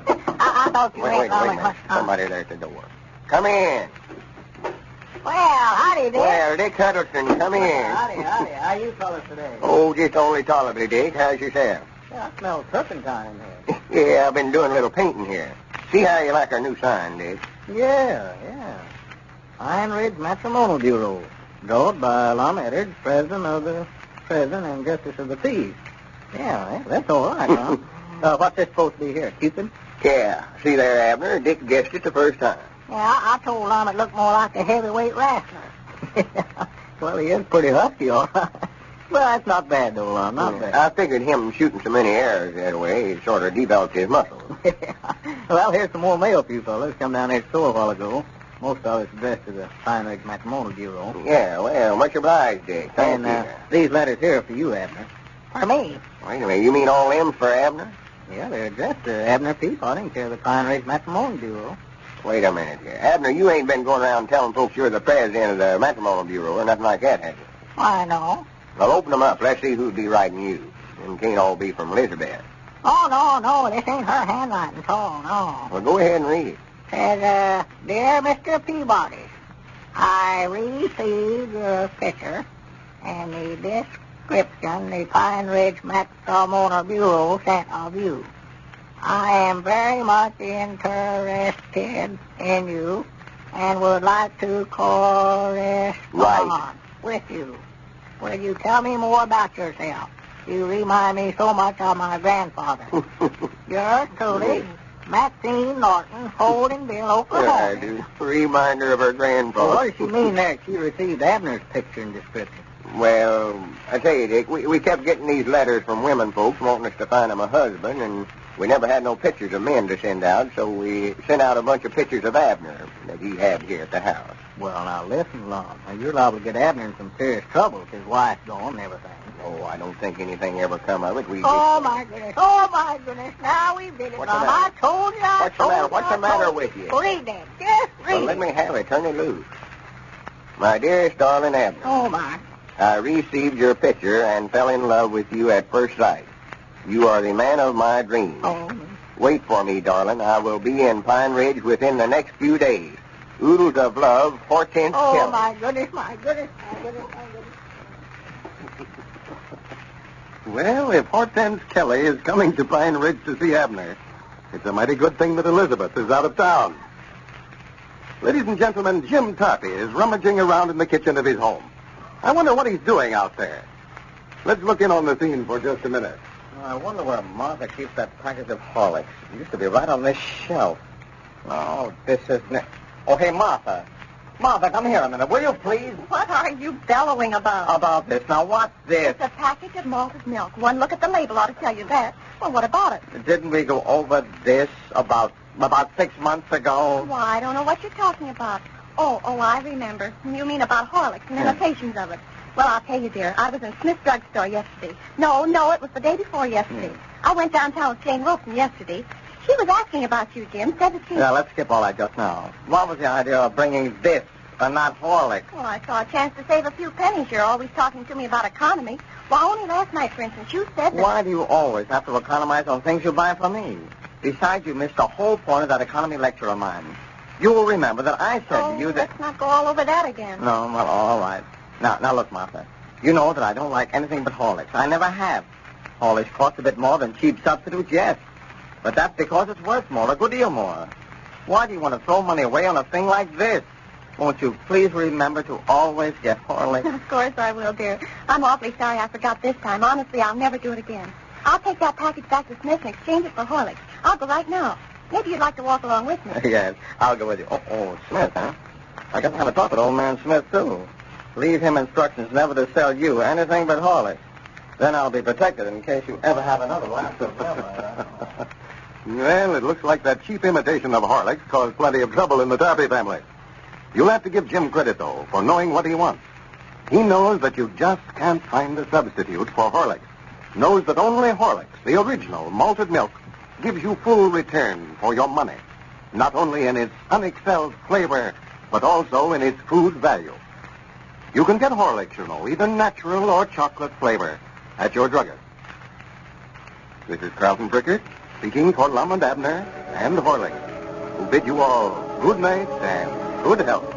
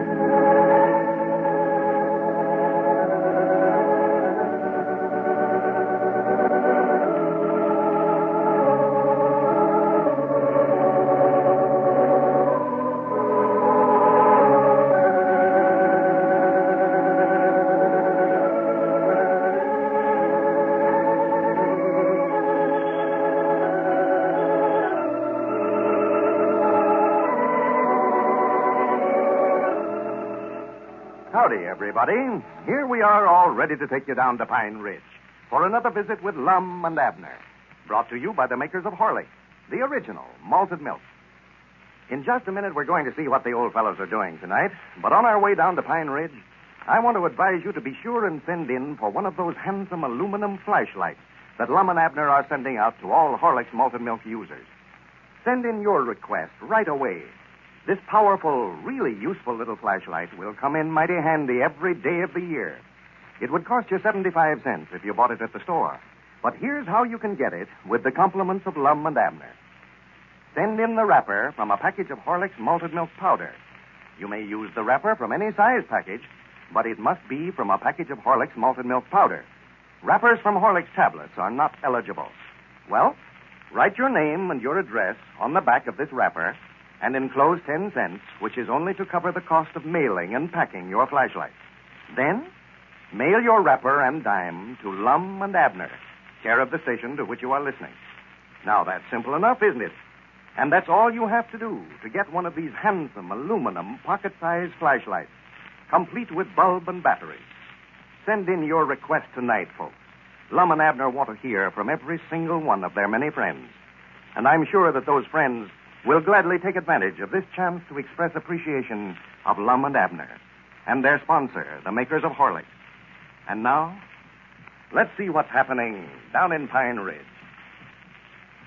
Yeah, there's been nothing but trouble ever since Lum sent Abner's pictures out to the lady applicants of the Pine Ridge Matrimonial Bureau. The latest development is that Abner's wife, Elizabeth, thinking that her husband has really been seriously hurt, put in a claim for damages on an accident insurance policy that he had. Well, as we look in on Pine Ridge today, we find Lum and Abner down at the empty store building, which is being used for headquarters for their matrimonial bureau. The old fellows are very much concerned about the predicament in which they now find themselves. Listen. Oh, it just got me worried to death. I don't know what to do. Well, Abner, you can't go ahead and collect damages from the insurance company when you weren't even in no automobile accident. Well, what am I going to tell them? That adjustment feller's supposed to be out here tomorrow to settle it. I don't know, but I know if you go ahead and collect damages from them, it's obtaining false money under pretense. Yeah. Oh, my goodness. Oh, me. How come Elizabeth to call up the insurance company in the first place? Why, she just happened to run across that accident policy over at the house yesterday, so she just telephoned them right up and told them that I'd been hurt, had both arms broke, and wanted a settlement. She thought that I'd forgot about having a policy. Maybe we could just explain to that adjustment feller that you weren't sure enough hurt and ask him not to tell Elizabeth nothing about it. Yeah, but she'd find out something was wrong, Lum, if they never paid me something. 2 broke arms, why, they'd have to give me something. And she'd just about go in there and tear the place up if they never paid me nothing, and then they'd have to tell her. Granny, this is getting more complicated all the time. Can't tell Elizabeth now. Oh, no, I'd rather go to the penitentiary and have her find out that accident of mine was a fake. Oh, yeah. Looks like you can get yourself into more trouble than Area 1 human I ever seen. I spend half my time getting you out of scrapes. Well, if I never followed your advice, I wouldn't get him in the first place. This whole business started when you sent them pictures of me out to women that wrote into the matrimonial bureau for a husband. Well, I never had no ideas that one woman was going to fall in love with your picture and come down here to see you, though. Well, I never neither, but she did. And then when Elizabeth found out about it and got so mad, why, it was your idea for me to make out like I'd been in an accident and got both arms broke, too. That's right. Blame me with the whole thing. Go ahead. Go ahead. That's appreciation for you. And you was the one that talked me into buying that insurance policy, too, Lum Edwards. Said I ought to have it on account of my wife. If you hadn't have said that, why, I wouldn't have bought it. Just wanted to protect her. Protect her? Yes, sir. I told you ought to have it on account of your wife, but I meant to protect yourself, not her. When she gets on one of them tantrums of hers, you ought to have cyclone, tornado, and every other kind of insurance you can get. Yeah, and if she finds out that my arms ain't sure enough broke, well, I'll need more than that. Yeah. That accident policy may come in pretty handy after all. Well, I ain't going to let Elizabeth know about it. Don't you worry about that, Lum. Well, I don't want you to. No, sir. She'd about find out it was my idea in the first place, and we'd both be into it. Ain't that Dick Huddleston coming up out there?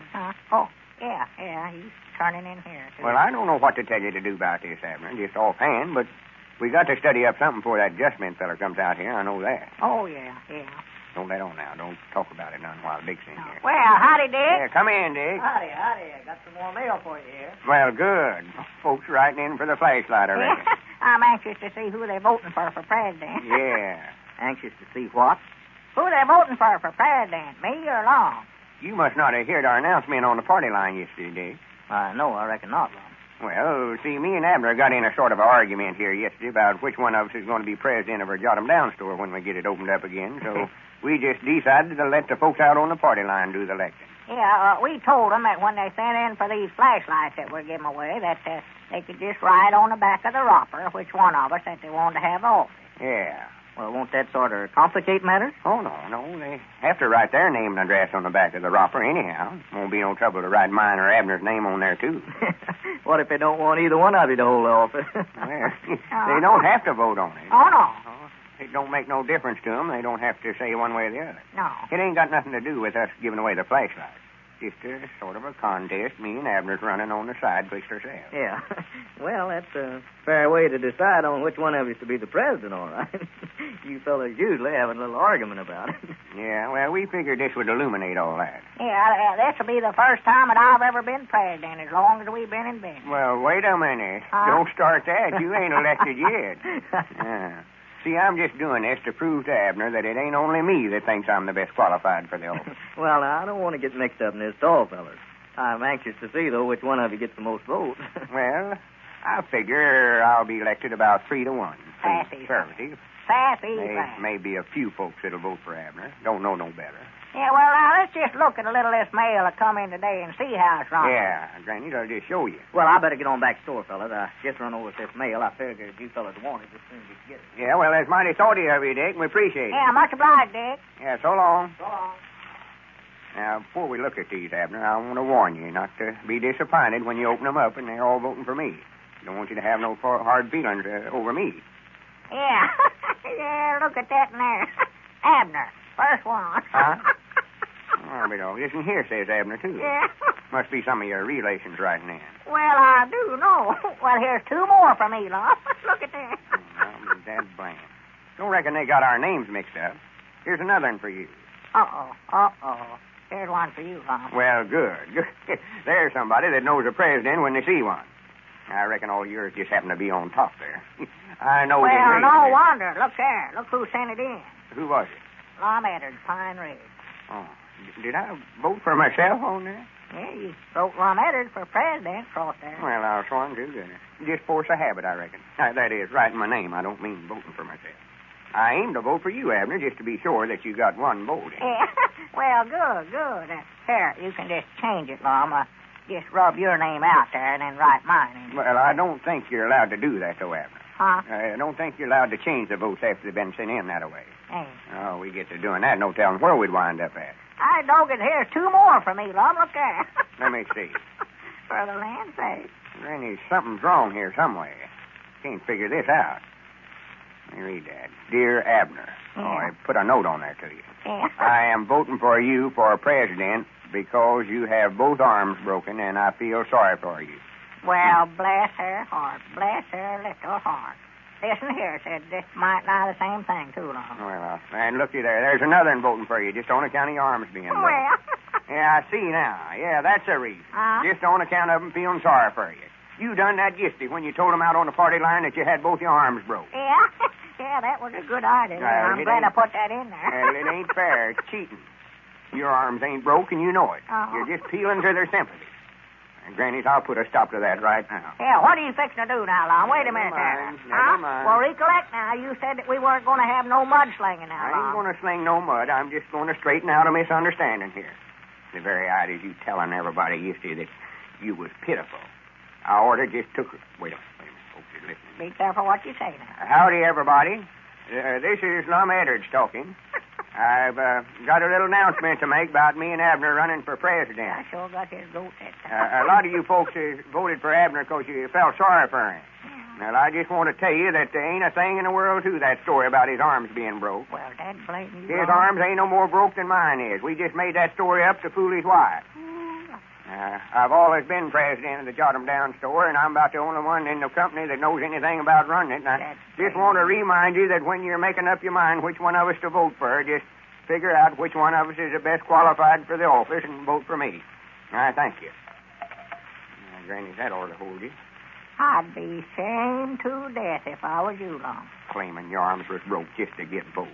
Of all the unfair methods. You're just mad because everybody's voting for me. That's the whole trouble, Lum Edwards, and you know it. Well, I put a stop to it. I know that. I'll bet you don't get a vote tomorrow. Blame your ornery hide. They'll see what underhanded methods you've been using, and they'll ever one turn against you. Yeah, I think that's our ring there, Lum. Yeah. More than likely somebody call me up, thank me for exposing you. Honest thing I ever heard of. Hello? This is Lum Edwards talking. I hope they bore him out. Who? Well, wait a minute. Hold on. Yeah, but, well, yeah, that was just a joke. What's that? Well, I never meant... Yeah, well, here, you talk to him about it. Here, get up here, Abner. Who is it? It's your wife, Elizabeth. She was listening on the party line a while ago and heard me tell everybody that your arms ain't sure enough broke, and she's just a-burning that telephone up. Well, it looks like Lum has bungled things now, sure enough. Perhaps some of you haven't sent in for a flashlight because you already have one in your house. Well, if I were you, I'd send in and get one of these little fountain pen-sized flashlights, too. These are such handy things, about the size of a fountain pen, you know, and easy to carry around in a coat or vest pocket. For all their compactness, though, these little flashlights are amazingly powerful, really serviceable. It's the same kind of flashlight that costs 75 cents in the stores. But here's how you can get one with the compliments of Lum and Abner. Send in the wrapper from a package of Horlicks malted milk powder. Now, your wrapper may be from any size package, but it must be from a Horlicks malted milk powder package. Wrappers, from Horlicks tablets are not eligible. Write your name and your address on the back of the wrapper and enclose 10 cents to cover the cost of packing and mailing your flashlight. Then, mail your wrapper with your name and address and the dime to Lum and Abner, care of the station to which you are listening. Now, isn't that an easy way to get a fine aluminum pocket-sized flashlight complete with bulb and battery? Send in for a flashlight tonight, folks. Don't put it off until it's too late. If you don't have a package of Horlicks malted milk in your home now, you can get it in either natural or chocolate flavor at your druggist. This is Carlton Brickert, speaking for Lum and Abner and Horlicks, who now bid you all good night and good health.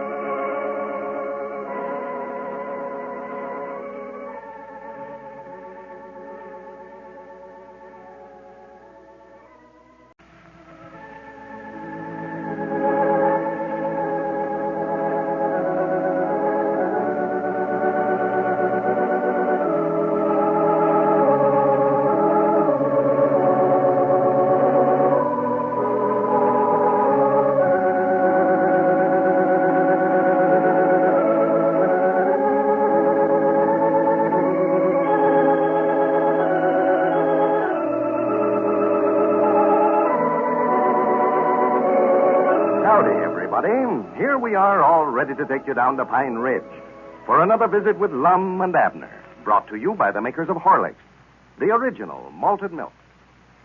Well, I suppose a lot of you boys and girls who are listening have already sent in to Lum and Abner for your flashlight. Maybe some of you haven't done it yet, though.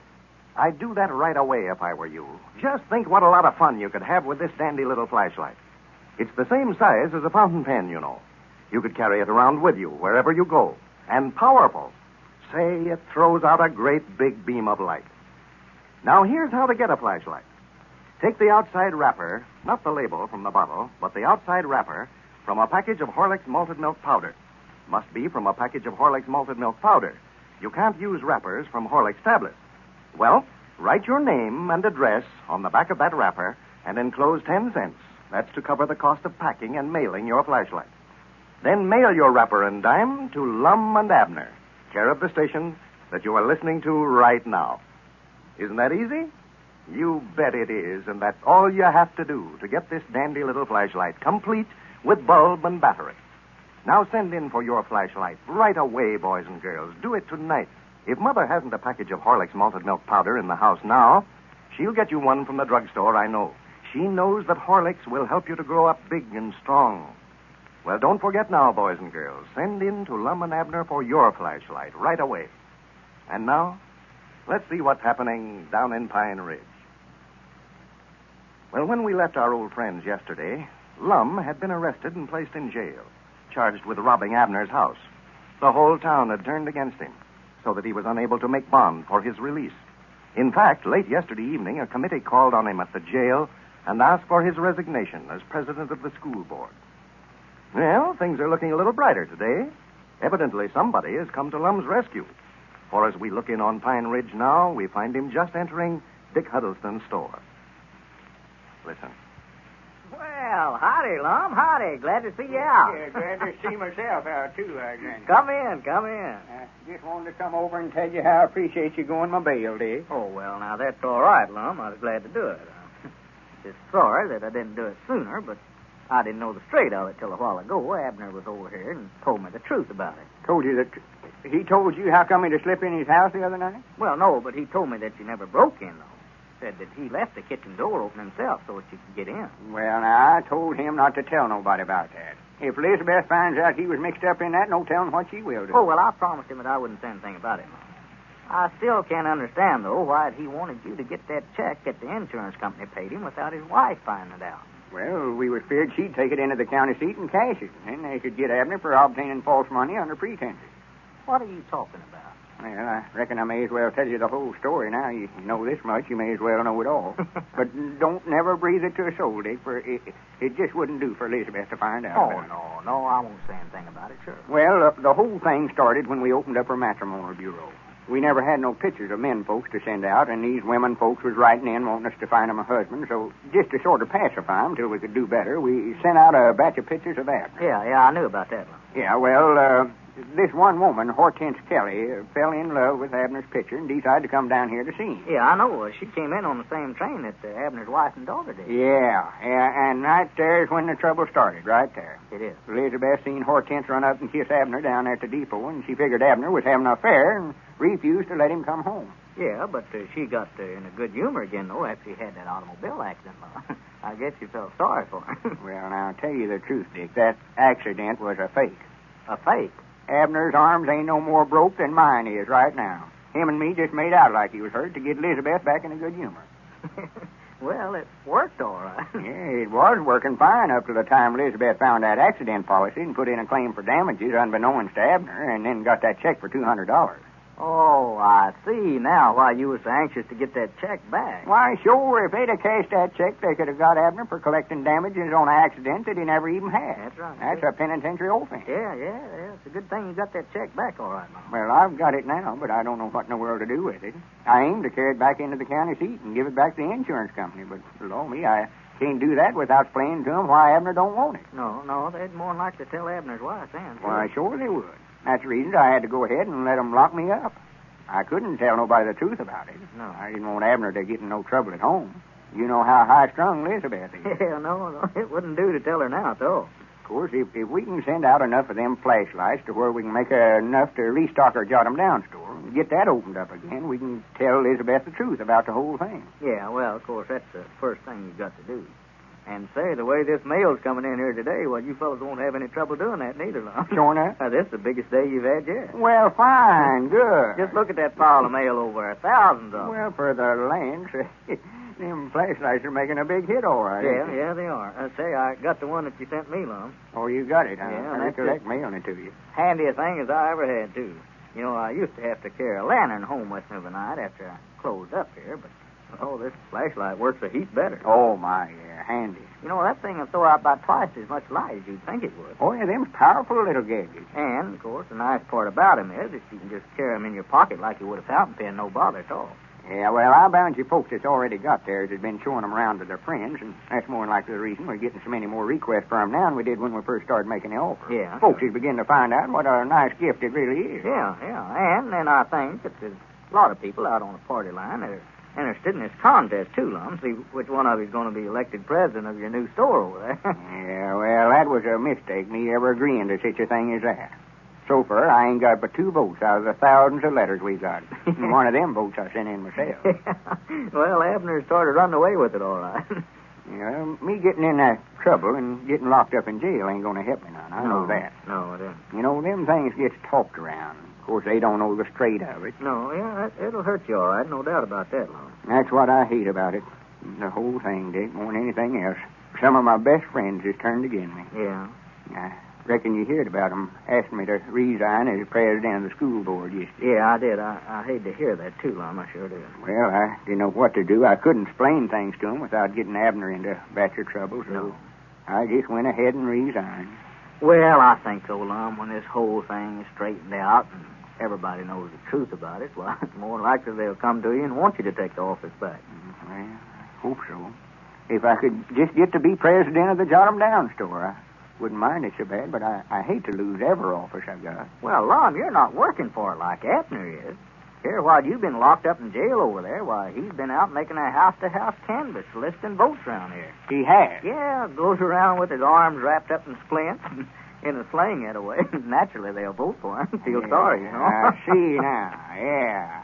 I told him the other day he could take his arms out of them splints, and I believe they'd be getting well by now if they were sure enough hurt. Yeah. I noticed he never appeared very anxious to do it. Yeah, I see now he wanted to keep them wrapped up so as to get all the sympathy he could. Yeah, that's about the reason, all right. Well, I ain't give up. Granny's I've been sort of taking things easy, but if that's the way he wants to do, I'll get busy myself. Undoubtedly, I've got some friends out on the party line. Why, sure, if I was you, I'd call them up and ask them to vote for me, too, Lum. Yeah. You reckon they're all down on me on account of this trouble I got myself into? Well, I just wouldn't say anything about that at all. Don't mention it. Dick, it just wouldn't do for Abner to get that office. He's a good man at heart, but he just ain't qualified for it.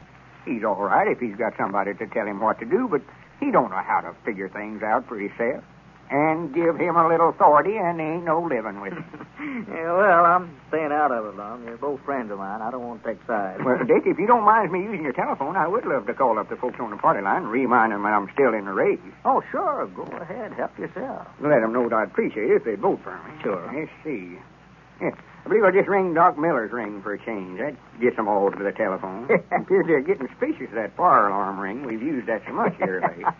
Yeah, they'll all listen in when they hear the doctor's ring, all right, now. See who's took down sick, you know. Oh, yeah. I always do myself. Yeah, sure. I can hear them snatching them receivers off the hook already. Well, go ahead, then. Go ahead. Well, I want to be sure they're all listening in. Well, they'll be hanging up on you there in a minute, you know what? That's right. Just a minute. Howdy, everybody. This is Lum Edwards talking.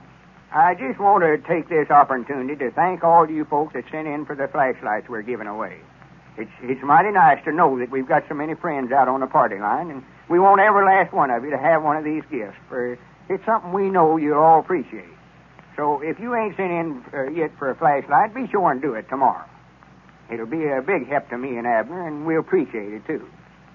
Now, I just want to put in a good word for myself while I'm on my feet. You know, we're letting you folks that sends in for the flashlights decide which one of us is going to be president of our Jot 'em Down store when we get it opened up. So, natural, I'd love to get just as many votes as I can. And when you send in a wrapper from a package of Horlicks, just write on the back of it which one of us you're voting for. You know, my name is Lum. L-U-M.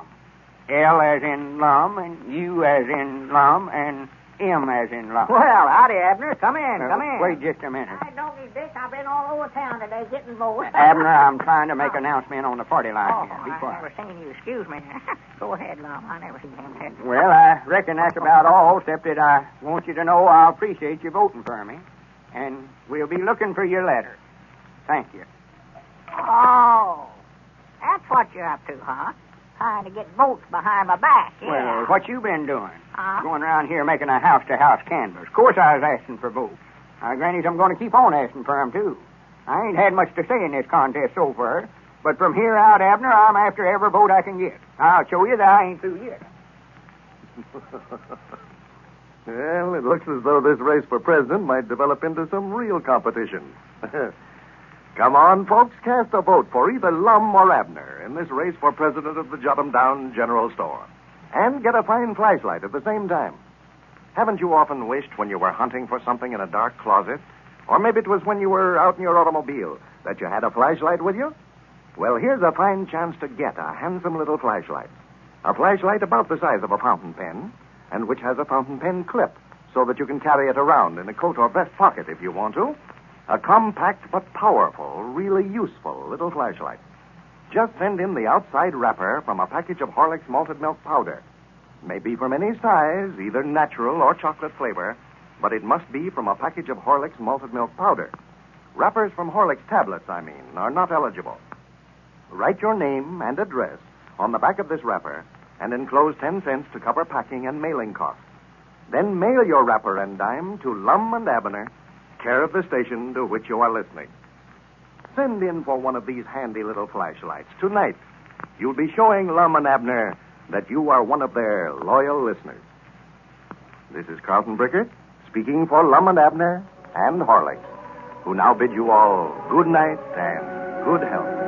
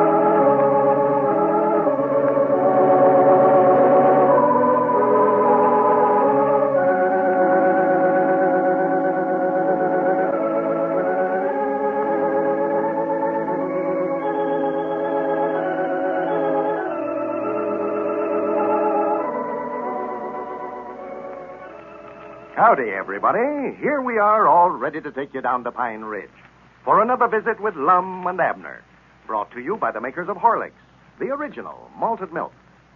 Well, folks, I wonder who's going to be elected president of the new Jot 'em Down store. Will it be Lum, or will it be Abner?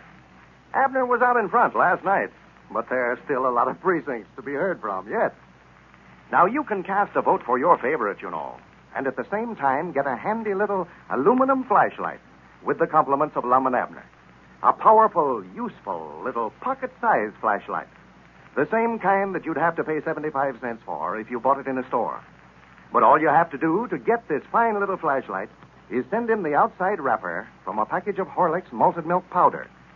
You can use a wrapper from any size package, either natural or chocolate flavor, but it must be from Horlicks malted milk powder. Wrappers from Horlicks tablets are not eligible. All right, write your name and address on the back of the wrapper and then mail it, enclosing 10 cents to cover packing and mailing costs, to Lum and Abner, care of the station to which you are listening. You got that? All right. Now to cast a vote in the contest for the presidency of the new Jot 'em Down store, simply write either Lum's name or Abner's name, depending on which of the old fellows you want to see elected, when you write your own name and address on the back of the wrapper. Cast a vote and send in for a flashlight right away, folks, tonight, before you forget it. Lum and Abner would like to hear from every one of their friends out on the party line. And now, let's see what's happening down in Pine Ridge. Now that Lum has been released from jail, he is determined to win the race for president of the Jot 'em Down store. Yesterday, he made a plea over the party line, soliciting votes, and is making every effort to beat Abner. As we look in on Pine Ridge today, we find the two old fellows down at their office. They have just finished counting the votes that have come in today. Listen. Well, I still think that there's something wrong there, Lum. I just don't believe it. Well, I just put down what you told me to. You counted the votes yourself. Yeah, I know I did. Count them twice as far as that goes. But what I can't understand is why everybody turned right around and started voting for you all of a sudden here. Well, I reckon they just now figured out which one of us is the best qualified for the office. So that's the biggest batch of mail we've got yet, and there weren't but 14 votes in there for me. Yeah. Looky there. According to these figures now, I might not catch up with you. Catch up with I'm just 326 votes behind now. And if the mail runs half as good tomorrow as it did today, I'm going to be so far ahead of you, you never will catch up with me. Well, I'll be dad blamed if I can understand it. What'd you tell them when you made that announcement on the party line yesterday down there at Dick's store? Well, I just said I'd appreciate it if they'd vote for me. Yeah, is that all you said? Yes, sir. You can ask Dick what I said. He heard every word of it. Dogged, I don't believe it. You must have said something bad about me to get everybody to change over to your side all of a sudden this way. No, I never said a word about you, Abner. I just told them about the flashlight and how we'd appreciate them sending in and all that stuff, but I never said one word about you. Well, you must have said something, Lum. Folks just don't turn around and go right again a fella for no reason at all that way. No, at the time I was talking on the party line, I weren't so worked up over the contest as I am now. I just ain't been trying up to now. This contest has sort of turned into a campaign, though. I've been in politics too long to just sit back and let somebody beat me out of office. Yeah, well, I'm going to get out and do some campaigning myself, too. I'll tell you that right now. Go ahead and do all you can, Abner. I dog it, I aim to. If I was you, I tell you, Abner, you may as well withdraw from the contest right now and save yourself a lot of embarrassment. Withdraw? Yes, sir. I dog it, I'll never do it. Why, you ain't got a chance, Abner. Huh, that's what you say. As long as you was going around here with both the arms in a sling, folks felt kind of sorrowful for you. I can understand that. Them votes you was getting was just out of sympathy. But now, since you took them bandages off, you ain't got a chance. Yeah. I still think I ought to kept them on a little while longer, too. Till after the contest, anyway. I don't believe that my arms is good and well yet. Don't believe they're good and well? No, sir. They've been bothering me right smart, Lum, since we took them splints off this morning. Well, how could they be bothering you? There wasn't nothing wrong with them to start with. Your arms wasn't broke. Oh, no, that's right. I don't get there's something wrong with them, old Lum. They've just been aching something wonderful all day. Well, naturally they'd bother you some after being rocked up so long that way. The circulate's just now starting up again, I reckon. Yeah, I believe, Lum, that we better just go ahead and rock them back up. No, you don't. No, sir. No, sir. You just want to get folks to feeling sorrowful for you again so as you'll get some more votes. I know what you're up to. Oh, sassy press. I weren't worrying none about the votes. I still got a big lead on you. Yeah, you have right now, but just recollect the battle ain't over till the last shot's fired. Huh? I say the battle ain't over till the last shot's fired. What battle? Why, battle between me and you. I say it ain't over till the last shot's fired. Well, now, Lum, now, wait a minute. Now, I don't think we ought to take it that serious now, Lum. That's just going too far. Of course, I'd love to get elected president of the store, but now, I don't think we ought to get in no trouble over it. Get in no trouble over it? Yeah, Lum, we've just been friends for so long, been partners and neighbors, and we've did for one another when we were sick and lent one another money and everything. I just hate to see something like this end up in a rufus. Well, there ain't no use for us to get mad about it. No, that's what I say. No, get no rufus. Just let the best man win. Yeah, but now, what if one of us gets killed, Lum? We'd have our regrets over it the rest of our lives. Well, there ain't nobody going to get killed. You needn't to worry none about that. Yeah, I don't know now. That's awful dangerous business, packing firearms for one another. Well, undoubtedly you ain't going to start carrying no gun for me, are you? You're dead blame right I am. You mean you take a gun and shoot me just over this election? Why, sure I would. I'd hate mighty bad to do it, but now if you think that I'm just going to stand around and let you do all the shooting without some way to protect myself, you've got another guess. Here, wait a minute. I never said nothing about shooting at you. You did done it. I heard you. Just 'cause you seen I was going to take up for my rights, well, now you're trying to back out. Dogie, you just jumped on the wrong fella this time, Lum. Us Peabody's is awful peaceful folks. Tries to treat everybody nice, but I don't get when you start shooting at us, now you've got a fight on your hands. Well, great, I am. You think just 'cause I'm wearing spectacles that I can't see to do no good. But I can still hamstring a deer at 100 yards, Lum. If you've made up your mind to settle this contest with firearms, I'm ready for you any time you want to get started. Abner, where in the world did you get the idea in your head that I was going to start shooting at you? Why, you said so yourself. Why, I never done no such a thing. You did, too. Said this battle betwixt me and you wasn't going to be over till the last shot was fired. I aim to be the one to fire. Well, you just misunderstood me, Abner. I heard what you said. You said it twice. I asked you over again, just to be sure. Yeah, that's what I said, but I didn't mean I was going to join up. Yeah, what's going on in here? Well, howdy, Dick. Oh, I hear you fellas talking clear outside the store there. What's the matter? Oh, just a little misunderstanding here betwixt me and Abner. Sit down, Dick. Any time they think they can bluff us Peabody out, they've got another guest coming. We've always been noticed fighting stock. Nobody ain't trying to bluff you out, Abner. Just forget about it. Yeah, forget about it. Forget about it. And then let you slip up behind my back and shoot me. No, sir. For goodness sakes, Abner. Well, what in the world's wrong with you fellas anyway? Oh, Lum's trying to start some trouble with me. Drawed a gun on me a while ago. I never done no such a thing. Why? Well, you said you's going to, and that's just the same as. Well, what's the argument about, anyway? Oh, nothing, Dick. This crazy idiot here, he can't understand nothing. We was talking about the contest a while ago, and I told him the battle wasn't over till the last shot was fired. Just what he said. Just He's the word. got the idea in his head that I was aiming on shooting him. Well, Abner, he didn't mean that he was really going to shoot you. And I don't want him shooting at me, neither. Dick, there ain't no use to try to explain it to him. Yeah, The I more know. you talk to him, the worse he gets. I know my rights. I've learned long ago the best way to do when he gets mixed up this way is just to shut up about it. Let him cool off. He's just doing a lot of talking. Talking. Just doing a lot of talking. That's all you're doing. Yeah.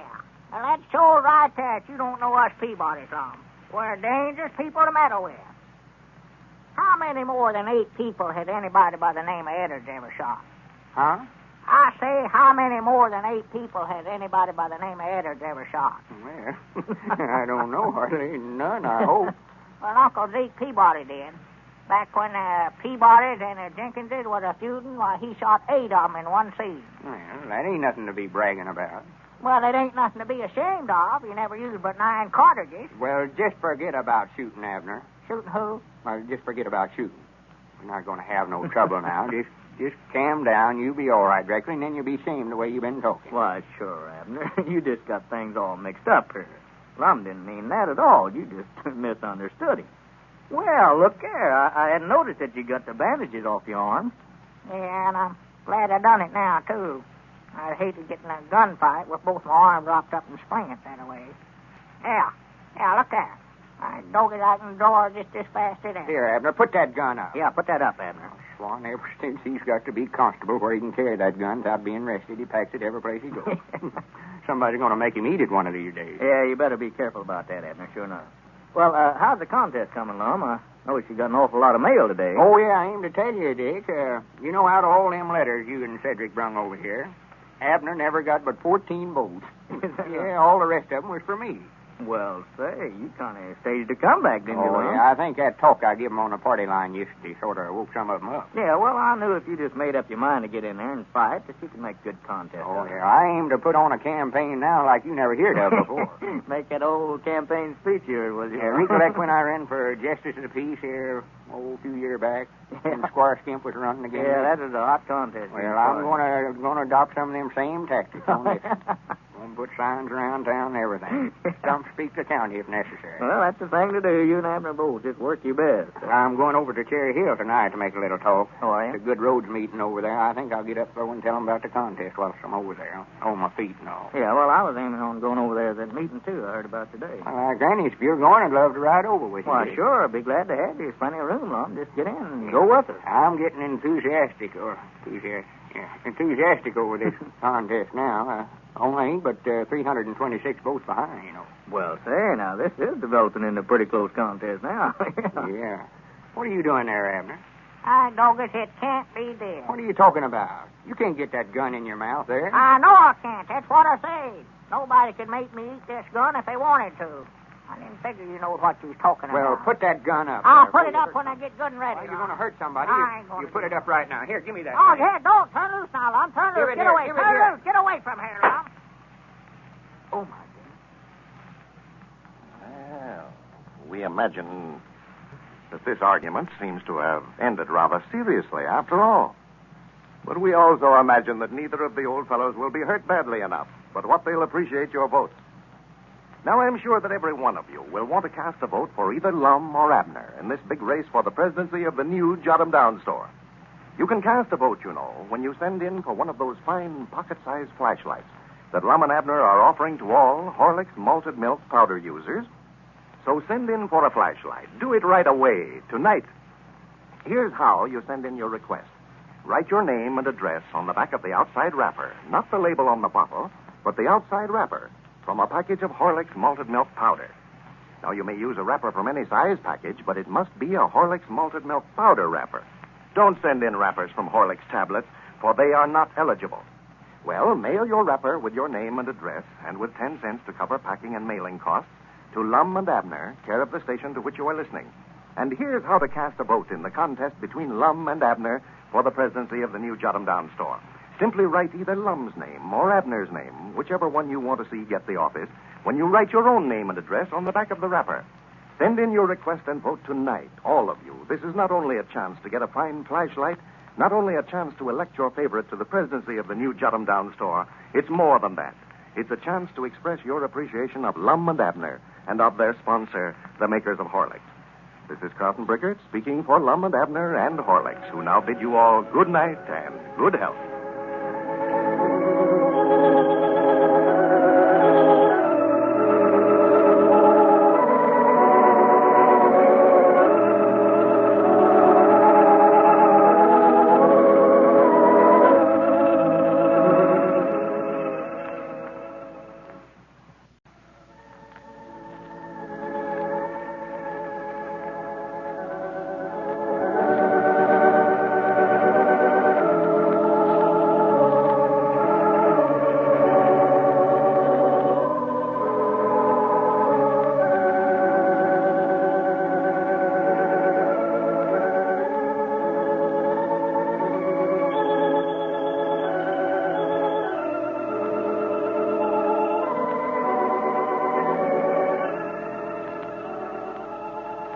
Howdy, everybody. Here we are, all ready to take you down to Pine Ridge for another visit with Lum and Abner. Brought to you by the makers of Horlicks, the original malted milk. And now, folks, I have a special message from Lum and Abner. They want me to tell you how much they appreciate your sending in for the flashlight they are offering. They really never knew that they had so many friends out there on the party line. As a matter of fact, they've received so many requests that the flashlight factory is swamped. But they're working day and night, and everybody who sent in a wrapper and the 10 cents to cover mailing will get their gift as soon as possible. Now, if you haven't yet sent in for your flashlight, here's how to do it. Write your name and address on the back of the outside wrapper from a package of Horlicks malted milk powder. Not the label on the bottle, but the outside wrapper. And it must be from Horlicks malted milk powder. Don't send in wrappers from Horlicks tablets, for they are not eligible. All right, send your wrapper with your name and address and with 10 cents to cover packing and mailing costs to Lum and Abner, care of the station to which you are listening. In return, Lum and Abner will send you an aluminum pocket-sized flashlight, complete with bulb and battery. Now send in your request right away. The quicker you get it in to Lum and Abner, the quicker you'll get your flashlight. And now, let's see what's happening down in Pine Ridge. When we left our old friends yesterday, Lum and Abner were quarreling over a pistol. And during the scuffle, the gun was accidentally discharged. We haven't learned as yet who, if anyone, was hurt. But as we look in on Pine Ridge today, we find Abner and Cedric Weehunt down at their office in the Matrimonial Bureau. Maybe we can find out some more about it. Listen. Well, Mr. Lum was telling down there at the barbershop a while ago that you shot him on a purpose. It said you just shot him to get him out of the race for president. Why, I never done no such a thing. I had the pistol there in my hand, and he got to scuffling with me, trying to take it away from me, and, well, some way or another, the gun went off. Well, if it just went off accidental, how could he get shot so many times like he did? Shot so many times? Yes, he said down there a while ago that he was shot 7 times. Why, he weren't no such a thing. I never even hurt him. The bullet just went right through his coat sleeve and just sort of burned his arm a little, all it done. He's got his arm all bandaged up and his head all wrapped up, standing around down there telling everybody that he doubts if he ever gets over it. Well, I'll be dead blamed. I wondered why he'd been out of the store all day. I see now what he's been up to. Just standing around on the street trying to get folks' sympathy so they'll vote for him. Yes, I know that's what he's doing, for I heard him ask Mose Mooks to vote for him. He did? Yes, said he had to get to be president now, for he wouldn't be able to do no hard work. He's going to be crippled up so bad. Well, that snake in the weeds. Just as quick as we count up the votes today, why, he left right out of here. He must have went right over to his place and bandaged himself up just to get some more votes. Well, how's the contest running now, Mr. Abner? Well, I had been ahead up till today, Cedric, but this last batch of mail that come in was might now all voting for him. Voting for Mr. Lum? Yeah, he's over 400 ahead of me now. Oh, my goodness. Well, it looks like you ain't got much of a chance now. No? I'm just afraid I've lost it, Cedric. Last night and study up something to do right quick. The way I started out, I thought I had the office and gone, but ever since me and Lum been partners, out of all the businesses we've been in, I've never got to be president of nothing yet. Yes, ma'am. I know he generally always holds that offer. He always has, yeah. I sort of in hopes you'd get elected for if I go to work for you fellers again when you get the store opened up. I believe I'd rather have you for a boss than him. Well, thank you. He's just as nice as pie till somebody comes around he wants to show out in front of, and then he starts bossing me around like I was a varmint or something. Yeah, well, Lum's awful bad about that. He does love to show his authority. Yeah, I'd just love to be president just one time. I'd dog it if I wouldn't make him step around. Well, the trouble is, you ain't getting out and trying to get votes like you was there at first, Mr. Abner. Well, I've been running so far ahead, Cedric, I didn't figure I had to. Dog it, I'm going to from here out, though, I'll tell you that. He'll know he's been in the race when we get through. That's the reason I called you over here, too, Cedric. I want to hire you to go to work for me. Go to work for you? Yeah, Dick says he ain't using his study down there at his store. Oh, no, I just sort of hang around down there and run errands for him whenever he needs me. Yeah, well, now, this will be study work, Cedric, till after the contest is over anyway. And then I'll put you to work here in the store if I'm elected president. What kind of work is it you want me to do?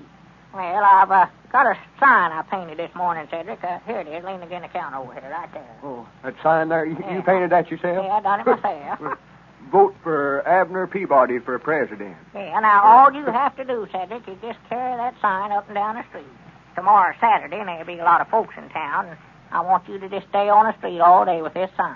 Well, wait a minute, though. How much you aiming on paying me for that kind of work? Well, now, that's what I wanted to talk to you about, to find out how much you figured it's worth. Well, that sign carrying runs a little higher than most work, you know. Does? See, that's sort of outdoor advertising, you might say. I have to get a pretty good price for that. Well, how much? How much? Well, it ought to be worth, how much do you figure on paying me? Well, that sort of depends on what you ask, Cedric. I know I ain't going to pay you as much as you want.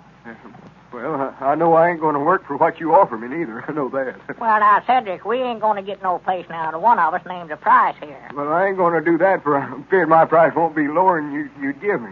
I done that once. Well, if you were setting a price, what would you say about $3 a day? Yes, sir. I believe that's about what I'd say. I'll take it. Well, here, wait a minute now. I never said I'd give you that. That's just what you're asking. Now, I'll give you $1 a day.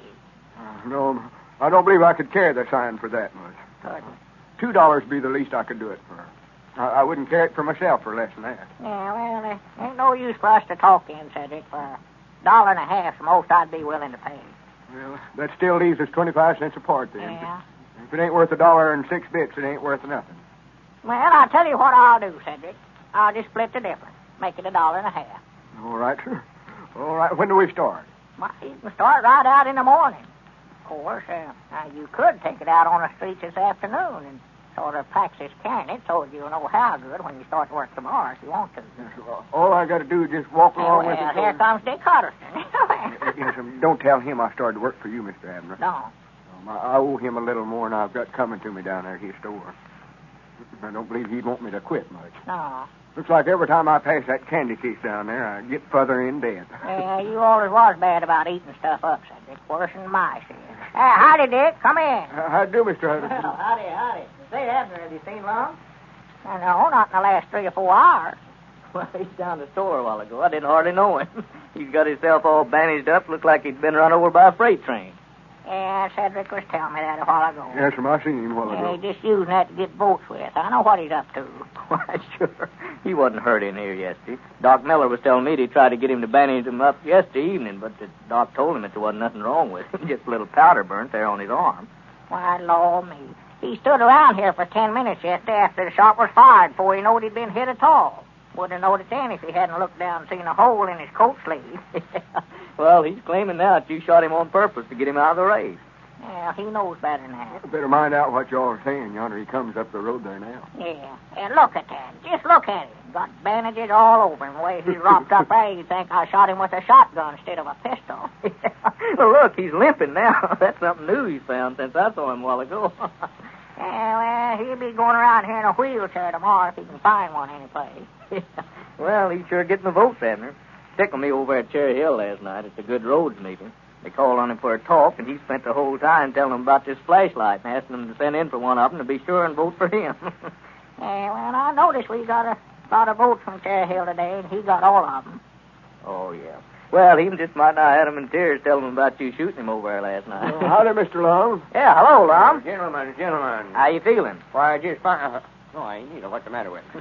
I ain't getting along so well. I'm feared now them bullets is lodged in me somewhere. Oh, for goodness sake. Now, you fellas better be careful hanging around Mr. Peabody's there. You're liable to get yourself shot. Yeah, I heard about you going over to Cherry Hill making that speech trying to get votes for yourself. Yeah, and I heard about some underhanded work you've been doing, too. Jim Weehunt told me a while ago that you arrested him yesterday for speeding and then turned him loose if he'd promised to vote for you for president. And you've been going around here all day trying to get folks to vote for you through sympathy, Yeah, too. but I ain't stooped so low as to shoot my opponent, though, just to get him out of the race. Well, now, Lum, I told you I never aimed to do that. Now, I never knowed the gun was loaded. Well, that's just the trouble. The unloaded gun is always the one that kills folks. Yeah, don't see how you figure that. Hadn't been loaded, why, it never would have went off. You just got that backwards, Lum. Yeah, but there's been more people killed with unloaded guns than any other kind, ain't there, Dick? Yeah, that's the old saying, Lum. It sure is. Yeah, I never knowed that. After the accident yesterday, why, I'd taken all the cartridges out and that pistol so that it couldn't go off. But if that's the way of it, why, I load it back up again. Well, now, Abner, they have to be loaded, but you've got to think they're unloaded for their danger. Well, if I loaded it myself, I'd know good and well that it weren't unloaded. Well, just forget about it. Let it go. I don't want to argue about it. No, the best thing is just to be thankful neither one of you is hurt, Chester, and forget about it. Oh, yeah. Oh, wait a minute, though. I was hurt. I'd be crippled for life over it. Oh, I think you'll get along all right, Lum. Well, I've got to get back to the store, man. Don't hurry, Dick. Hey, wait a minute, Dick. I'll just go along with you. I got a list of groceries that Elizabeth wanted me to fetch home tonight. Yeah, sure. Come ahead, Abner. Well, I'll see you later, Lum. Yeah, so long, Dick. Well, I expect I better be going, too. Mr. Abner wanted me to carry this sign a while this afternoon on the street. What sign's that? Well, that yonder, leaning against the counter. He painted it himself. Give me $1.50 a day to walk up and down the streets with it. Well, I do know. Vote for Abner Peabody for president. Wait a minute. I've got an idea. How would you like to earn another $1.50 a day from me, Cedric? Well, the trouble is, I done promised Mr. Abner I'd work for him. Well, all he told you to do was just carry that sign, wasn't it? Yes, sir. Well, there ain't no reason for you not working for both of us at the same time. I'll just do a little more painting on that sign there, and you can make $3 a day doing the same work. I'll just add a little to what he's got there. Let's see, vote for Abner Peabody for president. I'll tell you, I'll just change that vote for Abner Peabody for president of the United States, but vote for Lum Edwards for president of the Jot 'em Down store. Well, he oughtn't to have no objections to that. I reckon he'd rather be president of the United States than president of the Jot 'em Down store. Why, sure he has. Yeah, get me that paint and brush back there, and we'll fix that sign up right. Well, these old fellows don't seem to stop at anything to get a few votes, do they? Ladies and gentlemen, don't fail to send in for one of those fine little fountain pen-sized flashlights that Lum and Abner are sending out to all users of Horlick's malted milk.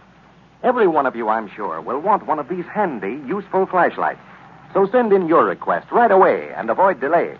All you have to do, you know, is send in the outside wrapper from a package of Horlick's malted milk powder. Make sure it's the outside wrapper, folks. Don't send in labels from the bottle. And remember, it must be a Horlick's malted milk powder wrapper. Horlick's tablets wrappers are not eligible, I mean. Write your name and address on the back of the wrapper, and then mail it, enclosing 10 cents to cover packing and mailing costs, to Lum and Abner, care of the station to which you are listening. Send in for your flashlight tonight, if you haven't already done so, for Lum and Abner want to hear from every one of their friends. This is Carlton Brickert, speaking for Lum and Abner and Horlick, who bid you all good night and good health.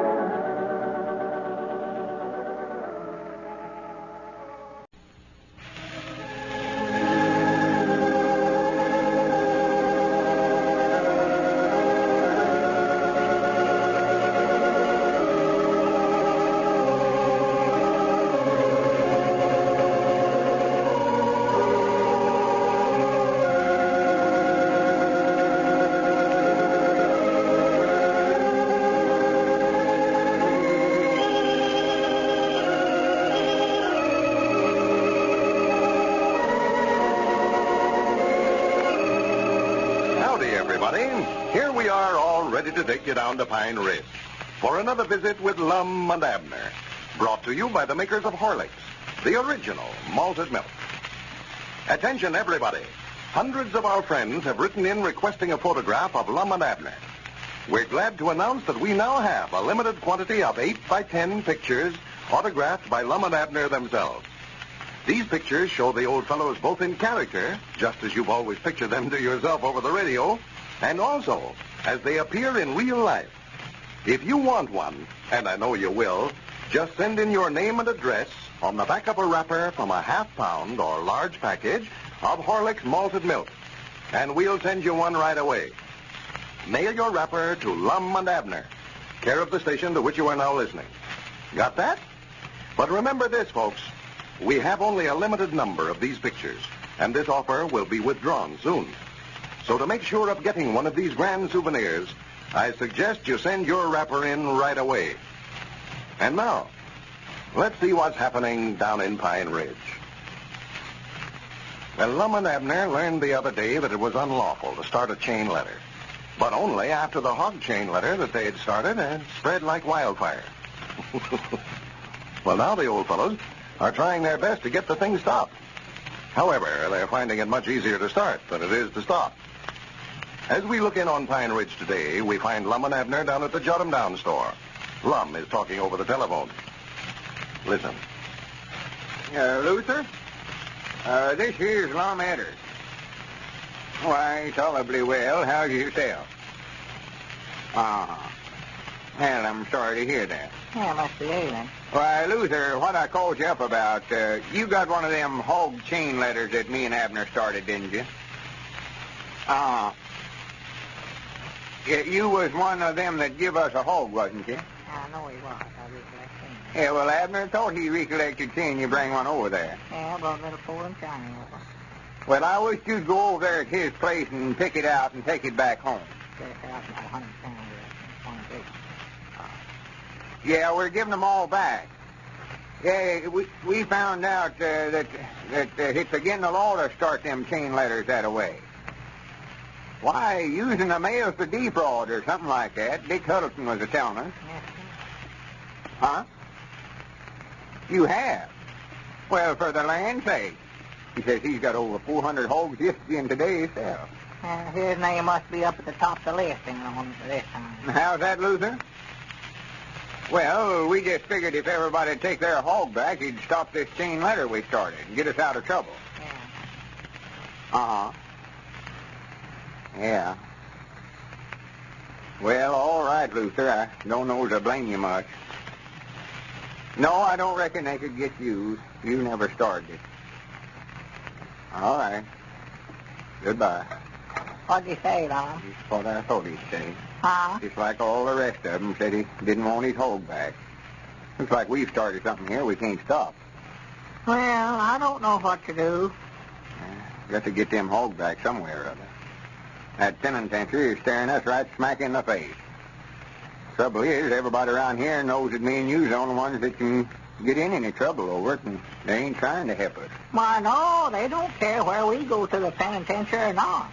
I was talking to Jerry Hausner about it, and he just come right out flat-footed and said he wouldn't have his hog back. Yeah, I know. Yeah, he's the stubbornest feller I ever seen anyway. I think he's kind of crazy myself. Yeah.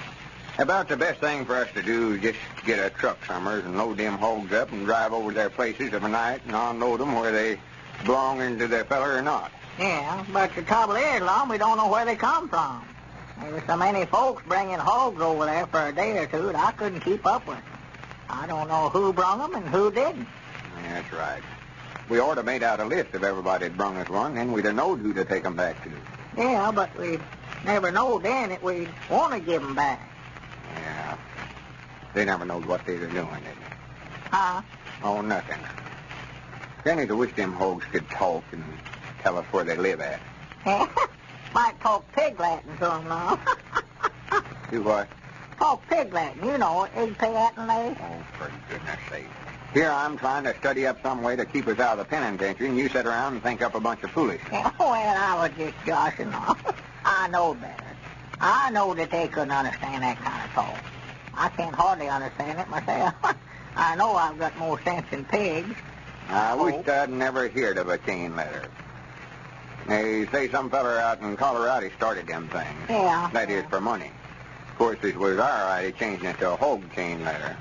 Well, what we going to do, Lum? I told Elizabeth I'd be back in a few minutes, and she said if I don't get them hogs away from over there by this evening, that she's going to run me and them both off. Well, you better get started running then, for we ain't going to get them away from there today. I can tell you that right now. Well, why can't we just go ahead and put a fence around that 80 acres we bought down on the river the other day, Lum, and turn them loose on that? Well, what's the use of going to the expense of fencing that place up if we ain't going to keep the hogs? Well, we've got to put them somewhere. They're just ruining our place over there. Looks like a cyclone had hit it. I've got Cedric staying over there now to keep them out of stuff, but I don't think he's able to do it. There's so many of them. Yeah, Granny, there's another thing. We ought to quit selling them over there. Why, sure, that'll be worse off than ever if we don't stop taking folks' money for them hogs that we got that's supposed to be against the law. If we start trying to get them hogs back, no telling where we would find them at. I know, they changed hands 15 or 20 times by now. Selling them for $3 and no telling what they'd want for them back. No. Maybe we could start a unchain letter. Do what? Unchain letter. Start a chain letter where everybody gives somebody a hog will have to go get it back. That way, eventually, the hogs will all get back to where they started from. Yeah, that's a good idea if they'll do it. Well, it ought to be a heap easier to get somebody to go get one back than it was to get them to give one away. Yeah, but what about that using the mails to defraud that Dick was talking about? Now, let's don't get no more of these things started through the mail, though. Well, it ought to be again a law to start an unchained letter. Yeah, you better ask Dick about that. Granny, wait a minute here. That is a good idea. That's a good idea even if it won't work. A good idea if it won't work. Why, sure. That way we won't have to send the hogs we got back to where they come from, because, well, like if they was to send us to the penitentiary for 10 years for starting them chain letters, it ought to take about 10 years off for starting an unchained letter, so we can't get no more trouble in the deal. We just break even. Yeah, well, I'd rather stop fooling with these chain letters, Lum, before we end up on a chain gang somewhere. That's what I'd rather do. We're what you call fugitives from a chain letter, ain't we? Yeah. Come to think about it, though, I don't believe that unchained letter business will work very well anyhow, Abner. I don't either.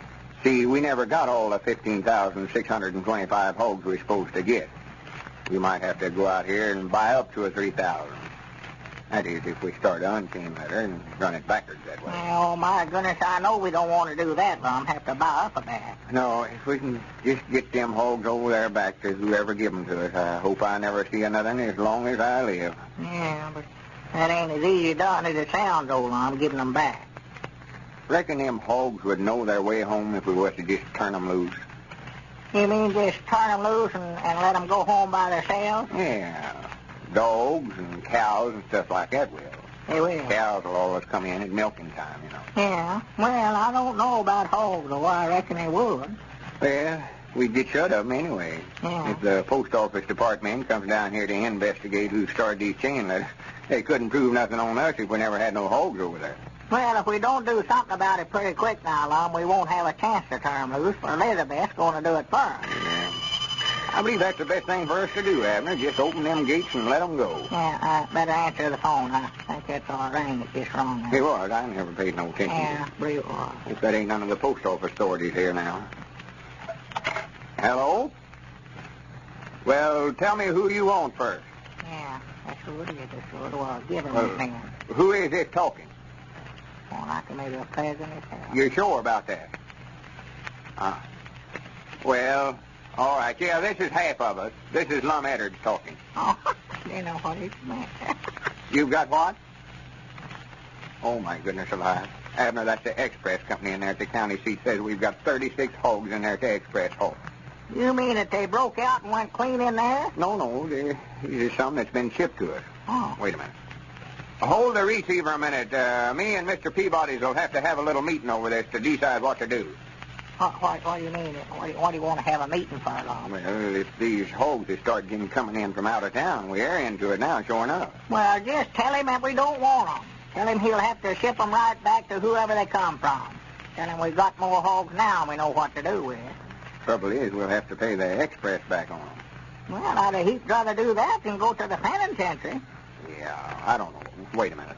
I'll find out how much it'll cost to ship them back. Yeah, tell him we never ordered them in the first place. Hello? Mr. Express? Why, couldn't we just leave the hogs in the crates they come in and ship them back to whoever it was sent them to us? Uh-huh. Well, how much would that cost? Just the same as it costs to ship them to us, huh? All right. Well, how much would that cost us now altogether? Well, figure it up and call us back, will you? Yeah. All right. Much obliged to you. Lord, yeah, man, that's going to cost a fortune sending all them hogs back. It is. He said some of them from Nebraska and California and Pennsylvania and all over the United States. Well, for goodness sake. Oh, man. Wait a minute. What's that Cedric doing coming over here? I told him to stay over at the place. Hey, Mr. Abner, you better get on over at your place. What's the matter, Cedric? The hogs ain't got out, have they, Cedric? Well, I wouldn't worry about that, Mom. He's aiming on turning them loose anyhow. No, but your names must be at the top of the corn list now for folks who's bringing corn over there so fast I don't know where to put it at. Corn? Granny Abner, I forgot about that dead blame corn letter we started. Now we're into it sure enough. It was a bad day for Lum and Abner when the chain letter idea hit Pine Ridge.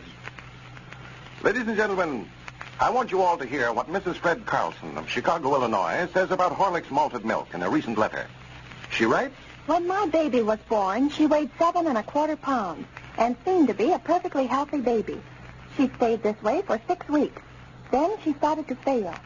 She couldn't hold anything we gave her until we tried Horlick's malted milk. Our neighbor had brought her boy up on Horlick's, and he looked so well and strong. Well, I tried Horlick's, and I wish you could see my little girl now, and you'd never believe she ever was sick. I hope you read this letter over the air, for I know it will make some other parents as happy as it made us. Well, thank you, Mrs. Carlson. We were only too glad to read your letter at this time. And as always, delighted to hear what you have to say about Horlick's malted milk. And now, about that picture that Lum and Abner are offering. All you have to do to get one right away is to send in your name and address on the back of a Horlick's malted milk wrapper to Lum and Abner, care of the station to which you are now listening. All right? But just remember to send in soon, as we have only a limited number. This is Carlton Brickert, speaking for Lum and Abner and Horlick, who now bid you all good night and good health.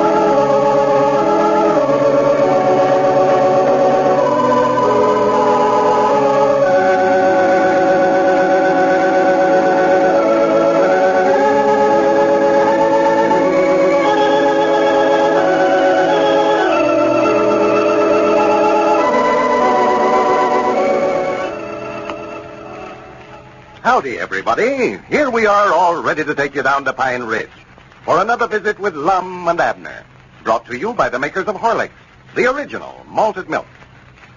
Because Horlick's malted milk is so energy-giving and refreshing, athletic coaches and trainers recommend it as a fine after-exercise drink. It restores the energy that has been expended by physical activity, helps the athlete to recuperate and relax. The makers of Horlick's recently received a letter from a nationally known athlete who is now head coach and athletic director of a Pennsylvania high school. This gentleman said, quote, "While a member of the Los Angeles and Portland baseball clubs of the Pacific Coast League, I never failed to drink a glass of Horlicks after every game to build up lost energy. I found, in fact, that I recovered strength and energy after a glass of Horlicks faster than I did after a heavy meal. This was undoubtedly due to the easier digestibility of Horlicks. Here at the high school, my football and basketball teams enjoy Horlicks after games as much as I do. I might add that I have made it a point to tell coaches who are friends of mine about the benefits of Horlicks malted milk tablets for quick energy during timeout period." End of quote. And now, let's get ready for Lum and Abner. You know, several days ago, not having pictures of other men to send to the female applicants of the Pine Ridge Matrimonial Bureau, Lum decided to send out some pictures of Abner. Well, yesterday, Abner received a wire from a Miss Hortense Kelly stating that she had fallen in love with his picture and would arrive in Pine Ridge today. As we look in on our old friend, it is early morning. We find Lum over at Abner's house trying to persuade him to go to the train to meet Miss Kelly today. Listen. Well, why can't you go in there and meet her by yourself? Well, she ain't coming to see me, Abner. Well, I didn't think she was, the way you got yourself dressed up there. Well, natural. Me being the president of the Matrimonial Bureau, I've got to dress myself up when we meet one of our clients this way. Yeah, well, you just go in there, Lum, and tell her that feller Peabody that she's in love with has skipped the country. She can't locate him. I ain't going to tell her no such a thing. What kind of a company would she think this is, letting her go to all the expense of coming all the way down here, and then the man she come to see runs out on her? Man, I don't care what she thinks about the company. I ain't going to meet her, and I ain't going to have a thing to do with her now. I'll just hide out from her while she's here. That's what I'll do. Well, you've got to be in there at the county seat for the trial. That Squire Skimp case is set for 10 o'clock. Yeah. And we're supposed to meet Hortense on the 3 o'clock train. Well, Lum, Grandpap's going in there. You and him ought to be enough for him to try. Yeah, but we need you for a witness, Abner. If Squire Skimp wins that case, they'll take our farms and everything else away from us. Why, you've got that agreement that Squire signed saying that he'd assume all the obligations of the company. Yeah, but a body can't never tell what 12 Germans is going to do. Well, I couldn't tell them what to do if I was to go in there. They wouldn't listen to me. Come on. Get up from there. I've argued with you just as long as I'm going to. Grandpap will be by here directly. Well, all right. I'll go into the trial, but just as quick as it's over, I'm going to come right straight back out here. You ain't going to get me down to that train to beat Hortense. Well, we'll argue about that later. Get a move on yourself. Get dressed. Well, I'm dressed. I'm ready to go any time. You ain't going in there like that, undoubtedly. Where's your necktie? Why, it's hanging on a dresser there. Well, put it on. Ain't going to take no pictures of it, are they? No, but you don't want Hortense to see you without no necktie on. I told you that I weren't going to see Hortense. You're going to meet that train if I have to tie you and carry you down there. Well, now, Lum, if Elizabeth finds out that I went to the train to meet some other woman, why, there just ain't no telling what she would do. Abner, I told you Elizabeth will never find out about it. I've done made arrangements for Hortense to stay over at Sister Simpson's while she's here. Yeah, and she was just about to tell Sister Simpson that she'd come out here to see me, and then Sister Simpson will break her neck to write Elizabeth that I've been advertising for a while. No, I told Sister Simpson about the whole thing. Told her about it? Yeah, I told her that we sent out some of your pictures by mistake, and this woman had saw one of them and fell in love with it at first sight. Oh, me. She promised me, though, she wouldn't breathe a word of it to nobody. Oh, my goodness. Now you did it, Mom. Now you did it. More likely she done wrote a letter to Elizabeth by this time. No. Or she couldn't keep a secret till you could get out of her sight. No, I don't think she'll tell it, Abner. Well, I bet she was on the telephone telling it over the party line before you shut the front gate.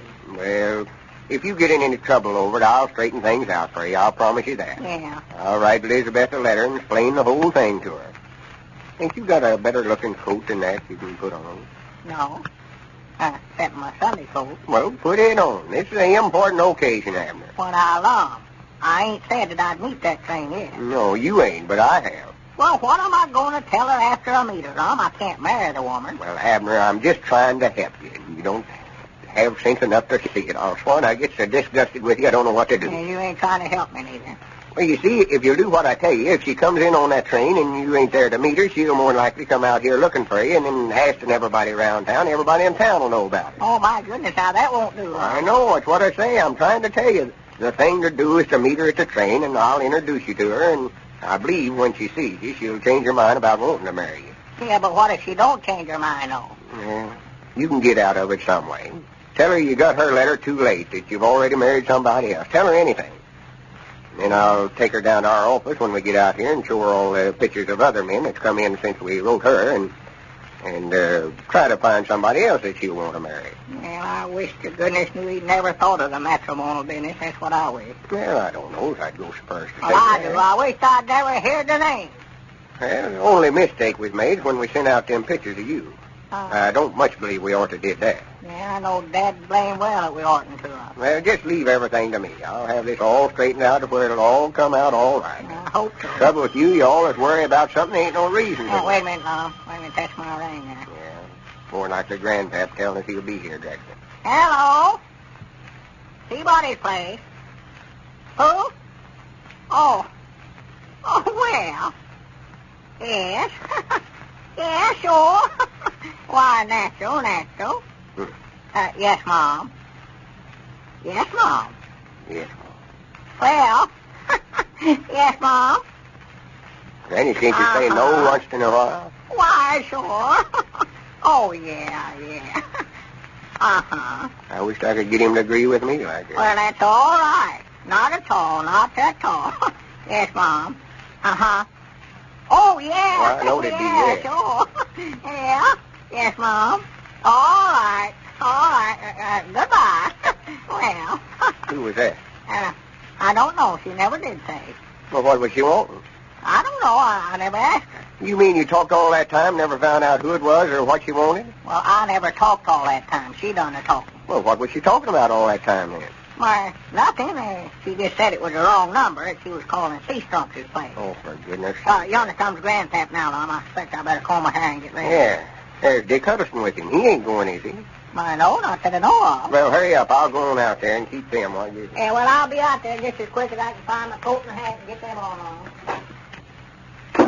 Well, howdy, fellers. Hi, Lum. Yeah, howdy, Lum. Where's Abner? He'll be out in just a minute. He's trying to find his hat and coat now, I think. Well, Abner's always the last one ready anytime you go anyplace. Have you got that document that Squire Skimp signed, Lum? Oh, yeah. Got that right here in my pocket. I sure don't want to forget that. It's the only thing that'll save us. I'm just worried to death about that trial, Lum. Worried and fretted over it all night. Oh, well, now, I don't think the Squire's got a chance in the world of winning that suit, Grandpap. When you fellas produce that agreement he signed, why, I believe they'll throw it out of court. Yeah, I just hope you're right, Dick. I would love to get the best of Squire Skimp for once. Yeah. Well, if you win this case, Lum, well, you've got even with him for all the stunts he ever pulled on you, all right. Oh, yeah. Well, here comes Pokey now. Hurry up, Abner. We'll freeze to death out here. I'm coming. Where my head Oh, for goodness. Hi, Dick. Hi, Grandpap. Yeah, howdy, Abner. Hello, Abner. Well, better get out and let you fellas go, right? Here, Abner. Here, you can get right up here at Grandpap. Well, ain't you going with us, Dick? No, I can't, Lum. I'd like to, but I can't leave the store today. And you fellas won't need me in there anyway. Well, get in the back there, Richard, and I'll drive you back down to the store. Oh, no. Thanks a lot, Grandpap, but you fellas sort of push for time if that trial comes up 10 o'clock. I can walk back down the store. Won't take a few minutes. Maybe we better then, for... Sure, go ahead. We want to get the trial started on time. We've got to meet that train at 3 o'clock to meet Hortense. Yeah, Lum finally talked me into meeting Hortense. Yeah, I reckon I'll go in there and see what you look like. Well, you fellas ready? So long, Dick. Well, so long now. Be careful now. Don't wrap around this thing, Grandpap. Yeah, take it easy now, Grandpap. Don't be trying to go. I'm driving this car now, If you start taking them curves like you did the last time, I'm going to get out and walk, too. Well, so long, Dick. So long. See you tonight, Dick. All right. I hope you win that lawsuit. Hey, Mr. Abner. Hey, wait a minute. What's the matter, Cedric? Hey, stop Mr. Abner there. Why, it's too late now, Cedric. They couldn't hear you. What's the matter? Do you want to go with them? No, ma'am. I got a telegram here from Mr. Abner. A telegram? Yes, Mom. Well, here. Let me see it, Cedric. Might be something important there. Let me read it. That feller told me to be sure and see that he got it. Yeah, well, that's all right. I'll look it over here and see what it... Well... What's the matter? Some bad news of some kind? We'll arrive on the 3 o'clock train. Meet us, Elizabeth and Pearl. Well, poor Abner. If Lum can get him out of this scrape, he's good. Ladies and gentlemen, in the following occurrence, the time is evening. The scene, aboard a streetcar. And here are Les Chalmers and Frank White. Move over, Les. If you only pay one fare, you're entitled to only one strap. Oh, Frank. Where did you come from? Now, 300 other people and I just got on a Temple Street. Boy, they do pack 'em in here, don't they? Yeah, looks like the Rose Bowl on wheels. Say, what does a man have to do to reach you at your office? Well, depends on who it is that's trying to get me. Why? Must have called you 10 times this morning. Did? Well, I was tied up with Big Boss until about 2:30 this afternoon. Why, what was on your mind? Thought I'd take you to lunch. Had an old friend I wanted you to meet, Larry Jennings. You remember, I told you all about him. Oh, sure I do. Well, I'm sorry I couldn't go with you, Les, but I didn't get out to eat until late. You mean you didn't eat until 2:30? Yeah, that's right. Wow, how do you do it? I couldn't, big boss or no big boss. When noon rolls around, I'm hungry and I've got to eat or I can't work anymore. Yeah, you don't know the secret of Horlick's malted milk tablets, I see. Horlick's malted milk tablets? The greatest thing in the world to help you ward off hunger or fatigue. Well, I always keep a flask of them in my desk. Whenever I begin to feel hungry or tired, all I have to do is get out those tablets and dissolve a few in my mouth. Yeah, they've helped me through many a tough day, I can tell you. Say, they'd be just the thing to have with you on a long automobile jaunt, wouldn't they? Horlick's malted milk tablets, eh? Yeah. I'll have to remember to get some. My wife goes for Horlick's tablets, too. She always carries a few of them in her purse when she's downtown shopping. And those energy-giving, nourishing malted milk tablets are wonderful, too, for children. Let them carry Horlick's tablets to school with them. They'll nourish while the children work or play. Keep the youngsters from getting too tired or too hungry. Horlick's malted milk tablets come in both natural and chocolate flavors. You can get them in either the small 10-cent size flask or the other larger sizes at your druggist. This is Carlton Brickert speaking for Lum and Abner and Horlick, who bid you all good night and good health.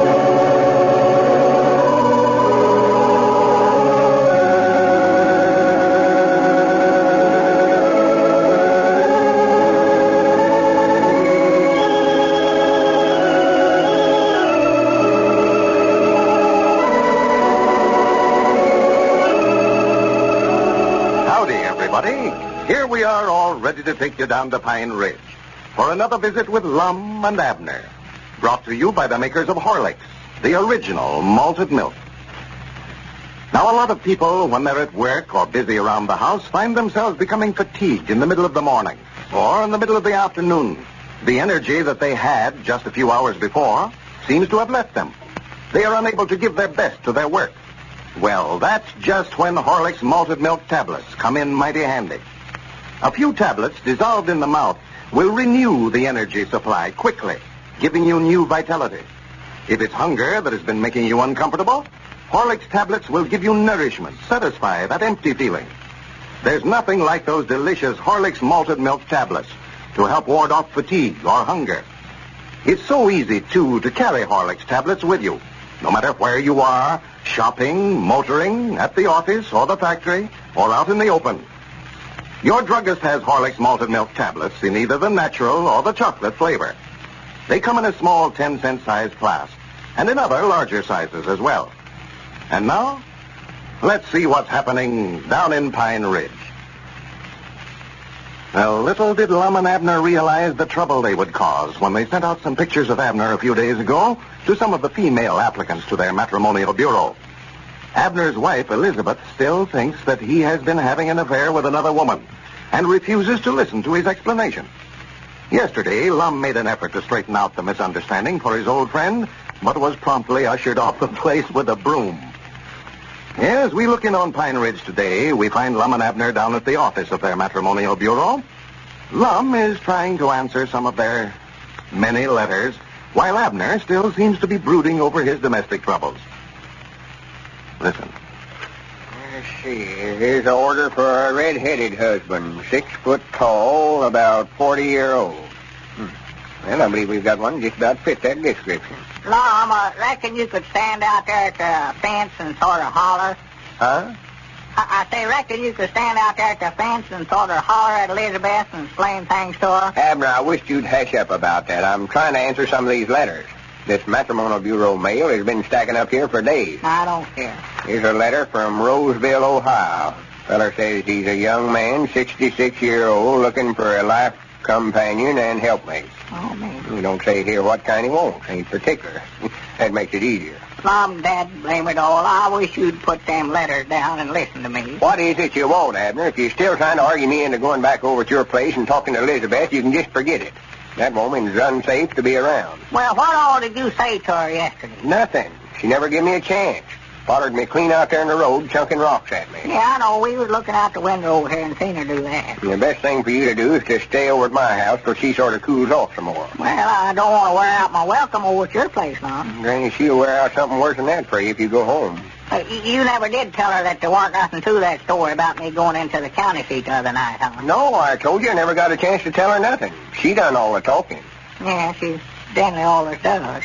It's hard to explain things to folks when they do all the talking that way. They just can't listen good for some reason or other. But now, Lum, you said yesterday that you'd guarantee to get her back in a good humor with me, and it's up to you to do it some way or other. Well, Abner, we may as well give up the idea of ever trying to explain it to her, for she won't give you a chance to talk. We've got to find some other way.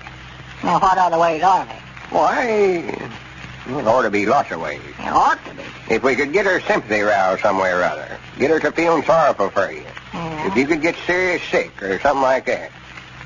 You don't feel bad, do you? No, I feel all right. Why? Nothing. It won't work. Give me a little time. I'll study up some way to get you out of it. Yeah, I hope you do, Lum. It just don't seem right not having a home to go to no more. Elizabeth is a good woman at heart. She wouldn't harm a flea. Yeah, I don't know. If I was a flea, I wouldn't put too much confidence in her the way she's feeling now. Just to think, after all these years, never appreciated what a fine little woman I had. Never knowed what a good housekeeper she was till I started staying over at your place. Well, don't sit there and blubber about it. That ain't going to help none. Oh, just let me get caught up with her matrimonial mail here, and I'll sit down with you, and we'll study up some way to get you out of it. Well, now, Lum, there's bound to be a way to make Elizabeth listen to it. The only trouble, if we get you out of this scrape, she's going to be mad all over again when she finds out that Squire Skimp beat us out of the store here. Oh, yeah, she's going high in a kite when she hears that. Pearl called down here yesterday for some groceries, so I know that she don't know nothing about it yet. No. Well, Elizabeth was to come in here and find these shelves all empty. She'd just about pull this place down on top of it. Well, they ain't plumb empty. I know the Squire left little stuff scattered around. Oh, Stuff they couldn't sell, I reckon. Yeah, There's more. 2 or 3 bottles of pepper sauce up there, I noticed. Whole bowl of cheesecloth back in behind the counter there. Yeah, there's little stuff. Never left anything in the counter. Wait a minute. Here comes Cedric Weehart. Where? The first time I saw him, quite a spell. Oh, he's been bucking slabs down at the sawmill, I think. Yeah, I bet he found out by now that what an easy job he had when he's working down here for us. Well, come in, Cedric. Yeah, come in here, Cedric. You're sort of a stranger around here. Yes, Mom. I've been working pretty steady. Ain't had no time off to loaf, hardly. Hey, you ain't been fired, have you, Cedric? No, they just laid us off for a few days. The skidway's empty down there at the mill, and the weather's been so bad they couldn't get no logs in, so they just shut down till they get catched up. Uh-huh. Well, draw up a chair. Sit down there, Cedric. Excuse me while I go ahead here. I've got to answer this mail. Anything particular she's wanting, Cedric? Well, I just sort of wanted to talk to you fellas, sort of. Well? I heard you'd run the matrimonial bureau over here and sort of solving domestic problems for folks. Well, we are, Cedric, but Lord me, undoubtedly you ain't got no domestic problems. You ain't married. No, but Me and Gertrude Seastrunker fell out with one another, and I just thought maybe you fellas could give me some advice. Well, I don't know, Cedric.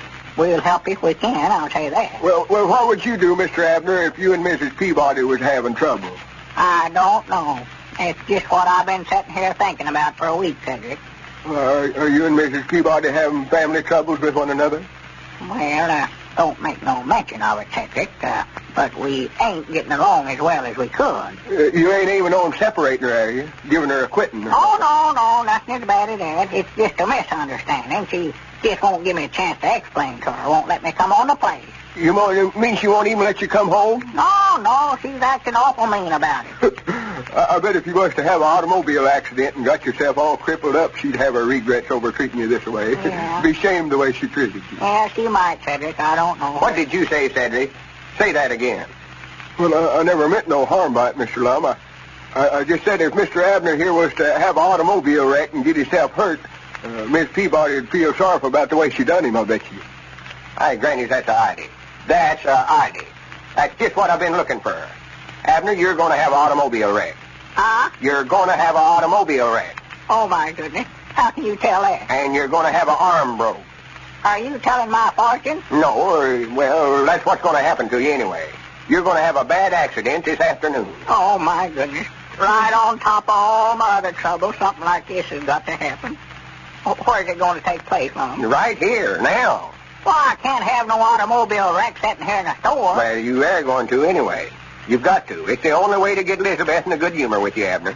Well, oh, me, I'd love to make up with her, Lum, but I don't want to break her arm to do it. Granny, it might be best to break both arms. Oh, my goodness alive. Oh, me. See, here's my idea, Abner. We're just going to make out like you've had an accident. We'll take and wrap your arms up with some bandages and all that stuff and carry you over to the house and tell Elizabeth you was run over by a car. Oh, just make out like I got my arms broke, huh? That's right. And then you can explain everything to her. You know she ain't going to hit you with both your arms broke. No, I don't believe she will. Yeah, we'll have you looking like a freight train hit you. If this won't teach Elizabeth her lesson, it'll catch her sympathy like nothing else will. Yeah, I believe it will, too. If it won't nothing do it. No. Cedric, look over there behind the counter and bring me that bolt of cheesecloth. Abner, get some of them box lids we split up for kindling wood. They'll make good splints for your arm. Yeah. That's it, Cedric. Bring it here. I know this might work all right, Mom. You know what? Of course it'll work. Roll up your sleeve there. Better get up here on the counter and lay down. Yeah, sure. Granny, wait a minute. I've got a bottle of Curacomb here in my desk drawer. We can pour that over them bandages so it'll look like he's bad hurt. Hey, dog it, I did have an accident, didn't I? Oh, that car just kept running over. Yeah. Don't you never say nothing about this, Cedric. You neither, Abner. We don't want nobody but us three to know anything about it. And also, if you ever tell this, Cedric, I'll lock you up in jail and throw the key away. I ain't going to say nothing about it. That's the way. Cedric, you start roughing up Abner's arm there while I telephone up Elizabeth and break the sad news to her. Hey, wait a minute here, Cedric. Put them boards all around my arm here first, and then lock the cheesecloth around them there. Oh, I see. I'll fix them. Both arms, huh? Yeah, both of them, yeah. Here, Abner. Huh? Yeah, you get over here close to the telephone and tell Elizabeth that you've been calling for her. Then while I'm talking to her, you can holler her name out 2 or 3 times. What for? Wait a minute. Hello? Elizabeth? This here's Lum and Abner. That's the way, Cedric. Rock 'em good. Well, now, wait a minute, Elizabeth. Before you start in on that, I've got some awful sad news for you. Awful sad, rock 'em. Right. Yes, Mom. Well, it's about Abner. Why, he's been run over by an automobile. Yeah, 2 or 3 of them. Well, we don't know how bad he's hurt. No. So far, we found 2 broke arms, and he's hurt internal. It's the working Abner. Tell her I ain't come to myself yet, Mom. He said, oh, shut up, Abner. He ain't come to himself yet, Elizabeth, but he keeps calling your name. Calling for you. Call her. Elizabeth! Elizabeth! What's the stout? Elizabeth! Now, lock up my other arm, Cedric. Well, now, I wouldn't take it too hard, Elizabeth. He might pull through the shatters. Huh? No, don't come over here. We're just fixing to bring him over there. Get the bed ready and we'll be right. Well, it's a great idea. If it works.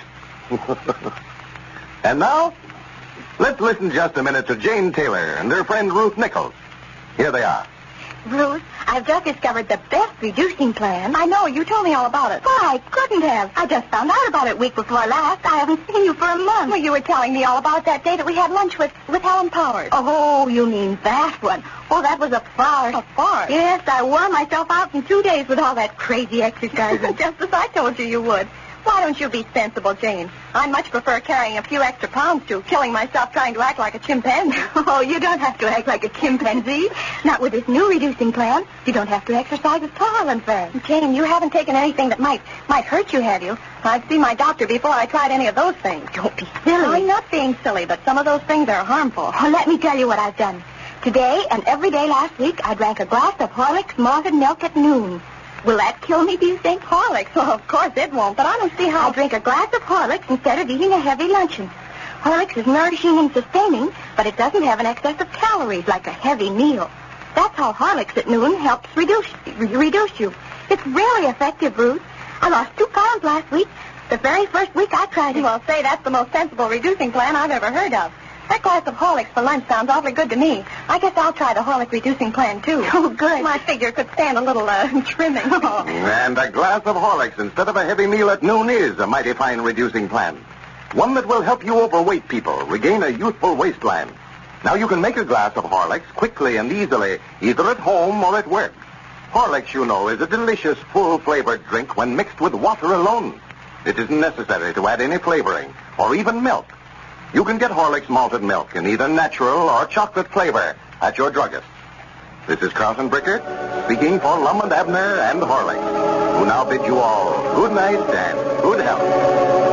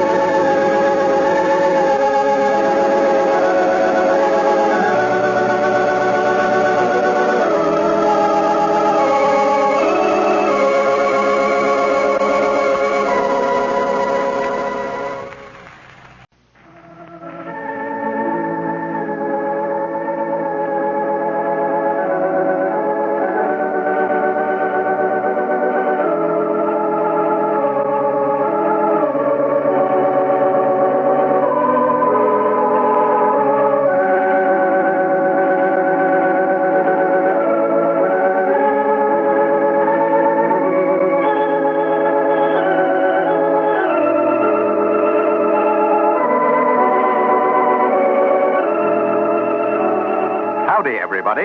Here we are, all ready to take you down to Pine Ridge for another visit with Lum and Abner. Brought to you by the makers of Horlicks, the original malted milk. You know, every day we get lots of letters from grateful mothers who've reared their children on Horlicks. Here's a typical one from Columbus, Indiana, written by Mrs. S.H. Let's hear what she says. I've always wanted to write and tell you how wonderful I think Horlicks malted milk is, and what it did for my son. When he was only 3 months old, he was very, very sick with a child's ailment. They told us that he would never recover. But he did. With the best of care, he finally pulled through. But he was very delicate still. No nourishment seemed to be right. The little fellow just couldn't hold any food. Our hearts grew heavy, and we began to lose hope. Well, finally, it was suggested that we get a small bottle of Horlicks malted milk and try that. Well, we did, and it was wonderful from the very start. The baby was able to digest it easily. It wasn't long before he began to grow stronger, and he improved steadily. Naturally, we are great boosters for Horlicks now. Well, thank you, Mrs. S.H. The makers of Horlicks are very glad to hear of your experience. They hope other mothers may hear of it and profit from your experience and from Horlicks malted milk. And now, folks, if you haven't already sent in for one of Lum and Abner's flashlights, it's still not too late. But it will be soon, so act now, tonight. I'll tell you what to do after we hear Lum and Abner. And now, let's see what's happening down in Pine Ridge. Abner hasn't seen Squire Skimp since he entrusted him with a check for $200 to cash for him day before yesterday. A story appeared in yesterday's county paper stating that Abner Peabody had made a donation of $180 to the public library at the county seat. And Abner's afraid now that that's where his money went. Well, as we look in on Pine Ridge today, we find Lum down at the Jot 'em Down store, which is soon to be open to the public again.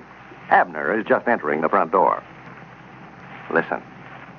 Well, did you find Squire Abner? No, I couldn't locate him, Lum, but I found out that that's where that $200 went all right. You did? You know for sure now, huh? Yeah, I know it did. I called up a newspaper in there at the county seat and asked them how come to put in a paper that I donated $180 to the library. Yeah, what'd they say? Well, they said that Squire Skimp gave them the money in my name. Well, that's just what I figured happened. Quick as you told me you got Squire to take that check in there and cash it for you. Well, I knowed it. That's that insurance money. That weren't my money.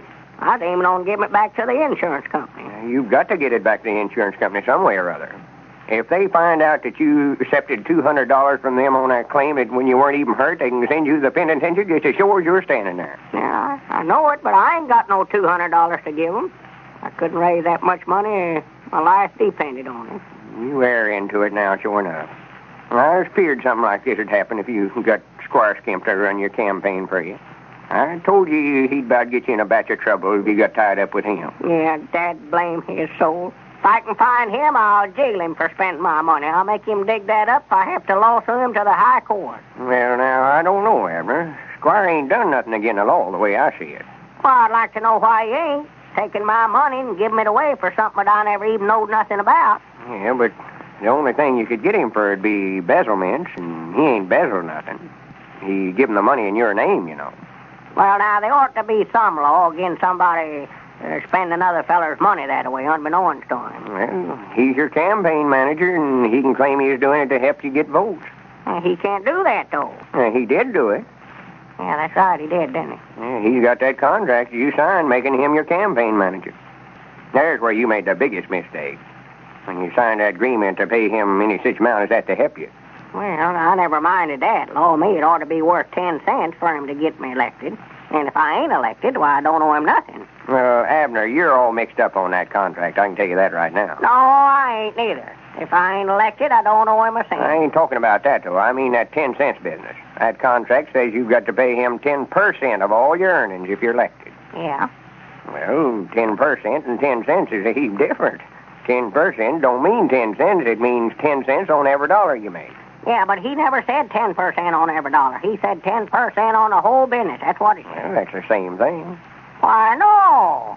If I was to pay him 10 cents on every dollar, why, well, if I was to make $10, well, I'd have to pay him 10 cents on every one of them. Yeah? Yeah, but this way I don't have to pay him but 10 cents on the whole $10. Well, you just got yourself mixed up. No, I ain't neither. Well, I seen the contract, and it said you'd pay him 10% of all you make. Yes, sir. If you make $10, you owe him $1. If you make $100, you got to give him 10 of it. Oh. $200, you owe him 20. According to the contract, you've got to keep on paying him until he releases you. He might make you pay him 10% for the rest of your life. Well, I wouldn't do it. I'd just quit work first. Yeah, that's what I'd fix him. So him ain't so smart, I'd just quit work. And what would you live on all that time? Why, You've got to keep working, Abner. You've got to make a living. Yeah, but I'll be dead blamed if I'm going to make a living for me and him both. Then I'll just work cheap as I can. That's what I'll do, so that I won't have to pay no more than I have to. Just work for about a half what I ought to get. You better try to make more money than you have been making, as long as you're going to have to divide it up with him. Yeah, but the more I make, the more I have to pay him. Well, I can't explain it to you. You ought to have more sense than to sign anything like that to begin with, Abner. So when you're getting to where you'll sign your name to anything anybody sticks under your nose. Yeah, I know it. I'd be a heap better off if I never had to learn how to write my name. Keep myself in hot water all the time. Yeah? Looks like I'd learn better. I do know better, but I just won't listen to myself, looks like. I get so aggravated with me sometimes I could run myself out of town. I just wished I could get away from myself for a while. And just whiff myself so much, looks like. I just won't pay no attention to nothing I say no more. Well, you got yourself into it now, all right. Yeah, but if I can find Squire Skimp, I'll tell him a thing or two. Well, that ain't going to do no good. Ain't going to get you your money back. What you better be doing is figure out some way to raise that $200. Well, of course, if I can see Squire, I can get part of it back. I want to catch him before he gives that $20 to somebody else, too. Makes another donate for me. trying to figure out somewhere where we can raise $200. Well, we can raise it. Well, I want to help you if I can. I thought you was mad at me over this election. You've been acting like it. Well, I reckon I thought I was. I didn't much like some of the stunts you done in the race, Abner, but I don't know. When it comes down to something like this, well, you get in a batch of trouble. I want to help you if I can. Ain't nothing personal about it. I don't want you to think that I like you or anything like that, but recollect now, if that insurance company finds out that accident was a fake, that you wasn't sure enough hurt, they might could get me for being access to the crime. You know, I was the one that thought up the idea of you making out like you had an accident in the first place. Yeah, that's right. Go on. Well, that's the reason I'm thinking about it.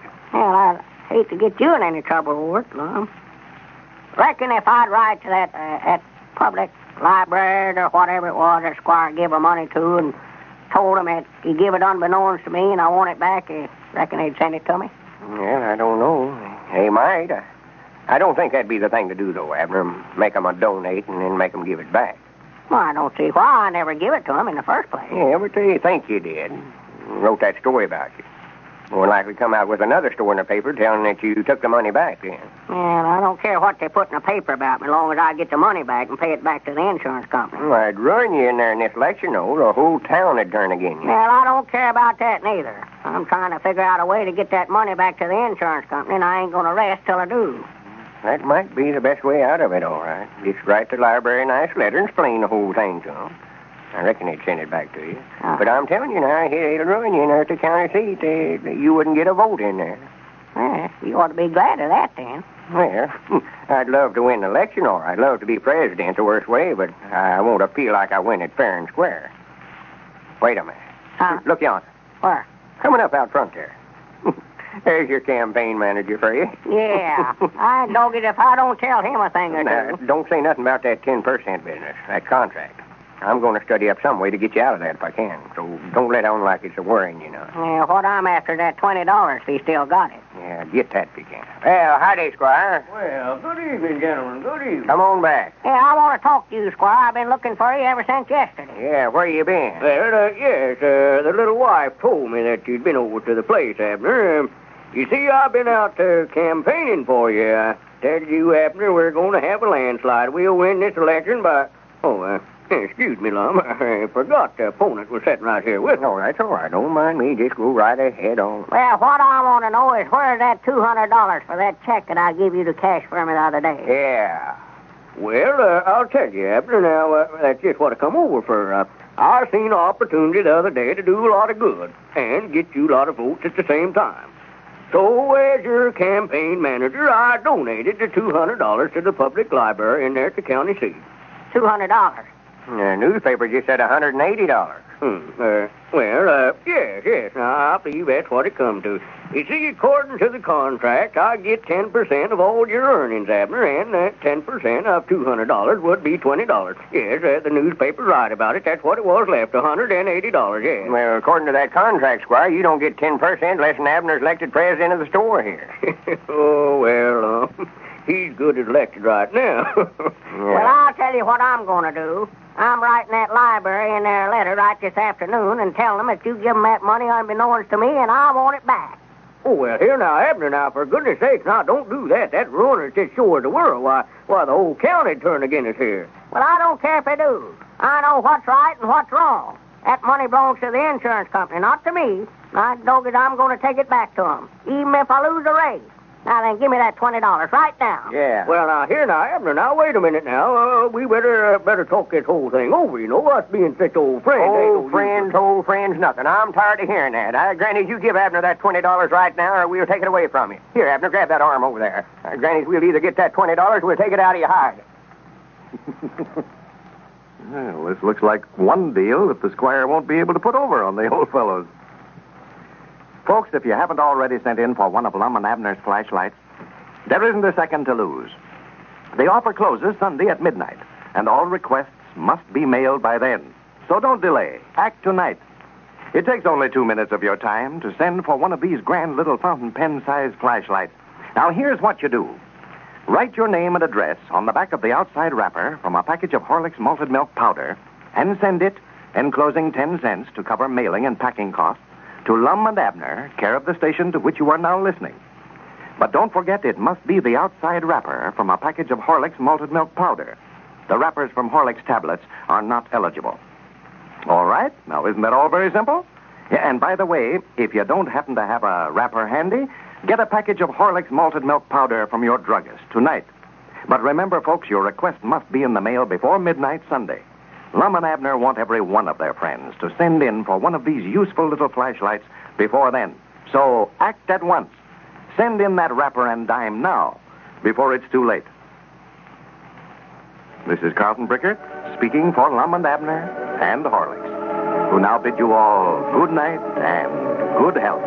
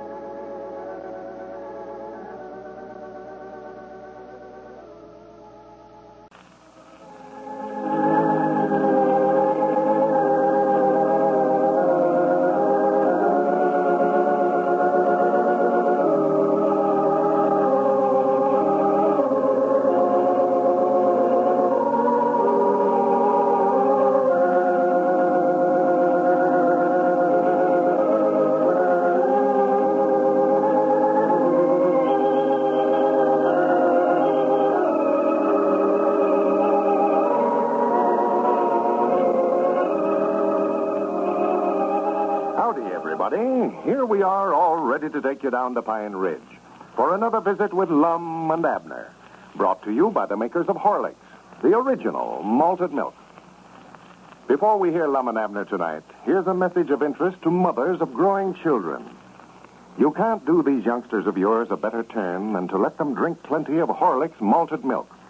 They need something like Horlicks, need the precious bodybuilding elements it contains. The vitamins, the calcium, phosphorus, and iron, so essential for the development of strong, sturdy bodies, sound bones and teeth. They need lots of nourishment, too, as all mothers know. But that's not all. This nourishment must be in a form their digestive systems can easily handle. That's why so many child-feeding authorities recommend Horlicks. It's so easy to digest. Remember that when you buy malted milk. Insist on Horlicks, the original. The children prefer it, too. They like the delicious flavor. And now, folks, here's good news about that flashlight that Lum and Abner recently offered. The flashlight factory has finally gotten organized and is turning out thousands of flashlights a day. Lum and Abner want you to know that every one of you who wrote in will receive his flashlight within a very few weeks. And now, let's see what's happening down in Pine Ridge. Since Lum and Abner took over the circus that was stranded in Pine Ridge, they have been faced with the problem of supplying feed for the animals. Well, Abner has apparently solved the problem. He announced over the party line yesterday that anybody would be admitted to see the animals if they brought along a generous supply of feed. The plan was tried out this afternoon. And as we look in on Pine Ridge today, we find Lum and Dick Huddleston on their way over to the circus grounds to find out how the scheme worked. Listen. Oh, yeah. Yeah, he had a big crowd over here. Folks been going by the store there all day in wagons and cars and afoot and every other way. Yeah. Well, I couldn't understand at first how come so many people in town. Oh, that announcement Abner made over the party line's what brung them.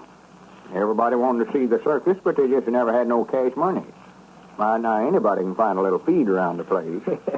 Well, I bet there's lots of folks, cows and horses, that's going to go hungry tonight because they went to the circus today. Yeah. I'm sort of curious to know how much feed he took in today. Wonder where he's at. I don't know. Yeah, yonder goes Cedric carrying some water, it looks like. Yeah. Hey, Cedric, whereabouts is Abner at? Must be inside there. He's inside the tent there, I think, Mr. Lum. Did you have a pretty big crowd today, Cedric? Yes, Mom. Kept that tent full all afternoon. I think Mr. Abner's back there by the monkey cage. That's where he spends most of his time at. Hey, you got quite a job there, Cedric, carrying water for all them animals. Yes, that's all I've did all day is pack water for them elephants. I don't know where they put it all. Looks to me like it'd be a lot easier to take the elephants down to the creek. Well, it would if we had some way of getting them down there, but I don't know how to drive them yet. Yonder's Abner, right there. Yeah. I still got on that ringmaster's outfit. Granny, you don't mean to say you took in all this feed this afternoon, did you, Cedric? Yes, Mom, that's what there is left. See, we've already fed the animals a while ago once. Well, for the land's sake. Well, it looks like you got a half a carload of hay left there yet. Hey, Abner, come here a minute. My Jack, you fellas have got quite a bunch of animals in here, all right, you know what? Yeah. Well, howdy, fellas. Did you see the feed we taken in this afternoon? Yeah, we were just looking at it.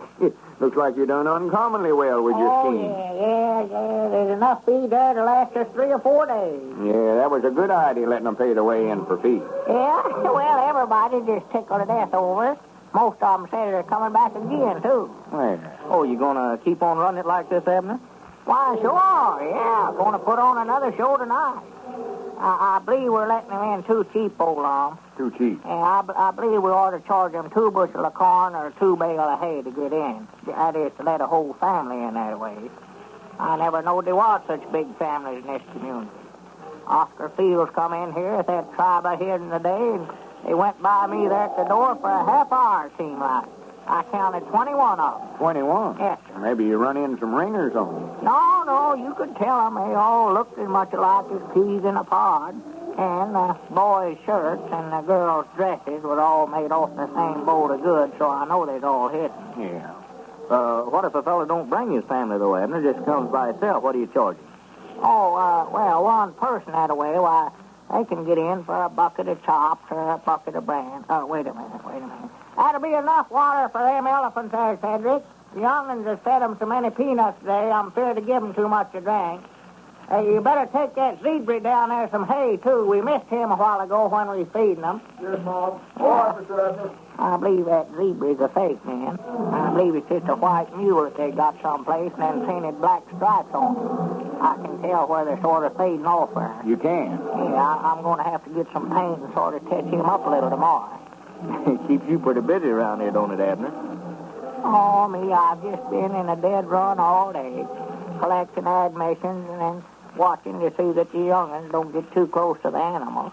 And we might not have had some trouble here this morning, too. Some trouble? Yeah, them 2 elephants just come might not tearing this place up. Cedric was moving that cage of white mice over to the far side of the tent yonder, and the door come open, and just as he was passing them elephants, them mice got to run around on the ground and scared them elephants to death. It scared them. You mean the elephants were scared of them little mice? Why, it just scared them right now to death. They rolled their eyes and waved them trunks around and snorted. You never heard such a funny noise in your life. It's when they holler that way, Lum. It sounds like they're blowing a horn or something. Well, they're big and fraidy cats. Why, Lord, me, I never heard such carrying on. Yeah, I've always heard that elephants were scared of mice that way. Well, I do know. I wouldn't have thought that, big as they are. No. Well, they're funny critters, all right. I just looking at them a while ago. They must be awful old. Old? Well, no, they get to be a lot bigger than that, Abner. Yeah, I know, but look how wrinkled they are. Their skin there looks like it's about 4 sizes too big for them. Yeah.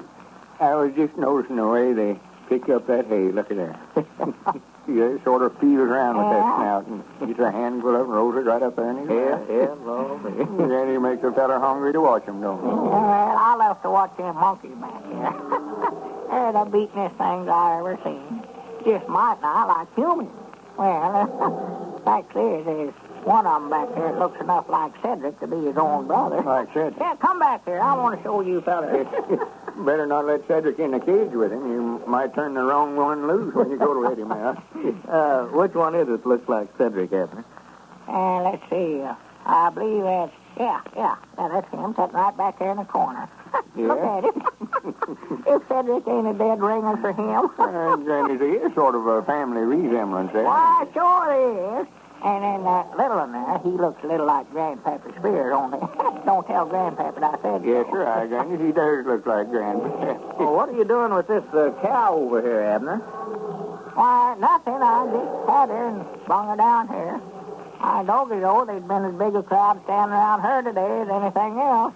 Just standing there by the eye and looked like her, just like they never had saw one before. Well, more like they thought she was a freak of some kind, or you wouldn't have had her in here. Yeah, well, that's what they thought, yeah. The school professor from over at Shady Grove come over and brung 4 bales of hay and a bunch of scholars and 2 sacks of chops this afternoon. I heard him tell the scholars that it was a sacred cow from Indiana. From India? Yeah, I believe that is what he said. Sacred cow from India. But she ain't from there, I know, for I swapped her off after she stunk, you know. Oh, my goodness. Teddy, keep them mice away from them elephants, I told you. Now just leave them where they're at. Hey, you fellas go ahead and look all you want to. I'll have to go over here and help that. Yeah, find them down there if you can. Sure, go ahead, Abner. I've got to be going a minute anyway. Well, sir, Dick, this is right interesting, you know it. Stand around here and look at these furrin animals for nothing this way. Well, Abner's in the height of his glory now, ain't he? Oh, my. He wouldn't swap places with President Roosevelt. He was saying yesterday how he's always wanted a circus ever since he was just a kid of a boy growing up. Well, I guess we all did, Lum. Oh, yeah. Well, to be right honest with you, I'm sort of enjoying owning a half interest in it myself. I'd love to help run it if I didn't have that store over there to look after. Well, look who's coming in yonder. Where? Oh, well, howdy, Squire. Good evening, gentlemen. Good evening. Where's Abner? Why, he's right over there. Abner, come here. I've been sitting over there on my gallery all afternoon, watching the crowd over here. Looks like you done a big business today, man. Well, yeah, done big business, but we weren't charging no admit. Just letting them in for feed. Yeah, look at that sack of feed they took in over there, Squire. Yeah. Well, sir, you know, I seen everybody coming in with a bale of hay or corn or feed of some sort. Yeah, I see now. Well, we had to figure out some way to get feed for these animals. What you doing in here, Squire? The show ain't open yet. Cedric, stand up there by that front door and keep everybody out of here. Well, now, I ain't in here to see the show, Abner. I just come over to talk a little business with you. Yes, man, it brings back old times and pleasant recollections to smell the sawdust again. Smell the sawdust again? Oh, yes. You know, I followed the circus for years. Oh, I allowed you meant you'd been in the sawmill business. Oh, man, I was with Barnum and Bailey for 9 straight seasons and was ringmaster for Hagenbeck Wallace for 4 years. Now, that's what I want to see you about. You fellers have got a good thing here if you knew how to run it. Yeah, we don't know nothing about the circuit business. We'll have to admit to that. No. It's all new to us. Well, that's what I say. Now, right there's where I come in. There's tricks to every trade. And I know the circus business backwards and forwards. I can take a hold of this thing, put in a trapeze performer, tightrope walkers and bareback riders, all that, build a real show out of it. That's what you got to do. We ought to have all them things, all right. Clowns and such as that. Well, you mean if you want to go to work for a Squire? Well, in a way, yes, Abner, in a way. Now, here's a proposition that I had in mind, man. You and Lum put up the money, and then the 3 of us are going together on this property. Well, the possibilities of Lum and Abner's circus must look pretty good if Squire Skimp wants in on it. Have you ever wished that you were one of those fortunate folk who seem to be able to get along without much sleep? They're astonishing, aren't they? They never seem to get tired. Now, there's a reason for this. It's largely because when they do go to sleep, they sleep soundly. If you don't believe that, try this plan for the next few nights. Drink a glass full of Horlick's malted milk, hot, just before you go to bed. Here's what it does. It soothes you, relaxes you, helps you to get to sleep quicker. Once asleep, you sleep sounder, more restfully than ever before. You awake completely refreshed and ready to go. That sounds like a good suggestion, doesn't it? You've only to try it to find out just exactly how good it is. But be sure you use Horlicks, the original malted milk. You can get it at your favorite druggist in either natural or chocolate flavor. This is Carlton Brickert, speaking for Lum and Abner and Horlicks, who now bid you all good night and good health.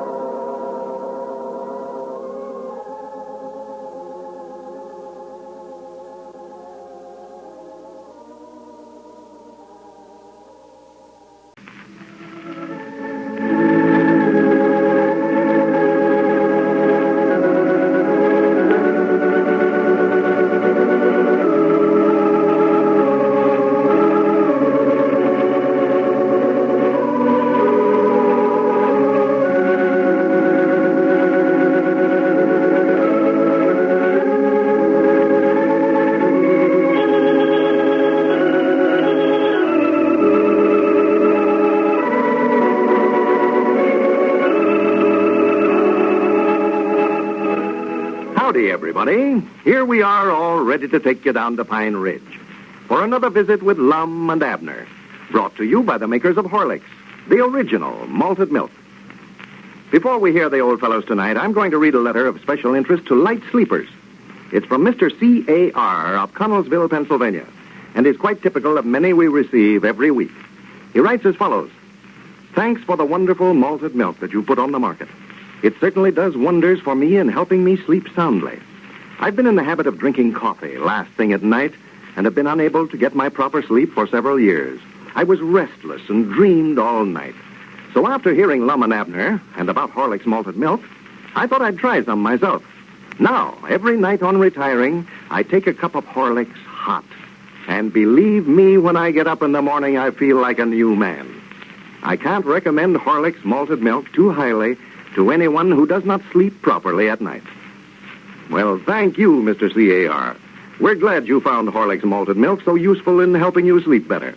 Thousands of others have also found it a grand inducement to sound, restful sleep. And now, let's see what's happening down in Pine Ridge. Well, Abner's swap idea certainly made a radical change in his business. 2 weeks ago, he started trading merchandise in his store for animals. And now Lum has gone into partnership with him. And they have a complete circus, which they expect to have ready for the grand opening next Saturday. Squire Skimp, who has had previous experience in the circus business, has been employed as manager. And to cut down expenses, has asked Lum and Abner to take an active part in the performance. As we look in on Pine Ridge today, we find Lum over at the circus grounds, inside the big tent practicing his trapeze act, while Squire Skimp looks on. Listen. How's this looking, Squire? Well, now, Lum, you can't learn how to be a high trapeze performer unless you get that swing higher than that off the ground. Well, I'd rather learn how down closer to the ground this way, Squire. I get sort of dizzy-headed when I get up high that way. Well, that's the reason you ought to practice up higher then. Anybody can't just sit down on that bar and swing, Lum, that close to the ground. You don't think folks would enjoy seeing me do this, huh? Why, no, that ain't nothing. We could get a 10-year-old child to do that. They can see all that they want over there on the school grounds. You're supposed to be a high trapeze performer. Don't reckon we could start something new, have a low trapeze performer. No, Lum, you're going to have to, to jump off of one swing and turn a flip-flop and catch another and hold by your teeth and all that. There ain't nothing hard to it. Squire, you better get somebody else for this job. Oh, now, Lum, there ain't nothing to be scared of. Why, you'll catch on to it in a few days. You'll have that big net under you, so if you do happen to fall, why, it can't hurt you. Oh, I ain't scared. No, that's just the trouble with me. I don't stop to think about the danger. Just always was a terrible hand for taking chances that way. What I'm scared of, I might get up there and start doing a batch of stunts, and the crowd get to slapping their hands and nagging me on, and I'd pull such dangerous stunts that some of the women folks out in the audience might get hysterics. Yeah, well, Lum, let's pull this swing up a little bit higher now and see you try a few stunts. No, never mind. Wait, Squire, I'm going to get down. I ain't going to stand for that. Now, Lum, ain't nothing to be scared of. No, I tell you, Squire, I about made up my mind. We better get somebody else to do this trapeze. Well, we can hire lots of fellas to do it, all right, Lum, but I was trying to get by on as little expense as we could. I had to hire a fella this morning to help us out around here. I guess I could let him do it, for he says that he's done trapeze work. Oh, he has? Yes, but I had so many other things for him to do, I don't believe he'll have time for it. Well, I can just trade jobs with him, then. Well, I'm afraid that you couldn't do all the things that he's supposed to do. I'd do anything rather than to get up there in the top of this tent without nothing but a little swing to hold on to. Well, if you want to take over his job, well, it's all right with me. What all is he supposed to do? Well, he's a sword swallower. That's one of his stunts. Sword swallower? Yes, but now that don't take much time. I guess he could tend to that, too. Oh, sure he could. Yeah, I can't swallow no swords. No. Yeah, it oughtn't to take no time for him to run in the sideshow over there and swallow 2 or 3 swords. But now, I was just thinking, Lum, now, he wouldn't have time.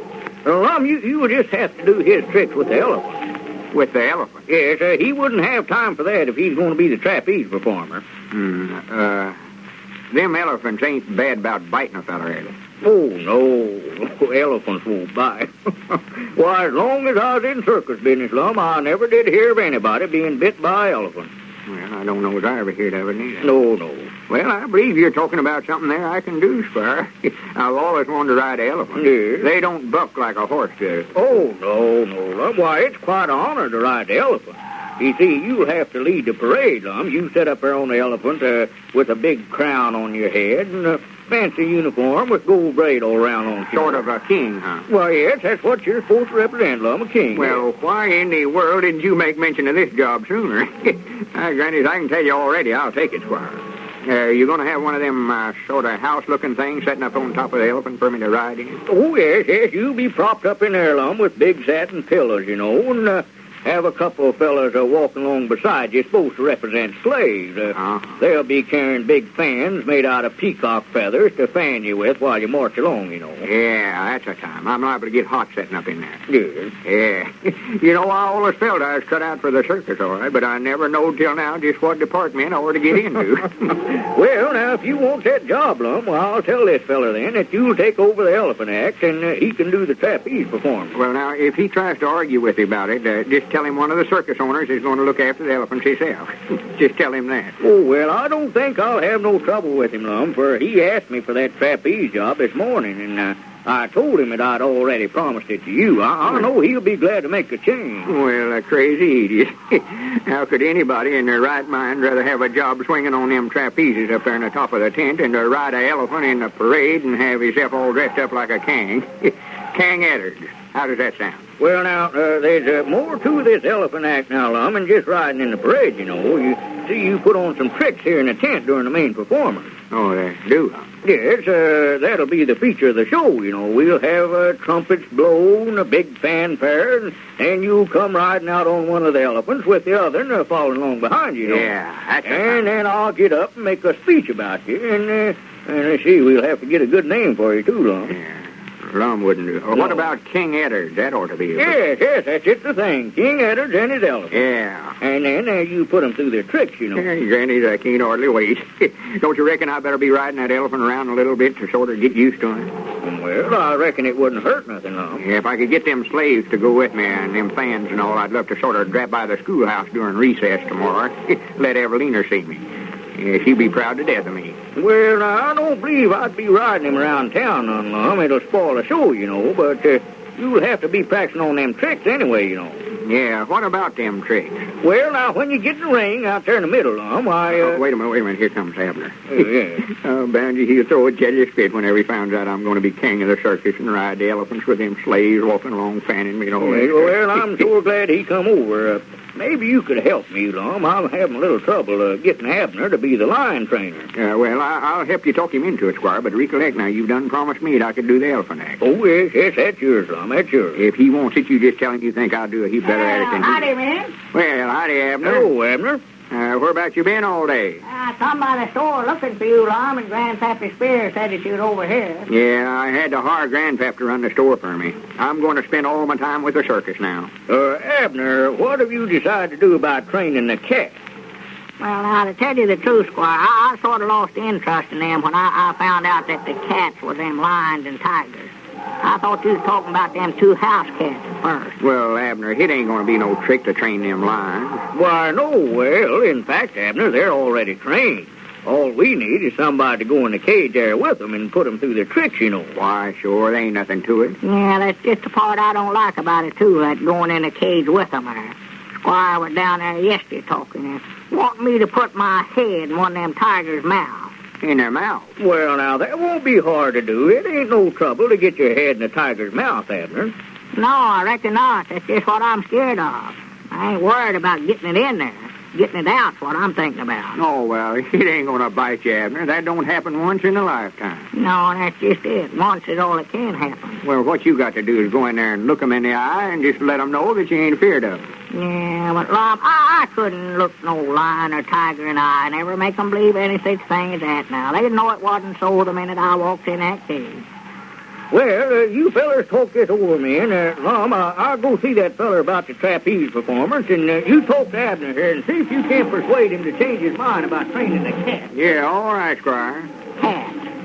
Dogged, I wish he'd start calling them things by their right name. Now, Abner, you're just holding up the whole circus, just over your stubbornness. Very ideas of being feared of animals that way. Well, why don't you train a man if you're so brave? Well, I would, but this being king's going to take up all my time. King? King of what? Why, king of the circus. I sort of hate to tell you about Abner, but Squire's done give me the job of putting the elephants through their trick. Ain't no use to ask him for it. He's done promised it to me. Oh, well, don't you worry. You can have it. He tried to get me to take that job yesterday, and I just told him that I never wanted it. Never wanted it? No, sir, I don't want no elephant laying down on me. Laying down on you? Yeah, them tricks that you've got to make them do. You've got to let that elephant pick you up in his trunk and wave you around the air for a few minutes over his head, and then he lays you down on the ground, and he lays down on top of you. No, sir, I don't want no part of that. No part. Well, there seems to be drawback even to being king of the circus. In the kitchen of the Mason home, Mrs. Mason and her friend Jane are about to prepare a midnight supper for their husbands after playing bridge. Listen. Wait a sec, Jane. I'll put the light on. There. Why, Madge, how nice. Oh, I like your kitchen. Do you? I'll say I do. That gas range especially. Is it new? About a month old now. Jack bought it for my birthday. He did? Mm-hmm. Say, let's get Fred out here. If he sees you've got one, he might get you one, eh? I get it. Well, we'd better get him in a good mood first. Let's get supper quick. Does Fred like coffee, Jane? Well, sure. He likes it. Yes. Well, don't enthuse. How about some tea, then? No, he doesn't like tea. I don't suppose you happen to have any malted milk? Why, sure. But listen, Jane, I have no mixer. It takes me rather a long time. Nonsense. It doesn't take a second. Here, let me show you. Where's the powder? On that second shelf there. See? Horlicks malted milk, near the pickle. Oh, yes. I'm glad it's Horlicks. Now, where's your egg beater, Jane? Egg beater? Well, you can't use that. What do you mean can't? You just watch. Here, now, put the powder in. That's enough. Now, give me that.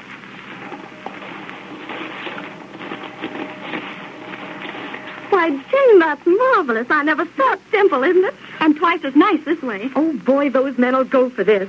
Come on, let's take it in. I'll carry it. Yes, that's right. You bring in the sandwiches. And Madge is right, folks. Horlicks malted milk, or Horlicks with sandwiches, does make a fine party supper. It's delicious and refreshing, yet so easy to prepare. Try it on your friends. You can get Horlicks malted milk in either natural or chocolate flavor. This is Carlton Brickert, speaking for Lum and Abner and Horlicks, who now bid you all good night and good health.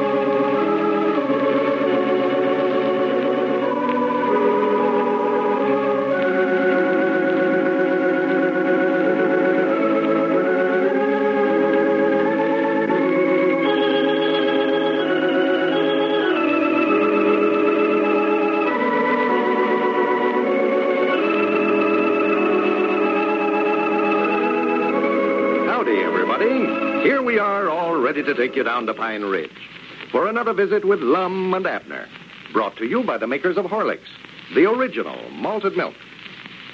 Before we go any further, folks, let me ask you a question. Do you get that drowsy feeling in mid-afternoon? If you do, you'll be interested in a suggestion that I'm going to make. It certainly pays to keep alert on the job. Well, here's what to do. Just dissolve a few Horlicks malted milk tablets in the mouth whenever you feel that drowsy feeling coming on. That's a simple enough plan, isn't it? Well, you'll be surprised how they pep you up, put new energy into you, without spoiling your appetite for dinner at night. How do they do it? Well, they contain all the good nourishment all the sustaining qualities of Horlick's malted milk powder itself. They're really just Horlick's powder in handy tablet form. They're not expensive either. You can get a big flask of these tablets for only a quarter, or a handy pocket-sized one for just a dime. Try them tomorrow. And now, let's see what's happening down in Pine Ridge. There was quite a bit of excitement yesterday down at the circus grounds.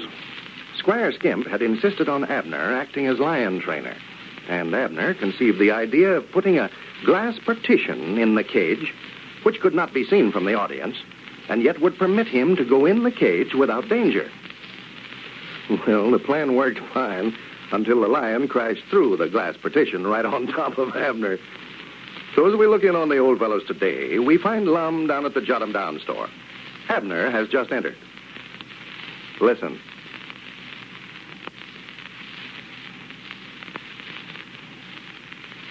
Well, for goodness sakes, Abner, you must have been worse hurt than I thought you was. Oh, no, I ain't bad hurt. Elizabeth wrapped all these bandages around on me, said she's afraid that some of them places there might get infected. Well, that's right, too. Yeah, that lion must have scratched you a heap worse than we thought he did. No, it wasn't the lion so much as it was that glass he broke. I don't think he scratched me much at all. I believe he's about as scared as you was, Abner. When you hit that glass, I never seen such a surprised look on a critter's face in my life. Well, I was surprised. Yeah, I mean the lion, though. Oh, yeah, of course, he never knowed that glass was there. Yeah, I don't believe that's a very good idea in the first place, putting that glass partition in there. No, I know now that it ought to have been made out of iron or something like that. I never thought about him jumping through it, you know. I just allowed that he'd sort of catch the glass with his nose there and see he couldn't get through it. Yeah, well, it's a good thing it scared him, for he'd have clawed you to pieces there before we got you out of that cage. Oh, yeah. Well, I believe I could go in there now, though, Lum, and he'd be scared to jump at me. Well, now, don't you go trying it now. Oh, no, I ain't. I just said I believe. Well, there ain't no use for me and you to try to make animal trainers out of ourselves, Abner. We just ain't cut out for that kind of work. No, I don't believe we are neither, Lum. Thing for us to do is just get Squire to hire somebody to do all them things he's been wanting us to do and forget about it ourselves. Yeah. Granted, he might not have had me talked into laying down on one of them elephants, letting that elephant sit down on me. For the land. And it ought to have been flatter than a pancake. Yeah. Well, of course, the reason that Squire wanted us to do it, you know, Lum, was to save expenses. Yeah, but you notice he ain't taking no chances in being ate up by no animal or nothing. He's figuring on being a ringmaster and a barker. The barker? Yeah, barking out in front. Well, what's he going to do that for? Well, to get folks to come inside the tent. I don't see how that'll get him in there. Looks to me like that'd run him off. That's the way old Lead, that dog of mine, runs folks off our place over there by barking at them. Yeah, well, that ain't the kind of barking he's going to do, though. He ain't going to bark like no dog, if that's what you mean. Yeah, what's he going to bark like? He ain't going to bark like nothing. He's just going to stand up on the platform out there and give the folks a big talk about what we've got on the inside of the tent. Oh, he's going to make a speech, then? Well, yeah, that's what it is. Ain't going to bark at all, huh? No, that's what they call it in the circus business, a barker. Oh, man, I can't get used to this circus talk. They got their outdoingest names for things that I ever seen in my life. Like Squire calling them lions and tigers cats all the time. Well, quick as Grandpap gets back, we'll go over and see Squire and tell him he's just going to have to hire some animal trainer. Whereabouts is Grandpap at? No, he had to make a delivery over at Sister Simpson's boarding house a while ago. I don't want to leave the store here till he gets back. Huh? No, we'll have all we can tend to, Abner, looking after the business end of the circus. Yeah. Selling tickets and buying feed for them animals and stuff like that. Oh, yeah, we're going to have to look after the money end of it now, me and you. I just don't trust Squire too far, you know. I've still got my doubts about him paying any $50 for that steam calliope. Well, now, Abner, you don't want to start right out mistrusting Squire. You've got to learn to have more faith and confidence in your feller man. You ought to be ashamed of yourself doubting Squire that way. Besides, I've done called up the feller he bought it off of and asked him how much Squire paid for it, and he said $50 was the price, all right. Yeah, well, I reckon that I was wrong in suspicioning him. Oh, yeah. I never doubted him a minute, especially after I talked to that feller about it. Well, I believe that Squire knows the circus business all right. You can tell that the way he's going ahead and doing things, you know. I just hope that we can make some money out of it, Lum. That's what I hope. Yeah. We've tried might nigh everything else and ain't had no success. Yeah, we've had some pretty hard knocks, all right. Yeah. But it's like that old lettered saying, everything comes to him who waits. Everything comes to who? Him. Him who waits. Who's him? Whoever you're talking about. Well, I ain't talking about nobody. You're the one that said that. Well, I was talking about us. Which one of us? Well, both of us. When I said everything comes to him who waits, I mean us. Well, why didn't you say us, and you said him? Well, that's the way the saying goes, Abner. Wouldn't sound right to say everything comes to us who waits. Well, if you're talking about us, why, it sounds all right. I don't see no use in beating around a stump about it. If you mean us, why, say us. Well, Abner, that's just an expression. Folks won't get impatient, just sit back and wait. They'll eventually get what they want. Well, I do know. Well, when did they find that out? Oh, that's an old lettered saying. They've known that for a long time. Well, for goodness sake. You mean that all a feller's got to do to get something is just sit back and wait for it? Well, yes and no. Which? Which what? Which does he have to do? Well, according to the old saying, if he waits long enough, he'll get it. He'll make a success of himself. And I dog it. I reckon old Bob Rollins is right then after all. Bob Rollins? Yeah. What's he got to do with it? Well, if everything comes to him at waits, why, I reckon he'll get that railroad job that he's been waiting for. Oh. You know, his woman has been taking in washings now for 15 years, making a living for the family. He says, you know, he's a railroad man. He can't do no other line of work, and he's waiting for him to build a railroad through Pine Ridge here, you know. Yeah, no, he says that. Yeah, and I always thought it's just out-and-out laziness, but I see now what he's doing. He's waiting to be a success. Instead of him going to the railroad, why, he's trying to bring a railroad to him. Well, I don't believe that'll work out very well on Bob, though, Abner. You can't just sit and wait. You've got to be a go-getter, too. Go-getter? Yeah. Well, you can't be both, Lum. You can be a waiter or you can be a go-getter, but you have to stop waiting, you know, whenever you go get, because when you get up to go get, well, you have to stop waiting. Oh, you for just can't. goodness sakes, Abner, you'd run a body plumb stark crazy. Well, how can a feller go get something and wait at the same time? I don't know. You're getting me mixed up now. What was it I said? Yeah, I forget myself now just what it was. There you are. Just let it go. Let it go. Here comes Squire Skimp out there. Oh, yeah. We can tell him what we decide about training them animals. Yeah, I want to get out of that if we can, Lum. Well, it just ain't but one thing to do, and that's for us to just come right out flat-footed and refuse to do it. Yeah, but I don't believe Squire's going to like that, though, Lum. Well, wait a minute here. Talking this way, me and you is the bosses down there. We own the circus. Squire's working for us. I know that's right. Why, he's been bossing me around down there to where I plumb forgot about that. Why, sure we are. Well, just let him know from Paul.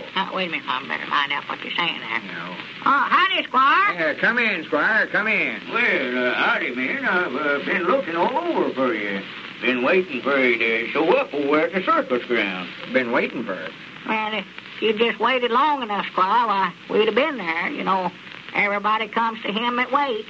Yeah. Shut up, Abner, for goodness. Well, man, I'm afraid I've got some bad news for you. I don't want to have no hard feelings over it now, but, for the good of the circus, I believe we ought to make some changes.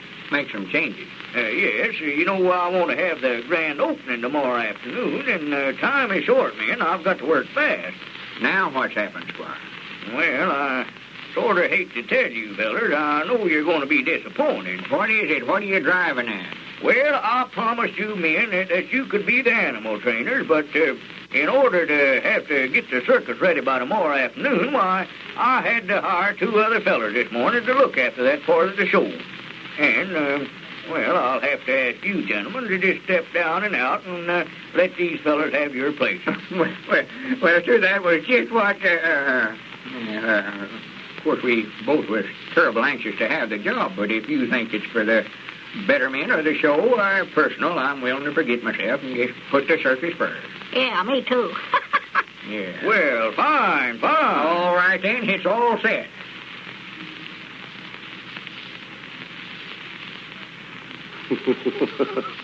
Well, it looks like Lum and Abner's circus is all ready for the grand opening tomorrow. Ladies and gentlemen, while we still have a moment left, let's pay a brief visit to the Jenkins home. Mr. Jenkins is just home from work.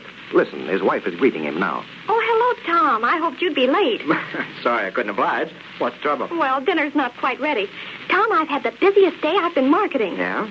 Well, how's the budget coming? Tom, you'd never believe the money I've saved. Well, how do you do it? I can't. Well, Mrs. Green helped me. She knows the best places to shop.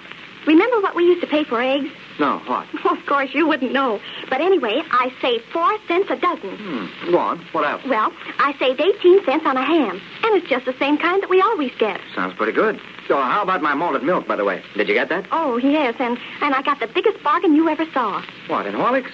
Where? Well, it isn't Horlicks, Tom, but it's just as good. Now, who told you that? The clerk in the store. He said Never mind what he said. Now, listen, Jane. That budget idea is all right. Keep it up. But, gee, don't go to extremes. Now, you know what happened the last time we tried a cheap imitation of Horlicks. Yes, but, Tom... Now, we can save without doing that. Cut down on anything else you like. But, Jane, it's got to be Horlicks. And Tom's right. It must be Horlicks. If you've got to cut down on expenses, cut down on something else besides malted milk. It's false economy to buy any malted milk but Horlicks, as thousands are finding out.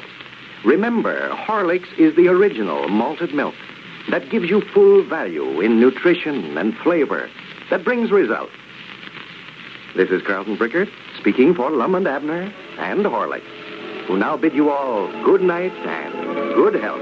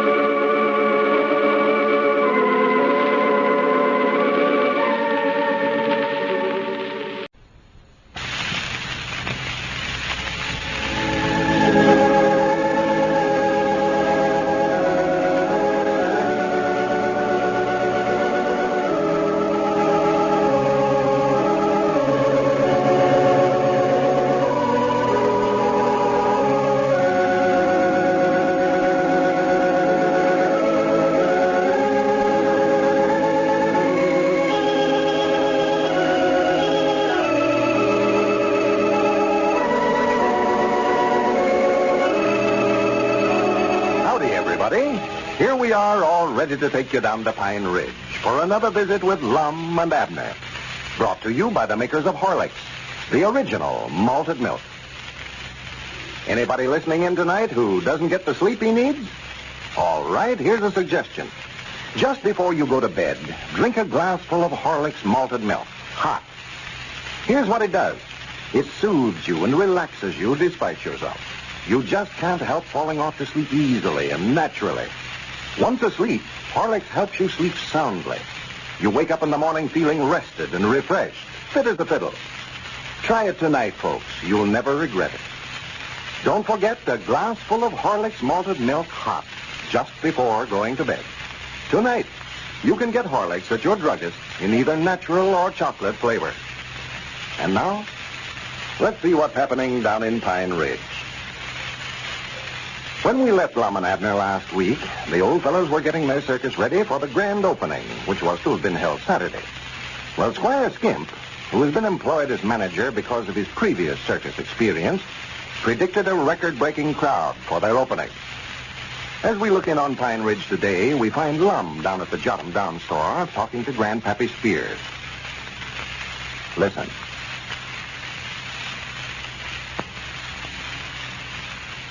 Well, when you run out of stuff that way, Grandpap, you want to call the Gulf Wholesale Grocery House in there at the county seat and tell them to send it out to you. Well, the only trouble, they don't sell on a credit now. Well, I don't want you to buy stuff on credit. I want to stay on a cash base, of course. That way I can always tell where I'm at. That is, I can tell where I'm at financially.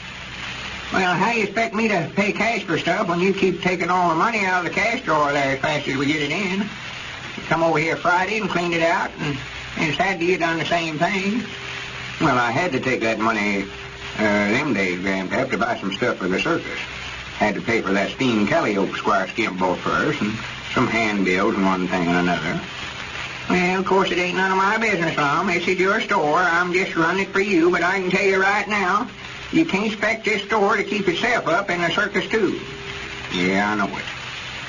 I don't know what to do. Looks like I've got myself into it now, and I can't get out. Cedric was telling me you never done very well Saturday over there on your opening. No, we lost money. Tell you the truth, Grandpap, I don't believe Squire Skimp's as good a circus man as he lets on to be. Well, I thought the show was all right. Me and Charity went down there Saturday night. We enjoyed it something wonderful. Wait a minute, here comes Abner. We're going to have a sort of a meeting over here this morning. I called Squire Skimp a while ago and told him to come over, too. Abner backed out on going in the cage with them lions over there, didn't he? Oh, yeah. Yeah, you can't hardly get him to walk by the cage anymore now. All he's doing now is just taking up tickets at the door there. Yeah, howdy, Abner. Yeah, good morning, man. Good morning. Come in, Abner, come in. Yeah, Squire Skimp hollered at me when I passed this place just now, Lum, and said that he'd be over here directly. Yeah, I called him a while ago. We're going to have a circus meeting over here. Circus meeting? Well, a meeting of the owners and the manager of the circus. Oh, I thought you meant we was going to have the animals over here, too. No, just me and you and Squire's got to sit down and figure some things out. Granny, there's something wrong here. Something wrong? Yeah, that grand opening we had Saturday come right now being a grand closing. Yeah. You fellas wants to talk business. I'll go back here and straighten up the feed room. Are you up here to watch the front lawn? Yeah, all right, Grandpa. Now, Lum, you ain't blaming me 'cause we never done no business there Saturday, are you? Oh, no. Well, I know I've taken up every ticket that they brung in there. Yeah, by the way, that's another thing I want to ask you about. You never had no extra tickets in your pocket, did you? Extra tickets? Yeah. No, I reckon not. The only ones I had was them I taken up at the gate when folks walked in. You made a mistake there, something. You turned in too many tickets to me. I did, huh? Why, yeah. Yesterday I never had nothing to do, so I was sort of checking up on the money I'd taken in at the box office and checking that again them tickets you'd taken up at the door. And you turned in 44 adult tickets and 26 children. That way I ought to had $28 and a half, according to my account. Yeah? And I ain't got but $22 and a half. Well, I do know. Reckon you could have dropped some tickets there in the sawdust when you taken them up, or... No, wait a minute, no. You never found no tickets in the sawdust, did you?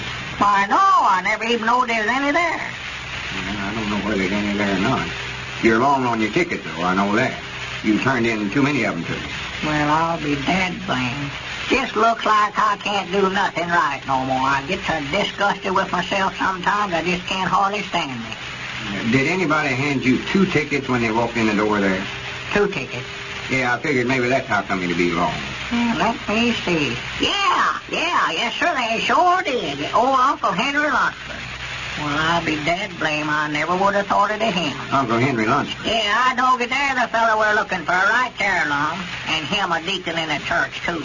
He's a wolf in snake's clothing, a sheep in the grass. That's what Abner, Uncle Henry was supposed to have 2 tickets. I sold him 2. Oh, you charged him double price, huh? No, there was 2 of him. 2 of him? Well, I mean, there was him and his wife. Oh, yeah, that kid was with him, yeah.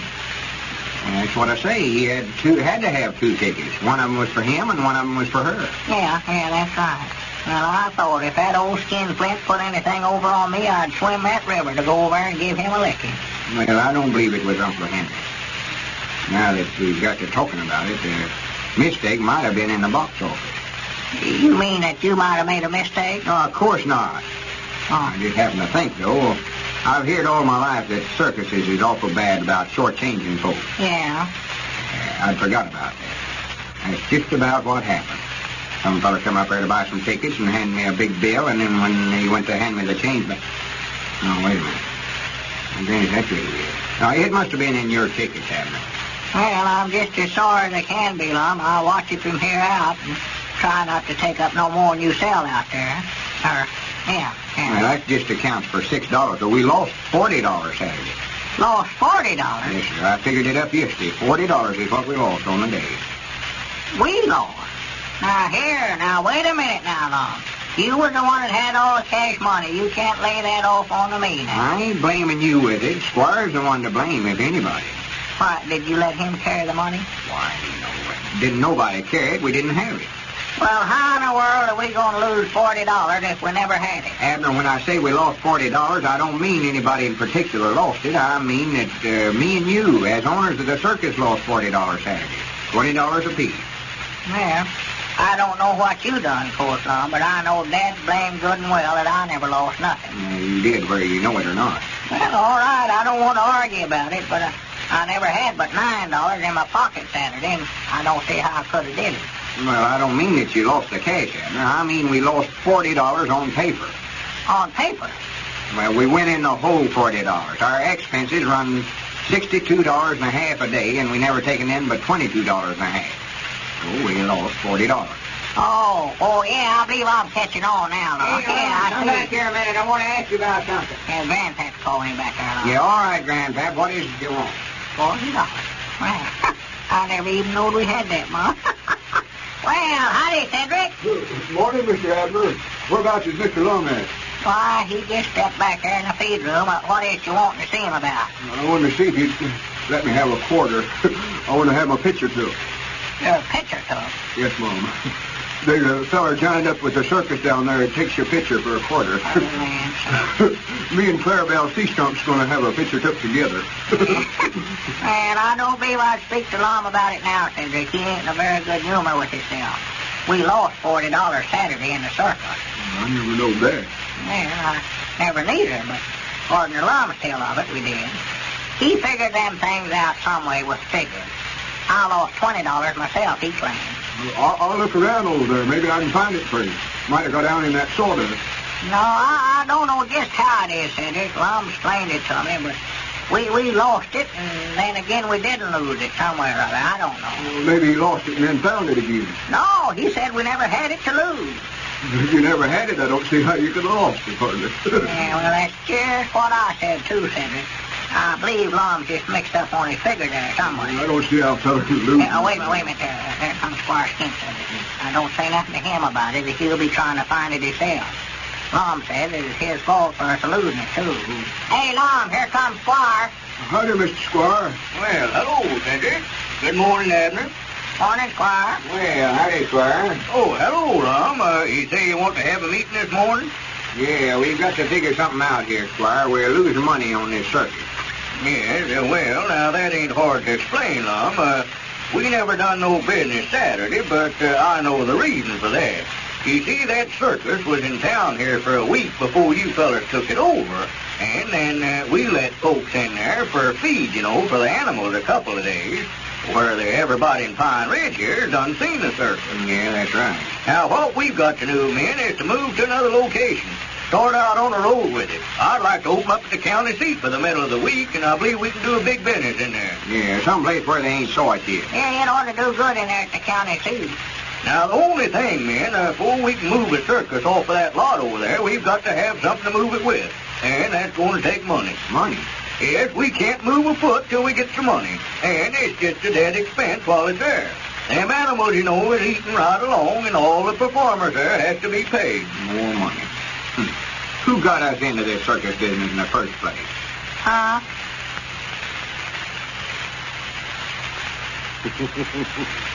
Well, you've heard of having a white elephant on your hands. Well, Lum and Abner have a whole circus. Ladies and gentlemen, just recently a test was conducted in several Chicago schools on Horlick's malted milk tablets. One of the teachers described it to Mrs. E.F.K. of Chicago in a note. She's telling her husband about it now. Let's listen. Oh, Les, I forgot to tell you something. What? I had a note from Tommy's teacher this morning. Not behind again, is he? No, not this time. It's about a test she conducted on Horlick's malted milk tablets. Yeah? What sort of test? Well, she wanted to prove that they're a good thing for youngsters to eat between meals. Nourishing. And did she? I'll say she did. Listen to this. First, she gave the children ice cream and cookies an hour before lunch. What happened? Well, it ruined their appetites for lunch. I'm not surprised. Neither am I. Well, for the next few days, she tried giving the youngsters nothing at all in the morning. What happened then? They became restless and fidgety, she says, around 11:30. Paid no attention to what she was saying. Got hungry, I suppose. And that was it. Well, then she tried giving Horlicks malted milk tablets to the youngsters at the same time in the morning. And that worked the trick, eh? That's what she says, Les. Let me read her letter to you. Listen. When we gave Horlicks tablets to the youngsters, she says, we found 3 things. First, they were well behaved right up to lunchtime. They forgot to fidget, it seems. Yeah. Second, their appetites were good. They ate every bit of their lunches. Third, on the days we gave them the tablets, they were most alert. Well, she ought to know. Get a package for Tommy, and we'll see how they go. And that's a good idea, folks. As the test showed, Horlicks tablets are fine for giving to youngsters between meals. They provide energy and nourishment without spoiling appetite. Get a package from your favorite druggist in either natural or chocolate flavor. Then give them to those youngsters of yours to eat between meals. You'll find they like them better than candy. This is Carlton Brickert, speaking for Lum and Abner and Horlicks, who now bid you all good night and good health.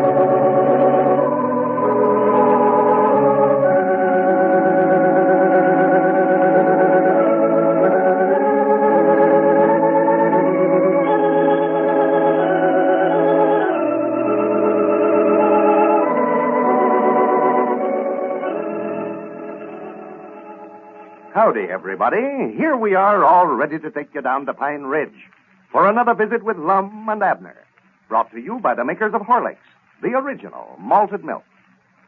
Now, if there are any of you who weren't listening last night, here's how you can get a handsome aluminum flashlight, complete with bulb and batteries, with the compliments of the makers of Horlicks.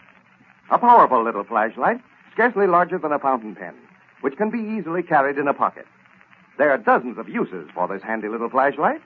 You could use it to help you find things in dark closets, in the basement, the attic, the garage. Think, too, what a lot of fun the children could have with one of these flashlights. Well, no matter what you want this flashlight for, here's how you can get it. Send in the wrapper from a package, any size package, of Horlicks malted milk powder. It must be Horlicks malted milk powder. Wrappers from Horlicks tablets are not eligible. Write your name and your address on the back of the wrapper and enclose 10 cents.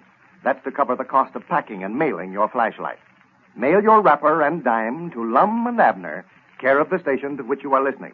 Then you'll receive one of these fine aluminum flashlights, complete with bulb and batteries. Now send in for your flashlight right away, folks. Do it tonight. If you don't have a package of Horlicks in your home already, you can get it either natural or chocolate flavor at your druggist.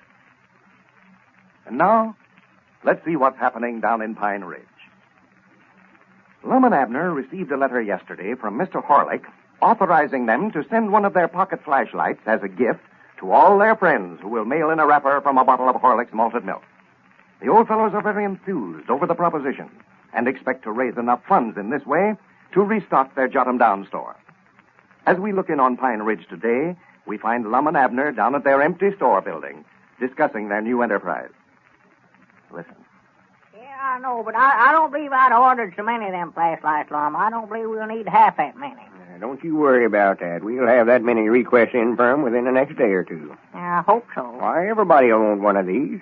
It's the nicest little present I ever seen. I was sitting here a while ago just thinking. There's something a body can find 1,000 uses for. Men, women, and children. Oh, yeah, if they could see it, why, I know they'd write in for one of them, Lum, but us just trying to tell them about it on a party line, why, it's hard to explain to them just what a nice present it is. Well, I told them it was a regular 75-cent flashlight. Yeah, but, Lum, you've got to see it to appreciate it.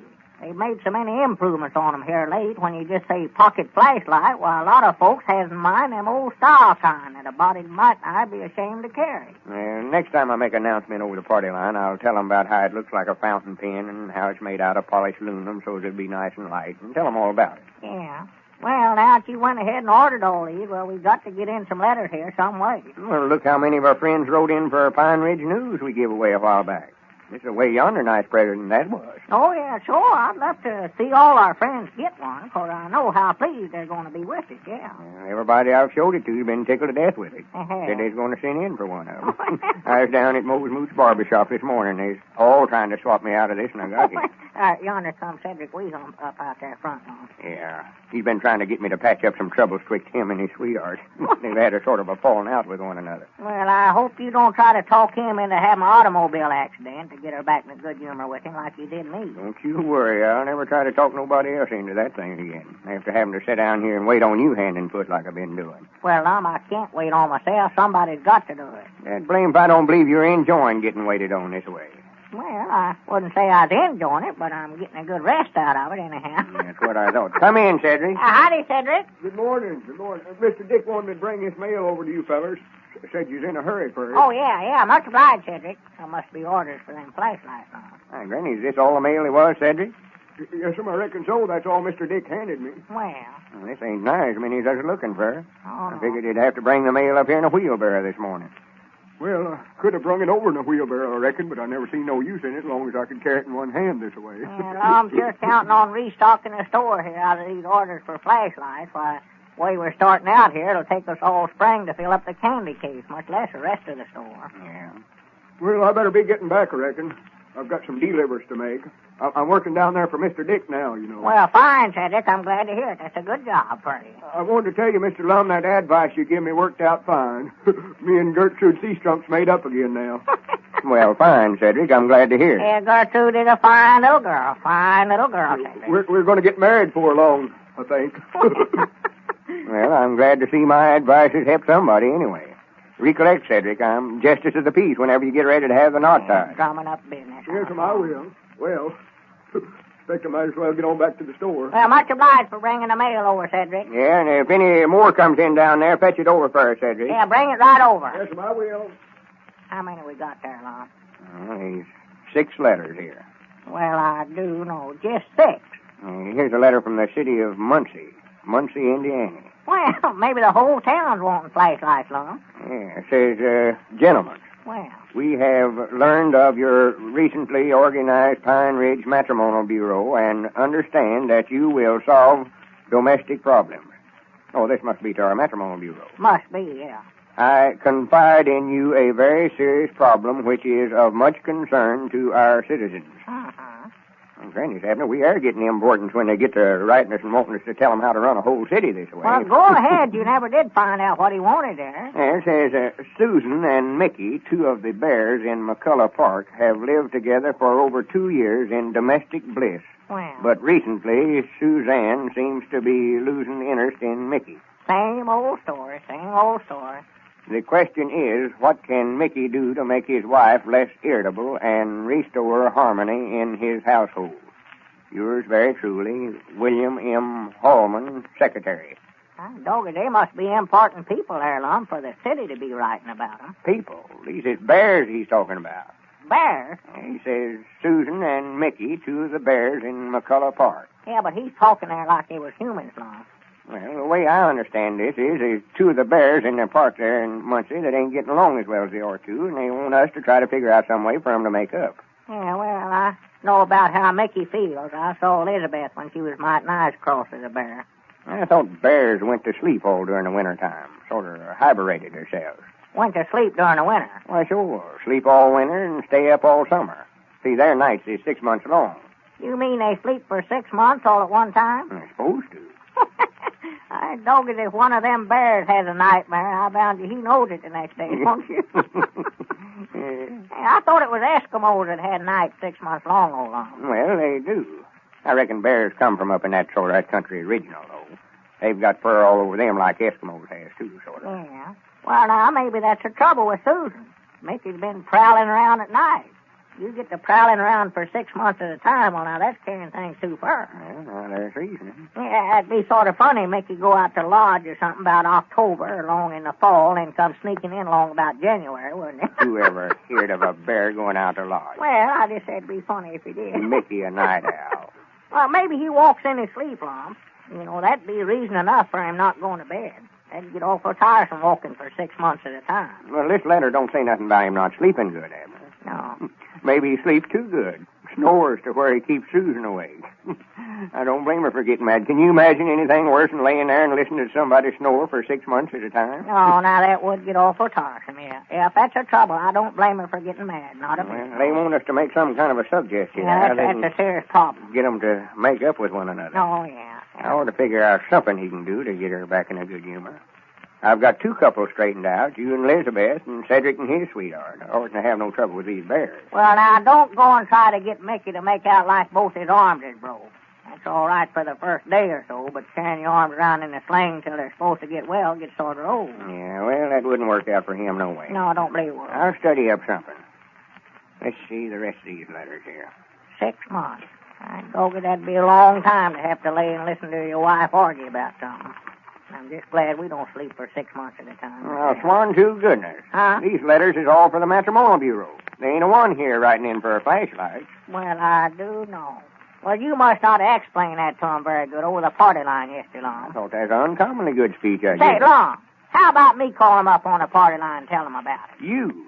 Well, we've got to do something if we're going to get a new stock of groceries for our store here. Yeah, but you can't make no speech, Abner. You don't know how to use enough big words.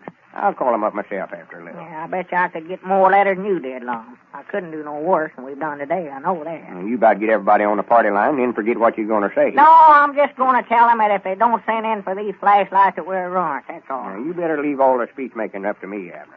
Out loud talking just sort of comes natural with me. It's inherent, I reckon. Well, now, Long, I've got friends out on the party line just the same as you have, and I'll prove it to you, too. I go there.